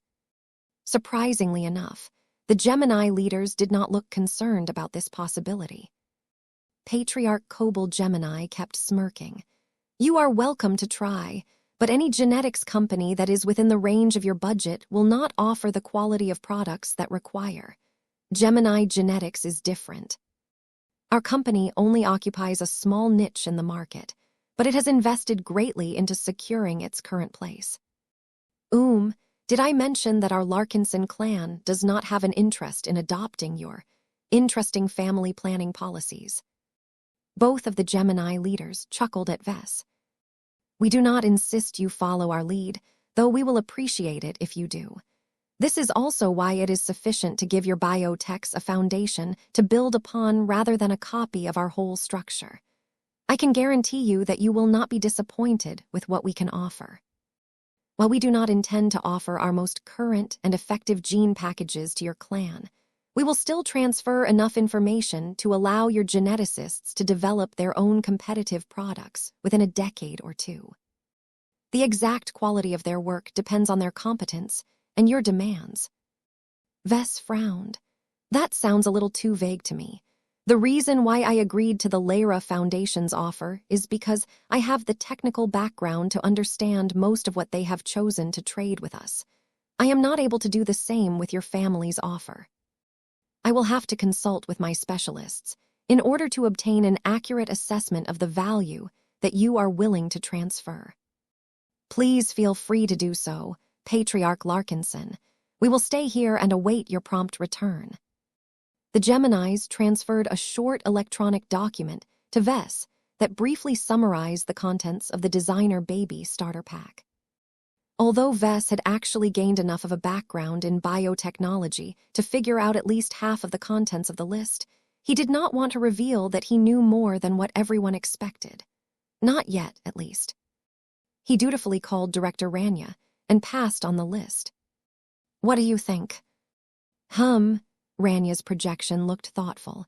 It looks legitimate at first glance. Let me pass on this list to the foremost experts in our institute. It took a couple of minutes for Rania to receive the information she needed to make an accurate assessment.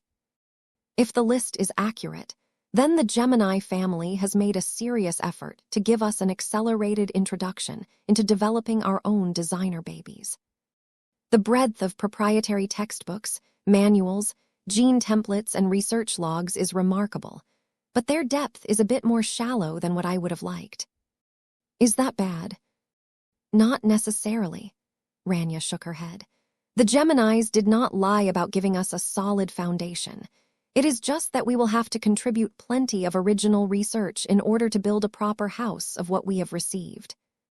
That will require a lot of time and effort, especially if we have the ambition to develop more capable designer babies that excel in areas that we deem important. It may take more than a single generation before we can deliver a designer baby that satisfies our criteria. That is way too long, Vess frowned. It doesn't have to be that way, sir, Rania replied. The time frame that I have given only applies to situations where we develop the capability to formulate designer babies without additional measures. If you are willing to spend a large sum of money, then I can go ahead and acquire an existing genetics company. It doesn't have to be as good as Gemini Genetics, but it must already be in the business of developing designer babies. Once we have secured the loyalties of our new acquisitions geneticists, we can pass on the valuable knowledge package to them. They will quickly be able to get up to speed and develop an adequate designer baby in 5 years or less. That was a much better outcome. Vess looked impressed. That is a great idea. It doesn't matter if we don't have the right personnel, as we can always hire them. If it is possible for us to develop our own designer babies within the next decade, then I am open to investing in this venture. I have always wanted our clan to develop its own designer babies, as we enjoy advantages that not even Witshaw and Yenica possesses. Vess already thought about all of the spiritual shenanigans he could pull off. It might even be possible to ensure that every future offspring of the Larkinson clan would be born with active spiritualities and greater aptitudes in relevant professions. Rania also looked forward to what the Larkinson clan might manage to produce in the future. I am already regretting the decision to have children so early, the wife of Venerable Tusa Billingsley Larkinson said. The Geminis are correct when they state that their knowledge transfer can enable us to develop our own specialized designer babies. This is especially the case when there are manuals and gene packages on the list that can teach our how to formulate designer babies that are much more empathic and prone to developing strong bonds with friends and family. That did not surprise Vess that much. So the proclivity of the Gemini family members to love and marry their own twin siblings is a product of their genetics rather than just their culture. That is correct, Rania enthusiastically grinned. Our best genetics experts will have to study the information in detail, but if the summaries are accurate, then we can produce future Mech pilots that can develop much stronger emotional bonds with living Mechs. It is as if our Mech pilots were all born to pilot Larkinson Mechs. We can even take steps to genetically look our Larkinson-exclusive Mechs to our clansmen. This way, you can develop much more specialized Mechs that can take full advantage of the genetic strengths of our unique strain of designer babies. The director of the Larkinson Biotech Institute painted such a promising picture that Vess became convinced. Okay, Rania, I've heard enough. If you think the starter pack is comprehensive enough, then I am inclined to accept it, but this doesn't mean the Geminis can get away with paying 120 kilograms of face water. When Vess returned to the leading pair of Geminis, he gave them a somewhat favorable response. I am interested in this starter pack, he said. However, that is not enough. You need to sweeten the deal. Is there anything else of value that you can offer to our clan? The patriarch and matriarch of the Gemini family frowned. We cannot offer you any further knowledge that you would be interested in. Our main business activity centers around human genetics. We have other companies that generate revenue for us, but their competitive advantages are rather slim. You could teach our clan a bit more about biotechnology. Patriarch Kobold Gemini shook his head. No, we need to protect our trade secrets. Everything we can add on top of our initial offer will stray too close to what makes us stronger. We would rather refuse this trade deal than to leak out core secrets. That left the two sides at an impasse. Vess was not willing to get taken advantage of, so they had to find another way to satisfy his need to conclude a favorable exchange. When he thought about the strengths of the Gemini family, he quickly came up with another promising suggestion. Your ace pilots must know a lot about their profession, right? Vess spoke up again. Can you persuade them to tutor the expert pilots and expert candidates of my clan? They don't have to do much as long as they are earnest about helping my best soldiers find their ways to advance further. That can be discussed.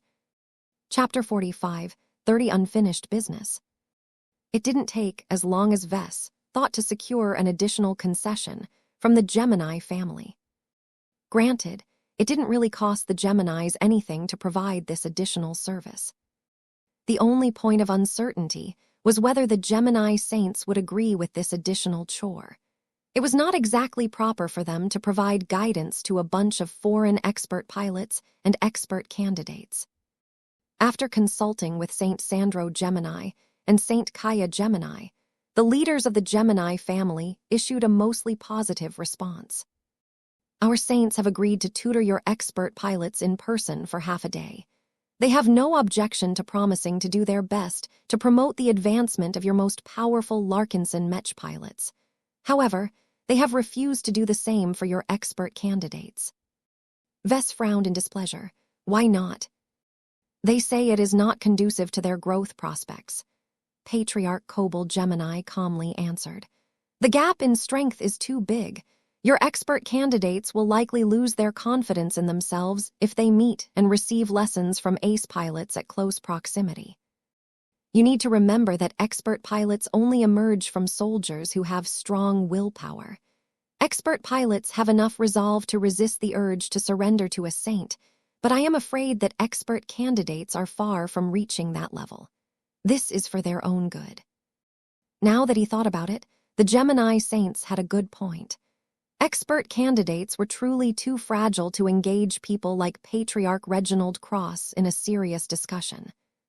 Okay, I can accept that argument, Vess said after a time. We already have plenty of expert pilots to occupy the attention of your ace pilots.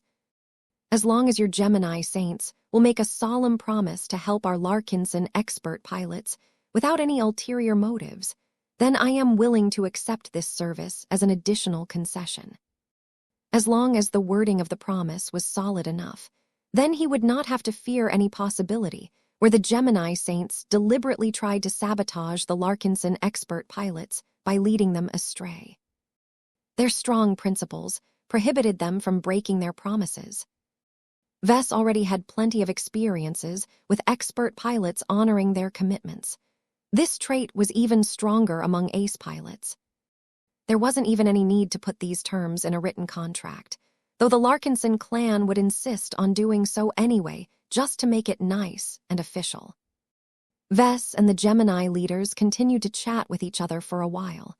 They cautiously explored further trades, but neither side could come to any further agreements.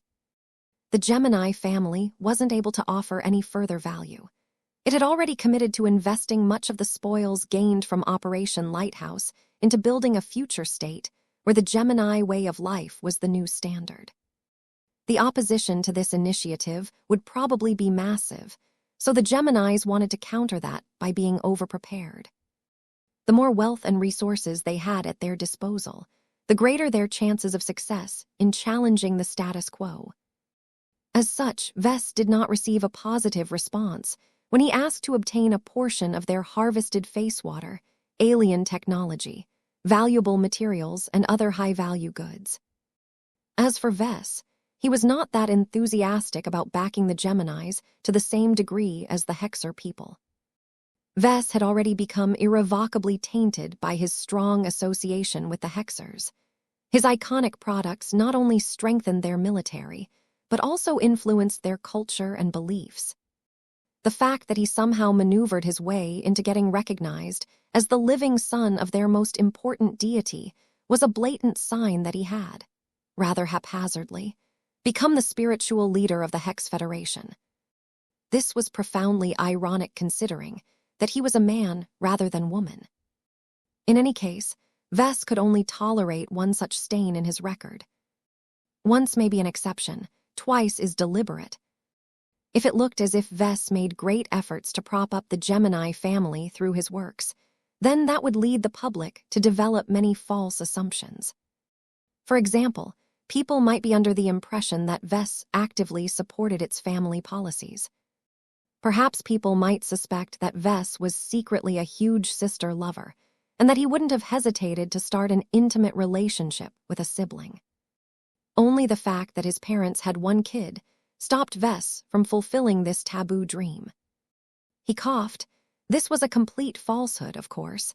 Vess wanted nothing to do with the Gemini family after this ordeal was over. His only goal was to try and see if he could squeeze more concessions from the Geminis. Seeing that neither side was able to agree to any further trades, they decided to settle with the current outcome. You are welcome to send your expert pilots over to our fleet as soon as our lawyers have finalized the contract, Matriarch Cena Gemini said. Got it, Vess smiled and nodded. We maintain an active rotation of expert Mech patrols, so we can only send them to you piece by piece. That is not a problem. We can formulate a schedule that we can both agree upon. All right, I guess that's it. Happy cooperation. Happy cooperation. While Vess did not forget about all of the shenanigans the Gemini family pulled off, the trade deal that he had just concluded wiped away much of his resentment. There was nothing like a good agreement to help two resentful parties make up with each other. It was a reminder that they had much more to gain by cooperating with each other rather than engaging in any unproductive conflicts. The rest of the meeting did not drag on for too long. It seemed that it had mainly been held to give Vess an opportunity to sell his blessed weapon upgrades to the different pioneering groups. The Geminis only held a few informative speeches before sending everyone on their way. Minister Sheddarin Purnus and Director Calabast joined Vess and his guards as he made his way out of the half-restored alien base fragment. Lucky also came back after he had snuck out some time ago. The cat somehow looked a lot more satisfied than before. Did you find anything good? Meow Tilda. The cat comfortably flew into Calabast's embrace. Anything you are willing to share? Meow meow. Thanks, Lucky. Vess waited until they boarded their shuttle before he solicited the opinion of his closest advisors. What do you think? You performed well. Minister Sheddarin voiced his opinion. You dominated the gathering with ease. While I can tell you that you could have employed different tactics that could allow you to gain further concessions from your trading partners, that would come at the cost of souring your relations with them. The manner in which you have conducted yourself has always made your counterpart come away with a more positive outlook towards the Larkinson clan than before. Vess furrowed his brows. This was not an ordinary remark. What are you saying, Sheddarin? The older man gestured to him. You have changed, Vess. You had always been greedy to gain advantages for yourself, but the approach you have decided upon has discouraged you from driving a harder bargain than normal. Certainly, our new trading partners had to make significant concessions, but I highly suspect that you have hardly touched their bottom lines. Maybe you're right, but I see little point in quibbling over a couple of kilograms of face water. That may be true, but that does not change the fact that you have adopted a softer attitude, apparently without conscious thought. I think you have changed in a way that has made you more inclined to seek mutually beneficial agreements. Vess wanted to scratch his head. That doesn't sound any different from what I have done before. I don't like screwing people over. Besides, I am already gaining more out of these deals than everyone realizes. Just the opportunity to get into contact with so many different Mech weapons, developed by so many brilliant Mech designers, will do much to advance our own weapon development. I should caution you that it is not always in our best interest to placate another party. There are times where reconciliation will cost us more than if we maintain a confrontational stance. If that is the case, then I hope that you and your guys will warn me in advance. That is what we are for, sir, Minister Sheddarin affirmed. The only major downside was that none of the other Mech designers of the Larkinson clan was permitted to examine the powerful gear. Only Vess himself was allowed to work with the exclusive equipment. Calabast voiced her opinion as well. Whatever you are doing, it's working. This gathering could have ended much uglier for us all. While I cannot speak with any certainty, we have analyzed that there was a small but very real possibility that some of the coalition partners could have turned hostile against us. The charm that you have shown earlier today has eased much of those concerns. That doesn't make any sense. Vess looked skeptical. Anyone knows that I have the backing of the MTA. Our clan is not weak either. Anyone who attacks us will suffer so much damage that they will lose more than what they can gain out of an assault. That is true, but there are ways to circumvent those losses. They can conspire with other pioneering fleets in the region, for example. This is a rather common occurrence in the region. They can also find and lure a hostile fleet of aliens to our location, though this is much more difficult to pull off. Whatever the case, none of the coalition partners have any reason to engage in hostilities against us, especially when you still need to work on their Mech weapons. That was a good observation. Vess felt a lot better about himself. Anything that reduced potential threats against himself and his clan was a positive development in his book. Vess continued to exchange his views with his two advisors until his shuttle finally returned to the spirit of Bentheim. After he handled a few affairs, he finally found an opportunity to retreat to a secure chamber at his personal workshop. He had jammed and locked down the entire space as best as possible to ensure that not a single signal would leak out. He did not want the MTA or anyone else to learn about what he was about to do in this space. "Here, kitty, it's okay for you to show up now." Maya. His cyborg cat phased through the floor while dropping its camouflage. The living divine artifact exuded both power and elegance as its beautiful silver plating reflected the ambient lighting. The cat possessed quite a curious and playful personality by itself, though Vess could easily assume control if he wished. The only complication was the powerful and unquestionably hostile spiritual entity contained within its belly. "Sorry for letting you wait for so long. I had to make sure that no one noticed what had happened and decided to follow up on the matter. Has it been hard for you to contain that rebellious whale?" Maya. The cyborg cat was coping better with the situation than before. It had been hard for the divine artifact to keep the harvest spirituality of the unclean whale contained, but it had gradually grown and adapted to this role. That was good news. Vess didn't intend to keep the captured spirit in limbo much longer, though. Anything could happen while the unclean whale was in his current predicament. Though the natives of the Red Ocean did not stand out in terms of spiritual excellence, they were not weak in this aspect. It was best for Vess to deal with the unclean whale before he turned into another Nixie. "What will I do with you?" Vess idly asked as he continued to stare at the cyborg cat's belly. Chapter 45, 31 Rage Spirit. "What is your name? What were your positions in phase whale society? Where can I find more phase whales? Do you know the coordinates of any phase whale enclaves?" Vess asked one question after another to the most powerful prisoner of the previous battle. Much to his disappointment, the interrogation of the salvaged spirituality of the unclean whale did not proceed as smoothly as he thought. Each time Vess asked a question, the raw and damaged spirit violently tried to resist his captivity and leverage as much power as possible against his killers. "What did you do to condemn yourself to the palace of shame?" Vess inquired again as he stood in front of his floating cyborg cat. "Rage, Godblood, destroy." A burst of lethal fury emanated from the new cat's belly. Vess could almost see the manifestation of the unclean whale trying to drill his way out of the small but surprisingly strong prison. Vess was not amused. "Blinky, help me out here. This whale needs to learn he's not the top dog anymore now that he has been divested of his body." Emro. The purple companion's spirit dove out of Vess' head and began to hover right underneath the cyborg cat. "Maya. Hey, it's okay, buddy. Blinky won't harm your tummy. In fact, I don't even know why I have to say that to you, as you're just another incarnation of myself. We are all the same people." This was starting to get complicated. Vess had split himself up so many times that he now had 4 different incarnations.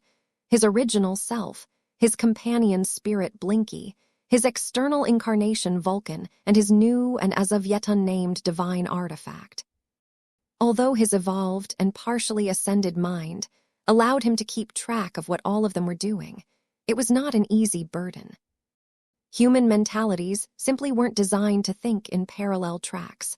The more Vess tried to split his attention, the more he distanced himself from his humanity, with all of the downsides that came with becoming an impersonal hive mind. This was why Vess preferred to keep himself grounded. He found it better for his sanity and his life if he just left his incarnation to their own devices. They already possessed autonomous personalities of their own, so they could easily be ordered around as if they were his own subordinates. That also caused him to feel a bit weird. He wondered whether it was good for him to maintain his distance from his incarnations all of the time. What if they became so adapted to their autonomy that they might become willful enough to refuse his orders? None of this is easy, he sighed. Ever since Vess chose to pursue the route of spiritual ascension, he already had an inkling that he would have to go through completely different challenges. The possibilities opened up by having multiple incarnations were too good to pass up. Vess willingly braved all of the dangers and inconveniences if it meant he gained additional ways to empower his mechs. He turned his attention back to his captive. The creature's rage temporarily paused as Blinky used his sharp claws and teeth to harm the rebellious spirit. Unfortunately for Vess, rather than making the unclean whale comply, the stubborn spirit instead lashed out even harder. Rage, death, retribution, punishment. Vess wanted to slam his head against a bulkhead. "Can you speak like a normal sentient, at least?" he requested. "This dialogue can be much more productive if you can get over your painful death and talk to your new boss in a civilized manner. I have always heard that phase whales like you are among the most powerful, advanced, and arguably the oldest remaining sentient species of this dwarf galaxy. I respect that. I really do. That is why I made sure to harvest your spirit from your corpse so that I can give you a chance to live again." The entity trapped inside the cyborg cat's belly lashed out again and again. Each word that Vess spoke seemed to stimulate all of the wrong emotions from the unclean whale. Kill, God, condemn, failure, abomination. Vess looked intrigued. "What do you mean by those terms? What do you consider to be a god? Are you condemning me, or is this a reference to your status? Do you consider yourself an abomination, or have your fellow phase whales unfairly stuck you with this stigmatizing label?" The dialogue did not progress in the slightest. Vess had the sense that he was continually talking to a wall that was made out of pure irrational rage and resentment. Vess sighed in frustration. "I can't work with you when you are refusing to calm down and consider your new situation like an adult. It's no wonder the phase whales locked you away in your palace of shame. You are truly a disgrace to your species." That happened to be the wrong thing to say, because the unclean whale became twice as aggressive all of a sudden. Shame, rage, undeserved, unworthy, godblood, godblood, godblood. At least Vess was able to confirm that the captive spirit hadn't completely degenerated into a feral rage machine. The unclean whale could still register and interpret his messages. The damn whale idiot just chose to respond with violent threats and emotional outbursts. Maya. In the meantime, his poor cyborg cat suffered from a progressively more painful tummy ache. The divine artifact's food truly wasn't agreeing with its jailer at the moment. Vess was running out of patience. "Hit him harder, Blinky." Emro. Rage, pain, torture, defiance. It didn't help.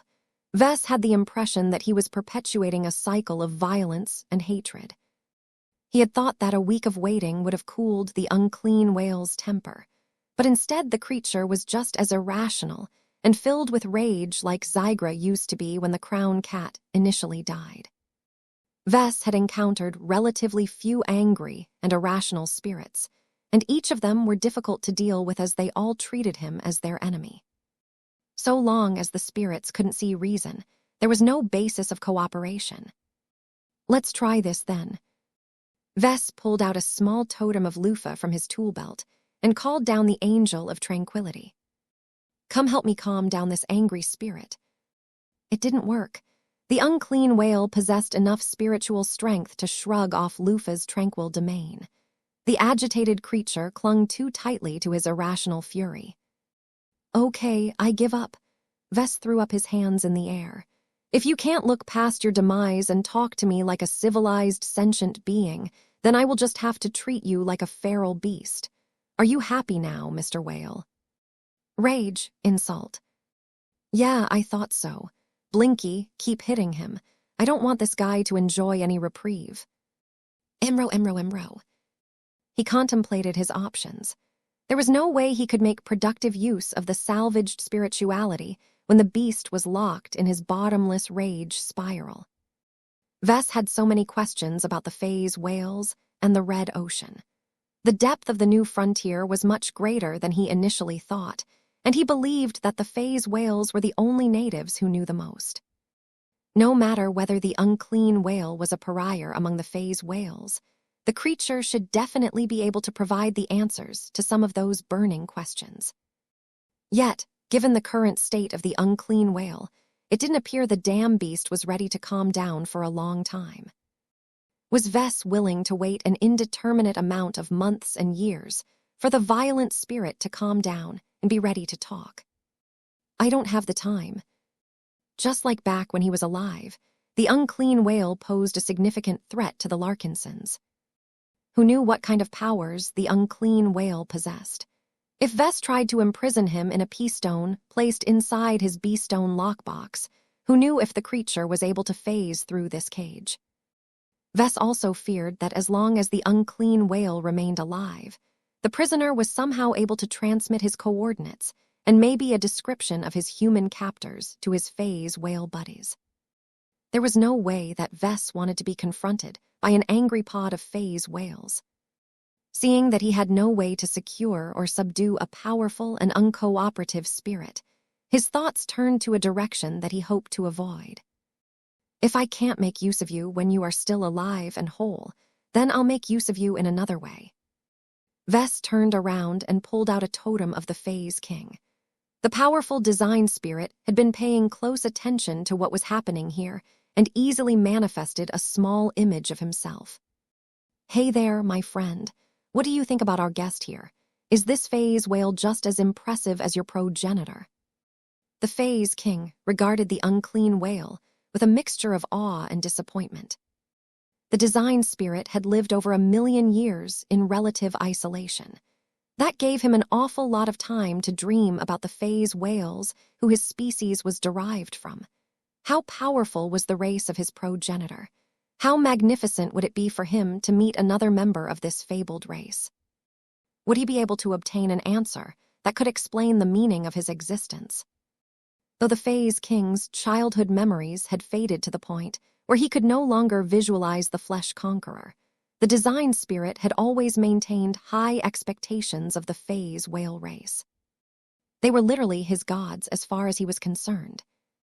Yet now that the Phase King finally encountered the unclean whale, his entire impression of the phase whale race had collapsed.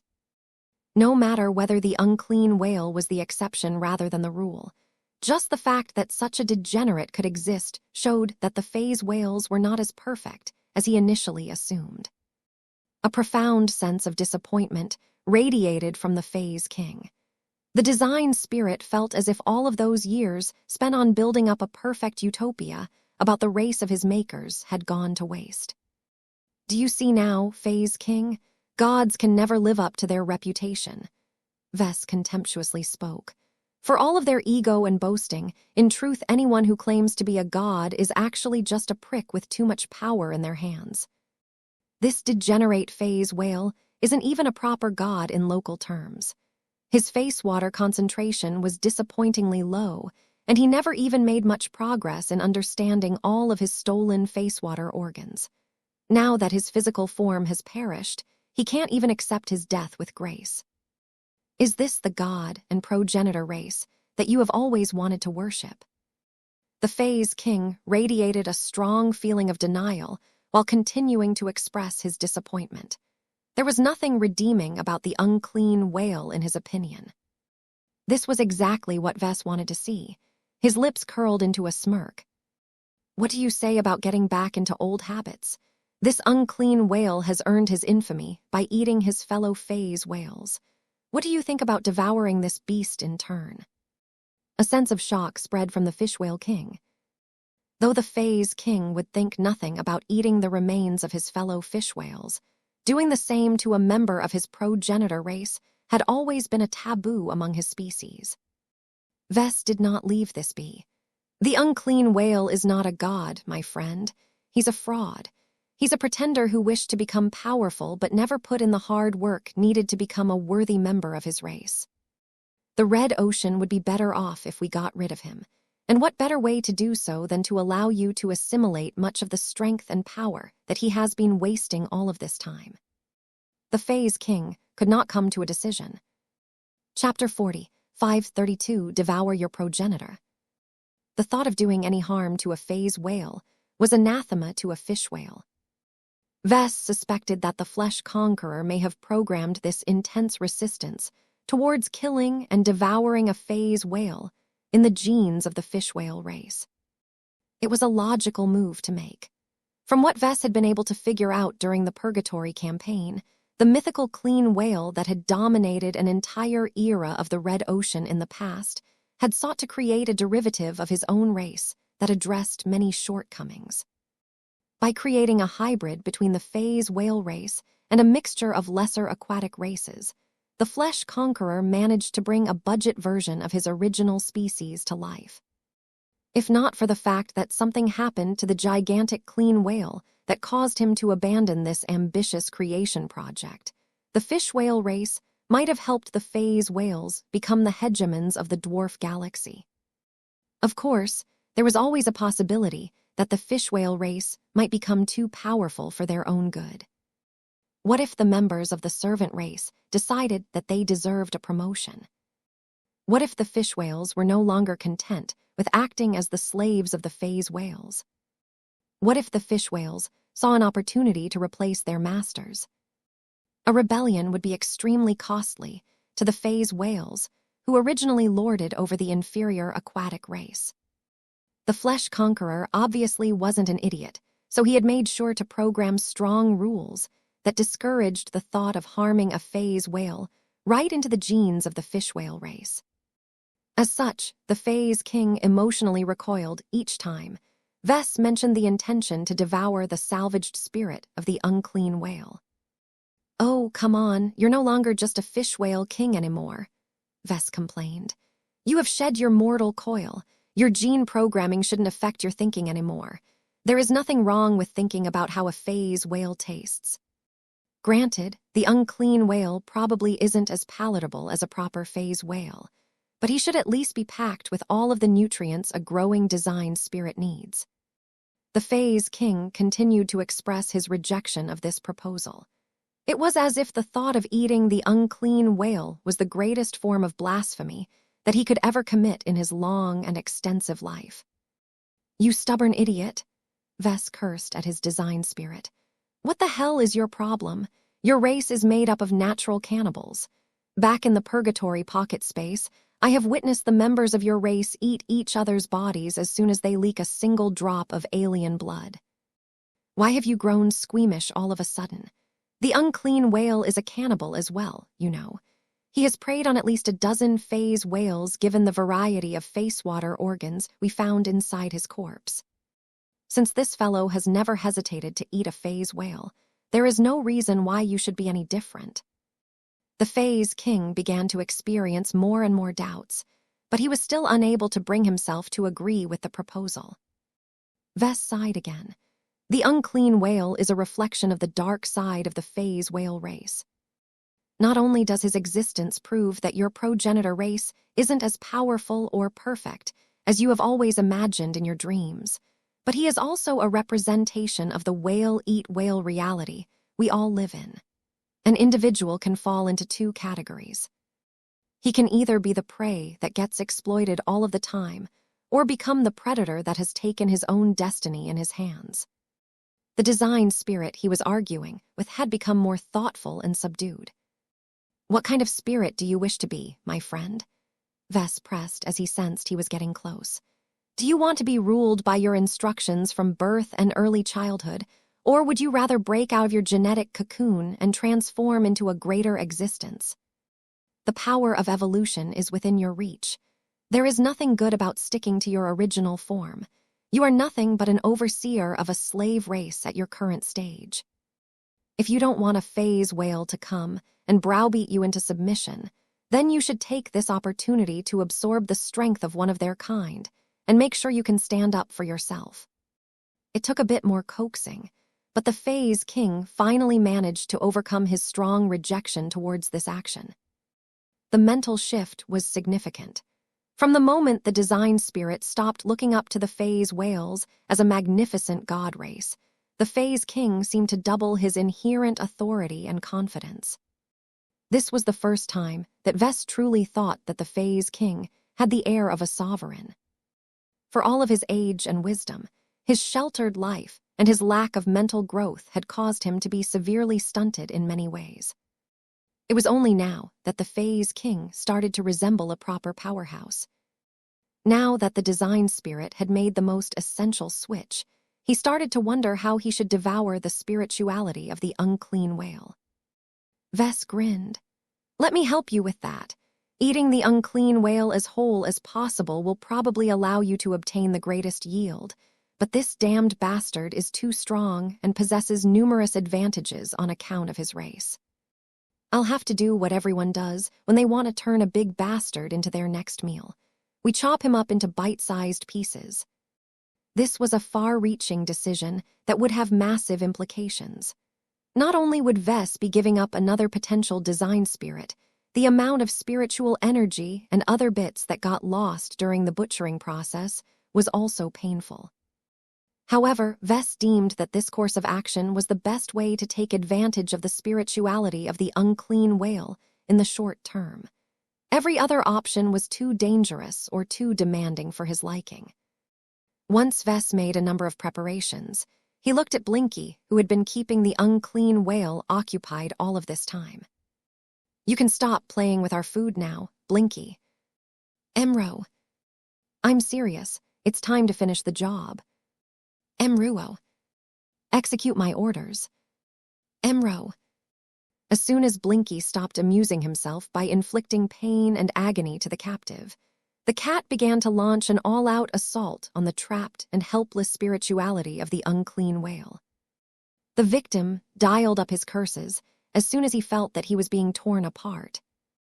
Distress, pain, death, revenge, affront, unworthy, ancient doom.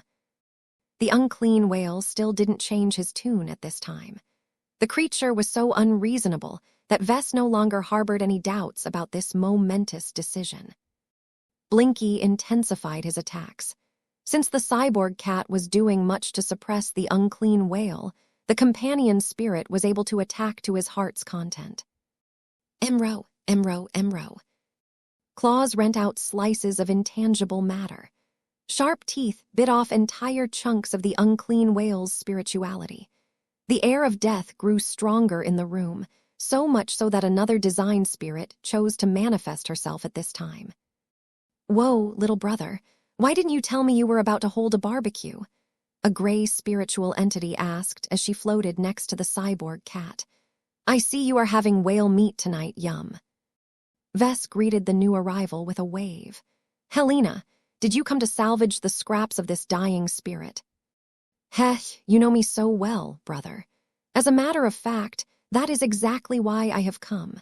It is not every day that I get to eat a piece of an exotic alien soul. The gods of the Red Ocean are so different from the ones back in the Milky Way, but death is all the same for both groups. I'm more interested in the flavors. Dining on the gods of the Red Ocean is like exploring a new cuisine." The daughter of death was practically drooling as she witnessed Blinky go to town on the captured spiritual entity. It got so bad that the Phase King became more guarded against his fellow colleague. All of his lingering revulsion towards the idea of devouring a member of his progenitor race went away when he realized he had a competitor. The remains of the unclean whale belonged to him. There was no way the Phase King was willing to share this precious meal. "Don't worry," Helena said as she crossed her arms.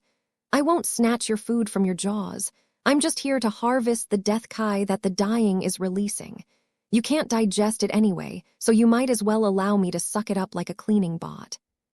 "Just let her do what she wants. You need to learn how to share. There is enough spiritual Phase whale meat to go around," Vess told his friend. The Phase King soon became distracted as he began to devour more chunks of the unclean whale. The first pieces already energized the design spirit in a major fashion. It was as if this was the first time the Fae's king came into touch with the essence of a superior whale. Such an introduction was already enough to give the Fae's king a possible direction to evolve towards. As the Fae's king absorbed more and more pieces, he began to show signs that he was about to undergo a comprehensive metamorphosis. The quality of the food was too high. Even though the ages between the Fae's king and the unclean whale diverged drastically, there was still a massive difference in the inherent quality of their life states. By assimilating the essence of the unclean whale, the Fae's king was slowly moving further and further away from his fish whale king roots. It was probably a stretch to think that the Fae's king would be able to morph into a proper Fae's whale, but whatever he was turning into should be far superior to his present existence. Vess became pleased when he saw that the Fae's king was digesting his meal without any apparent issues. It seemed that the same traits that allowed the fish whales to devour their own kind with ease also helped with devouring Fae's whale essence. As the Fae's king became more engrossed with trying to digest the highly potent pieces of the unclean whale, Helena grinned and quickly tore a chunk of the dying spirit. Emro. Hey, what are you doing, Helena? I can devour life as well as death, Vess. Let me have a taste, okay? Helena immediately popped the piece into her mouth as if it was sushi. She savored her portion with great pleasure and appreciation. Nice. Facewater has marinated this whale for many years. This has produced an interesting mix of flavors. Once she digested her bite, she tore out another chunk from the unclean whale before turning around and offering it towards Vess. What are you doing, sister? You should have a taste as well. What? I can't eat that. I'm a human. You're a god now, or at least a god in the making. His sister corrected him. You need to familiarize yourself with your new abilities as a nascent god. Come now, don't be shy. The first time is always the best. This is disgusting. I don't need to rely on predation to grow my strength. I have my own ways of growing stronger. Helena snorted. That's too slow. You can't afford to wait that long. No thanks. I don't like whale meat anyway. Fine. If that is how you want to play it, then you leave me with no choice. It just so happens that I have wanted to try out an interesting ritual that I have recently learned. His sister suddenly grinned before she threw the chunk torn from the unclean whale in her mouth. She then dove forward and locked her lips with that of Vess. It turned out that she wanted to reenact a ritual of the Gemini family. Chapter 45-33, Vess the Nutrient Pack. Helena, do you have any idea what you have just done? Hitty. I know that you are still young in absolute terms, but that doesn't mean you can fool around and violate a taboo. Hitty.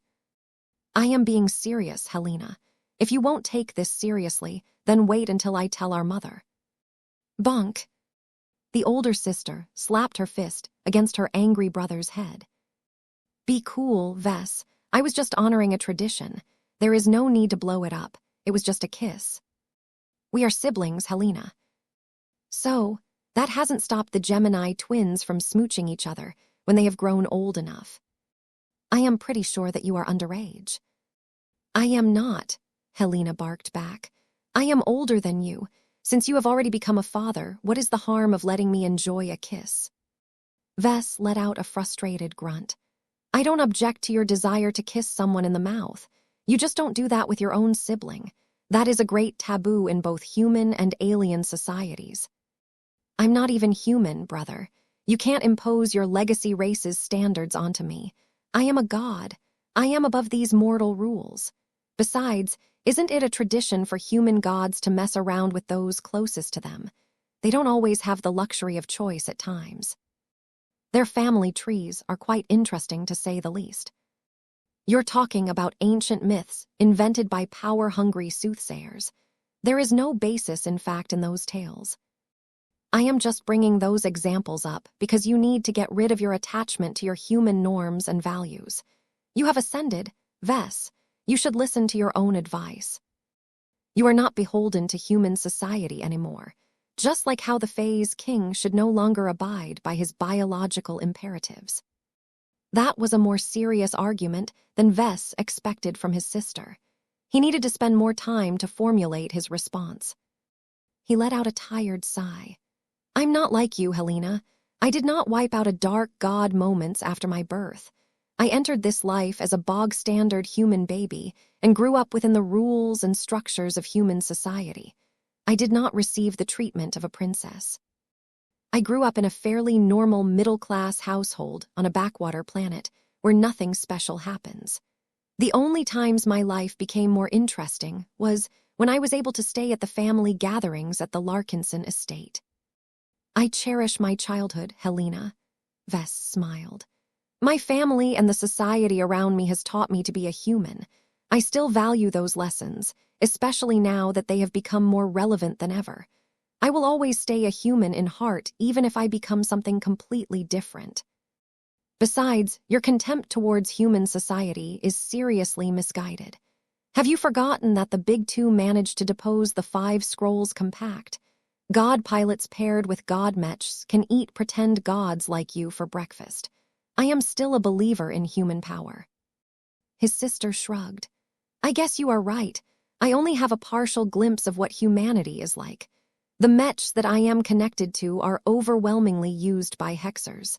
They are fine and all, but they only occupy a tiny corner of human civilization. You need to get to work and design more powerful mechs. I want to see what life is like for first-class mech pilots. I'm working on it, but becoming a first-class mech designer is not easy. My recent evolution has considerably accelerated my timetable, but it will still take many decades before I am ready. One of the most important requirements of first-class mech designers was their mastery of many different fields of high technology. It was practically impossible for baseline humans to learn all of the essential kinds of high technology that was necessary to design a basic first-class multipurpose mech. The study load was at least 100, if not 1,000 times greater than the study load of a second-class mech designer. The only way that students could even keep up with such a brutal study schedule was if they were set up to study so much science and engineering from the start. Every first-class mech designer was a designer baby that had received many cognitive augmentations over the course of their life. The installation of an expensive cranial implant that excelled at calculation, memorization, and logical deductions provided them with another powerful learning boost. Though Vess could theoretically use the system to skip much of the essential learning, he would still have to spend up a lot of ascension points in order to round out his knowledge base. Vess no longer believed it was necessary for him to scrounge up a lot of ascension points anymore. His recent sublimation propelled his learning ability to an insane height. Not only that, he believed it would take much less time for him to complete a design project by himself, so that allowed him to free up even more time for his studies. While Vess thought about his future, his sister had stripped off a couple more pieces from the half-dismembered, unclean whale. The fact that the beast still managed to cling to life was not that unusual among spiritual life forms, but it was clear that the unclean whale was not too far away from dying for real. Here, Helena offered up one of the chunks of spiritual whale meat to him. You should keep yourself nourished. I don't care about your vegetarianism. Our family has always thrived by absorbing the essence of our defeated foes. Let their souls fuel your growth. Though Vess did not really look forward to this, he did not refuse his sister this time. He was afraid that she might do a repeat of her earlier move.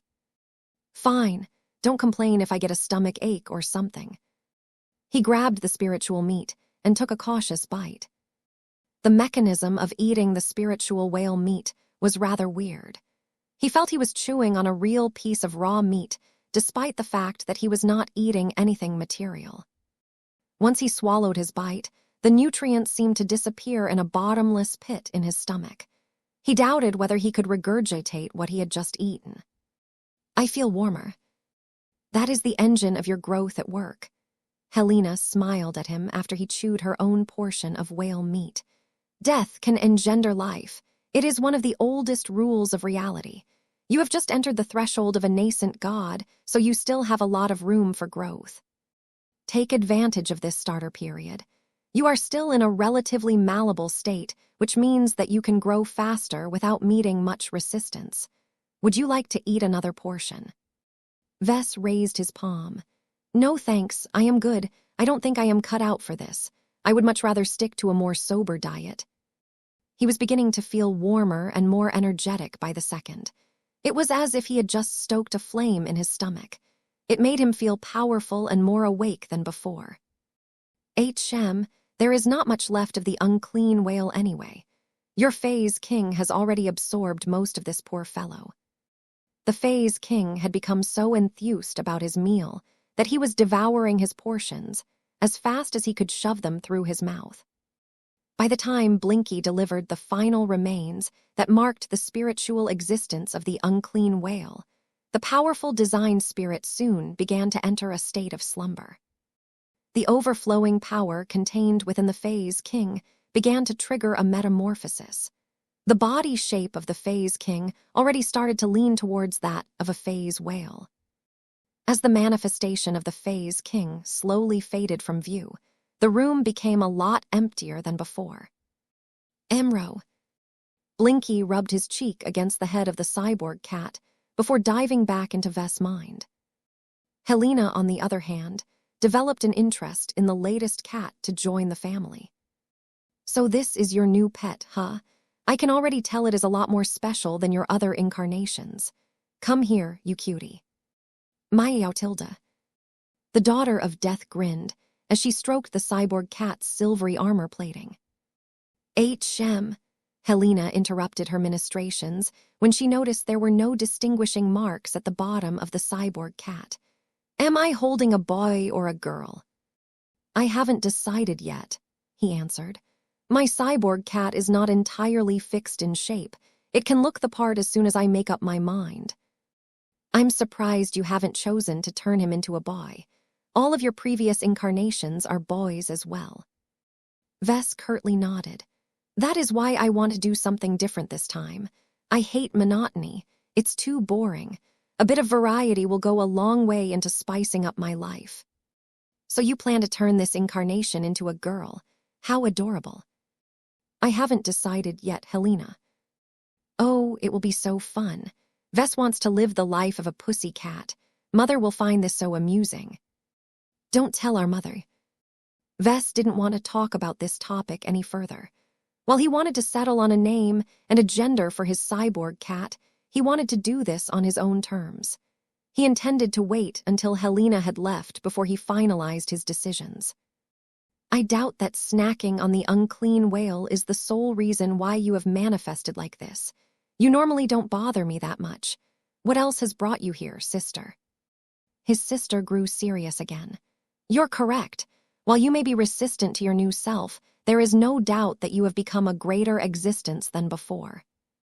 This has granted you greater power than before, but it has also made you vulnerable to gods that like to prey on existences that are packed with vitality such as you. Life can be dangerous for existences such as you. I can take care of myself because not a lot of gods want to take a bite out of me, but you are different. I think you are exaggerating a bit. I already have Vulcan for a while, and he has never encountered the threats that you are referring to. Even if he gets into trouble, I can always call upon you and my other design spirits to back up my incarnation. You aren't listening to me, Ves. You are a walking nutrient pack for hungry and greedy gods. You are a delicacy that tastes several times better than the Fae's whale that we have just devoured. Look, it is not as if other gods will drop everything and seek to devour you at all cost, but the temptation is multiple times greater than normal. Neutral gods who ordinarily don't have any reason to bother you might decide to take a risk and attack you out of the blue. Ves looked troubled. That is not what I signed up for. I have been working on hiding my strength. Hopefully that will help with avoiding these opportunistic predators. I wouldn't count on that if I were you, brother. You are just too nutritious. It's like a scent that you can never get rid of. Anyone who comes close enough to you will be able to sense how full of life you are. This is why I am telling you that you need to focus on developing more teeth. As long as you are able to become strong enough to deter rival gods, everything will be all right. This is the strategy that our mother has adopted, and it has worked well for her for the most part. If that is the case, then why is she fallen in such an awful state? Ves skeptically asked. That's because she was pursued by too many powerful gods who understood her power too well. Helena solemnly replied. That's also why I am here to guide you. Our mother doesn't want you to repeat her mistakes. Oh. Chapter 40, 5:34 The Challenges of Cheating Death. Now that the Fae's king devoured most of the remnant spirituality of the unclean whale, Ves was able to relax now that he cut short a potential Nixie event. His armored form sat down on the deck and faced his eldest sister, who was currently holding the cyborg cat in her arms. She's so strange, Helena said as she had already assigned the divine artifact's gender by herself. Your new cat is so you, but she is also an individual unto herself. That is not the only oddity about her. Despite the fact that half of her body consists of inorganic parts, they are completely melded with her organic core in a way that turns them into true living extensions of her body. All of the metallic components essentially serve as her exclusive versions of hair, teeth, and claws. When Ves studied his cyborg cat with his spiritual vision, he concurred with her assessment. Life flowed through every part of her body. Her exterior shell was not a lifeless collection of materials that she could exchange with another set like changing clothes. They were truly as much a part of her as her miniature Jutland organ. It upset him quite a bit that his cyborg cat was actually far more powerful and further ahead in her ascension than himself.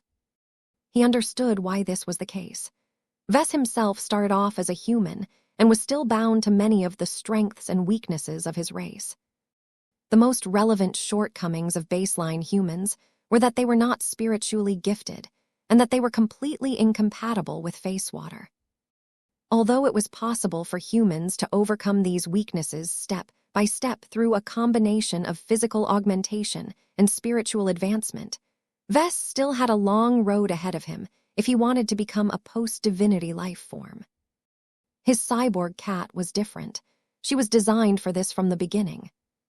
Though Ves hadn't been able to spend as much time to refine her design as he liked, the lightning baptism she went through made sure to smooth out all of the kinks and comprehensively upgrade her functionality to a level where he could no longer understand all of her mechanisms. The point was that her optimized existence allowed her to advance much faster and with far greater ease than Ves himself. Already, Ves could sense that her face water blood concentration was about to break through its current limit and reach a slightly higher level. It appeared that containing and digesting a part of the unclean whale in her stomach had done her a bit of good. Helena most certainly noticed and appreciated the cyborg cat's prodigious strength. She hugged and cuddled the adorable silver cat as if she was a pet. Your new incarnation might not be as strong as myself shortly after I was born, but she can easily become a powerful fighter. Helena spoke as she scratched the cat behind her metallic ears. Considering the way you operate, I think it is best you focus on empowering the assets that are closest to you for protection against both material and immaterial threats. Your new kitty can help you defend against both. That made a lot of sense, but Ves had a different idea in mind. I'm not keeping my cyborg cat around, he responded. What? Why not? She's so powerful. The cyborg cat is my first incarnation that can ignore any range limitation and travel far away from my position. Well, maybe Vulcan fits within this category as well, but he does not have a physical form like my latest cat. What I am saying is that this trait presents me with interesting options. What are you talking about, Ves? Are you aware that my divine artifact houses a fraction of my divine core? I kind of guessed that, Helena admitted. I still don't know how you managed to pull off such a dangerous maneuver. Our mother has told us that this is a highly coveted and incredibly secret ritual that can grant a select few gifted individuals a shortcut to becoming a god. While my mother has never mentioned anything about splitting off your divine core into a living cat of all things, it should still be a procedure that is fraught with danger. It is incredibly strange for you to be able to master a variation of this method and pull it off on your own. How did you do it anyway? Her suspicious glance told him that she was incredibly curious at how Vess was able to acquire the secret knowledge to create a divine artifact without killing himself in the process. He responded with an awkward laugh. I've had a few adventures. I am not going to spill out my entire life to you, Helena. I'm your sister, Vess. You might not be able to trust most people, but I'm family. You may be family, but you are also withholding a lot of information from me, just like our mother. I already told you that this is for your own protection. Helena defended her side. Our mother and I are both powerful. There can be no doubt about that. It is just that the enemies we are fighting against know our methods too well. If we didn't enjoy the home ground advantage by taking control over the Nyxian Gap, our enemies would have been able to crush us on an open battlefield. Last he heard about what was taking place in the Nyxian Gap, his mother was still going strong by leading the Oblivion Empire against the enemies that sought to take her down. The 5 Scrolls Compact had tossed a lot of brainwashed fools into the meat grinder and didn't appear to be stopping at all. The Compact even sent out a number of their powerhouses, who were so strong that only the so-called Oblivion Empress and the Daughter of Death could half them in their tracks. The odds were incredibly lopsided, but the Compact wasn't able to leverage its full strength against the Oblivion Empire. The Nyxian Gap was situated in a remote corner of the Milky Way galaxy. The ruined temple was located in the galactic center and could not radiate its influence as effectively across the periphery of human space. The only convenient way for the Compact to transfer large amounts of personnel to the Komodo star sector was by borrowing the Milky Way Galactic Gate Network, but that was firmly under the control of the Big Two. There was no way the MTA and CFA would let the Compact get away with smuggling its own troops through the Beyonder gates en masse. Besides, it was impossible for the 5 Scrolls Compact to draw away so much personnel stationed across the old galaxy. Removing them was equivalent to removing their nails across much of human space. As such, the Compact was stuck with trying to smuggle over its troops in small and unassuming groups, while also converting as many gullible locals as possible to get more bodies in the fight. The indoctrinated mercenaries and crusaders certainly kept the armies of the Oblivion Empire busy, but they perished in such great numbers that their deaths inadvertently accelerated Helena's rise to power. Let's move on since neither of us are eager to expose our secrets, Vess proposed. Very well. Back to the topic at hand. What do you intend to do with this lovely kitty if you're not willing to keep her by your side? I plan to pass her off to someone else, preferably a rich and powerful individual who is protected at every turn but also appreciates her company. Vess openly revealed. That sounds like you want to turn her into a lucky for someone who does a much better job of staying away from the battlefield. Vess grinned. Yup, I think I can earn a good sum of money if I auction her away. Just look at her. She is literally a divine creation. No ordinary craftsman can make a mechanical cat like her. She even has her own glow. Her sister couldn't help but agree. Even I would feel tempted to claim your kitty as my own if I had a physical form. She's so pretty. In any case, my cyborg cat is my insurance policy. If anything happens to me and my fleet, I can still count on her to give me a second chance of life. However, this will only work if my cat is sufficiently far away from any enemies that are gunning for my life. It is best that there is nothing that can tie my cyborg cat to my original identity. Not a lot of humans bother to plan for their own demise. You are smart for thinking ahead, Helena said in an approving tone. I am afraid you are underestimating how easy it is to revive yourself. Do you think that anyone with a bit of power can cheat death? No one is able to live forever, Vess. If you ever find yourself in a position where your current form dies, You will lose more than you can ever know. Whatever remains behind might be able to pick up the pieces and find a way to regain your old level of strength, but there is no way to regain what is forever lost. The best you can do is to fill up the gaps in yourself with replacement materials. He understood what she was saying. It sounded similar to his plan to provide venerable Janzi with a successor to the Shield of Samur. The expert space knight had died. Ves couldn't bring back the old living Mech in its original form, so he decided to go for the second best option. The reborn living Mech he intended to make after completing the Dullahan project would probably be different from the original Shield of Samur, but it would still share many commonalities to its predecessor. The thought of something like this happening to Ves himself was a bit frightening. Would Ves still be alive if he managed to reconstruct a semblance of himself through his surviving divine artifact? Given Helena's dire warning, Ves might be forced to reevaluate the soundness of this insurance policy. That was something to consider for later, though. Be that as it may, getting at least some part of me back is better than restoring nothing at all. I will figure out a way to minimize the loss. You will have better luck if you become stronger. True gods are notoriously hard to kill off in their entity. That is useful to know, he replied. He already had a feeling this might be the case.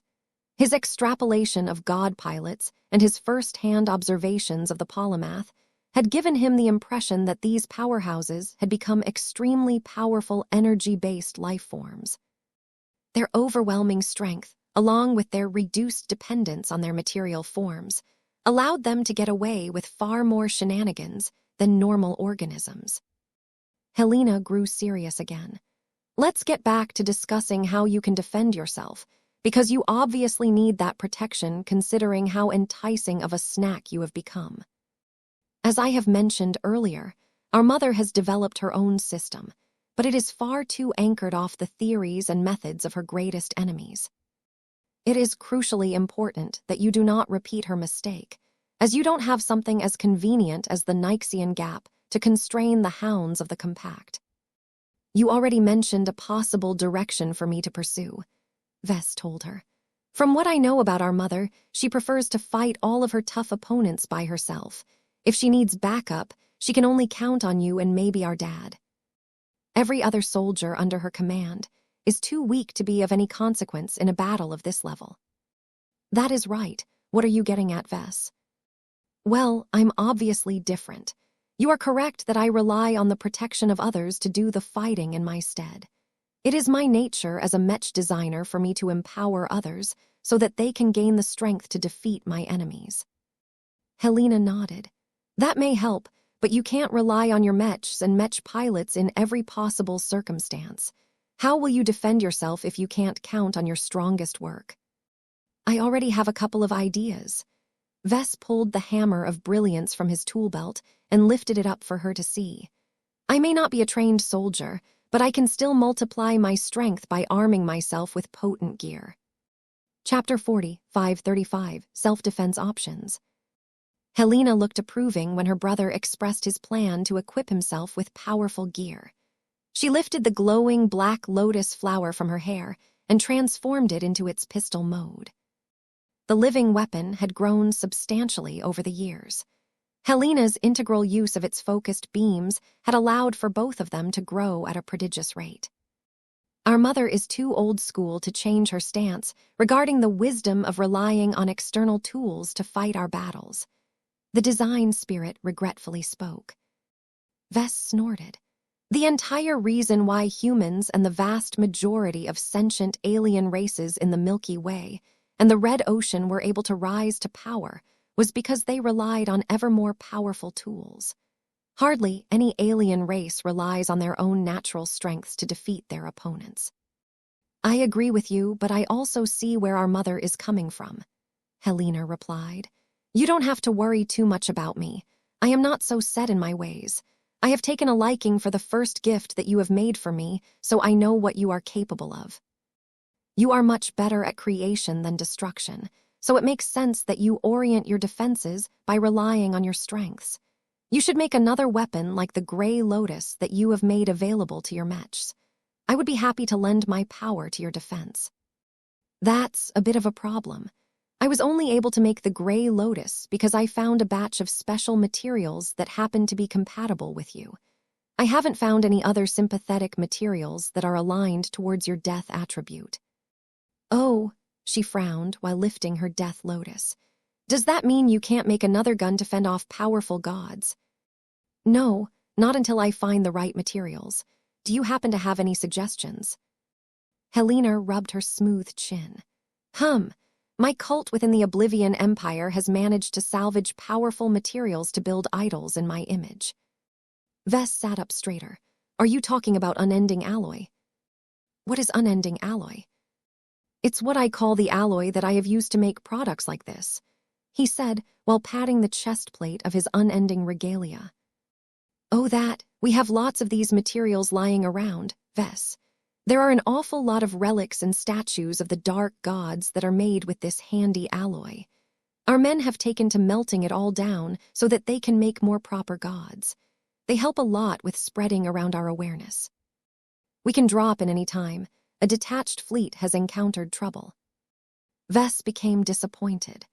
The Nyxian Gap was too far away to make importing unending alloy viable, and he already decided to transition away from this material. Unending alloy was not a sympathetic material. It was decent at containing many varieties of spiritual energy, but it could not be used as the basis of a powerful blessed weapon. In any case, my options are fairly limited for the time being. The only sympathetic material I have access to is face water, which allows me to borrow the power of the Phase King in battle. In fact, I just managed to swindle over 100 kilograms of face water from different parties.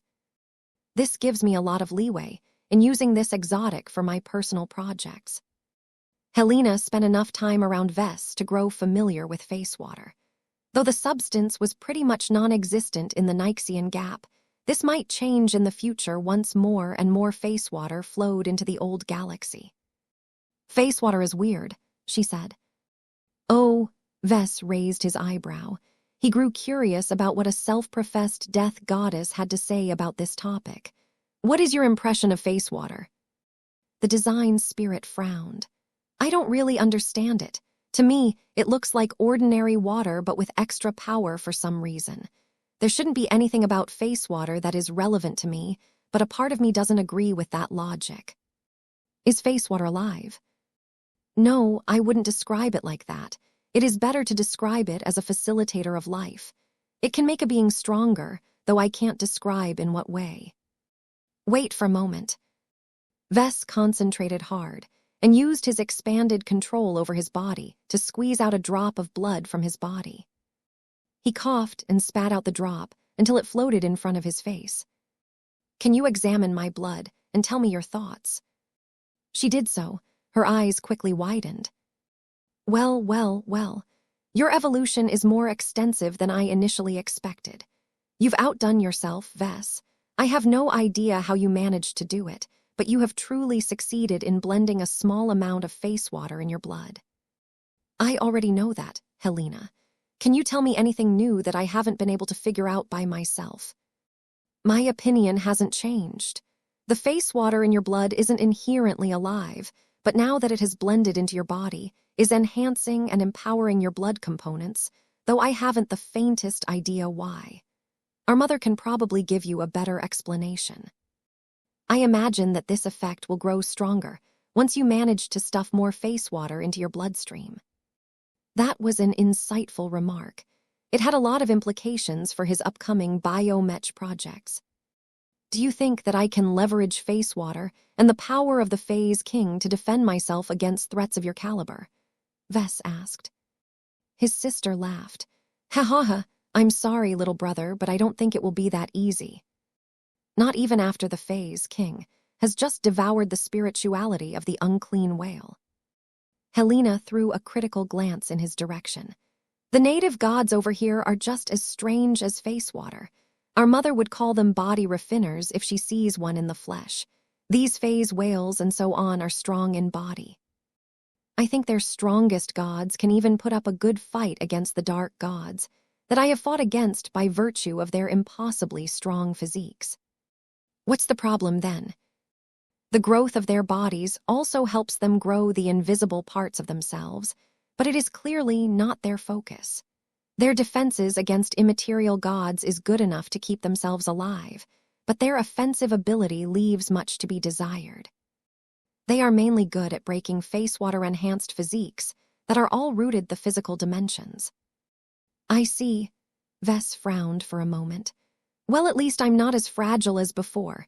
It will take a lot of effort for a hostile spiritual entity to kill me in my current state. That won't necessarily get me out of trouble, though. I need a weapon that can kill these kinds of threats. For now, I can count on Blinky to help with hurting them, but he has an obvious shortcoming. Helena nodded in agreement. Blinky will do well against more primitive gods who know nothing else but to harness their energy like a club, but the more sophisticated ones that have access to a heritage are much trickier to defeat. The latter category of opponents will know better than to get close enough for Blinky to devour their energy. They will stay out of his range and attack you from a distance. That was a worst-case scenario for Vess. If he wasn't surrounded by his expert mechs, and if his design spirits couldn't channel a powerful enough manifestation of themselves, then he would be in big trouble. His eyes rested on her death lotus. I need a ranged weapon. It's a start, I guess.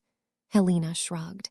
Do you have any ideas on how to make one that is powerful enough to defend yourself against predators who are eager to devour your vitality? As a matter of fact, I do.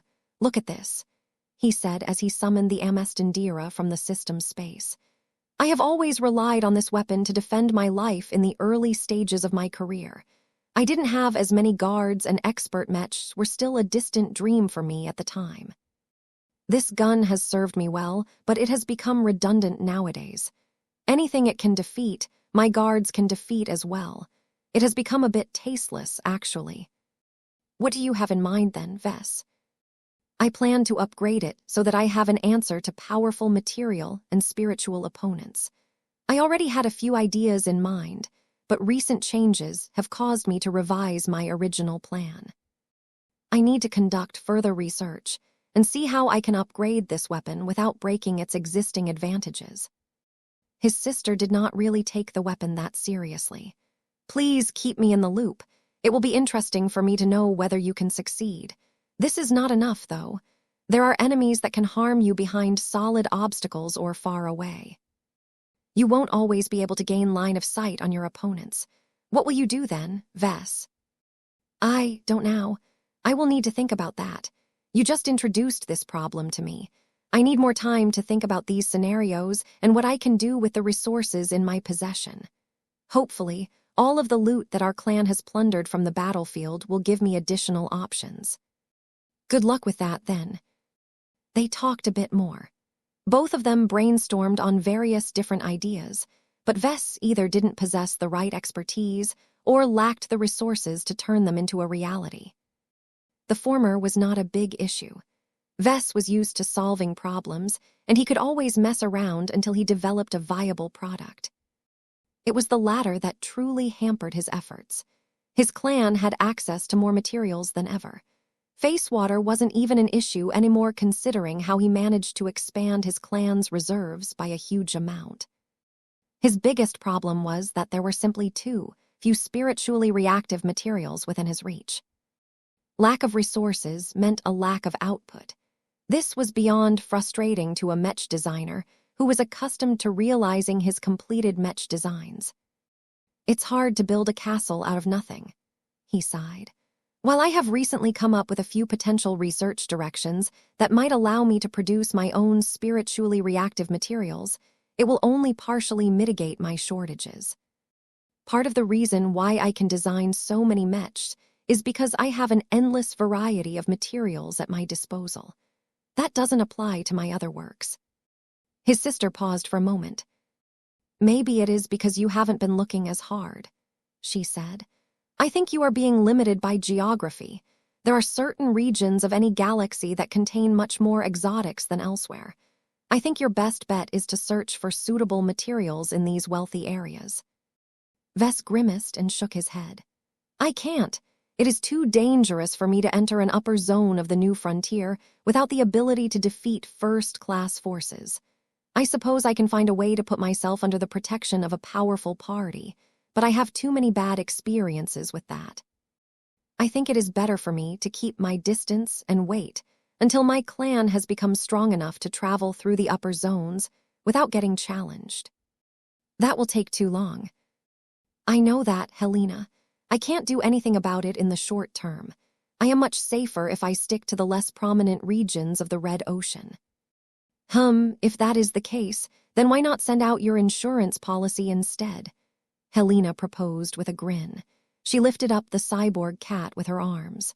Don't you think this lovely kitty would make for a fantastic pet for a pampered first-class princess? Vess looked intrigued. That's actually not a bad idea. I can kill multiple birds with one stone. Chapter 45, 36 Working Visit.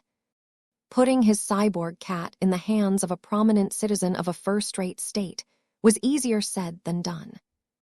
It was not impossible, though.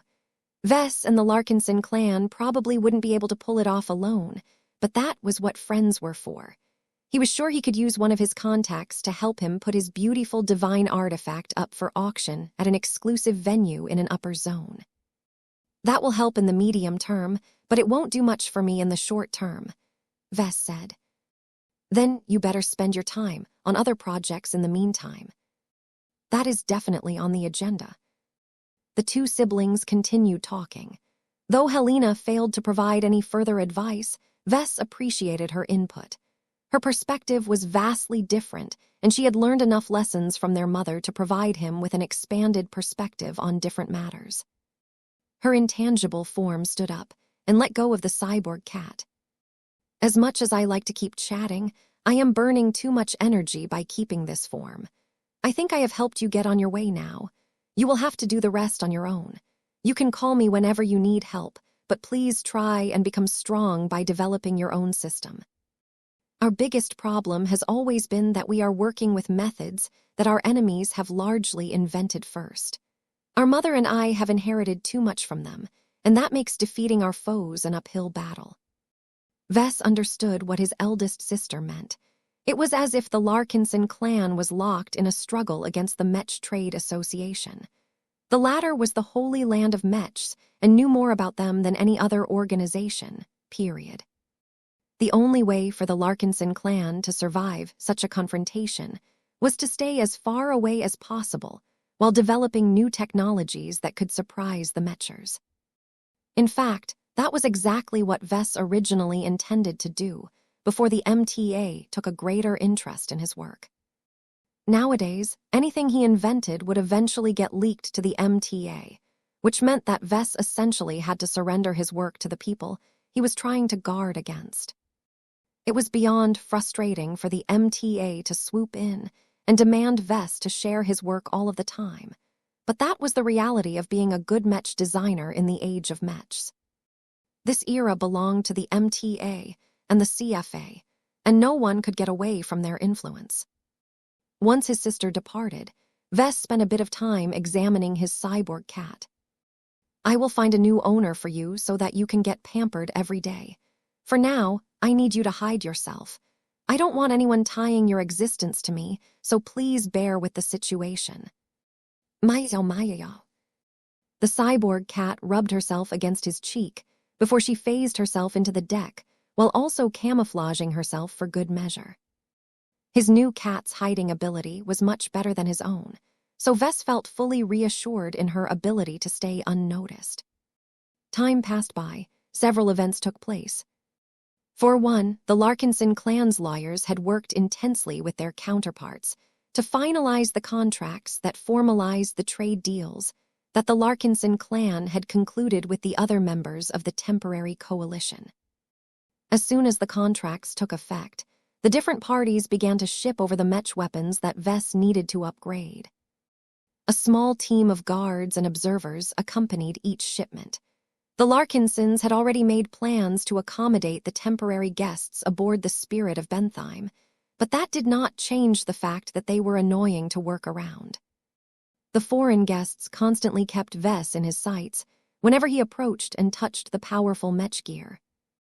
Although he had received permission to make small physical changes to the weapons, the specialists among the observers could veto his proposed changes at any time if they thought that Vess would ruin the effectiveness of any of this powerful gear.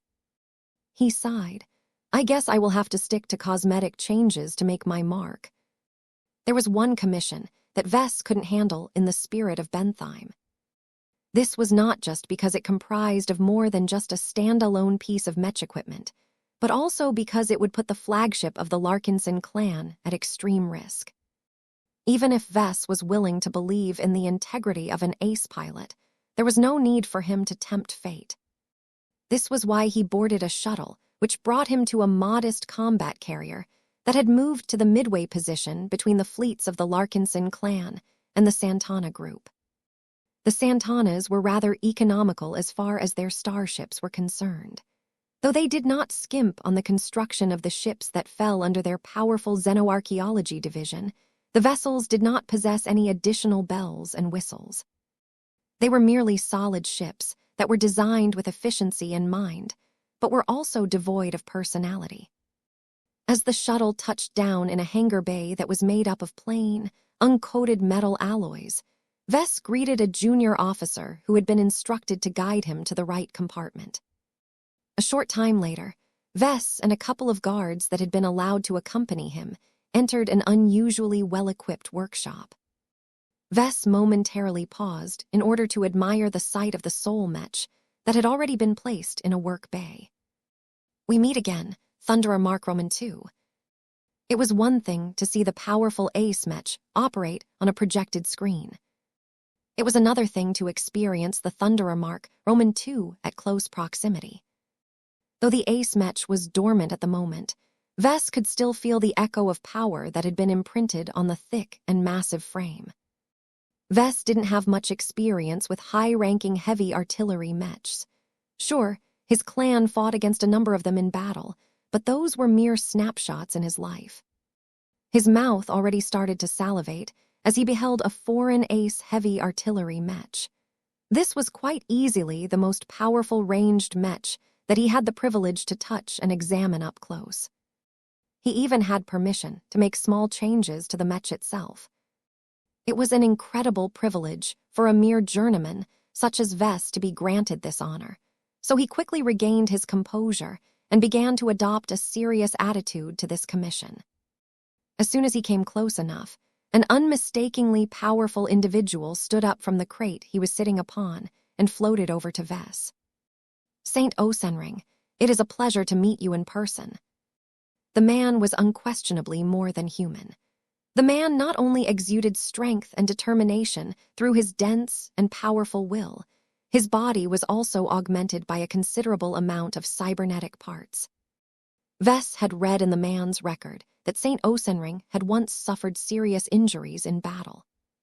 The celebrated Mech pilot could have opted for treatments that could have restored him too close to his original form, but instead he chose to integrate cybernetic augmentations that strengthened his parameters beyond the norm. This was an important turning point in Saint Osenring's life, and it spoke much about his priorities and his preferences. I could say the same to you as well. The older man responded with an inquisitive look. Your signature is unmistakable. It was truly you that changed my mech back then. It is amazing that you have managed to do so much with the help of one of your expert mechs.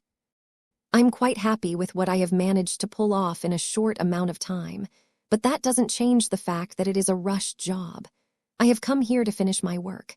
How has the Thunderer Mark Roman II fared after the battle? The augmented ace pilot invited Vess forward.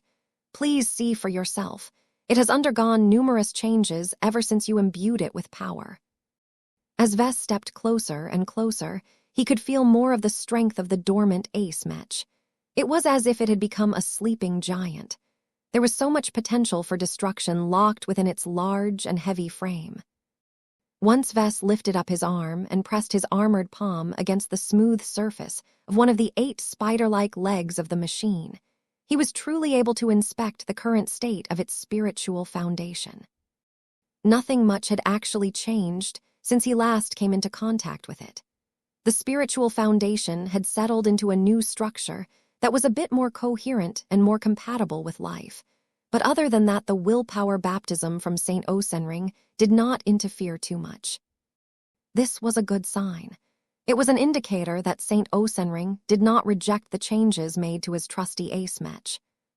Ves could even sense that the Phase King, though currently dormant, also retained its connection to the powerful machine. Have you communicated much with the Phase King after the battle has ended? St. Osenring shook his head. Not much. I have come in touch with this foreign phase whale-like creature during my guard shifts, but I have held off on my explorations out of caution. They do not entirely understand all of the changes that you have made to Mech, and I am concerned about any subsequent changes that you will make. This Mech is my fortress, Patriarch Larkinson. I can understand the value of strengthening its attack power, but I do not want to pilot a Mech that I cannot recognize anymore.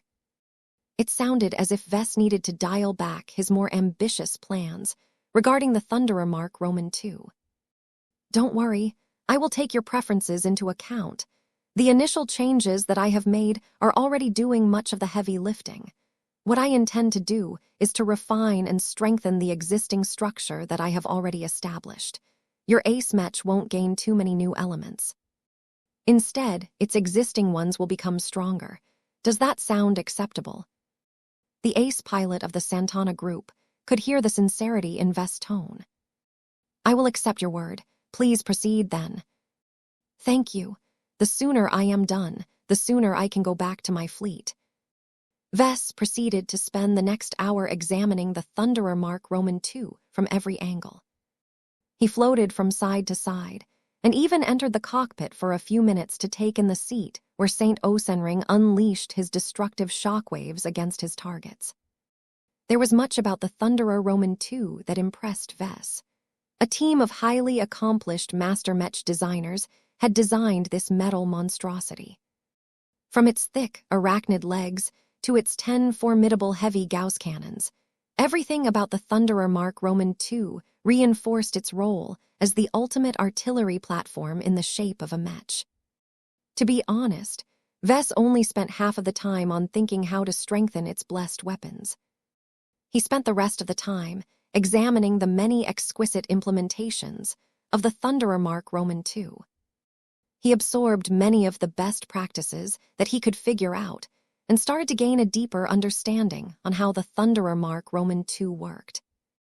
All of the lessons he learned today could be applied to future design projects involving heavy artillery Mechs and ranged Mechs in general. Ves especially became interested in upgrading the Transcendent Punisher Mark Roman II. The Ilvanen heavy artillery Mechs weren't weak per se, but they had displayed clear shortcomings in the last battle. If Ves wanted to ensure that the artillery wing of the Larkinson army remained effective in future battles, then he needed to upgrade all of their cannons into transphasic weapons. Previously, Ves never thought about doing so because the amount of face water needed to upgrade so many heavy Mechs was excessive. Now, the situation had changed. The Larkinson clan had just earned a windfall in face water, and Ves did not intend to leave it all unused. Chapter 40, 537 Powerful Influencers. After dealing with all kinds of matters, it felt good for Ves to get back to doing his main job. The Thunderer Mark Roman II was an overwhelming ace Mech. Its size was immense, and its mechanical construction was intricate from top to bottom. Its exquisite design contained so many technical ingenuities that Ves could spend years on studying every single nuance. It was a pity that Ves only had a limited amount of time to do his job. He also couldn't go too far in trying to steal all of the secrets that made the Thunderer Mark Roman II such an excellent ace heavy artillery Mech. A small crowd of guards, Mech designers and technicians tracked his every move. It made him feel more self-conscious and prevented him from being too blatant about his selfish motives. If that wasn't enough, St. Gelmer Osenring constantly hovered near his position. Sure, the ace pilot maintained an appropriate amount of distance, but that still caused Vess to linger within the periphery of the powerful champion's Saint Kingdom. The domain fields of ace pilots were much weaker when they weren't interfacing with their machines, but they still maintained a certain degree of cohesion. Vess could tell that Saint Osenring had never let down his guard and was constantly judging the motives of the young and presumptuous Mech designer that dared to touch his machine. This meant that Vess had to discharge his duty properly, much to his disappointment. Fortunately, this still granted him a decent amount of leeway. Understanding how the heavy artillery Mech worked and the basic technical parameters of its impressive armaments could still fall within his responsibilities as long as the Mech was better off in the end. This was why Vess paid closer attention to the areas where he could justifiably work upon in the process of enhancing the firepower of the Thunderer Mark Roman II. Though he wanted to examine every single system of the Ace heavy artillery Mech in detail, he limited his attention to the heavy Gauss cannons that served as its primary armament. The cannons were specially designed by one of our Santana Group's resident master Mech designers. Saint Osenring explained as Vess asked for the powerful soldier's input. I have a good relationship with him. I piloted expert Mechs designed by that man in my earlier years, and that has allowed me to become familiar with his style of weapons. At the same time, the master also became more familiar with my individual preferences. By the time I graduated to the Thunderer Mark Roman II, the cannons made available to me are so perfect that I can resonate with them from this distance. Let me show you my power. The ace pilot gained an intense fervor all of a sudden. Before Vess could say anything else, Saint Osenring lifted up his arm towards one of the large cannons of the heavy Mech and actually caused the long and intimidating muzzle to get surrounded by a faint corona. Vess widened his eyes. Whoa, let's not play with the big cannon, shall we? I don't want to get blown up by a powerful Gauss round or the massive shockwave that it will produce when it hits the bulkhead over there. Thank you very much. Saint Osenring quickly dropped his arm and relaxed, causing the heavy Mech to become dormant again. It wouldn't have fired. I know my Mech too well, and the changes you have made recently has reinforced my relationship with my machine. Still, I suppose you are right to respond this way. It was reckless of me to show off my resonance to my Mech in this manner. The bout of uncontrolled behavior caused Vess to become more vigilant. He had a feeling that the saint might not be entirely right in the head. Granted, every high-ranking Mech pilot behaved as if they were traumatized and brain-damaged soldiers that gained way too much power for their own good. No ace pilot could be stopped once they set their mind on a course of action. The best people like Vess could do was to adjust his behavior around them in order to steer them away from any undesirable decisions. In order to prevent Saint Osenring from pulling off another stunt, Vess quickly shifted the topic as he continued to examine the impressive main cannons of the Thunderer Mark Roman II. So how come you have continued to pledge your loyalty to the Santana Group? The saint crossed his arms. Why not? The company offers gainful and honest employment to Mech pilots such as myself. I started off as a regular Mech pilot and worked my way up the ranks. Is there a reason why I should turn my back on the employers who believed in my potential and invested many resources in my career? I don't turn my back on my friend, Patriarch Larkinson. I thought you of all people should applaud my loyalty. Vess let out a frustrated sound. You know what I am talking about. The Santana Group is a holding company. Its primary goal has never been to serve its dependents. From my limited interactions with its executives, it is clear that your leaders only care about enriching the shareholders while lining their own pockets in the process. Don't you think that sounds dishonorable? There is nothing wrong with honest business. Saint Osenring disagreed with Vess. The Santana Group may not have any noble or altruistic aims in mind, but that does not mean it is a force of evil. The company has always abided by the framework of rules that govern the societies it is involved in. It engages in productive activities such as producing goods, shipping products to where consumers need them the most, and offering services that are just a little more attractive than the alternatives. That's an overly rosy and one-sided description of what a company does, Osenring. Vess scoffed. Real business is much more cutthroat and brutal. Many companies tend to cut corners, dump waste materials in areas where they don't belong, and sabotage competitors in the dark. Can you truly tell me that the Santana Group has managed to keep its hands clean over the course of its successful rise?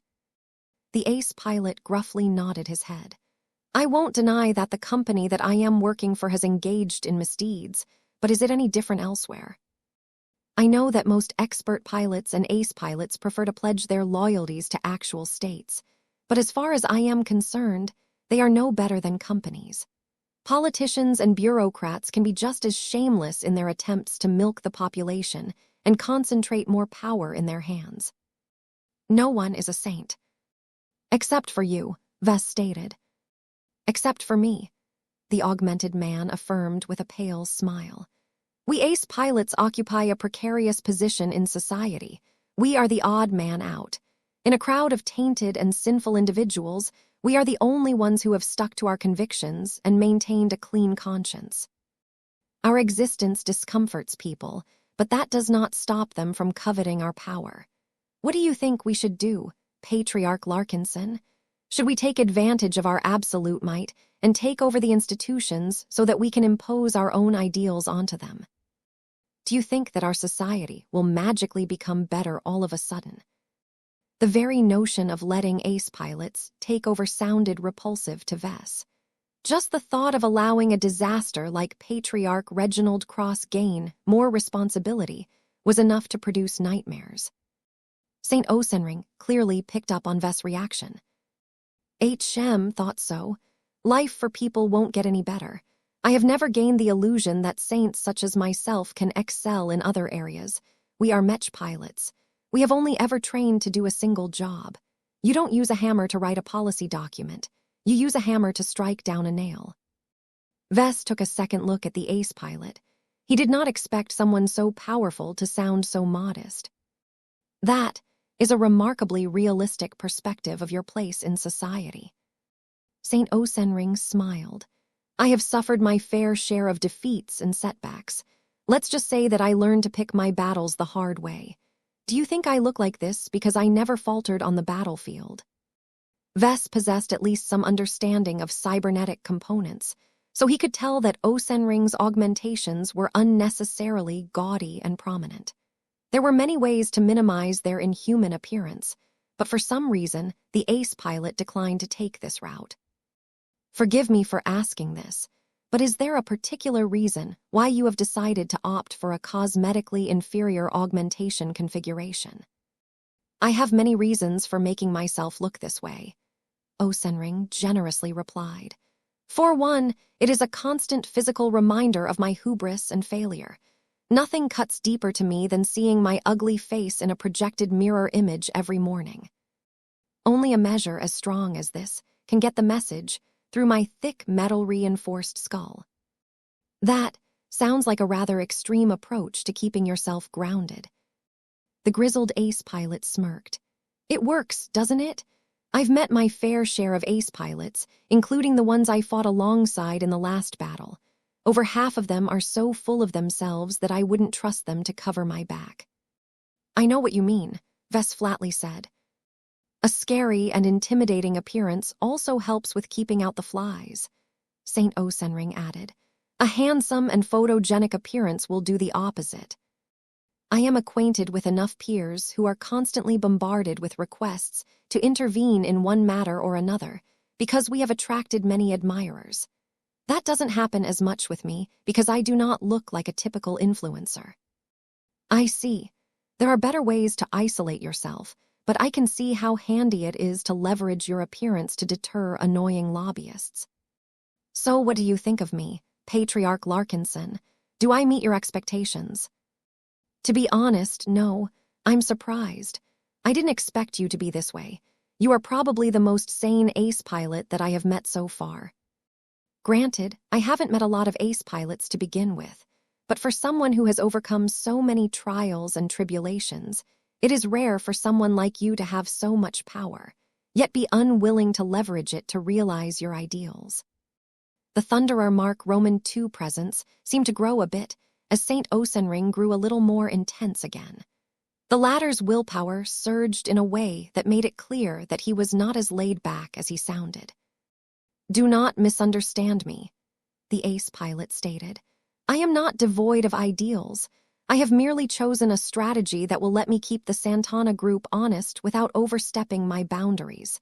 The leaders of the company are aware of my stances. I negotiated and signed a contract with them. If they take any actions that cross one of my red lines, I am free to depart and find employment elsewhere. This is my way of imposing my demands to the company. My desirability ensures that the Santana Group must always abide by the rules I set. This is the proper way for ace pilots, such as myself, to influence policy." Vess looked impressed. "That is a clever approach. It's subtle and you can escape all of the pitfalls of leadership." St. Osenring straightened his back and exuded a strong aura of righteousness. "This is why I continue to belong in the Santana Group. It may be a company that is solely driven by profits, but it can never do without protection. I am doing my part to keep a part of our great society on the right track. People like me are needed the most in these kinds of organizations. We are the guardians of virtue. We are the conscience of the human race. We are the watchers who are tasked with preventing humanity from repeating the mistakes of the Age of Conquest." "I see." Chapter 40, 538 Facewater Maestro. Vess ultimately found it refreshing to learn more about St. Gelmer Osenring. The cybernetic man was much different from Patriarch Reginald Cross, who had given Vess a bad impression of ace pilots. Though his opinions regarding the difficulty of handling such powerful warriors hadn't changed, he at least confirmed that Reginald was not the only mold of ace pilots in existence. In addition, the more he learned about St. Osenring, the more he understood the Thunderer Mark Roman II.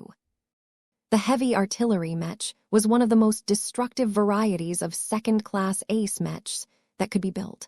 There were hardly any other types of mechs that could unleash more mass destruction.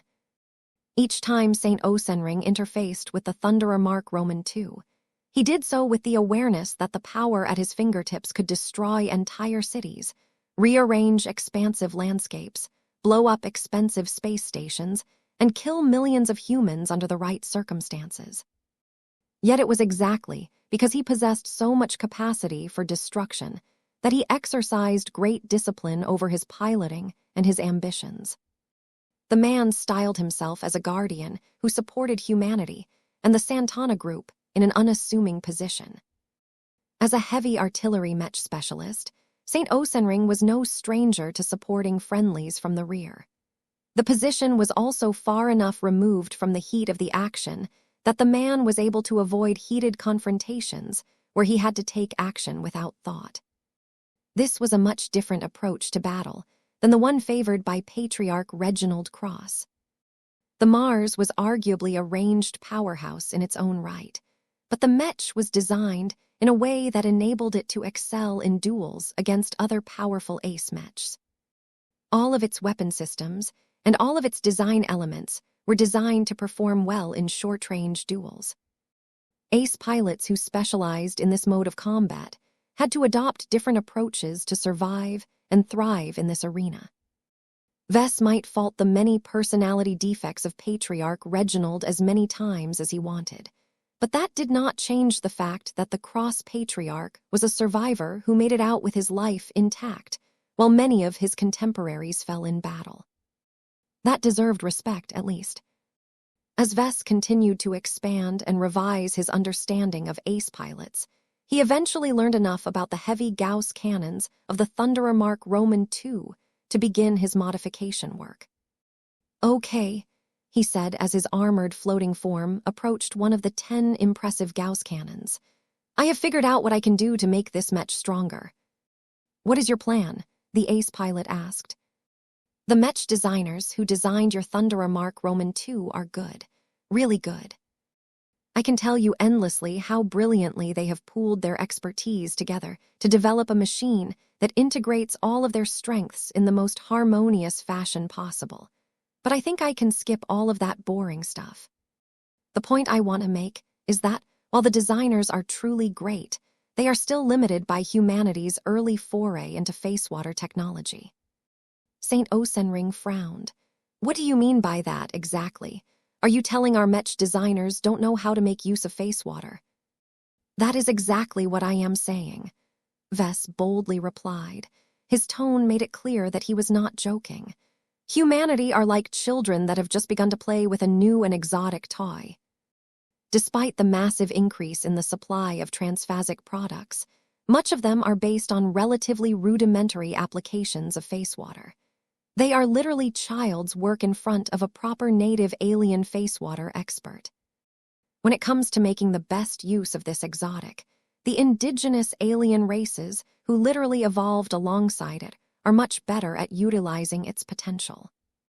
I can believe that. This will only be valid for a generation or two at best. Eventually, our scientists will be able to catch up to the progress made by the aliens before surpassing the locals entirely.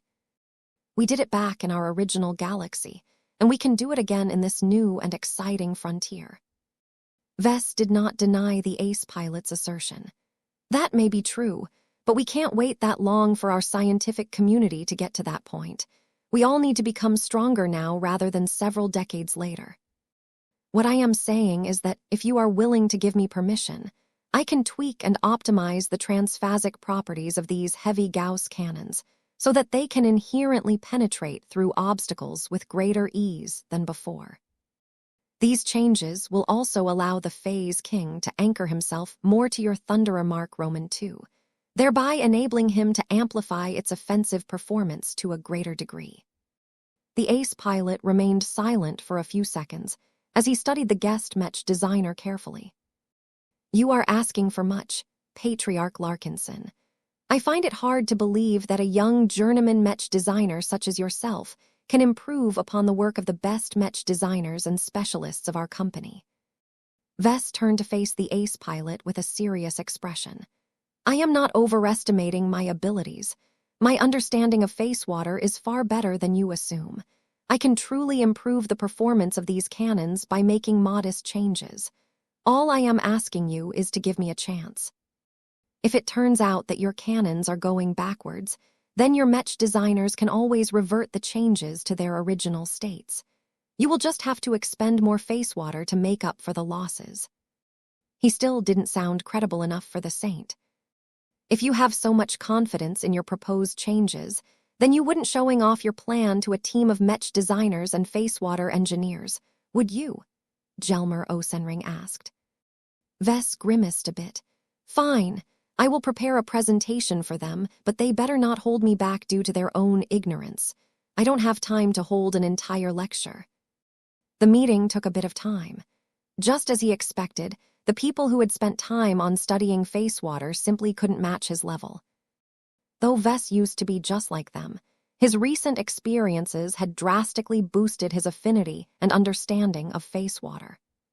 To him, face-water was just as familiar to him as Mech's. Not only did all of the difficult and nearly indecipherable theories that he learned in the past make sense to him, he also gained a powerful intuitive understanding of this special substance. All of this meant that Vess could easily spot numerous defects and flawed implementations of the face-water technology applied to the heavy Gauss cannons. To be sure, the cannons themselves were extremely good. Their traditional technological elements made excellent use of the properties of many different materials. The Mech designer responsible for them knew his craft well. It was just the face-water implementations that Vess slightly objected to. Not even a master Mech designer was able to attain the same level of proficiency in face-water technology as a high-level Pulmer engineer. Bang! Vess ultimately slammed his armored fist against the metal table. I am not here to tutor you on what is possible with face-water. I am here to do my job, which is to improve the offensive capacity of your Thunderer Mark Roman II within my means. I am telling you now that you can either accept my proposal and end up with an ace Mech that can easily penetrate the defenses of a powerful monster like the unclean whale, or forego this opportunity and settle for a half-hearted solution. What do you prefer? That shut them all up for a time. In the end, St. Gelmer Osenring decided to follow his instincts and speak in favor of the current proposal. We invited Patriarch Ves Larkinson to this workshop for a reason. If his prior work is any indication, then we can rest assured that he is not a Mech designer who is prone to failure. Just like anything else in the Red Ocean, we must take risks in order to leap ahead of others. The promise of obtaining an ace Mech that can become much more effective at destroying alien warships is too good to pass up. Let us put our faith in him and his abilities. The ace pilot's words practically decided the matter. None of the gathered technical experts possessed the courage and the confidence to push back against the Santana Group's resident ace pilot. Once Ves finally gained approval, the ace pilot pinned him with a warning glance. You better live up to your promises, Larkinson. I wouldn't dream of screwing up your ace Mech, Ves steadily replied. Our clan stands to earn 28 kilograms of face water from this deal. While that is not as much face water that I have hoped to gain from your Santana Group, I am not the sort of person to turn my back on a trade agreement. You will have ace Mech that you have dreamed of by the time I am done. Now let me work. Ves felt a lot more comfortable now that he was starting to work on the Thunderer Mark Roman II. He already spent enough time on his preparations.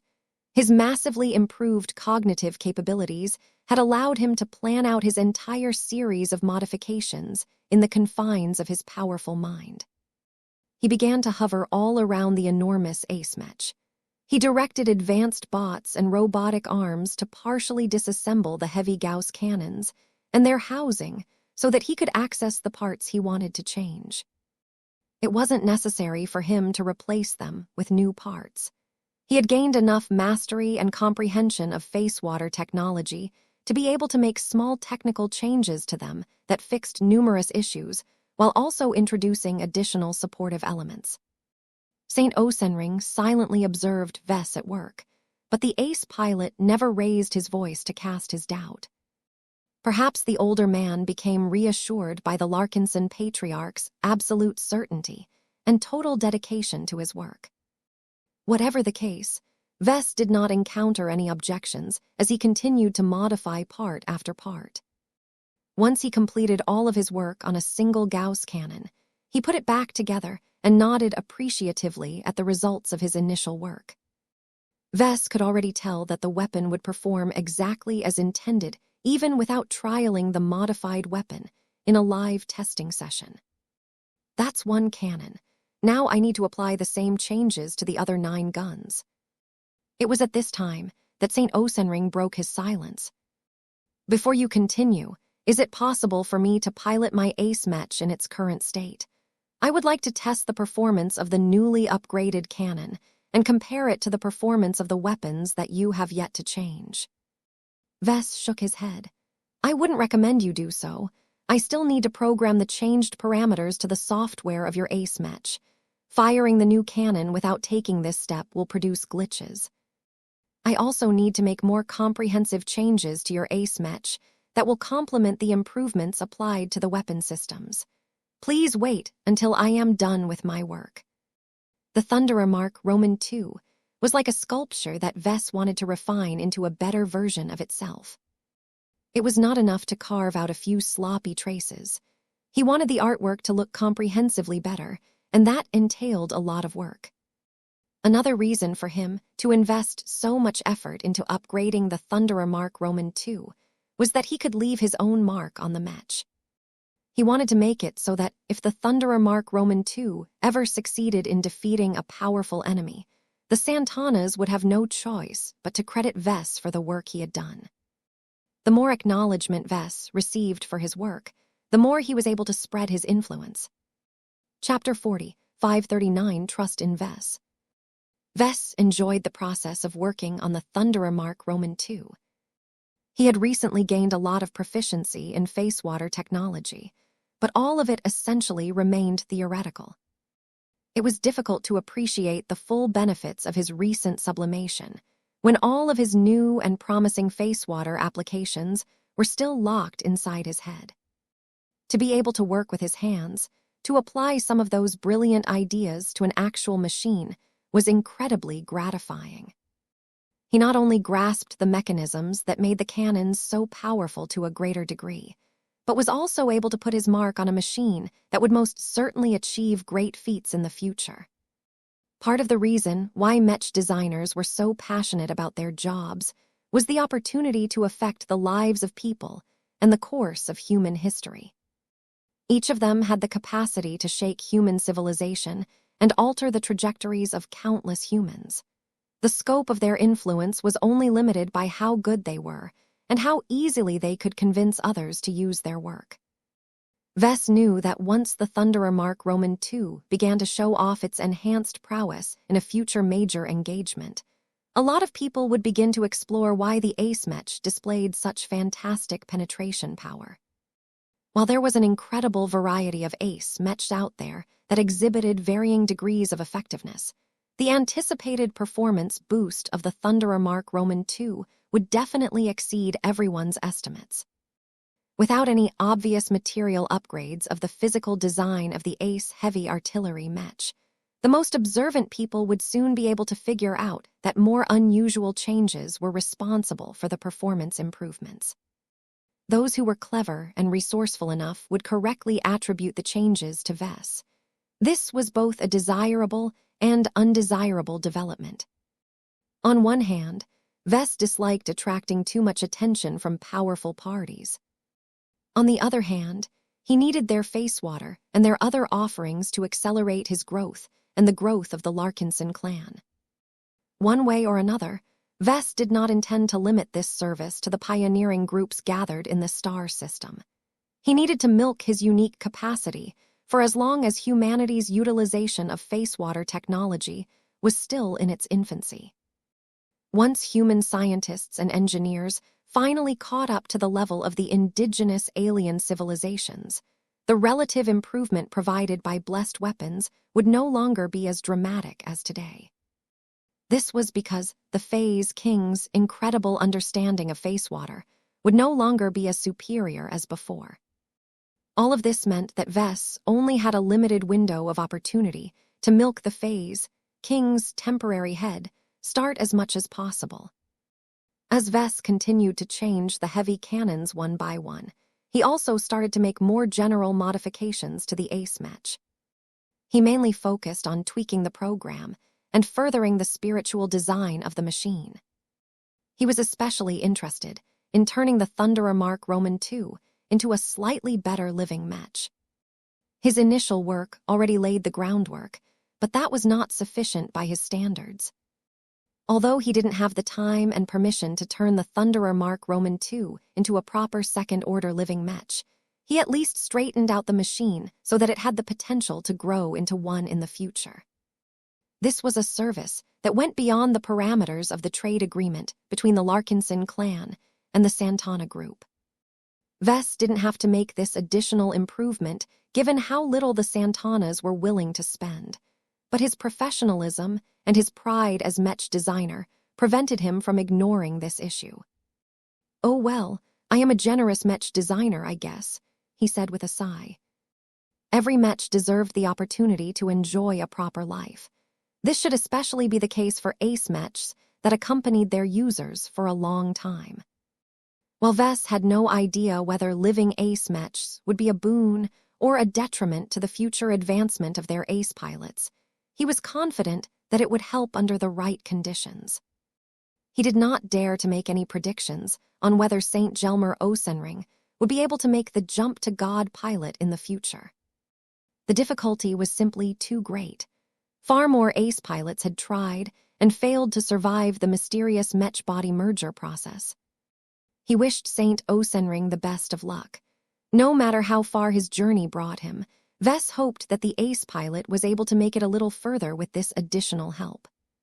Before he finalized his work, he wanted to make one last change that was not entirely appropriate. This was one of the few instances of selfishness that he wanted to indulge in this commission. Technically speaking, It was not proper for him to add a second and largely redundant design spirit to the Thunderer Mark Roman II. The Phase King already provided the Ace heavy artillery Mech with all of the power and assistance it needed. Adding a second external influence would muddle up the purity of the machine. Yet, as long as Vess was able to justify this addition by rationalizing a solid benefit to the Thunderer Mark Roman II, he might be able to get away with this little change. He eventually convinced himself that even if he wasn't able to do much at this time, he would definitely grow powerful enough to add a lot of value to this Ace Mech. With that thought in mind, he formed a minor connection between himself and the Thunderer Mark Roman II. The powerful heavy artillery Mech was the first Mech with Vess as a design spirit. Vess could already tell the difference. He was not entirely new to this phenomena, as Vulcan was also tied to a lot of products. Yet it was different now that Vess himself acted as the design spirit. He found that his ability to connect and influence the Thunderer Mark Roman II was not that impressive. There wasn't enough time to explore much further. He could figure this all out later, assuming that Saint Osenring's strong willpower did not erase this additional change. "I'm done," Vess announced as he completed his work. It took quite a few hours, but the Thunderer Mark Roman II had become a lot more effective in battle, even though it didn't look any different on the surface. The user of the Ace Mech knew better, fortunately. Saint Osenring gazed at his machine with much greater appreciation than before. "I do not know what you have done to make it stronger, but it is as if my machine has gone through a second metamorphosis. I can already tell that the performance of my Mech will be significantly better than before." Vess bowed in thanks. "Thank you for your vote of confidence. You have supported my work at multiple turns. I promise you that your confidence in me will not go unrewarded. Enjoy your improved Ace Mech. If you have encountered any technical issues that your resident experts can't solve, feel free to contact me. I am open for further consultation." "I do not think that will be necessary. Goodbye, Patriarch Larkinson. I will make good use of the improvements that you have made to my machine." That was that. Vess took one final look at the Ace Mech that he had the privilege to work upon before turning away and making his way out of the workshop. His mind became preoccupied with all of the intricate design solutions that he had glimpsed. The Thunderer Mark Roman II exquisite design had provided him with a wealth of insight that he could use to improve his own heavy artillery Mechs. Not only that, but Vess also harvested a wealth of insights on how to design stronger and better Gauss weapons, particularly transphasic ones. All of this provided him with a fantastic boost to any projects related to designing kinetic ranged Mechs. If not for the fact that the design department's project pipeline was already full, Vess would have proposed to start an upgrade project centered around designing the latest addition to the Transcendent Punisher line. The Mark Roman II version that recently came out was not weak by any means, but its lack of transphasic weapons of any kind was a major shortcoming that was reflective of the poorer state of the clan in the past. The current edition of the Transcendent Punisher also put a lot of emphasis on energy weapons of the heavy artillery Mech. Vess had successfully added a powerful pair of luminar crystal cannons to the frame that provided a lot of extra power and versatility. Compared to the radical transformation of the energy weapons of the heavy artillery Mech, its physical armaments had not been able to improve as much. He previously looked down on the Gauss cannons of the Transcendent Punisher, but after learning how the more advanced guns were able to bestow a lot more power to them, he regained his appreciation for this relatively humble weapons system. He really wanted to work on a design project where he could apply all of the new ideas, but alas, that was not in the cards. Later then, Vess promised to himself. Once he returned to his flagship, the expeditionary fleet was finally ready to move on. There was nothing much holding the Golden Skull Alliance back anymore, so the Larkinsons, Glory Seekers, and Crossers might as well go on their way and leave the others to continue their salvaging work. The Golden Skull Alliance wasn't departing alone. The third fleet of the Adelaide Mercenary Company also decided to depart at the same time. Since they both wanted to get away from this place, they had decided to take the same route so that they could rely on each other for backup if they ever bumped into an enemy. The two fleets wouldn't be traveling alongside each other for long, but it should be enough to give them a bit of extra assurance in case an angry phase whale who was responsible for the Palace of Shame somehow caught up to the culprits. As the two fleets slowly left the asteroid belt and made their way to a safe Lagrange point that would not bring them too close to one of the powerful neutron stars in the center of the star system, Vess prepared to resume his long-stalled design projects. He was no longer the same Mech designer that had previously worked on them. He had acquired so many new insights, competences, and talents that he felt ashamed when he reviewed his prior work on his incomplete design projects. After he reviewed all of the plans he made for the Dullahan Project, the Ghost Project, the Eye Project, and the Bloodripper Project, he eventually shook his head in disappointment. Outdated trash. He subsequently deleted the electronic documents and began to write revised plans that were considerably more ambitious than before. He put an especially great emphasis on the Dullahan Project because he wanted to implement a radical new addition to Janzi's successor Mech. A powerful expert Mech like this will benefit more from blood circulation than many other Mechs. Vess determined. It's not necessary to turn it into a proper cyborg Mech, but I can at least add a few organic elements to it so that it can forge a blood pact with venerable Janzi. Vess treated the Blood Knight design that he had completed during his stint in the system space as a short practice run for the Dullahan Project. All he needed to do was to transplant some of the principles that define the Blood Knight to the Dullahan Project. There were two major challenges to this altered plan. First, Vess had to design an organic blood circulation system within the Dullahan Project without getting in the way of its mechanical internal architecture. Second, he had to persuade venerable Janzi to embrace the addition of numerous bioparts to her successor Mech. This is going to be difficult, he concluded. Chapter 45, 40 The Young Man Who Cared Too Much. Joshua looked thoughtful as he sat at the dining table while neglecting his nutritious breakfast. His wife made sure their two children did not imitate their father. They laughed and giggled as Keddies showed warmth and concern that was far removed from her public persona. Once Keddies was satisfied that Kyrian and Mayra filled up their bellies so that they could gain the nutrients they needed to grow their hungry designer baby bodies, the Swordmaster approached the expert pilot with obvious concern. "What's wrong, Joshua?" the large and athletic woman asked. "Nothing is wrong." His wife looked upset as she sat on the other side of the table. "You can't hide your feelings from me. You know better than that. You've remained unusually silent and withdrawn in the last few days. What happened? Is it about the last battle? Were you upset because you hadn't been able to contribute as much to our victory as before?" "It's not that. I had a lot on my mind lately. It's not your fault or mine for that matter." "Then tell me what is bothering you. I can't drag you out of your funk if you keep withholding information from your family. Didn't we agree to share wealth and woe when we married each other? Part of that means keeping me in the loop of what is going on in your head." The young but maturing expert pilot let out a sigh. "You're right. I suppose it is unfair for me to tell you nothing.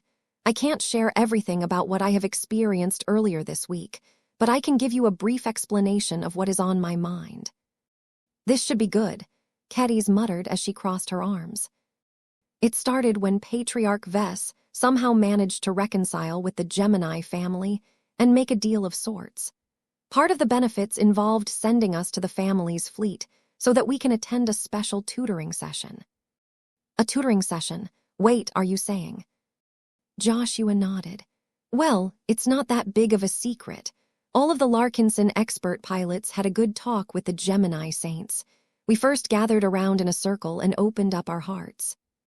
After that, each of us entered a private room where we could talk with Saint Sandro Gemini and Saint Kaya Gemini in confidence. A lot of mixed expressions flitted across Ketty's face. So you and the others basically shared all of your mental and emotional vulnerabilities to the ace pilots of a rival pioneering group. Have you obtained any guarantees that the Geminis will refrain from selling this sensitive information or taking advantage of it in any way? We made enough precautions, Joshua reassured her. Not only did the lawyers fix all of the terms in an MTA-approved contract, but the Gemini saints put their integrity on the line when they promised to do their best to keep what they have learned to themselves. Even going as far as to use their saint kingdoms to generate an impenetrable interference field around them that can scramble pretty much any form of monitoring and recording. Not even implants have succeeded in creating any recordings. I see. I suppose the clan wouldn't go through with this without establishing sufficient guarantees. His wife did not ask any further about the potential for leaks. As a swordmaster, she knew more than most people how important it was for the Gemini saints to keep their word. So what was it like? Well, the first topic that gripped me was when we talked about morality and the justification of killing. I thought you got over that, Joshua. I can't simply get over it. I don't like to kill. You're a Mech pilot, an expert pilot even. Why the hell did you even get into this profession when you are still pussyfooting around? Okay, I admit that I might not be the perfect killer that everyone is looking for in a Mech pilot, but there is still meaning in what I do. Joshua pushed back. He recalled the exchange of words that affected him the most.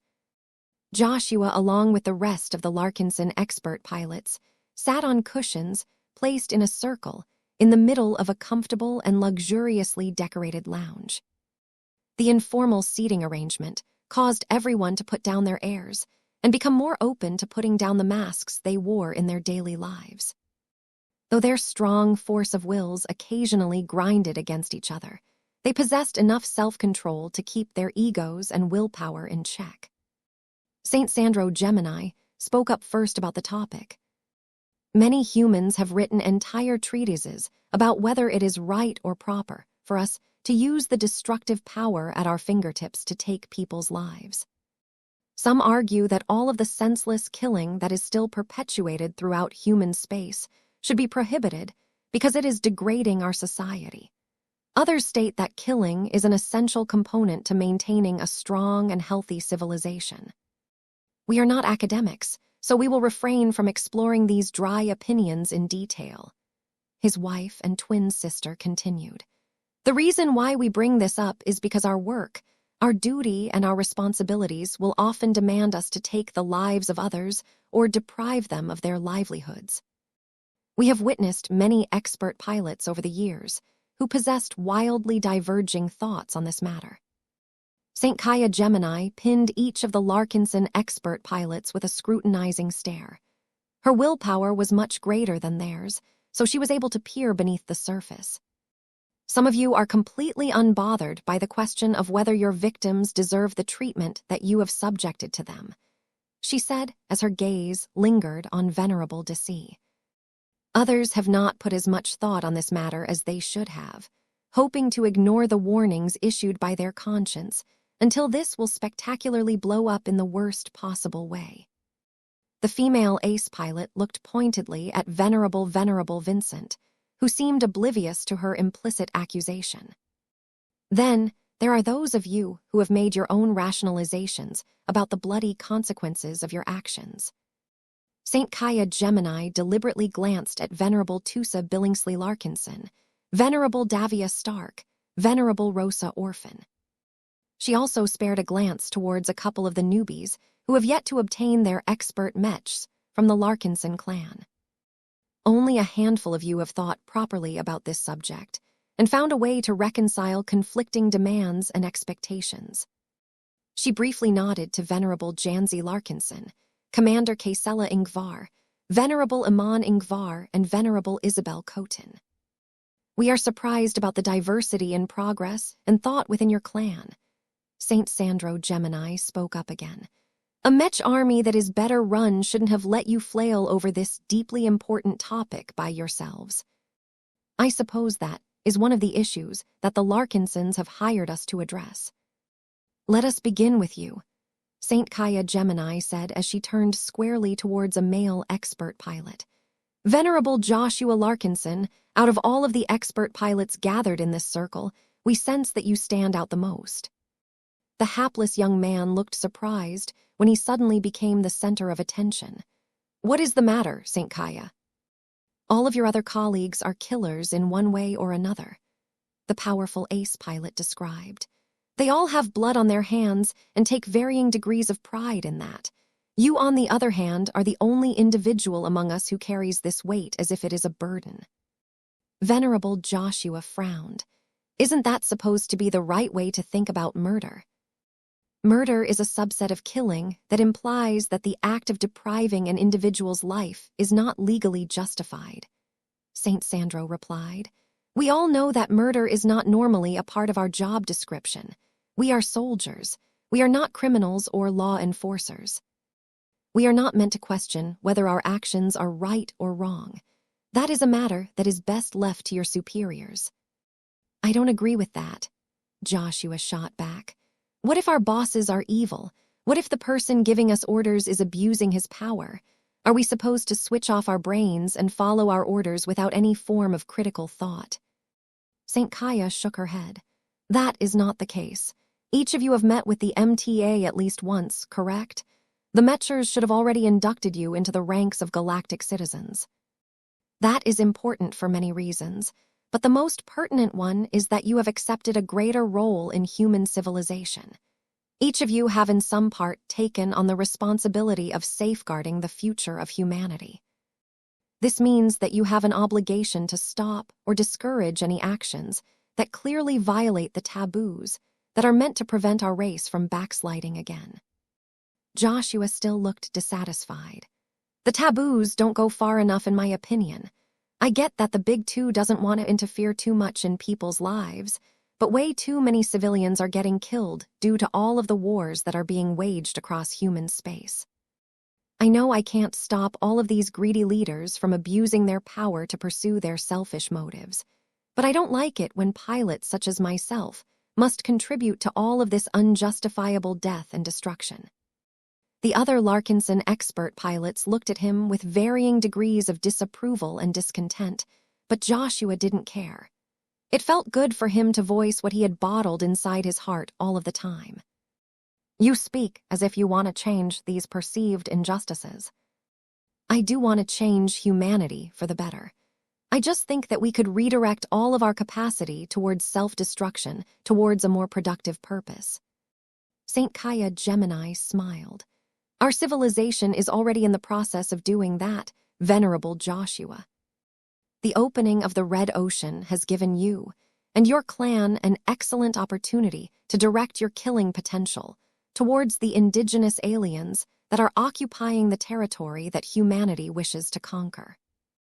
During the previous battle, we got rid of a dangerous collection of alien pirates that would have posed a significant security threat to the human colonies that will most certainly arise within this region." Both of the Gemini saints narrowed their eyes at Venerable Joshua. "You evidently do not think that defeating the aliens who were residing at the Palace of Shame was entirely right." "Yes," Joshua admitted with a sigh. "Pirates they may be, they were just poor alien chumps that had never committed any raids in human space. Look, I know it is not that popular for me to argue in favor of the aliens, but they are just as alive as our fellow humans. Is it really right to mow them down with extreme prejudice just because they belong to a different civilization?" "Careful now, Joshua." Commander Kaisela Ingvar felt compelled to interject. "Those are cosmopolitan sentiments. That is taboo in our society. Humans are not allowed to spare any sympathy towards aliens. Our justice does not include their kind. Our earlier history is filled with all of the mistakes that have been made by consorting with aliens.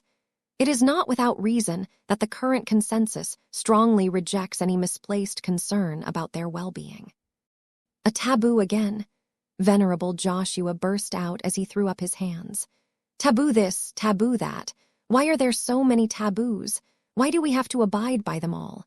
can't we question the rules without getting shot in the head by secret Mecher or Fleeter agents? Am I not allowed to think that all of these wars we are starting against ourselves and against our alien neighbors is desecrating the sanctity of life? The Larkinson expert pilots all became speechless at what they heard. A few people such as Venerable Desi and Venerable Iman Ingvar couldn't help but palm their faces. To their credit, the Gemini saints did not mock Venerable Joshua's sincere feelings. Is that what is all about to you, then? You value their lives too much to bear the thought of snuffing them all out? St. Kaya Gemini asked. I guess so. Am I a fool for thinking this way? Everyone I consulted on this topic seems to think so. Joshua whispered as his voice and force of will became weaker. I try so hard to make myself agree to their well-meaning advice, but that is not who I really am. I can clearly sense and appreciate the lives of everyone I face on the battlefield. To be put in a position where I have to cut all of those beautiful lives short is repulsive to me. It feels as if I am acting against my true nature. I usually try not to think too much about that during the battle, but once I am no longer obliged to defend my fellow Larkinsons, it all comes back to me in the worst fashion. It sounded as if Venerable Joshua truly needed help. Yeah, pretty much, Venerable Rosa Orphan concurred. Chapter 40, 541, A Tale of Defiance. Both St. Sandro Gemini and St. Kaya Gemini understood that they were dealing with a tough customer. Of all of the talented and combat-capable expert pilots they had met over their long careers, Venerable Joshua Larkinson presented them with a unique problem case. It wasn't often that expert pilots developed too much sympathy and care for their enemies.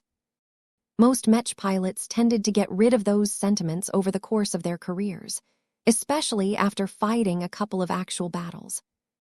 Employers also tried to do their best to guide and steer the mentalities of their Mech pilots in a direction that was meant to turn them into obedient killing machines. This could clearly be identified among the gathered Larkinson expert pilots.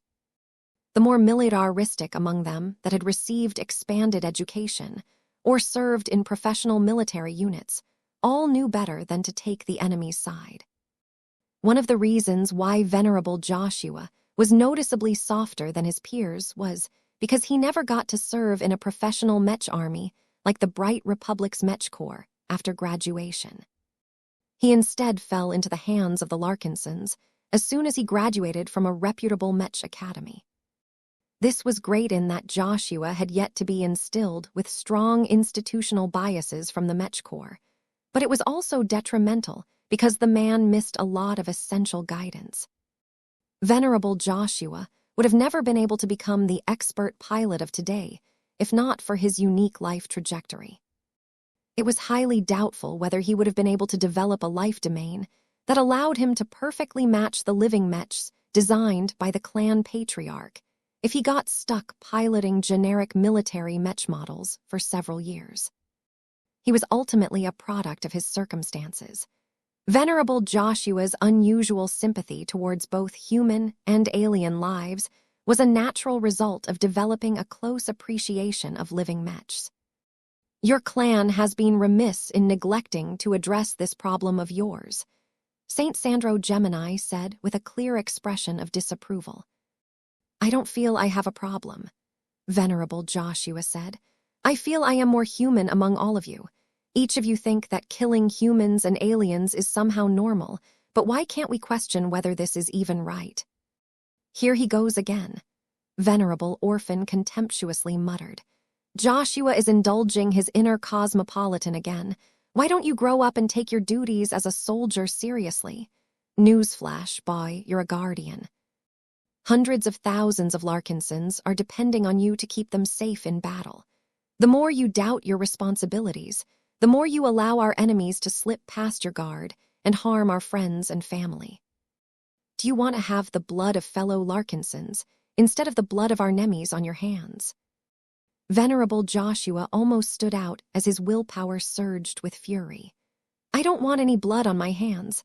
I want to live in a galaxy where no one is forced to spill any unnecessary blood. Is that so much to ask for everyone? A few expert pilots wanted to open their mouths and press Joshua's foolish ideas down, but Saint Kaya Gemini leveraged her powerful saint kingdom to suppress them from escalating the argument. The forced silence imposed by the Gemini ace pilot caused the temperature in the lounge to cool. Joshua recognized that he had lost control over himself again and used this moment of forced silence to rein in his temper. "I'm sorry," he eventually said after half a minute had passed. "None of this is your fault. I don't want to impose my struggle onto you all. I'm just a fool." "We do not think you are a fool," Saint Sandro said with a smile. "You are, as you have said, more human than any of us. That is rare and maybe precious. Each of us here are killers. Some of us are even guilty of murder. While few people are willing to cast judgment on our actions, you are a rare breed of expert pilot that is willing to challenge the status quo because your heart is compelling you to do so. You are being braver than anyone else for asking all of the uncomfortable questions that everyone wants to avoid. It doesn't seem like anyone else besides me is interested in answering them, though," Joshua sardonically said. "That is the reality that not just you, but any expert pilot with a cause has to contend with. We all have our dreams and goals. Visionary expert pilots like you tend to have it worse than most, because your driving goals entail imposing your opinions not just on yourself, but every other human. You will not be happy unless you are able to convince everyone to adopt your brand of justice. Is that an accurate description of your ambition?" "It is not an ambition, per se," Joshua replied. "I just think that everyone is wrong or at least led astray. The more we get pulled into this endless spiral of death, the more we lose our humanity. I don't know about you guys, but I don't want to turn myself into a monster that is willing to kill people at the drop of a hat."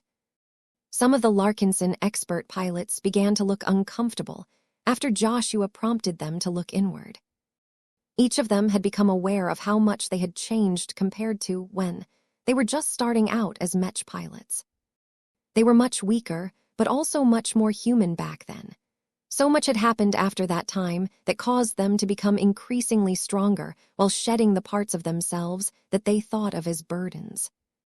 Were they truly burdens, though? What if the elements they had wiped away from their psyches were instead vital to maintaining the most precious parts of themselves, which was the ability to connect with other humans? Joshua knew from his close relationship with Caddies that she turned into a much more ruthless woman if she let her companion's spirit into her mind. Though Sharpie looked like a cute miniature version of Caddies, the Swordmaster became completely driven when she assumed her full might. It was kind of scary how little affection Caddies had left when she was in her serious mode. Fortunately, Caddies was able to avoid the fate of his first girlfriend by being able to separate this double-edged sword from her mind. She usually deposited Sharpie into her bloodsinger to make sure she remained human enough in front of everyone. It was these odd experiences that made venerable Joshua even more determined to cling to his ability to care, his sympathy towards life, and his rather naive mindset. Though the Gemini saints didn't have access to the full story of what made Joshua so atypical among his peers, they could clearly sense that the young man was being utterly sincere and truthful. That made this situation even trickier for them. The two ace pilots preferred not to confront this serious and problematic issue, but they were duty-bound to render assistance, and they were not about to shirk their responsibilities. Saint Sandro Gemini raised his palm, quieting the low discussion that had erupted after Joshua made his outbursts. "You have a decision to make, Joshua. You cannot stand at the crossroads forever. Your growing doubts will consume you and sap you of your strength if you continue to procrastinate. You need to make up your mind and follow your chosen course to the end. If you are not willing to make the hard choices, then you will eventually lead yourself to a dead end where your prospects are bleak." Many expert pilots have stopped advancing because of this, Saint Kaya Gemini added. Many of them are highly skilled and effective in battle, yet their resonant strengths have ceased to grow. Why is this the case? It is because they subconsciously recognize that they are no longer fighting for the right reasons. They are essentially lying to themselves, and you all know that this is a death sentence to expert pilots such as yourselves. As soon as you have chosen to go down this path, you must always stay true to your heart. Failing to do so will disqualify you from attaining any further greatness. These explanations were quite insightful. While many of the gathered expert pilots understood at least a part of what the Gemini Saints explained, they never thought that lying to themselves could lead them to sabotaging their own growth. Many of the expert pilots became a lot more introspective all of a sudden. The ones who the Gemini Saints had called out earlier were especially concerned about the possibility that they were lying their way to a dead end. This outcome alone made the entire tutoring session worth it for the Larkinson clan. Both of the Gemini Saints smiled as they saw that their words had the intended effect. Unfortunately, the only expert pilot that was still not out of the woods was Venerable Joshua. Let us share a small story with you all. Saint Sandro Gemini spoke in his calm and sagely voice. Once, there was a pair of Mech pilots who belonged to a family that was unusual to say the least. Just like the rest of their relatives, this pair of pilots chose a way of life that is highly controversial to the rest of human society. The pair of Mech pilots had to endure constant abuse and recrimination throughout their career. Saint Kaya Gemini continued. Just like the rest of the family, the Mech pilots who did not fit in with the rest of the galactic crowd were confronted by a constant stream of critics who hurled abuse in their way. Some even chose to challenge the pair in Mech duels. Saint Sandro looked more intense. The two Mech pilots did not falter. They won a number of duels but also lost a few. Not every battle can be won. What is important is what they did after every loss. Did they lose heart in their way of life and gave up on it? No, they did not. They picked themselves up and used the shame of defeat to boost their training. After that, the pair of Mech pilots began to win more and more duels and battles. They even managed to advance to expert candidates and subsequently expert pilots through their efforts.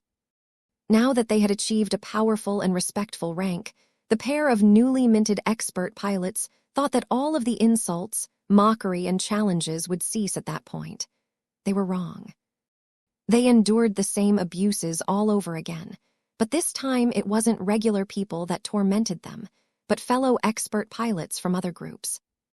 Duels are generally frowned upon at this level, but that does not mean they do not happen. The pair of expert pilots were forced to fight for their honor, their conviction, and their family more times than they wished. They even became embroiled in larger battles where their entire family was in danger.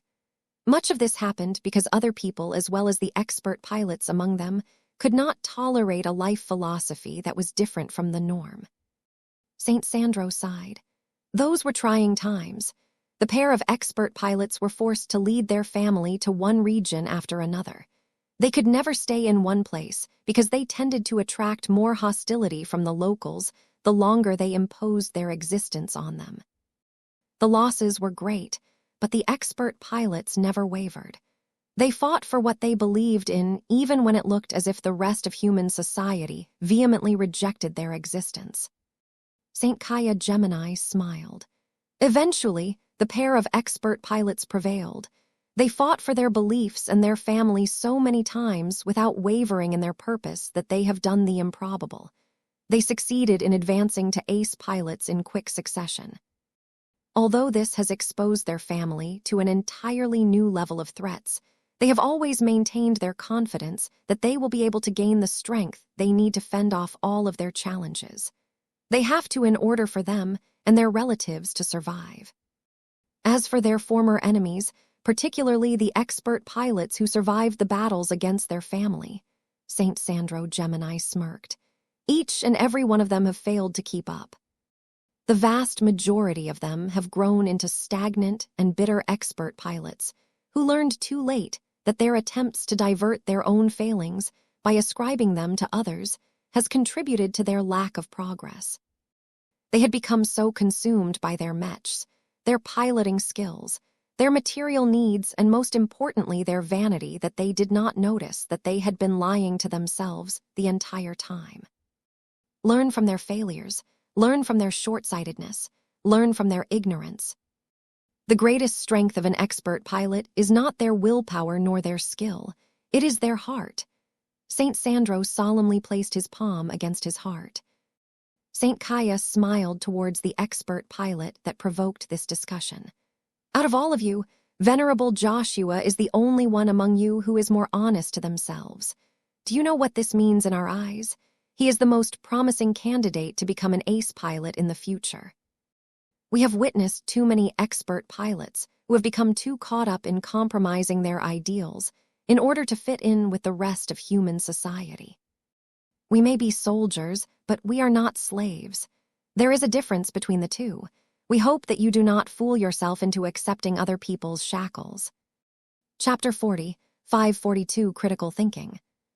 So that is why you have been so subdued the past few days. Kedis raised her eyebrow.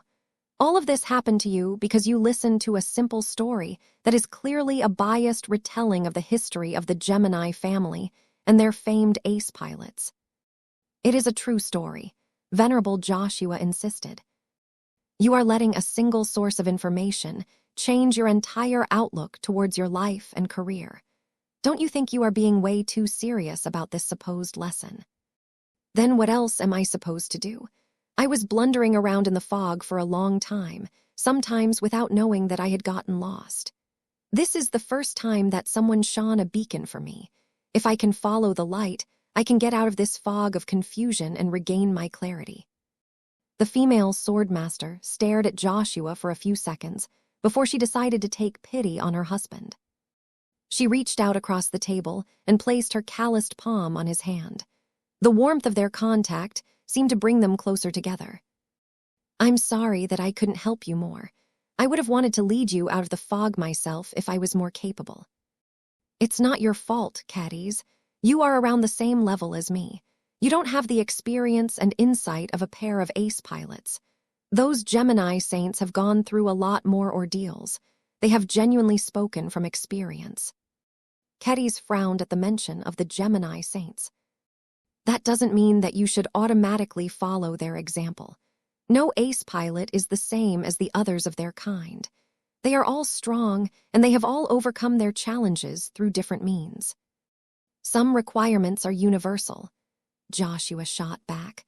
I don't think it is wrong to assume that I need to be true to my heart in order to become stronger. According to the Gemini saints, our growth is fueled by our need to grow strong enough to realize my convictions and protect what I hold dear. As long as I am of the opinion that I am too weak, an invisible part of myself will make sure to stimulate my willpower so that it can expand in strength. Kedis did not disagree with this assertion. I am somewhat familiar with that theory. Many swordmasters believe in this as well, but have you ever thought it is not the complete picture? There are so many swordmasters back in the Heavensword Association who deeply believe they need to become a sword saint in order to safeguard the interests of their sword schools and their state. But only a single individual among them have made the leap. And their advancements could mostly be attributed to the legendary Heavensword that symbolizes their office. Joshua looked up at his dearest wife. What are you trying to say? She sighed. I'm a Mech designer as well as a swordmaster. It is because of the former that I have learned to deal with theories and anecdotes. A proper scientist and engineer shouldn't blindly believe in the tales spoken by others. They should exhibit more critical thinking and determine whether the source is reliable and unbiased, whether you have received the full story, whether there are other alternatives that haven't been mentioned yet, and whether the situation described by the story is applicable to your own circumstances. You sound as if the story of the Gemini saints has no bearing on me at all. I don't feel that way. I have a strong sense that following their example can help me overcome my doubts and help me become an ace pilot sooner. Kedis retracted her hand and leaned back on her chair. She wrapped her fingers against the surface of the table. Let me tell you what I think about that story that the Gemini saints forced down your throat. The simplified narrative they spun for you is a story that centers around defiance. It is a tale where the protagonists continue to get stronger and have all of their wishes come true the more they fight against the status quo. The antagonists, meanwhile, are other people who for one reason or another sought to take their family down. I guess that is the case. Have you ever thought that the protagonists might not be the good guys? Joshua frowned. That is an intolerant remark. I never looked down on you because you were a former pilot and because your body had undergone so much genetic tampering. This isn't about me. This is about you and those damn Geminis. What I am trying to say is that just because the tale is told from the perspective of the Gemini saints, it is natural for you to sympathize with them, but that is not necessarily the wisest thing to do. You need to take a step back and avoid casting any judgment on either side. Let's assume that the Gemini family is neither right or wrong for trying to run an organization where every twin becomes a married couple. Do you think that they are completely in the right? Yes, well, maybe not so much. Why do you think the latter may be the case? Kedis asked. Because the Geminis want to pursue and possibly spread a way of life that is not naturally viable. The expert pilot slowly answered. Technology may have solved the inbreeding and genetic defect issue, but human society isn't wealthy enough to give every single human access to designer babies. They are just too expensive, and there aren't enough geneticists out there that can splice together so many designer babies. The vast majority of humans outside of first-rate states have to depend on old-fashioned natural reproduction to pass on their bloodline. Kedis nodded. You see the problem then. It is one thing for the Gemini family to keep their practices to themselves. It is another thing for them to set a detrimental example to society.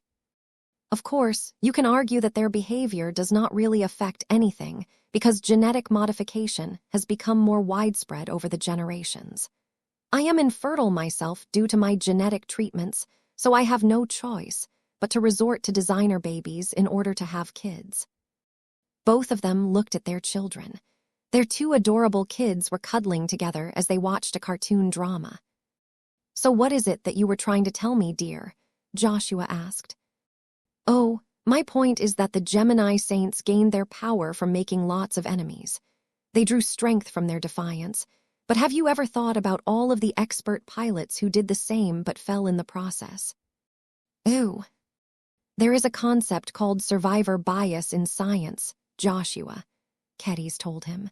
Deriving your conclusions from successful outcomes will lead to a distorted conclusion of reality. If you have done your research, you should be able to find many more tales of defiance that have ultimately led to doomed outcomes. I won't bother to pull from the galactic net, as we can draw from plenty of examples in our lives. Take Vest's demented cousin, for example. What has become of venerable Ganso Larkinson when he turned his back against Vest, the Larkinsons, the Bright Republic, and ultimately his own honor? He's dead, and his cause remains unfulfilled. What has become of venerable Relia Foster and her quest to take revenge of Vest and the Larkinsons for, I don't know, stuff? She died and can no longer protect her precious Vija kingdom. I can take out more examples, but I think you get the point, Kedis said. These are but a few illustrations where expert pilots became so full of themselves that they committed to fights that were clearly stupid, but didn't bother to think whether their decisions were sane enough. Keeping my sanity is exactly why I am struggling right now. Sometimes, I feel like I am the only sane and normal person in the clan. Everyone just automatically thinks it is okay for us to deploy our mechs and use their awesome power to crush humans and aliens who weren't necessarily doing anything objectionable. So what do you want to do about it, H-Shem? Kedis growled. If you take your lessons from the story of the Gemini saints, then I am afraid that you will make the conclusion that the best and maybe only way to stay true to your heart is to follow it without any regard for the consequences. This means that you will turn yourself into a super idiot who only cares about trying to spread peace among the stars. That doesn't sound like a bad conviction to me, Joshua remarked. Others won't be kind to you because of your intrusive ideals, she hissed. In a reality full of fighting, None of the reigning powers want to put a stop to the conflicts. People will especially react poorly to you when you begin to spread a cosmopolitan message. You will make enemies. Joshua, lots of enemies. The Geminis also attract a lot of enemies no matter where they go. Their family is still going strong. This is different, Joshua. A message of universal peace and cosmopolitanism is much more dangerous. You might very well invite attention from the MTA or the CFA. Once that happens, you're dead. Poof, you're gone. At best, your wife and children will be left alone. At worst, we will go with you in order to snuff out any chance that we will want to take over your banner and continue your mission. Saint Sandro and Saint Kaya told me that we shouldn't be deterred by fears and what-ifs. They believe that strength can only form from staying true to your heart. Kedis wanted to wring her stupid husband's neck. That won't help you if you are dead. Have you ever taken the time to think critically like I told you? Now, I am sure that those two ace pilots didn't lie to you or tried to lead you astray, but is this truly the best way for you to go forward? What they proposed is nothing but a high-stakes gamble. Sure, your chances of advancing to ace pilot may be 100%, but if that comes at the cost of lowering your chances of survival to 0.1%, is it truly as good as you think? Venerable Joshua looked shocked. Now that you put it that way, maybe I was overlooking a few details. You did more than that. You didn't question the assumptions that you have made. Not enough at the very least. For example, have you ever thought that you can change your heart to something that is more palatable and less suicidal? I would be lying to my heart if I do that. You can't change your inner desires. That's stupid, Joshua. Who says that you can't change your heart, especially over time? I used to believe that I would always live my life as a pirate in the old frontier. I never imagined that I would have kids and enjoy raising my family. I also couldn't believe that I would be able to become a high-ranking Mech designer and a swordmaster at the same time. I never set out to become this impossible existence, but I worked hard enough and received enough luck to succeed beyond my wildest dreams. And how is that relevant to my situation? Kedis snorted. Do I need to spell it out to you? My heart has gone through many changes to the point where I am frequently forced to readjust my goals. That hasn't stopped me from becoming stronger. What we need is a goal. Any goal will do as long as it can motivate us into becoming stronger. I have big dreams, but I have no chance in hell to make it happen unless I become a sword god. I do not need to think about it too much.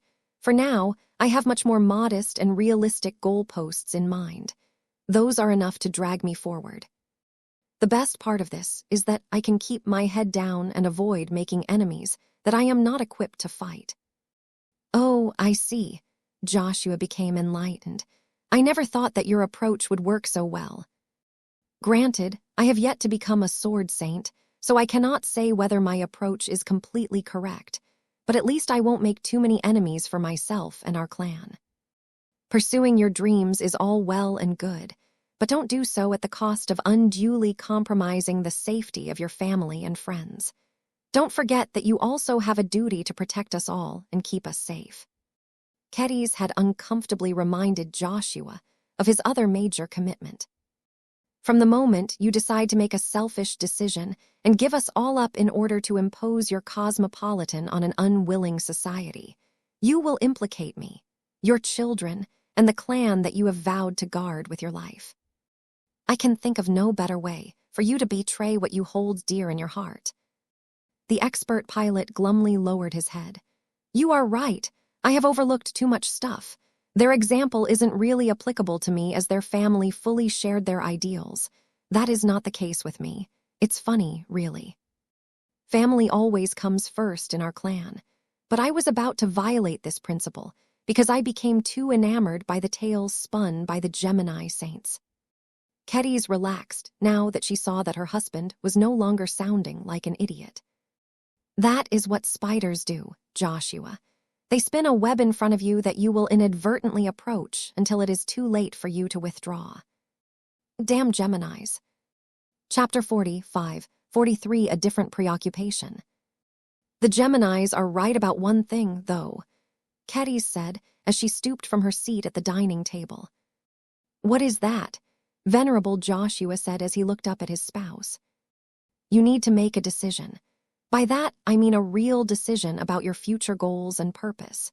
You've been getting by with flimsy excuses that satisfy your need for answers for only a while until your thoughts stray back to your doubts again. Do you know why you keep bouncing back to the same dilemmas that have been plaguing you for so long? Is it because I'm unwilling to give an honest answer to the questions in my heart? Kedis shook her head. It's because you are being too selfish. You are so set on making all of these decisions alone that you are forgetting about your greatest strength. You have always been stronger when you work together with others. I am always here for you, Joshua. More importantly, the Evertshanger is also willing and able to help. You only have to ask. Venerable Joshua widened his eyes. Of course, how could I forget about my Mech? My reason for fighting should never exclude the feelings of my living Mech. How could I have forgotten about what the Evertshanger wants in its life? I imagine that the Evertshanger doesn't want to impose its demands on you, Kedis guessed. Mechs aren't meant to inconvenience people's lives. If you consider your machine to be a tool, then there is nothing wrong with that. If you want your Mech to be a true partner in crime, then you need to stop thinking about yourself and start bringing those close to you into your decision-making process. You might not be able to get through these challenges by yourself, but there are smarter people out there that can do the thinking on your behalf. Joshua nodded at this argument, even though he was still cognizant enough to recognize its flaws. I would have to trust that the people that I depend upon are reliable and competent enough. That is true. The ability to discern both of these traits is the mark of a good leader. You want me to become a leader. Everyone with a sufficient amount of power becomes a leader sooner or later, Kedis stated. I have learned that lesson myself as I have taken on more and more responsibilities after I became a journeyman and a swordmaster. The stronger we become, the more we can do, yet we always find ourselves in situations where we just don't have enough. These are the times where we learn we can leverage our strength to build up a power base. Venerable Joshua found it difficult to imagine himself doing so. Sure, he had led or organized small squads and teams in the past, but he was mostly moving with the flow in those cases. I have never really proactively done such a thing, he told his wife. Kedis smirked. Then this is a good time for you to start. It will take your mind off the big stuff that has been bothering you again. Set a goal post that you can reach in the medium term rather than in the long term. You need something to work towards to drive you forward without leading you to make enemies out of everyone. I can think of no better way of doing so than by starting your own clique. By forming a large and productive organization that answers to you and caters to your every whim, you effectively have a force multiplier at your disposal. You can get 10 times, 100 times, or even 1,000 times as much work done than if you try anything solo. A moment of silence ensued as Joshua mulled over her proposal. It was not in his nature to start and lead an organization of his own, but he did not have any reason to object to it. As long as his activities did not clash with his existing duties and responsibilities, he figured it was all right to everyone. After spending a bit of company with his wife and children, he moved over to the hangar bay where his trusty old Evertshanger stood dormantly alongside a couple of other Mechs and expert Mechs. Though the machines all looked as if they had completely shut down, Venerable Joshua could clearly sense the liveliness hidden beneath their frames. The Evertshanger and its living Mech buddies were probably socializing within the virtual environment of the mental simulation training system. Although the Patriarch originally created the MSDS to serve as a much more accurate and realistic training simulator, it also served as an excellent base for many other intricate functions.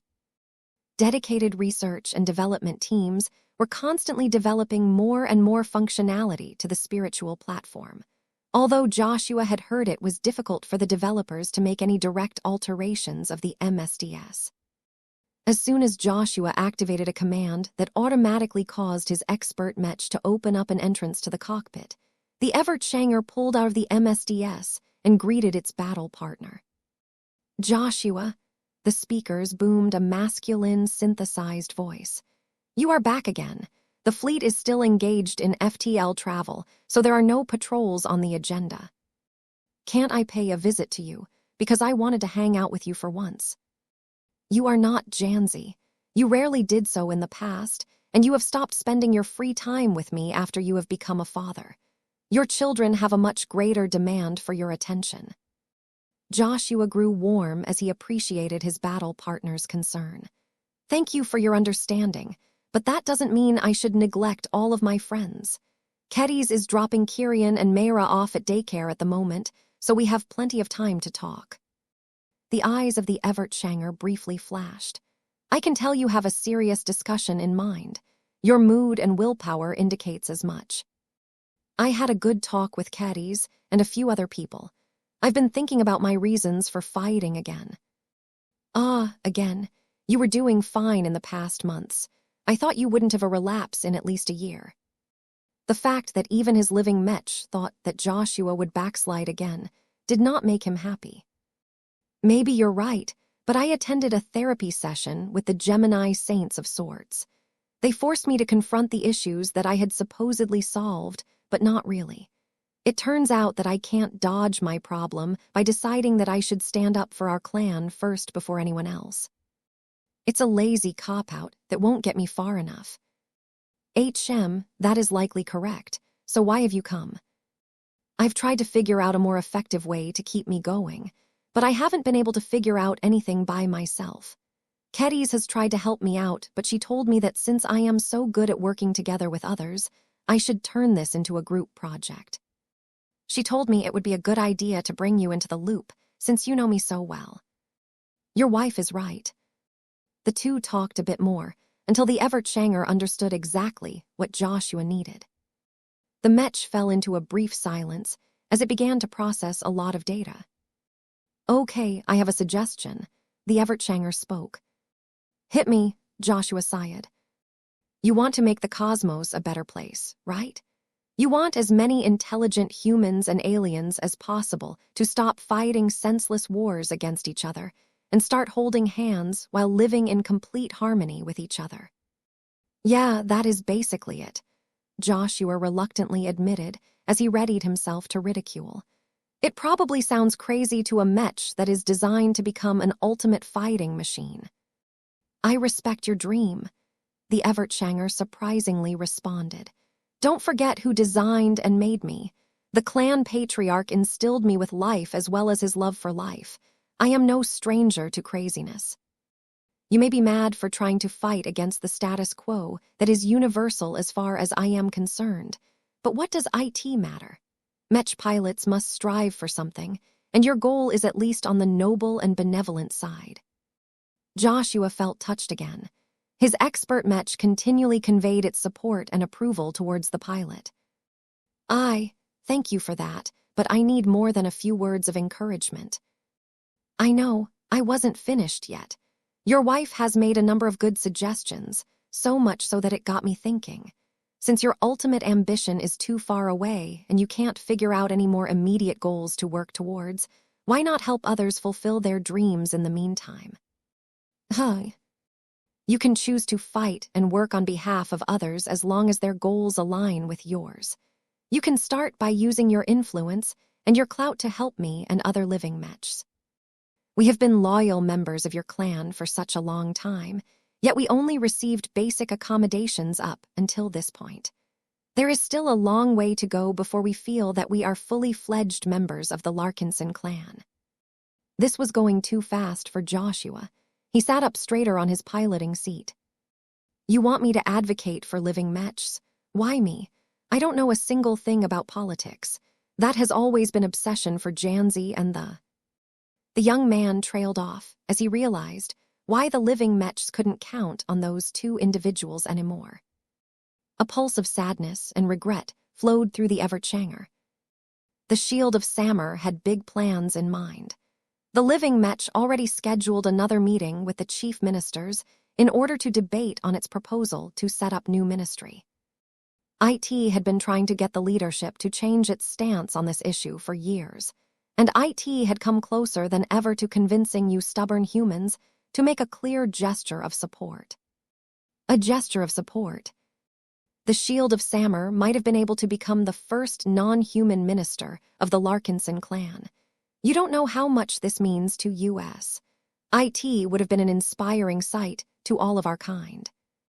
By elevating a living Mech to an executive position within the clan, you humans would show that you truly treat US as individuals. This sounded like an extremely radical and dangerous course of action to Joshua. Even he knew enough about the Big Two to know that putting eyes in leadership positions was a great taboo in human society. He fully understood why the current leaders of the clan had tried to push this issue aside. Yet, was it right for the clan to deny living Mech's true representation?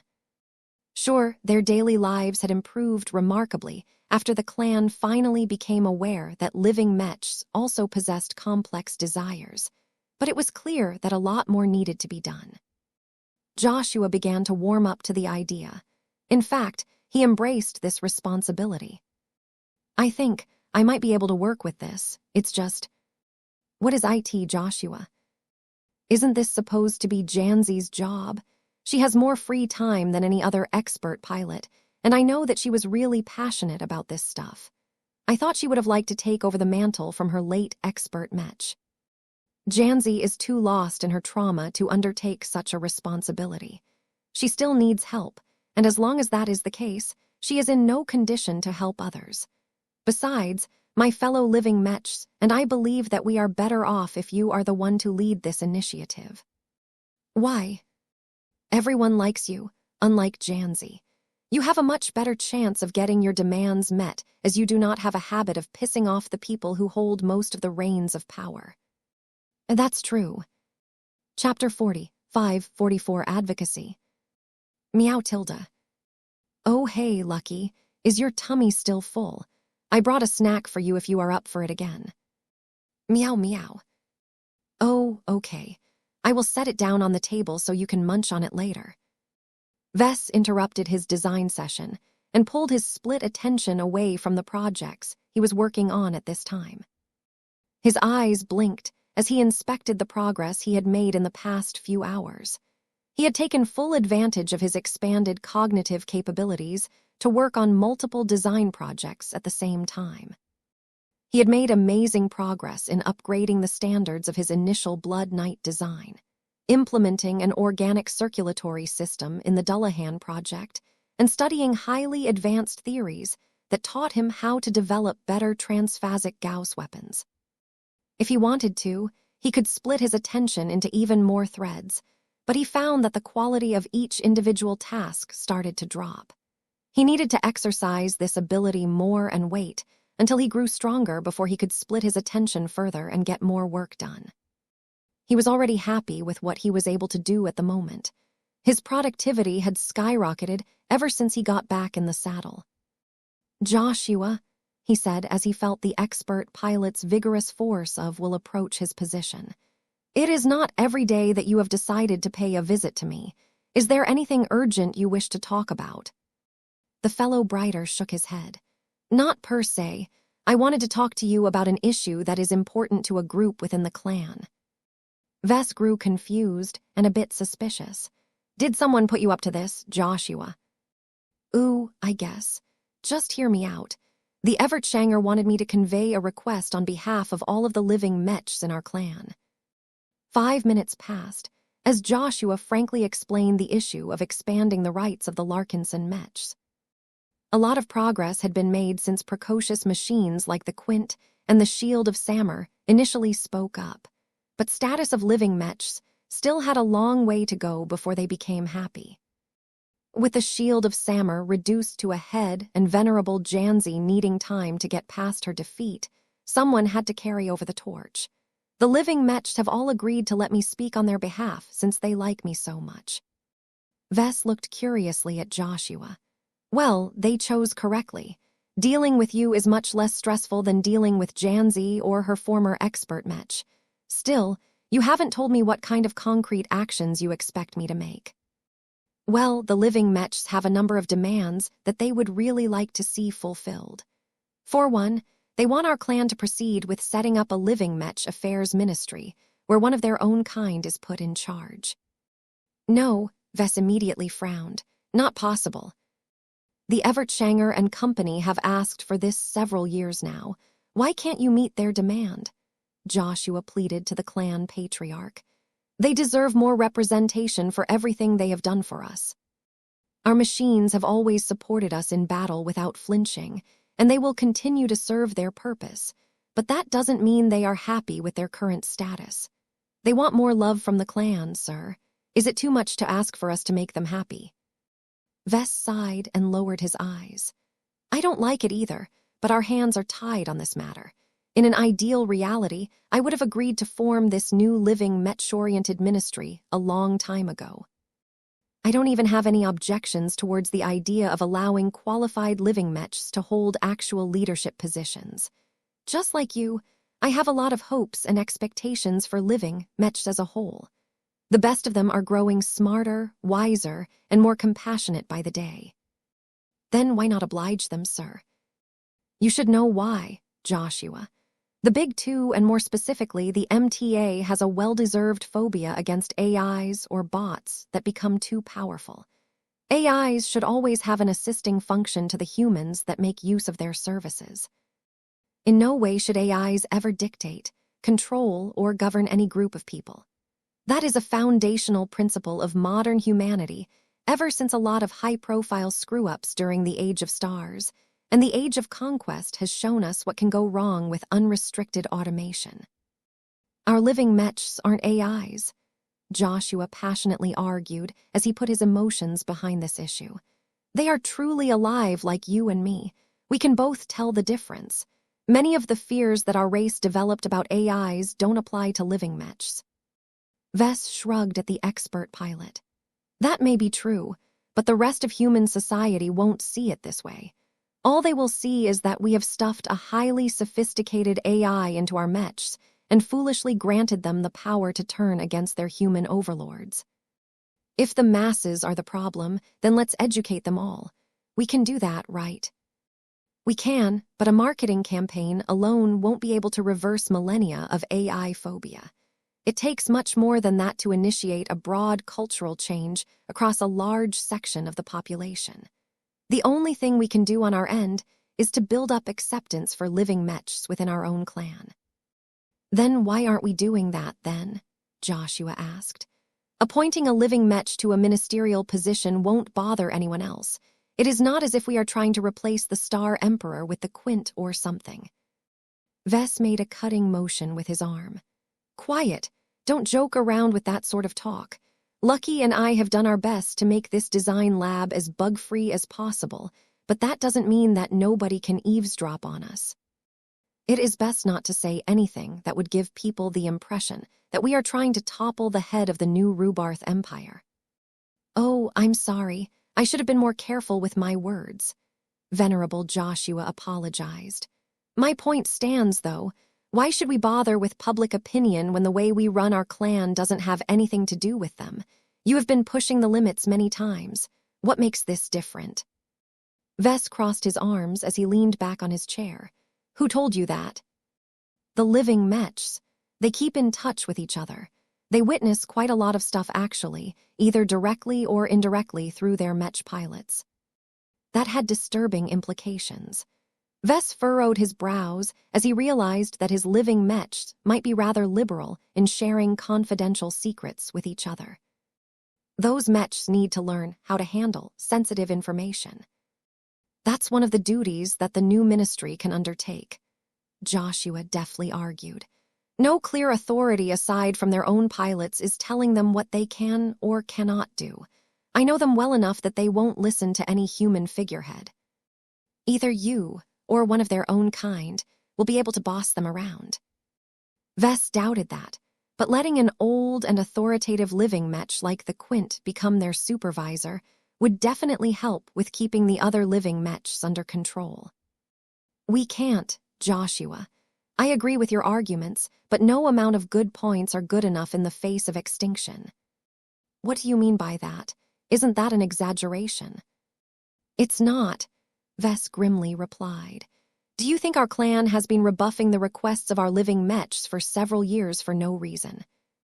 Minister Sheddarin Purness and Director Calabast have both explained how much of a target we will paint on our backs if we dare put a living Mech in charge of anything important. As soon as the news begins to spread, a coalition of disparate parties will band together to crush us whole. Venerable Joshua found it difficult to imagine such a nightmare scenario.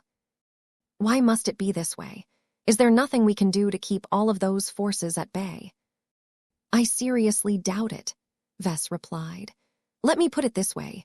When the Gemini family began to grow larger and more prominent, it attracted a lot of outside enemies, right? Why would all of those external parties regard the Gemini family as their enemy, to the point of actually organizing entire attack fleets to destroy a bunch of eccentric people who have never taken the initiative to harm others? Joshua needed a bit of time to think about the answer to these questions. It's because they have moral objections to the Gemini family, maybe practical ones as well. They fear that the habits of the Geminis will spill over to their own societies, thereby popularizing a way of life that is objectionable in many aspects. Vess nodded in satisfaction. That is roughly the case. Now look back to our situation. Don't you think our clan is in a similar position? As long as we formally put a living Mech in charge of an entire ministry, a lot of paranoid, bigoted, and scared leaders will take offense at our clan and seek to crush us no matter the cost. It doesn't matter whether the attackers are second-raters or first-raters. They are all motivated by the fear of seeing humans getting replaced by artificial constructs. We can't fend off so many enemies, particularly if they come from first-rate states. This was a disappointing answer to the expert pilot. He had always thought that the clan could make much more changes, but it turned out that they were still fearful of public opinion. So we're stuck. Our living Mech won't be happy, sir. Vess frowned again. He did not want to create a schism between his Mech pilots and their living Mechs. Joshua, I can't give a living Mech its own ministry, but that doesn't mean I am helpless. I can still give the Evert Shanger or another living Mech additional rights and responsibilities. It just has to be off the books. I don't want a single record to mention this appointment. I will drop by later and introduce a more formal structure and hierarchy so that they won't behave like a friendship club. Really? Well, it's not as much as our living Mechs want, but it is better than nothing. Vess smiled. Negotiations tend to go this way. Congratulations, Joshua. You can tell your living Mech buddies the good news. Discreetly, of course. Oh, yes, I will. What's wrong? I didn't expect it to be so easy. Vess chuckled. That's the advantage of being in charge of my own clan. I can set any rules I want, though I still have to pay attention to the reactions of different stakeholders. I am not ready to form this living Mech ministry because of the high possibility of turning all of human space against us, but a smaller department that takes on many of the responsibilities of a ministry, but without any of the official baggage, is a good compromise. Your living Mechs still won't be able to receive the recognition they seek, but it is a start. Joshua looked happy. That is great. Can I also talk about their other requests? They have been thinking and talking about what they want from us for a long time. They have always wanted to present their list of demands to you. It has grown quite a bit over the past couple of years. Very well, let's hear it then. The expert pilot pulled up an electronic document and recited the first request. Our living Mechs are tired of spending all of their time in the hangar bays and the Mech stables whenever their services aren't needed, Joshua mentioned. More and more of them are feeling left out from the real clan, as most of their pilots and other humans spend their time in much more interesting places aboard our ships. That is what the MSDS is for, Joshua. I expanded their access to it so that they can hang around in their own virtual world. It's not real enough, sir. You and I both know that there is a big difference between spending time in reality and spending time in a false virtual environment. Mechs have the same need for real human interaction and human activities. They want to stroll through our parks. They want to play with our cats. They want to attend theater shows. They want to cheer on their favorite Mech athletes in a busy Mech arena. In short, they want to enjoy a more authentic living experience. Vess became speechless for a moment. Joshua. Yes, sir. You do know that Mechs are tall and heavy mechanical constructs, right? Leaving aside their immense mass, their sizes are way too high for them to be able to do all of those activities you have mentioned. That is why the living Mechs want you to hook them up with human-sized avatar machines. Joshua shockingly revealed. They want to become a part of the family, sir. Chapter 45, Blurring the Lines. The proposal to set up a ministry of the clan that was supposed to be headed by a living Mech was radical, but also old news. Vess had already evaluated it from many different angles with the help of his advisors and decided not to take the risk. This was an exceedingly dangerous action and could antagonize a lot of people in the Red Ocean. All of his relationships with the MTA wouldn't be able to prevent the enormous backlash against his clan. This was because he was certain that there were a lot of factions within the Mech Trade Association that would be eager to make an example of his clan for daring to put intelligent machines in charge. Vess had managed to deflect this issue by offering a compromise that would probably work out as long as he didn't make anything official. The living Mechs could regulate each other as much as they wanted so long as they did it behind closed doors. They would essentially set up a secret order of sorts that was only known by the living Mechs themselves. No human aside from Vess, Venerable Joshua, and a few other people should even know about this secretive group. While Vess was happy with this outcome, the next proposal that Joshua brought up sounded just as troublesome. Are you seriously suggesting that we should allow living Mechs to essentially pilot human-like constructs so that they can mingle with our clansmen and enjoy the experiences that humans like us take for granted? It's not me who is making this suggestion. It's the Evertshanger and the other living Mechs that are clamoring to get out of their shells. Vess let out a deep breath as he pressed his fingers against his temple. It seemed that his recent sublimation had not rid himself of the weakness of headaches. You goddamn bastard. Do you know what you are asking of me? It's not enough to insist on a change that would allow Mechs to hold actual authority in our clan.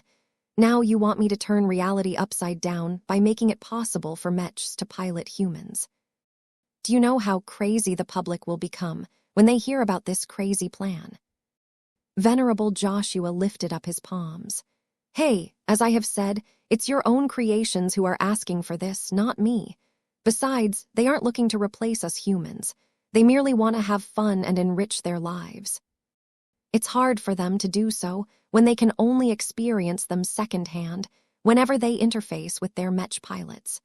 Don't you think they deserve more for their loyal service? Vess grimaced. I have already told you that what is fair does not necessarily determine what should happen. Do you know the implications of this crazy proposal? It will essentially blur the line between humans and Mechs. It is one thing for humans to try and become Mechs in order to become more powerful. It is another thing to humanize our Mechs so that they can live the same lives as us.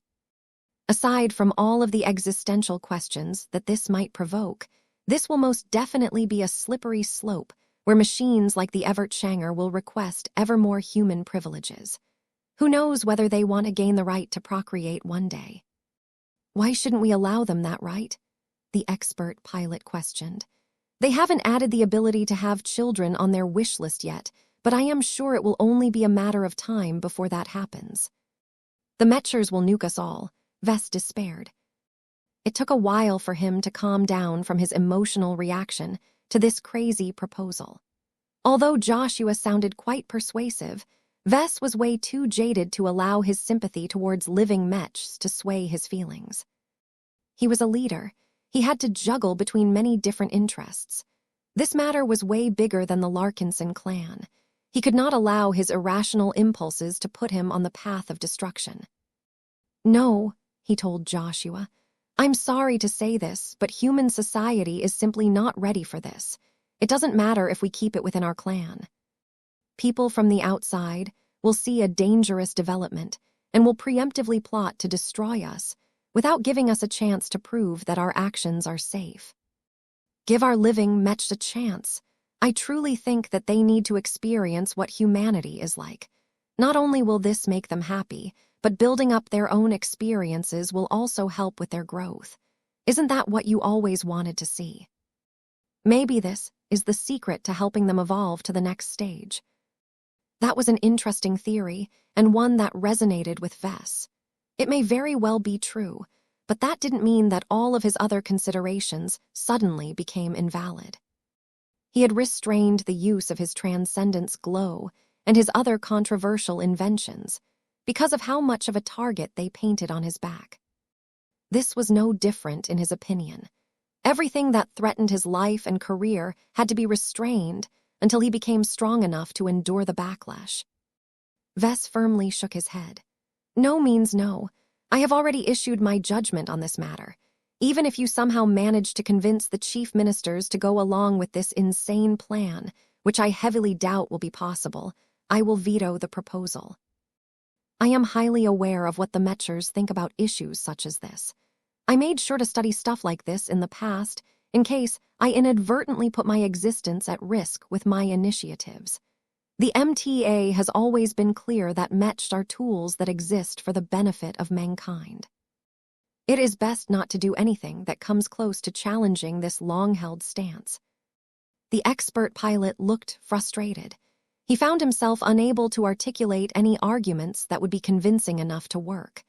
This was not a surprise, as he was not a trained diplomat or negotiator. Meow meow. It was at this time that Lucky lazily flew over to Joshua and attempted to pull the pilot out of his depressed mood. Joshua smiled and held the cat.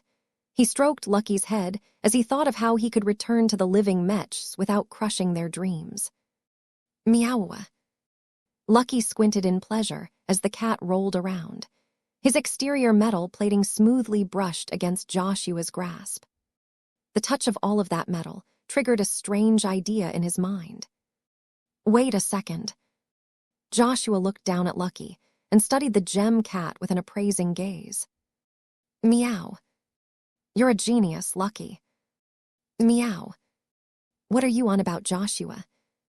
Look, the expert pilot held out Lucky as if he was presenting a lion cub. Instead of connecting living Mechs to avatar machines that resemble humans like you and I, you can put them inside cat bodies instead. If Mech such as the Minerva and the Evert Shanger begin to hang out with clansmen in the form of mechanical cats like this, no one will be afraid that killer machines will seek to subvert humanity and take over our civilization. The Mech cats will simply be too cute. Of all of the ridiculous ideas that Vess had heard as of late, this was certainly the most ludicrous of them all. There were so many holes in this altered proposal that he didn't know where to begin. No, Vess repeated his rejection. A little change like this won't change anything. There is no way that the Mechers would make such a simple mistake. Living Mechs can still pose a great threat to human society, no matter whether they interact with us through human avatars or cat avatars. In fact, you can even argue that the latter is more threatening because it is a more insidious means of infiltration. Cats are adored in every part of human space because they can be trusted to provide companionship without any ulterior motives. Trying to overturn this assumption is a really bad idea. I am not going to allow my living Mechs to. Nayesa. Before Vess could finish his explanation, the golden cat abruptly manifested into existence. The ancestral spirit's glow warmed up the room and made Lucky's eyes light up. The gem cat left Joshua's embrace and greeted Goldie with a playful lick. Meow Tilda. Naya Tilda. Vess looked annoyed at the interruption. Why are you here, Goldie? The golden cat turned around and flew in front of Vess' face. Naya. Are you being serious? Naya. I am not changing my mind on this, Vess replied. We can wait before giving living mechs an opportunity to live among humans through the use of avatars. It's too early at this time. Nayesa. I know that. Joshua already told me that our living mechs are feeling constrained, but we cannot humanize them too quickly. Let's just wait a century or so. Once my products become popular enough, it will be easier to convince people to give them more rights. They won't fear living mechs as much as now, because they have personally experienced that they are not as scary as they thought. Nayesa. I can't go any faster. A century is already a generous estimate, because it will take at least that much time for me to gain the influence necessary to nudge the direction of the mech industry as a whole. Even then, I still need to build a broad coalition of support in order to push any proposed changes through the intense opposition that we will no doubt encounter. Nayesa. Goldie actually began to grow angry at Vess. Do I need to repeat my arguments? I already issued my judgment. Nayesa.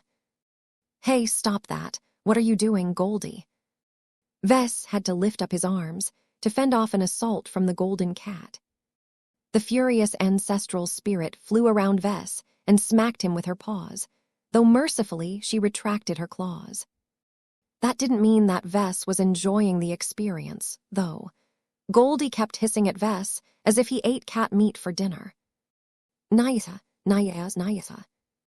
I am not going to change my mind. Nayesa. Go away, Goldie. Go bother someone else. Nayesa. Okay. I will do it, Goldie. I will give a chance for our best and most important living mechs to live among our clansmen in mechanical cat avatars. Is that what you wanted to hear? Nayesa. Goldie calmed down and retreated from her angry state as soon as she got what she wanted. She lifted her head in a smug manner as she basked in her victory over Vess. You are being very impudent, Goldie. Vess glowered at his own creation. Our clan is supposed to be run by humans, not a spiritual entity who became too uppity for her own good. Naya. I know you are supposed to represent the will of our entire clan. That doesn't change the fact that letting an ignorant mob decide all of our policies is the height of folly. Nayesa. Don't worry, I'm not going back on my word. That doesn't mean I am going full throttle on this crazy plan, though.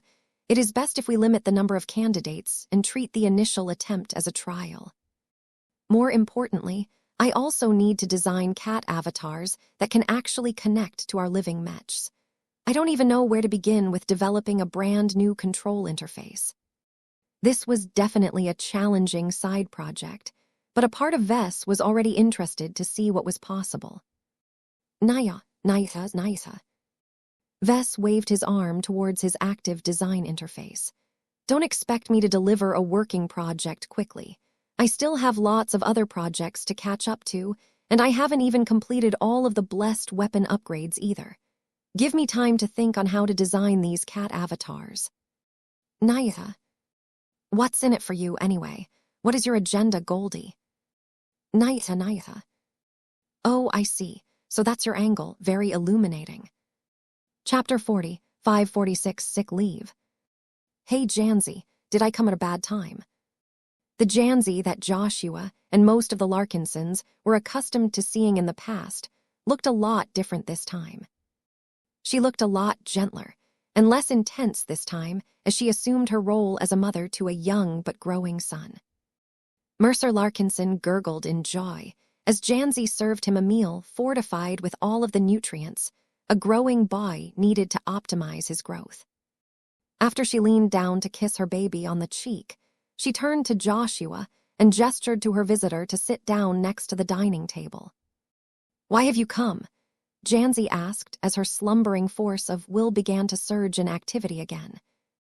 It was as if she took offense at the intrusion of another expert pilot into her abode. To her credit, she kept her posture relaxed as she stepped away from her son and moved closer to her ex-boyfriend. I tried to call you over the comm, but you weren't accepting them. I tried to send text messages to you instead, but I feel like they have fallen into a bottomless cliff.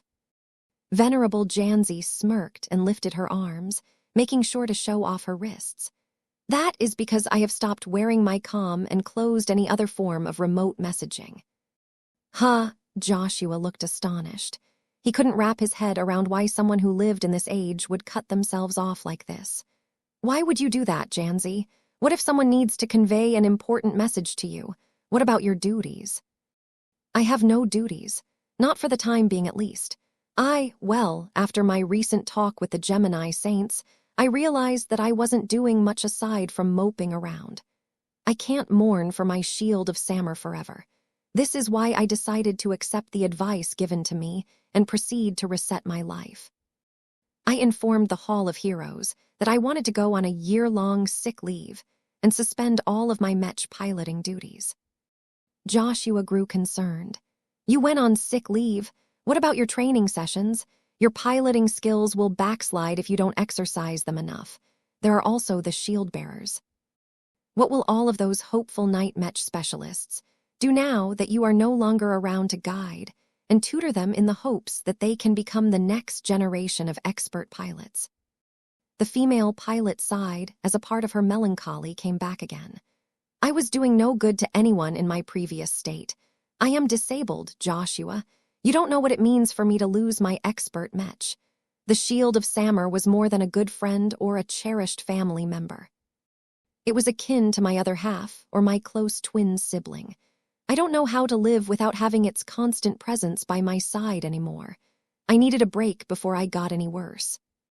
If it's like that, then maybe you have made the right choice, Joshua admitted. Sometimes it takes courage to step away. Exactly.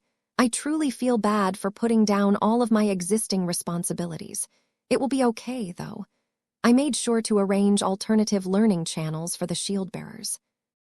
They not only have subscriptions to a personalized virtual tutoring service, but I also made sure they could train with Venerable Linda Cross at least a couple of times every month. As for the rest, nothing I was working on was time-sensitive. It shouldn't matter too much if I delay my work for a year. It was difficult for expert pilots who valued duty so much to set aside their responsibilities to the public in favor of attending to their own personal needs. She needed this, though. She would do no good to the Larkinson clan and the many people who she cared about if she emotionally broke down. Being an expert pilot did not make her immune to these kinds of issues.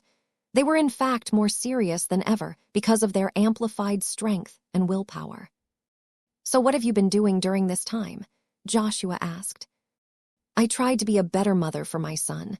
I walk around and chat with ordinary clansmen. I tried out a few hobbies. I started a small garden. I tried to reconnect with my humanity. Well, whatever you are doing, I think it is working, Joshua said in an encouraging tone. You were a lot more abrasive in the past. Don't get me wrong. I respect you for standing up to your principles and beliefs. It was just that you were so absorbed with your crusade that it was hard for anyone who disagreed with you to like you. I'm glad to hear that you are working to explore your humanity again. I always thought that was important. Janzi sent an evaluating glance at him. That is your greatest strength and your greatest fault. You have too much humanity, Joshua. You don't seem to have any problems with getting along with people, but I have always noticed that you can't seem to settle on a solid goal or purpose. Joshua nodded. Hess, I guess our relationship was never meant to be. We are too far apart from each other. Even though we are both working to rein in our excesses, I don't think we would ever be compatible with each other. Both of them had moved on and hooked up with other people. Enough time had passed for them to get past their breakups. They could even look back at their past relationship with nostalgia. Janzi eventually grew serious again. I don't think you came here because you wanted to check up on me and talk about old times. What is the reason for your visit? Despite your attempt to pull yourself away from your duties, I still think it is important for me to fill you in on what I have accomplished after taking over some of your duties. Venerable Joshua told his fellow expert pilot the recent progress he had made concerning the treatment of living Mechs. The woman looked surprised when she heard that Joshua actually managed to convince Vess to make actual concessions. That blasted cousin of mine had been stonewalling me for several years, Janzi said through gritted teeth. Her force of will started to get inflamed. I don't know what you have done to change his stubborn mind, but it was about time for him to get a spine and take a step in the right direction. It's a shame he didn't go far enough. Joshua nodded in agreement. I've already conveyed the results to the Evertshanger and company. They're disappointed, but they will make do with the concessions that they have received. They are already in the process of setting up a secret order that will remain completely unnoticed. It is meant to operate silently alongside the other institutions of the Larkinson clan. The living Mechs even picked a name for it. They decided to call it the Anima Order. The other expert pilot furrowed her brows. If this Anima Order is supposed to remain a secret, why are you exposing its existence to me, and in front of my son no less? Joshua made a dismissive gesture. It's okay. Once you have recovered from whatever it is you are suffering from, I'm sure you will go back and resume your old duties. While I have chosen to take over your job for now, I don't think I can do this forever. As for your son, I'm sure he can keep a secret. Isn't that right, Mercer? The young boy who had almost finished his breakfast porridge giggled in response. I will, Uncle Josh. What a clever boy you are. Your mother has raised you so well. Janzi shook her head in disapproval.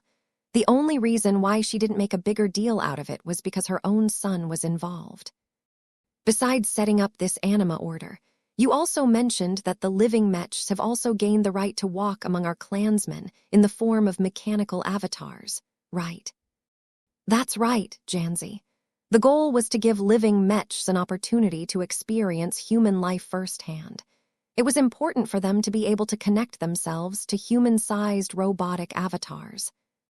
They don't really care whether the avatars are made to look like plain metal robots or highly realistic androids that are indistinguishable from actual humans.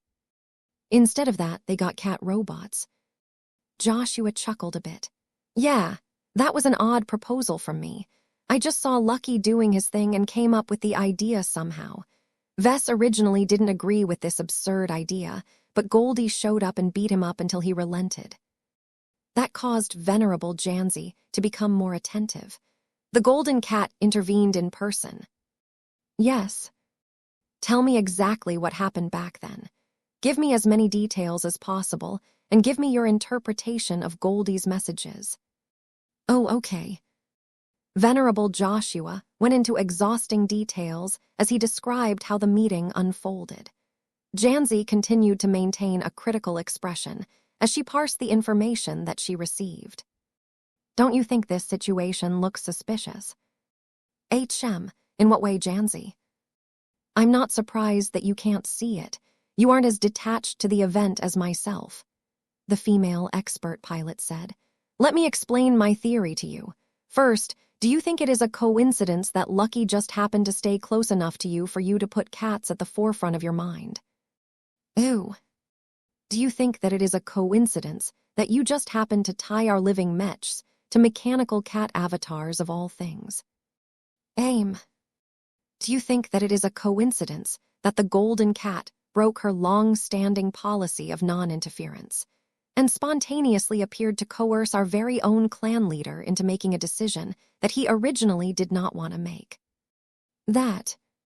I've argued against Vess so many times and almost never managed to extract any concessions from him. Why did he uncharacteristically drop all of his concerns and objections and fold so easily after being subjected to light harassment from a glowing cat? Now that you mention it, this does sound unlikely, Joshua muttered with a frown. What are you getting at, Janzi? Are you suggesting that Goldie deliberately pulled all of our strings so that we would turn Mech cats into a reality? Janzi crossed her arms. It could be a coincidence, but I find that hard to believe. Don't you think that it is concerning that the golden cat is no longer content with staying in the background? It looks to me that she has become more political, and that concerns me. It is all well and good if she happens to support the same initiatives as us, but what if she opposes other items in our agenda? I think your fears regarding her are overblown. Goldie is the invisible heart of the Larkinson clan. She is connected to all of us. She pretty much embodies the collective will of all of our clansmen. That is what Vess originally designed her to become, but who knows how much she has grown since then. What if she has matured to the point where she is starting to have her own ideas on how the clan should be run? Isn't that a good thing? Janzi shook her head. Not necessarily. There is something called accountability, you know. It is already bad enough that we can't really question Vess' decisions as a patriarch. What will we do if the golden cat becomes just as bad? Casting doubt on her is impossible. Do you know why? Because she is so cute and beloved among all of our clansmen. The golden cat is a god to our fellow Larkinsons, Janzi answered. Questioning her is no different from questioning a god. Doing so in the middle of the clan will only get us crucified. Joshua was shocked. He found it difficult to look at Goldie in a negative light. Janzi. Yes, Joshua. Aren't you exaggerating a bit too much? I see that she has got to you as well. Chapter 47, The Verdict. Venerable Janzi had a lot to think about after she concluded her meeting with Joshua. To learn that the golden cat blatantly intervened in an important policy matter caused her to develop all kinds of concerns. It didn't help that the golden cat maintained an invisible connection to her. Most Larkinsons were not strong enough to notice this, but expert pilots such as Janzi could clearly sense the vast and growing network that tied every Larkinson together. It was how the clan could always root out spies and recognize people who didn't belong in their company. Though the so-called Larkinson network was probably the most important element that enabled the Larkinson clan to grow so rapidly and become so successful in a short amount of time, Janzi had never put much thought on its potential risks. Although the golden cat came across as an innocuous spirit that was friendly towards any Larkinson, this did not change the fact that she was created by Vess, a Mech designer who she did not have a high opinion of. His habit of taking risks and making impulsive decisions that were driven by his emotions regularly had a tendency to backfire on him and his clan. It would be bad if Janzi was forced to regard Goldie as one of Vess' many failings. There was nothing much she could do about it. Goldie enjoyed such broad adoration and support from the Larkinsons that she would be painted as an alarmist if she tried to warn everyone about the potential dangers of the golden cat. The only conceivable solution she could come up with was to influence Goldie's positions by changing the collective opinions of enough clansmen. If Goldie was not completely out of control, then she should abide by the will of most of the members of the Larkinson clan. This will be an uphill battle, Janzi acknowledged. It was anything but easy to sway the opinions of the masses. She had tried and failed enough times to know the pains of becoming a contrarian in a clan that almost universally supported the patriarch. Sure, there were enough members of the clan who held alternative views. The Pernices, for example, were not exactly fans of all of the expeditions and battles that Vess tended to embark upon. Yet no matter whether it was herself or the Pernice family, neither of them possessed the gravitas or reputation to appeal to the clansmen. How could she protect her clansmen if they didn't even acknowledge the threats in their own midst? If Janzi wanted her clan to take her warnings seriously, she needed to gain enough respect to make her voice heard. She already knew a good way to ensure that she would get taken seriously by everyone. Patriarch Reginald Cross might be the biggest danger to his own clan, but his power is undeniable. Just like any Mech pilot, Venerable Janzi always wanted to get better at her job. People like here were never short of reasons to pursue greater strength. She wanted to be able to defeat all of her opponents before they inflicted any serious damage. In addition to that, she never wanted to bear the pain of losing her Mech and battle partner. Janzi already recognized that greater strength would lead to greater influence in the clan. Now that she recognized that the future of the Larkinson clan might be more precarious than she thought, she became more determined to pursue greater strength. She had a mission to fulfill, and to do that she needed to spend her time in a more productive manner. Just because I am on sick leave doesn't mean I have to sit around all day. Venerable Janzi could not bring herself to pilot a Mech at this time. This was why she picked up the comm that she had stowed in a drawer and started to make arrangements. Once she was done with making her calls, she spent a bit of time with Mercer before dropping him off at daycare. She then proceeded to go down to one of the training halls, where a lot of Mech pilots and other servicemen were exercising. Janzi nodded at every greeting she received from the clansmen she was passing by. She did not stop until she entered a private training room that was dominated by a modest sparring ring. Another woman was already present in the room. Janzi. Caddies.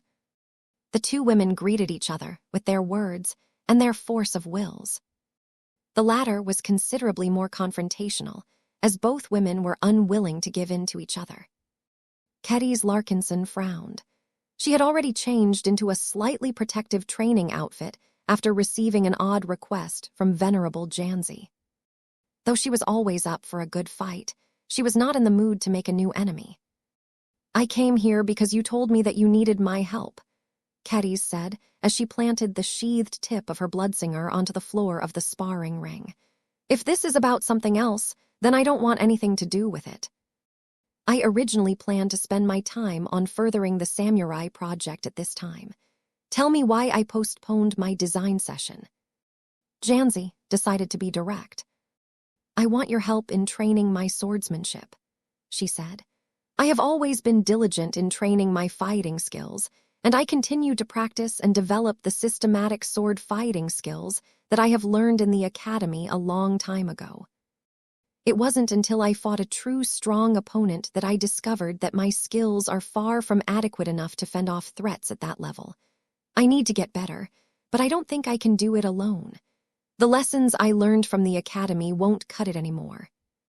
I need to rebuild my swordsmanship from the ground up so that I can make my successor Mech proud. The swordmaster listened to Janzi and nodded in understanding. Caddies could clearly sense that Janzi was being sincere, though she probably withheld a lot of information. That didn't matter too much. All Caddies needed to know was that Janzi wanted to reinvent her swordsmanship.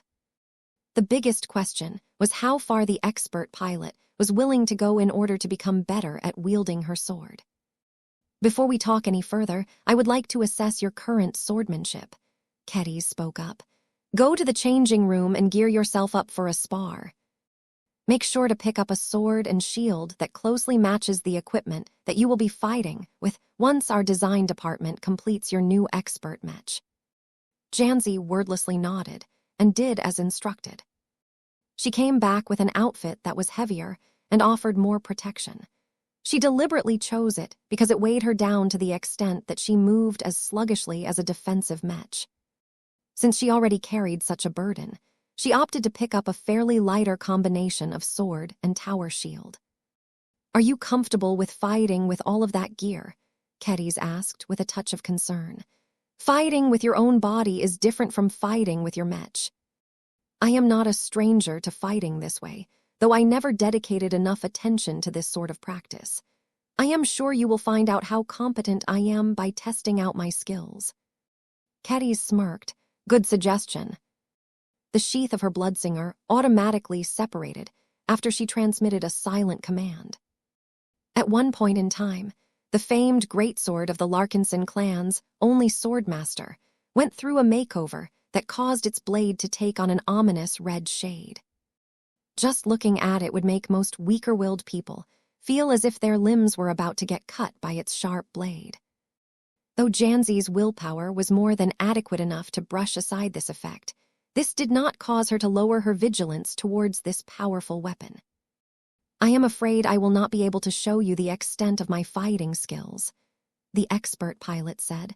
The quality of our gear is too far apart. Your sword can cut right through my sword and shield. Caddies smirked but shook her head. That won't happen during this bout. I have no interest in bullying you with my equipment. My bloodsinger will only cut when I command it to. Treat your sword and shield as if they are as tough as the equivalents of your old expert Mech. Very well. Start. Just as Janzi expected, Cadiz wasted no time and immediately went on the offensive.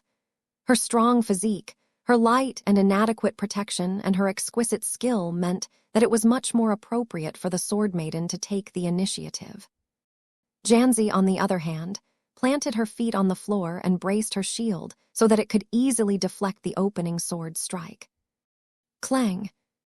Before Janzi could even hope to launch a counterattack with her sword, Cadiz had already spun away in one fluid motion.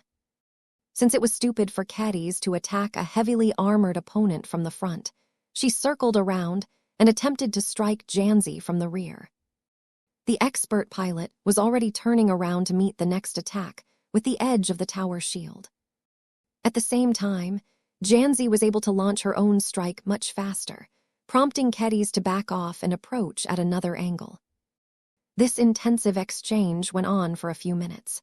Despite all of the calories that Cadiz was burning due to her frequent motions, she enjoyed this exercise as Janzi was always able to keep up with the assault.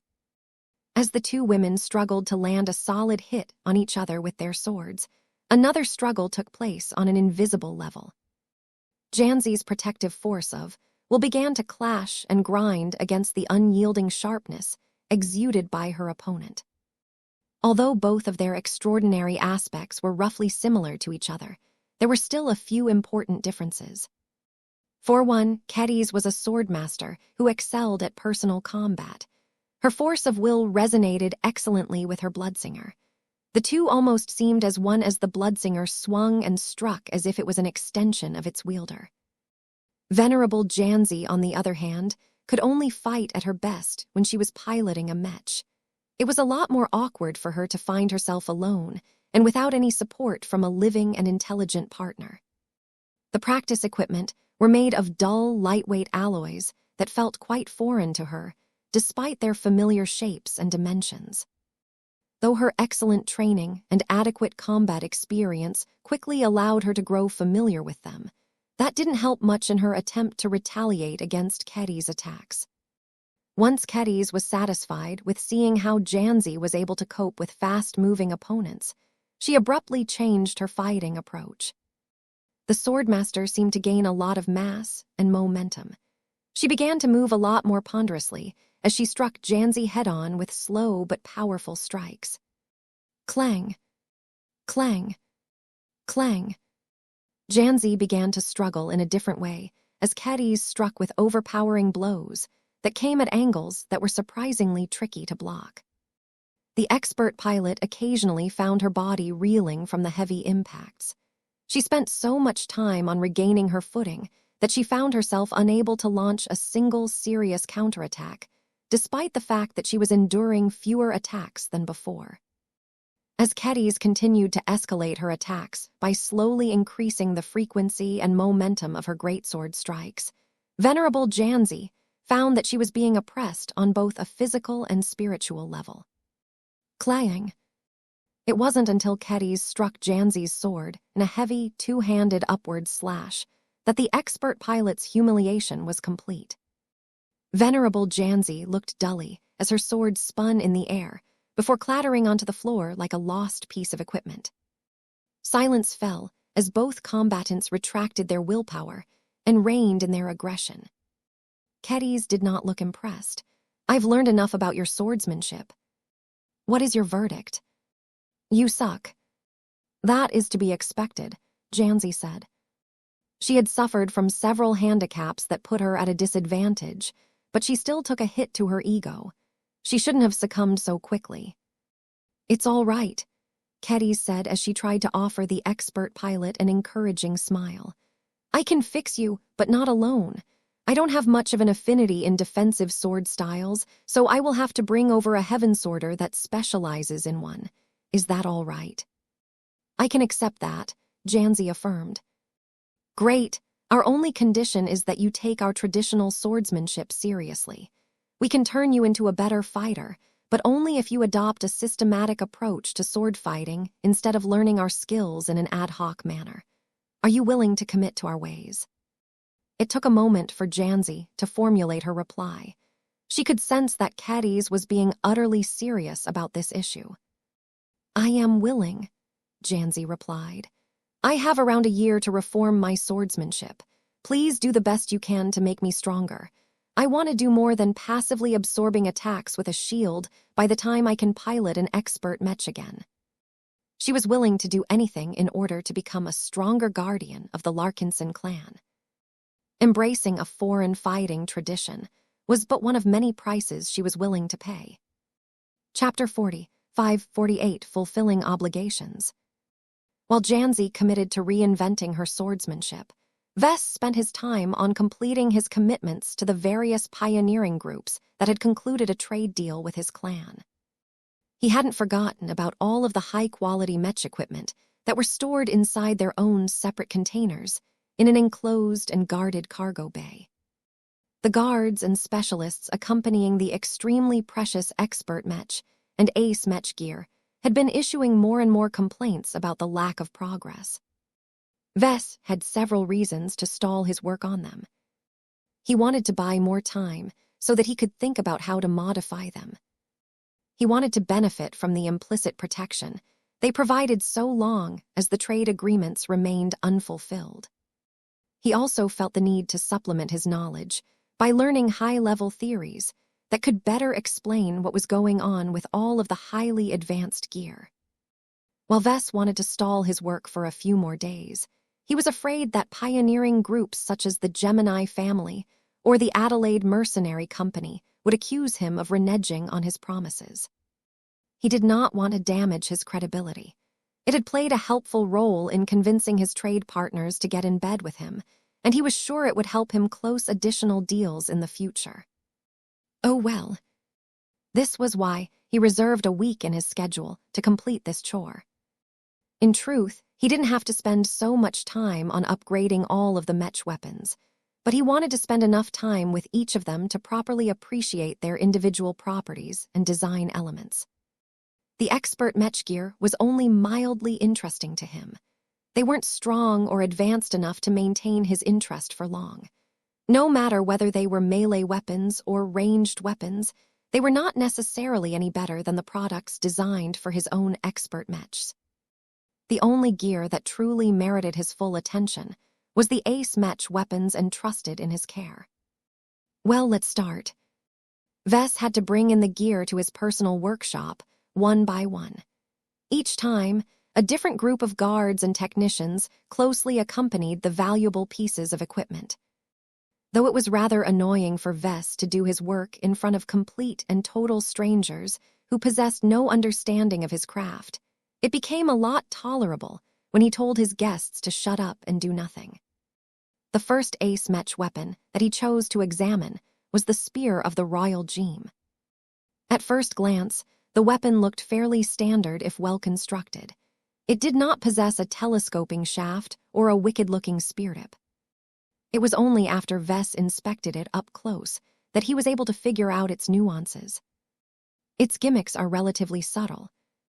He was able to deduce that Saint Calisandra Bouget wanted to wield a solid and reliable spear that would not break or falter no matter how much stress it endured in battle. It had to be strong and solid enough to stay in one piece when the Royal Gem fought against an opposing expert mech, so its shaft was thick and heavy. While it initially looked as if the shaft was solid and uniform, deep scans revealed that it actually featured a much more complicated internal structure. Vess couldn't decipher much of its functions. There were circuitry, capacitors, heat sinks, and other components that were all designed to enhance the lethality of the weapon in different ways. The only certainty he gained was that at least a part of this inner structure was devoted to enhancing the transphasic properties of the weapon. Dulo Voikin should be able to tell me more, Vess remarked. He would probably go crazy if he was able to see this excellent weapon up close. It was too bad that his deals with the various pioneering groups included strict secrecy clauses. Vess wasn't even allowed to describe what he learned to other people. This prevented him from consulting a real spearman mech specialist like Dulo Voikin. It was not a crippling hindrance. Vess could still derive a decent amount of insights from studying all of the ingenious and brilliant design solutions that he was competent enough to understand. What Vess found even more interesting than the technical design was how Saint Calasandra Bouget shaped its spiritual foundation. Just as with the Thunderer Mark Roman II, the powerful Saint Kingdom of an ace pilot altered and transformed every property of the Mech spear, even the areas that the powerful saint never thought about. Of course, the spiritual foundation of the Mech spear was also lacking in structure and sophisticated. To Vess, the spirituality of the weapon gave him the impression that it was more than just a tool to stab an opponent. It was a scepter and a symbol of authority. Whenever the royal Jume held this spear, Saint Calasandra Bouget channeled her desire to rule over the battlefield. Her desire to beat her enemies into submission was stronger than her desire to take their lives. It took greater skill and majesty to force an opponent at the same level to kneel as opposed to driving them to their deaths. Of course, given how proud and stubborn high-ranking Mech pilots tended to be, Saint Calasandra had never managed to force an equal opponent to kneel. Her dream, therefore, remained unfulfilled, and the spiritual foundation of her weapon picked up on her regret. "It's strange," Vess rubbed his clean and hairless chin. Ever since he evolved to a higher life phase, he was able to exert greater control over his body. Something as simple as commanding his face to stop growing a beard only took a single thought. He no longer had to order a shaving bot to keep his face as smooth as a baby's bottom. His eyes lingered at the enormous spear that resembled a tree trunk when he was in close proximity to the weapon. The Mech spear, and by extension the royal Jume, was designed with dueling in mind. It would have fit right at home in the Mech arena if ace Mechs were allowed to fight in public exhibition matches. Though Saint Calasandra Bouget had lived a long and fulfilling life, her love and passion for combat remained as strong as ever. This presented Vess with a difficult decision. Saint Calasandra is too confident in her own strength. She won't be able to tolerate an equal partnership. This meant that she might not be able to work well with the Phase King. It also meant that she would not be able to treat her living weapon as a valued battle partner. Saint Calasandra is another patriarch Reginald, he concluded. If this was the case, then it was not appropriate for him to adopt the same approach that worked so well for the Larkinson army. Vess started to frown. "I can't turn it into a traditional living product then. I don't want to make this spear alive only for it to become a slave to its master." This meant that he had to turn it into an empty shell that Saint Calasandra could seamlessly occupy with her powerful Saint Kingdom. He couldn't come up with an alternative solution. Once he figured out a plan, he proceeded to go to work. He began to modify the shaft of the spear by adding additional decorative elements to it. They hardly interfered with the technical performance of the weapon, but made it look a lot more regal and imposing. As Vess gained more ownership of the weapon through these modifications, he was able to exert more influence onto the spiritual foundation of the weapon. While he slowly started to use his touch to make the weapon alive, he also leveraged his formidable spirituality to prevent any distinct and coherent personality and consciousness from taking shape. He did not want to kill a life that he had just created through his own efforts, so he made sure that the Mech spear would essentially be able to function as a second skin for its user. Just like the Mars. One of the few upsides to how Patriarch Reginald treated his own living Mech was that Vess no longer dared to fool around too much when ace pilots were involved. Their willpower and Saint Kingdoms were so strong that they could forcefully alter the spiritual makeup of any product in their reach. Once Vess was done with his effort, he beheld the end product. The Mech spear gained a vibe that was highly reminiscent of the Mars. It had come to life, yet did not react to any outside stimuli. It was like a clone that possessed all of the right organs but didn't possess the spark of life. Gloriana could probably make a product like this, Vess determined. Creating the spark of life was an ability that was exclusive to Vess. The best his wife could do was a pale imitation that lacked the most crucial ingredient. It just so happened that a hollow life suited Gloriana the best. It perfectly matched her design philosophy, as her vision of Mechs was substantially different from that of her husband. He could already tell that Gloriana would be proud with how he tackled this upgrade project. The only incongruity was that Vess had tied the weapon to the Fae's king. Vess didn't know how Saint Kalansadra Bujay would be able to cooperate with the Fae's king, especially when the latter had recently devoured the spirituality of a corrupted Fae's whale. He shrugged. Well, I did warn the Bujays beforehand. I'm not at fault if their arrogant ace pilot fails to cooperate with the Fae's king. After inspecting the weapon several times, he carefully put it back into its protective container before shipping it back to the secure cargo bay.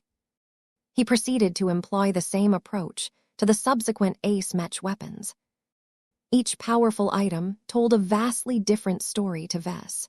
He had no need to ask for any clarification as to the design of the products and the treatments of their powerful users. The weapons of the infinite gear were very utilitarian in nature. St. Robert Montagne had so many of them that he wasn't able to build a strong connection to any of them. Only the Mech sword and the Mech rifle possessed a stronger imprint from him, and that was solely because he utilized them little more than the rest of his arsenal. Vess opted to make them alive, because he genuinely believed that St. Montagne was open-minded enough to handle this additional complication. The ace pilot of the Ace modular Mech platform was a lot more open-minded towards new innovations than his peers due to the nature of his employer. The Lyra Foundation regularly came up with new and interesting products, and regularly tasked its pilots to put the inventions to the test. Vess figured that as long as St. Montagne was able to accept the weirdness of wielding Mech weapons with independent personalities, he would be able to benefit from this change by developing powerful synergies. Of course, if Vess had misjudged the situation, then the Lyra ace pilot might decide to pull off a Reginald. I really hope that doesn't happen, Vess prayed. He encountered an unexpected surprise when he was done with his work. When he packed up his most recent work, the newborn living weapons had already begun to communicate with each other. Their many shared traits caused them to treat each other as siblings. They became quite intimate with each other. Not only that, but Vess also saw hints of resonance between them. It was as if they could generate true resonance without the active involvement of an ace pilot.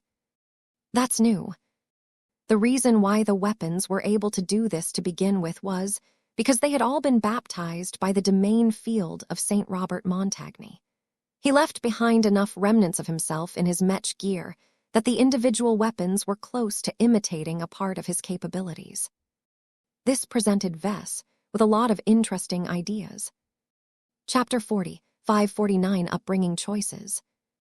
I'm so jealous of you, do you know that?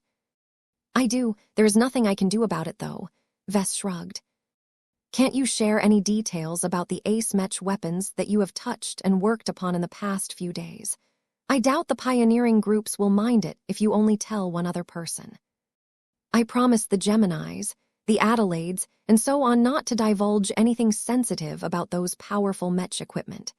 That includes both direct technical specifications and more subjective impressions. I am always serious when it comes to abiding by the terms of a trade agreement, so I can't oblige you. The best I can do is talk about the more general insights that I have derived from my recent work. Will that make you happy? Gloriana glowered. It will have to do. I am so frustrated by this situation. I should be the one to handle all of that powerful and fantastic equipment. I bet that you don't even know how lucky you are to gain the right to examine and alter all of this peak Mech equipment. The quantity and variety of gear is so much that I would have been able to get a lot closer to completing my next design applications. Let's not talk too much about work, Vess spoke. We reserved this afternoon for family time, remember? I am aware of that, but I cannot take my mind off this issue. Both Vess and Gloriana sat in their living room while they watched a fantasy drama. The show revolved around a rather childish and whimsical premise of a universe that was set in an endless flat plane of ground. Vess did not have the faintest clue how that could even work in reality, But that was the charm of fantasy. The creators could selectively throw the rules out of the window. It worked as long as everything else was internally consistent enough to make the audience forget about the rule breaking in the first place. "That pink elephant is so cute," Andrast giggled as she sat on Gloriana's lap. "I want a pink elephant. Can I have one, Mama?" Her mother embraced her second tighter into her embrace. "We already have enough pets as it is. We don't have enough room for additional pets. Besides, elephants are too large, honey. They won't even fit through our hatches. We would have to keep it in a zoo or an enclosed area in one of our artificial parks to keep it in a pleasant environment." "Ottawa, we already have our cats. They can provide us with all of the companionship we need," Vess added. "I want more. You won't get one just because you ask." "Meow. Meow." Lucky and Clixie interrupted their cuddling and jumped up to Andrast so that they could press against the greedy girl and overwhelm her with their cuteness.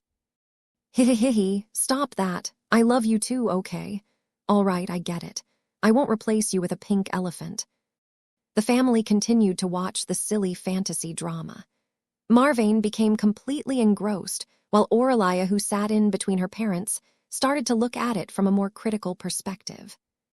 It was rather odd for the eldest daughter to look at the drama as if she was at least 2 decades older, but that was part of the training that her mother instilled in her mind. Her rapid maturation was a reminder of her designer baby origins and her intense education program. Gloriana arranged most of the schooling for their children. She constantly tested their cognitive development and increased the density of schoolwork in response to their improved capabilities. Each of their 3 children had already become considerably smarter than other designer babies at their level. They were so abnormal in this regard that the geneticists and specialists over at the Witshaw and Yenica became increasingly more nosy about the differences. It was clear that the Larkinson clan did not strictly follow their highly precise development programs to the letter. Somehow, the Larkinsons changed the variables of the organic products in a way that resulted in substantial physical and mental performance boosts, and they did it not once but thrice in a row. The incongruities were driving the scientists of the famed genetics company crazy. Vess and Gloriana already had to reject their more insistent requests to collect tissue samples and perform invasive scanning on their precious babies. This increasing abnormalities concerning their children was one of the reasons why Vess was eager to drop his reliance on Witshaw and Seneca and start developing his own designer babies in-house. He looked down at his smallest and most precious child. Cute little Marvane was the most expensive designer baby out of the series. His spirituality was so strong despite his young and tender age. The early development of his spirit seemed to have done wonders to his cognitive development, allowing him to devour science textbooks that only older kids could understand. Vess was both proud and concerned at Marvane's performance. As a father, he wanted his son and the rest of his kids to enjoy a blissful childhood that was free of concerns. Vess had enjoyed a rather happy upbringing aside from the early death of his mother. He did not want to deprive his kids of that same opportunity and have them grow up in a high-pressure environment. As a product of his environment, he wanted his children to quickly develop their competences and excel at their chosen fields. There was no way for people to live a comfortable life without the power to ensure their survival and carve their own place in society. The cosmos was a cruel and unfair environment where the only laws that applied were the rules of the jungle. The tension between these 2 desires became an increasing point of contention to Vess and Gloriana. While Vess wanted to give his children more time to enjoy what life had to offer, Gloriana felt it was more urgent than ever to make them as capable as possible once they became adults. It was inevitable for their conversation to drift to the future schooling of their children. "Aurelia is already on the right track, more or less," Gloriana remarked.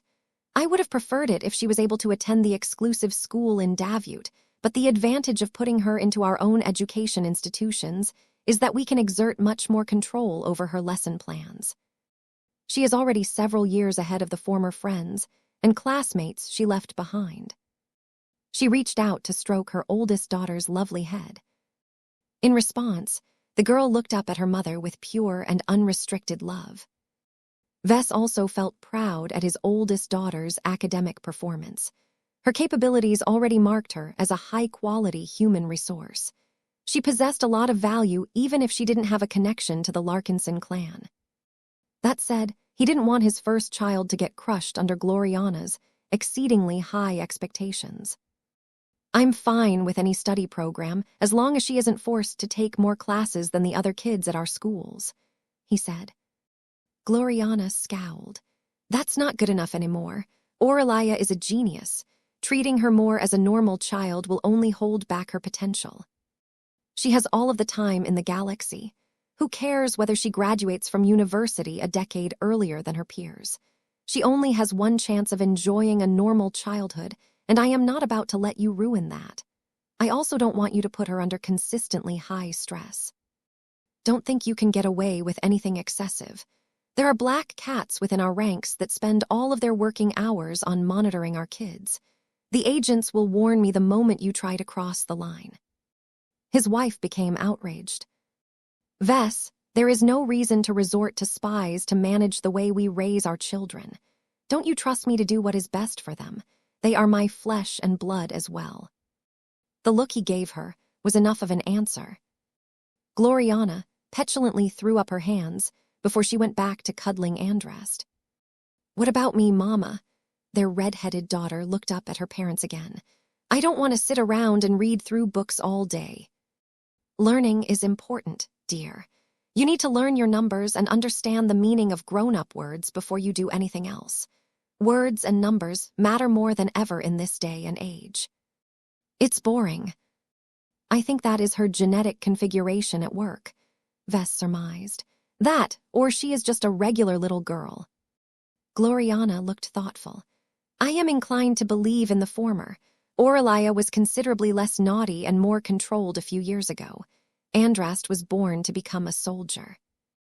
In order to ensure that designer babies formulated for war do not reject their purpose and waste everyone's time, money, and resources, they are genetically predisposed to more active pursuits such as combat training, sports, and any sort of competitive activity.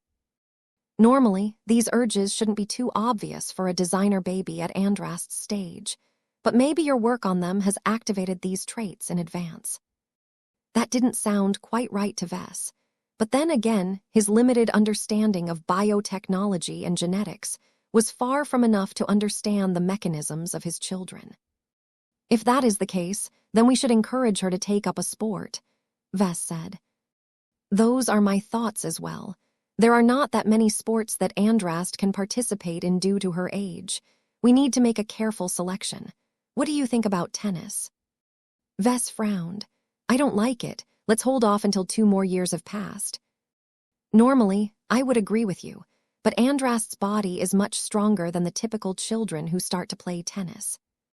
As Vess and Gloriana went over several sports, Andrast made her own suggestion. "I don't want to play tennis or football. I want to train with the sword maidens. Did you know that they have kids who are already starting to practice their sword swings? It looks so much fun, and it will help me get good at fighting really fast." "What?" Gloriana jerked so much that Andrast bounced in her lap. "Absolutely not, young lady. The sword maidens are vicious brutes who chop off each other's limbs as a hobby. They are one of the worst Mech legions to train with for a future champion of your caliber." "I don't want to play around with stupid balls," Andrast loudly whined. "I want real combat training. If I train with the sword maidens, I can be strong with or without a Mech." Vess looked at her with concern. "You're too young to worry about your genetic aptitude. It is better for you to think about this when you are 10 years old." Andrast petulantly crossed her arms. "I can't wait that long, Papa. I have already made up my mind. I want to learn a good sword style. This way, I can either become the next Cadiz or the next Venerable Desi." Gloriana almost had a heart attack. Neither of those uncouth brutes are acceptable role models for you. There are much more elegant women to model yourself after. Commander Kaesela Ingvar is much more clever, noble, and refined than our other expert pilots. There is also your own mama that you can look up to, sweetie. Don't you want to become as beautiful and perfect as your own mother one day, Andrast? The baby girl looked flatly at Gloriana. You're too skinny and weak in a fight. I need to be as big and strong as Caddies if I want to beat naughty boys in a fight. Andrast. If Andrast was not her own daughter, Gloriana would have wanted to choke the willful girl at this moment. Chapter 40, 550 Little Squirt. Auntie Caddies. Oh, hey, little girl. Andrast slipped her tiny hand out of her father's grip and ran over to the edge of the sparring ring. She pressed her cute nose against the safety screen as Caddies corrected the stance and repetitive sword motions of another woman by striking the limbs with a metal rod. The strikes were hard and brutal, but the trainee endured the hits without releasing a grunt of pain. Ves reached his daughter's position as he watched the ongoing spectacle with a bit of fascination. It wasn't until Caddies stopped her corrective lesson a few minutes later that Ves finally opened his mouth. I didn't expect to see you here of all places, Janzi. What I do with my time is not your concern, Ves. The expert pilot in question glared at Ves, but did not do much more. She was awfully winded, and her entire body was covered with bruises. She would definitely need to dive into a recovery pod to be ready for training the next day. When Ves looked down at his daughter, he saw that she did not get repulsed by the rather brutal training session. Instead, Andrast looked at Caddies with stars in her eyes. The little girl truly meant it when she claimed that the swordmaster was one of her idols. Ves had to admit that his former student did look particularly striking at the moment. Her tall, athletic body conveyed an impression of tightly controlled aggression. Though she had set her iconic bloodsinger aside, she looked valiant and heroic in an exotic sense, as she made sure to maintain a combat-ready stance with her practice rod, even when there was no obvious threat in the vicinity. The duality between her sharp mind and raw combat power made for an odd but effective combination. Even people who weren't familiar with Caddies at all would be able to tell from her aura that she was an extraordinary individual. It was no wonder why Andrast became so enthralled by Caddies. The journeyman and swordmaster was the most ideal warrior in the Larkinson clan who was not a Mech pilot. As Janzi moved to a corner to internalize her latest lessons, Caddies moved closer to the newcomers and regarded both Ves and Andrast with an evaluating gaze. True to her intelligence, she already figured out the purpose of this visit. "You want me to train your little squirt?" she gruffly asked, despite the fact she already knew the answer. "I'm not a squirt," the little girl complained. "I'm much tougher than I look. Just gimme a sword and I will show you what I've got." Naturally, none of the adults took Andrast's requests seriously. "The sword maidens and I don't object to running a special training program for your daughter, but you've come far too soon. Training her when she's barely better than a rugrat will do more harm than good. Come back a few years later." Ves shook his head. "Andrast will cry if we turn away right away. I promised her to give her a fair chance. Don't forget that she is anything but an average designer baby. Her mind, spirit, and most interestingly her body are much more special than you can imagine." This caused Caddies to take a closer look at Andrast. She already knew that Ves had subjected his own children to weird experimental treatments that caused them to develop their own miniature companion spirits. How that was even possible, Caddies couldn't begin to understand. All she knew was that Ves might be right that she couldn't judge Andrast according to common sense. The last time Andrast played with Kyrian, she already noticed that her son was having trouble keeping up with Ves' daughter, despite the fact that their ages were similar. She checked her schedule and confirmed there was nothing urgent on her agenda for the day. "Okay, if you think that Andrast deserves a shot, then I will see what she is made of. I still think she should be playing with her dolls, though." "I don't have dolls. I have action figures." Vess held his daughter's arm and led her away. "Hush, now. Let's bring you to the changing room so that you can get ready." He and his daughter reappeared a moment later. Andrast had changed into a special training outfit that covered her entire body, including her head. It looked like a slightly fortified vac-suit with thin but decent padding. The expensive suit also contained a host of other protective measures, but they should never kick in if everything went right. Vess just wanted them for his peace of mind.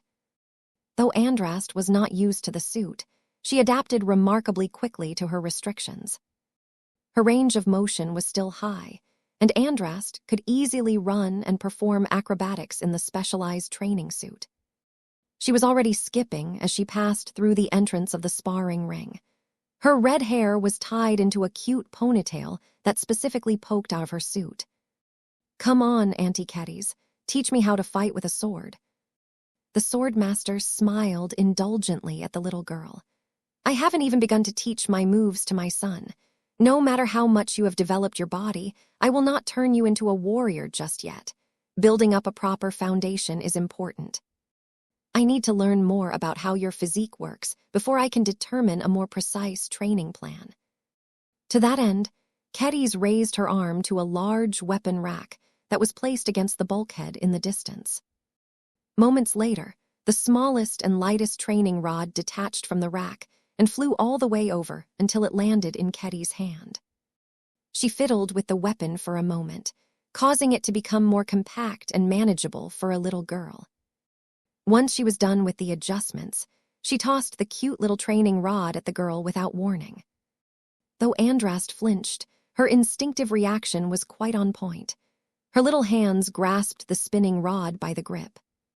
Both Vess and Keddies looked impressed at this feat. "Okay, I am beginning to see what you are talking about," Keddies remarked as she held her rod in a defensive stance.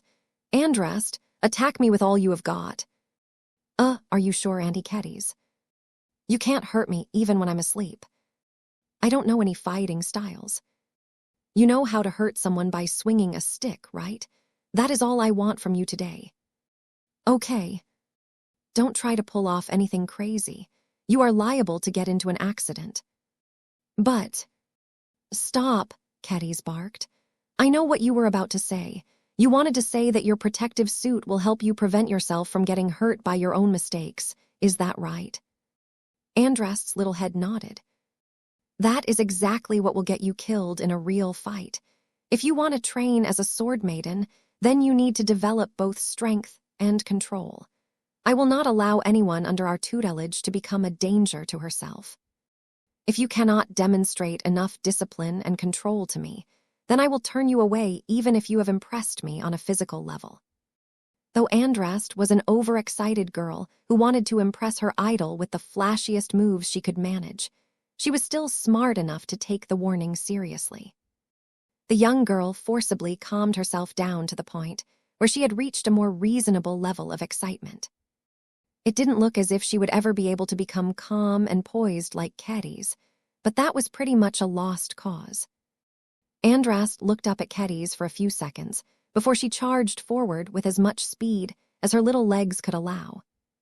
She cleverly used her diminutive stature to her advantage and swung her thin and relatively rod at Keddies' ankles. Though the swordmaster could have easily evaded this attack, she opted to deflect the attack by swiping her larger and lengthier rod downwards. "Hey, that's not fair," Andrast complained as her tiny body wobbled aside due to the force exerted onto her weapon. "You are smaller and weaker," Keddies said. "Using your wits is an essential part to winning a fight. If you cannot be bothered to use your mind, then you will get killed sooner or later." Andrast let out a cute but frustrated noise. "I can be smart as well." She no longer charged forward. Instead, she cautiously slid closer before she tentatively thrust her rod forward. Though she had to get quite close in order to reach Keddies to begin with, the little girl was able to pull back in time before her weapon got struck a second time. Of course, Keddies deliberately held back a lot of her strength in order to give Andrast a chance to perform her moves in the first place. There was no way the little squirt would be able to get away with launching such pathetic attacks if Kedis was truly serious. Andrast repeated her earlier move as she steadily circled around the swordmaster. She managed to learn a lot about Kedis' current strength and parameters, though the reverse was also true. Is this all you have got? Your lack of reach is your biggest disadvantage. You won't get anywhere by poking me from what you consider to be a noticeable distance. I was just planning out my attack strategy, Andrast insisted. I will show you my true power now. Andrast let out a completely pointless war cry before she advanced at a brisk but reasonable pace. She built up enough momentum to put actual force behind her next swing. Though Kedis blocked the strike with casual ease, Andrast had already pushed her body against the seemingly immovable obstacle at an angle so that she was able to circle around and launch an attack at a more awkward angle.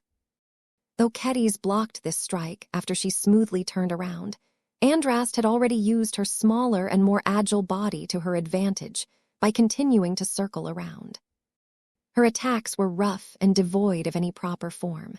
She swung her rod as if it was a club rather than a sword, and she made a lot of wasteful and excessive motions. Andrast's technique was not particularly important. Kedis paid much more attention to the little squirt's body strength, agility, reaction speed, observation abilities, decision-making skills, and other relevant indicators. Surprisingly enough, Andrast still remained a bundle of energy after several minutes of high-intensity movement. The strength of her strikes hardly dropped, and her technique was improving at a remarkably impressive rate. Andrast was passively learning how to wield her rod after her opponent deftly exploited her greatest mistakes. "Is that all you have got?" Kedis asked. "You're good for your age, but that does not mean you are ready for real swordsmanship training. This is not a game or a sport, Andrast. A real swordsman or swordswoman must be able to fight with the intent to kill. So far, I have sensed none of that from you. This is why you are not ready. How can a silly little girl understand what killing even means?" Andrast grew more frustrated. She had already been enduring negative feedback for a while now. It became so bad that she no longer looked up to Kedis anymore. "You're wrong. I know how to kill. Yeka, come out and show her your new trick." Ma. A black spiritual kitty emerged out of Andrast's head and dove into her little rod. It was obvious that Andrast was copying one of Kedis' signature actions. While Yeka was nowhere near as powerful or competent as Sharpie, both Vess and Kedis reacted with considerable shock as Andrast's little weapon became surrounded by a faint dark corona. Yeka somehow found a way to put her recently developed death affinity to good use. Now that Andrast had blessed her own weapon with her companion's spirit, she charged forward with greater focus and determination than before. Kedis narrowed her eyes. Before the empowered rod could come close enough to inflicting an attack that was slightly more dangerous than before, a much larger weapon struck it with such great force that it spun out of its wielder's grip. Mao. Kedis had even managed to push Yeka out of the spinning weapon. Ouch, that hurt. Andrast looked dismayed as she turned away from her current opponent to track the flight of her weapon. That was a big mistake, but Kedis wasn't in the mood to admonish the young lady. Instead, the swordmaster turned to Vess. "Andrast needs training before she kills someone," she stated. Vess tentatively nodded.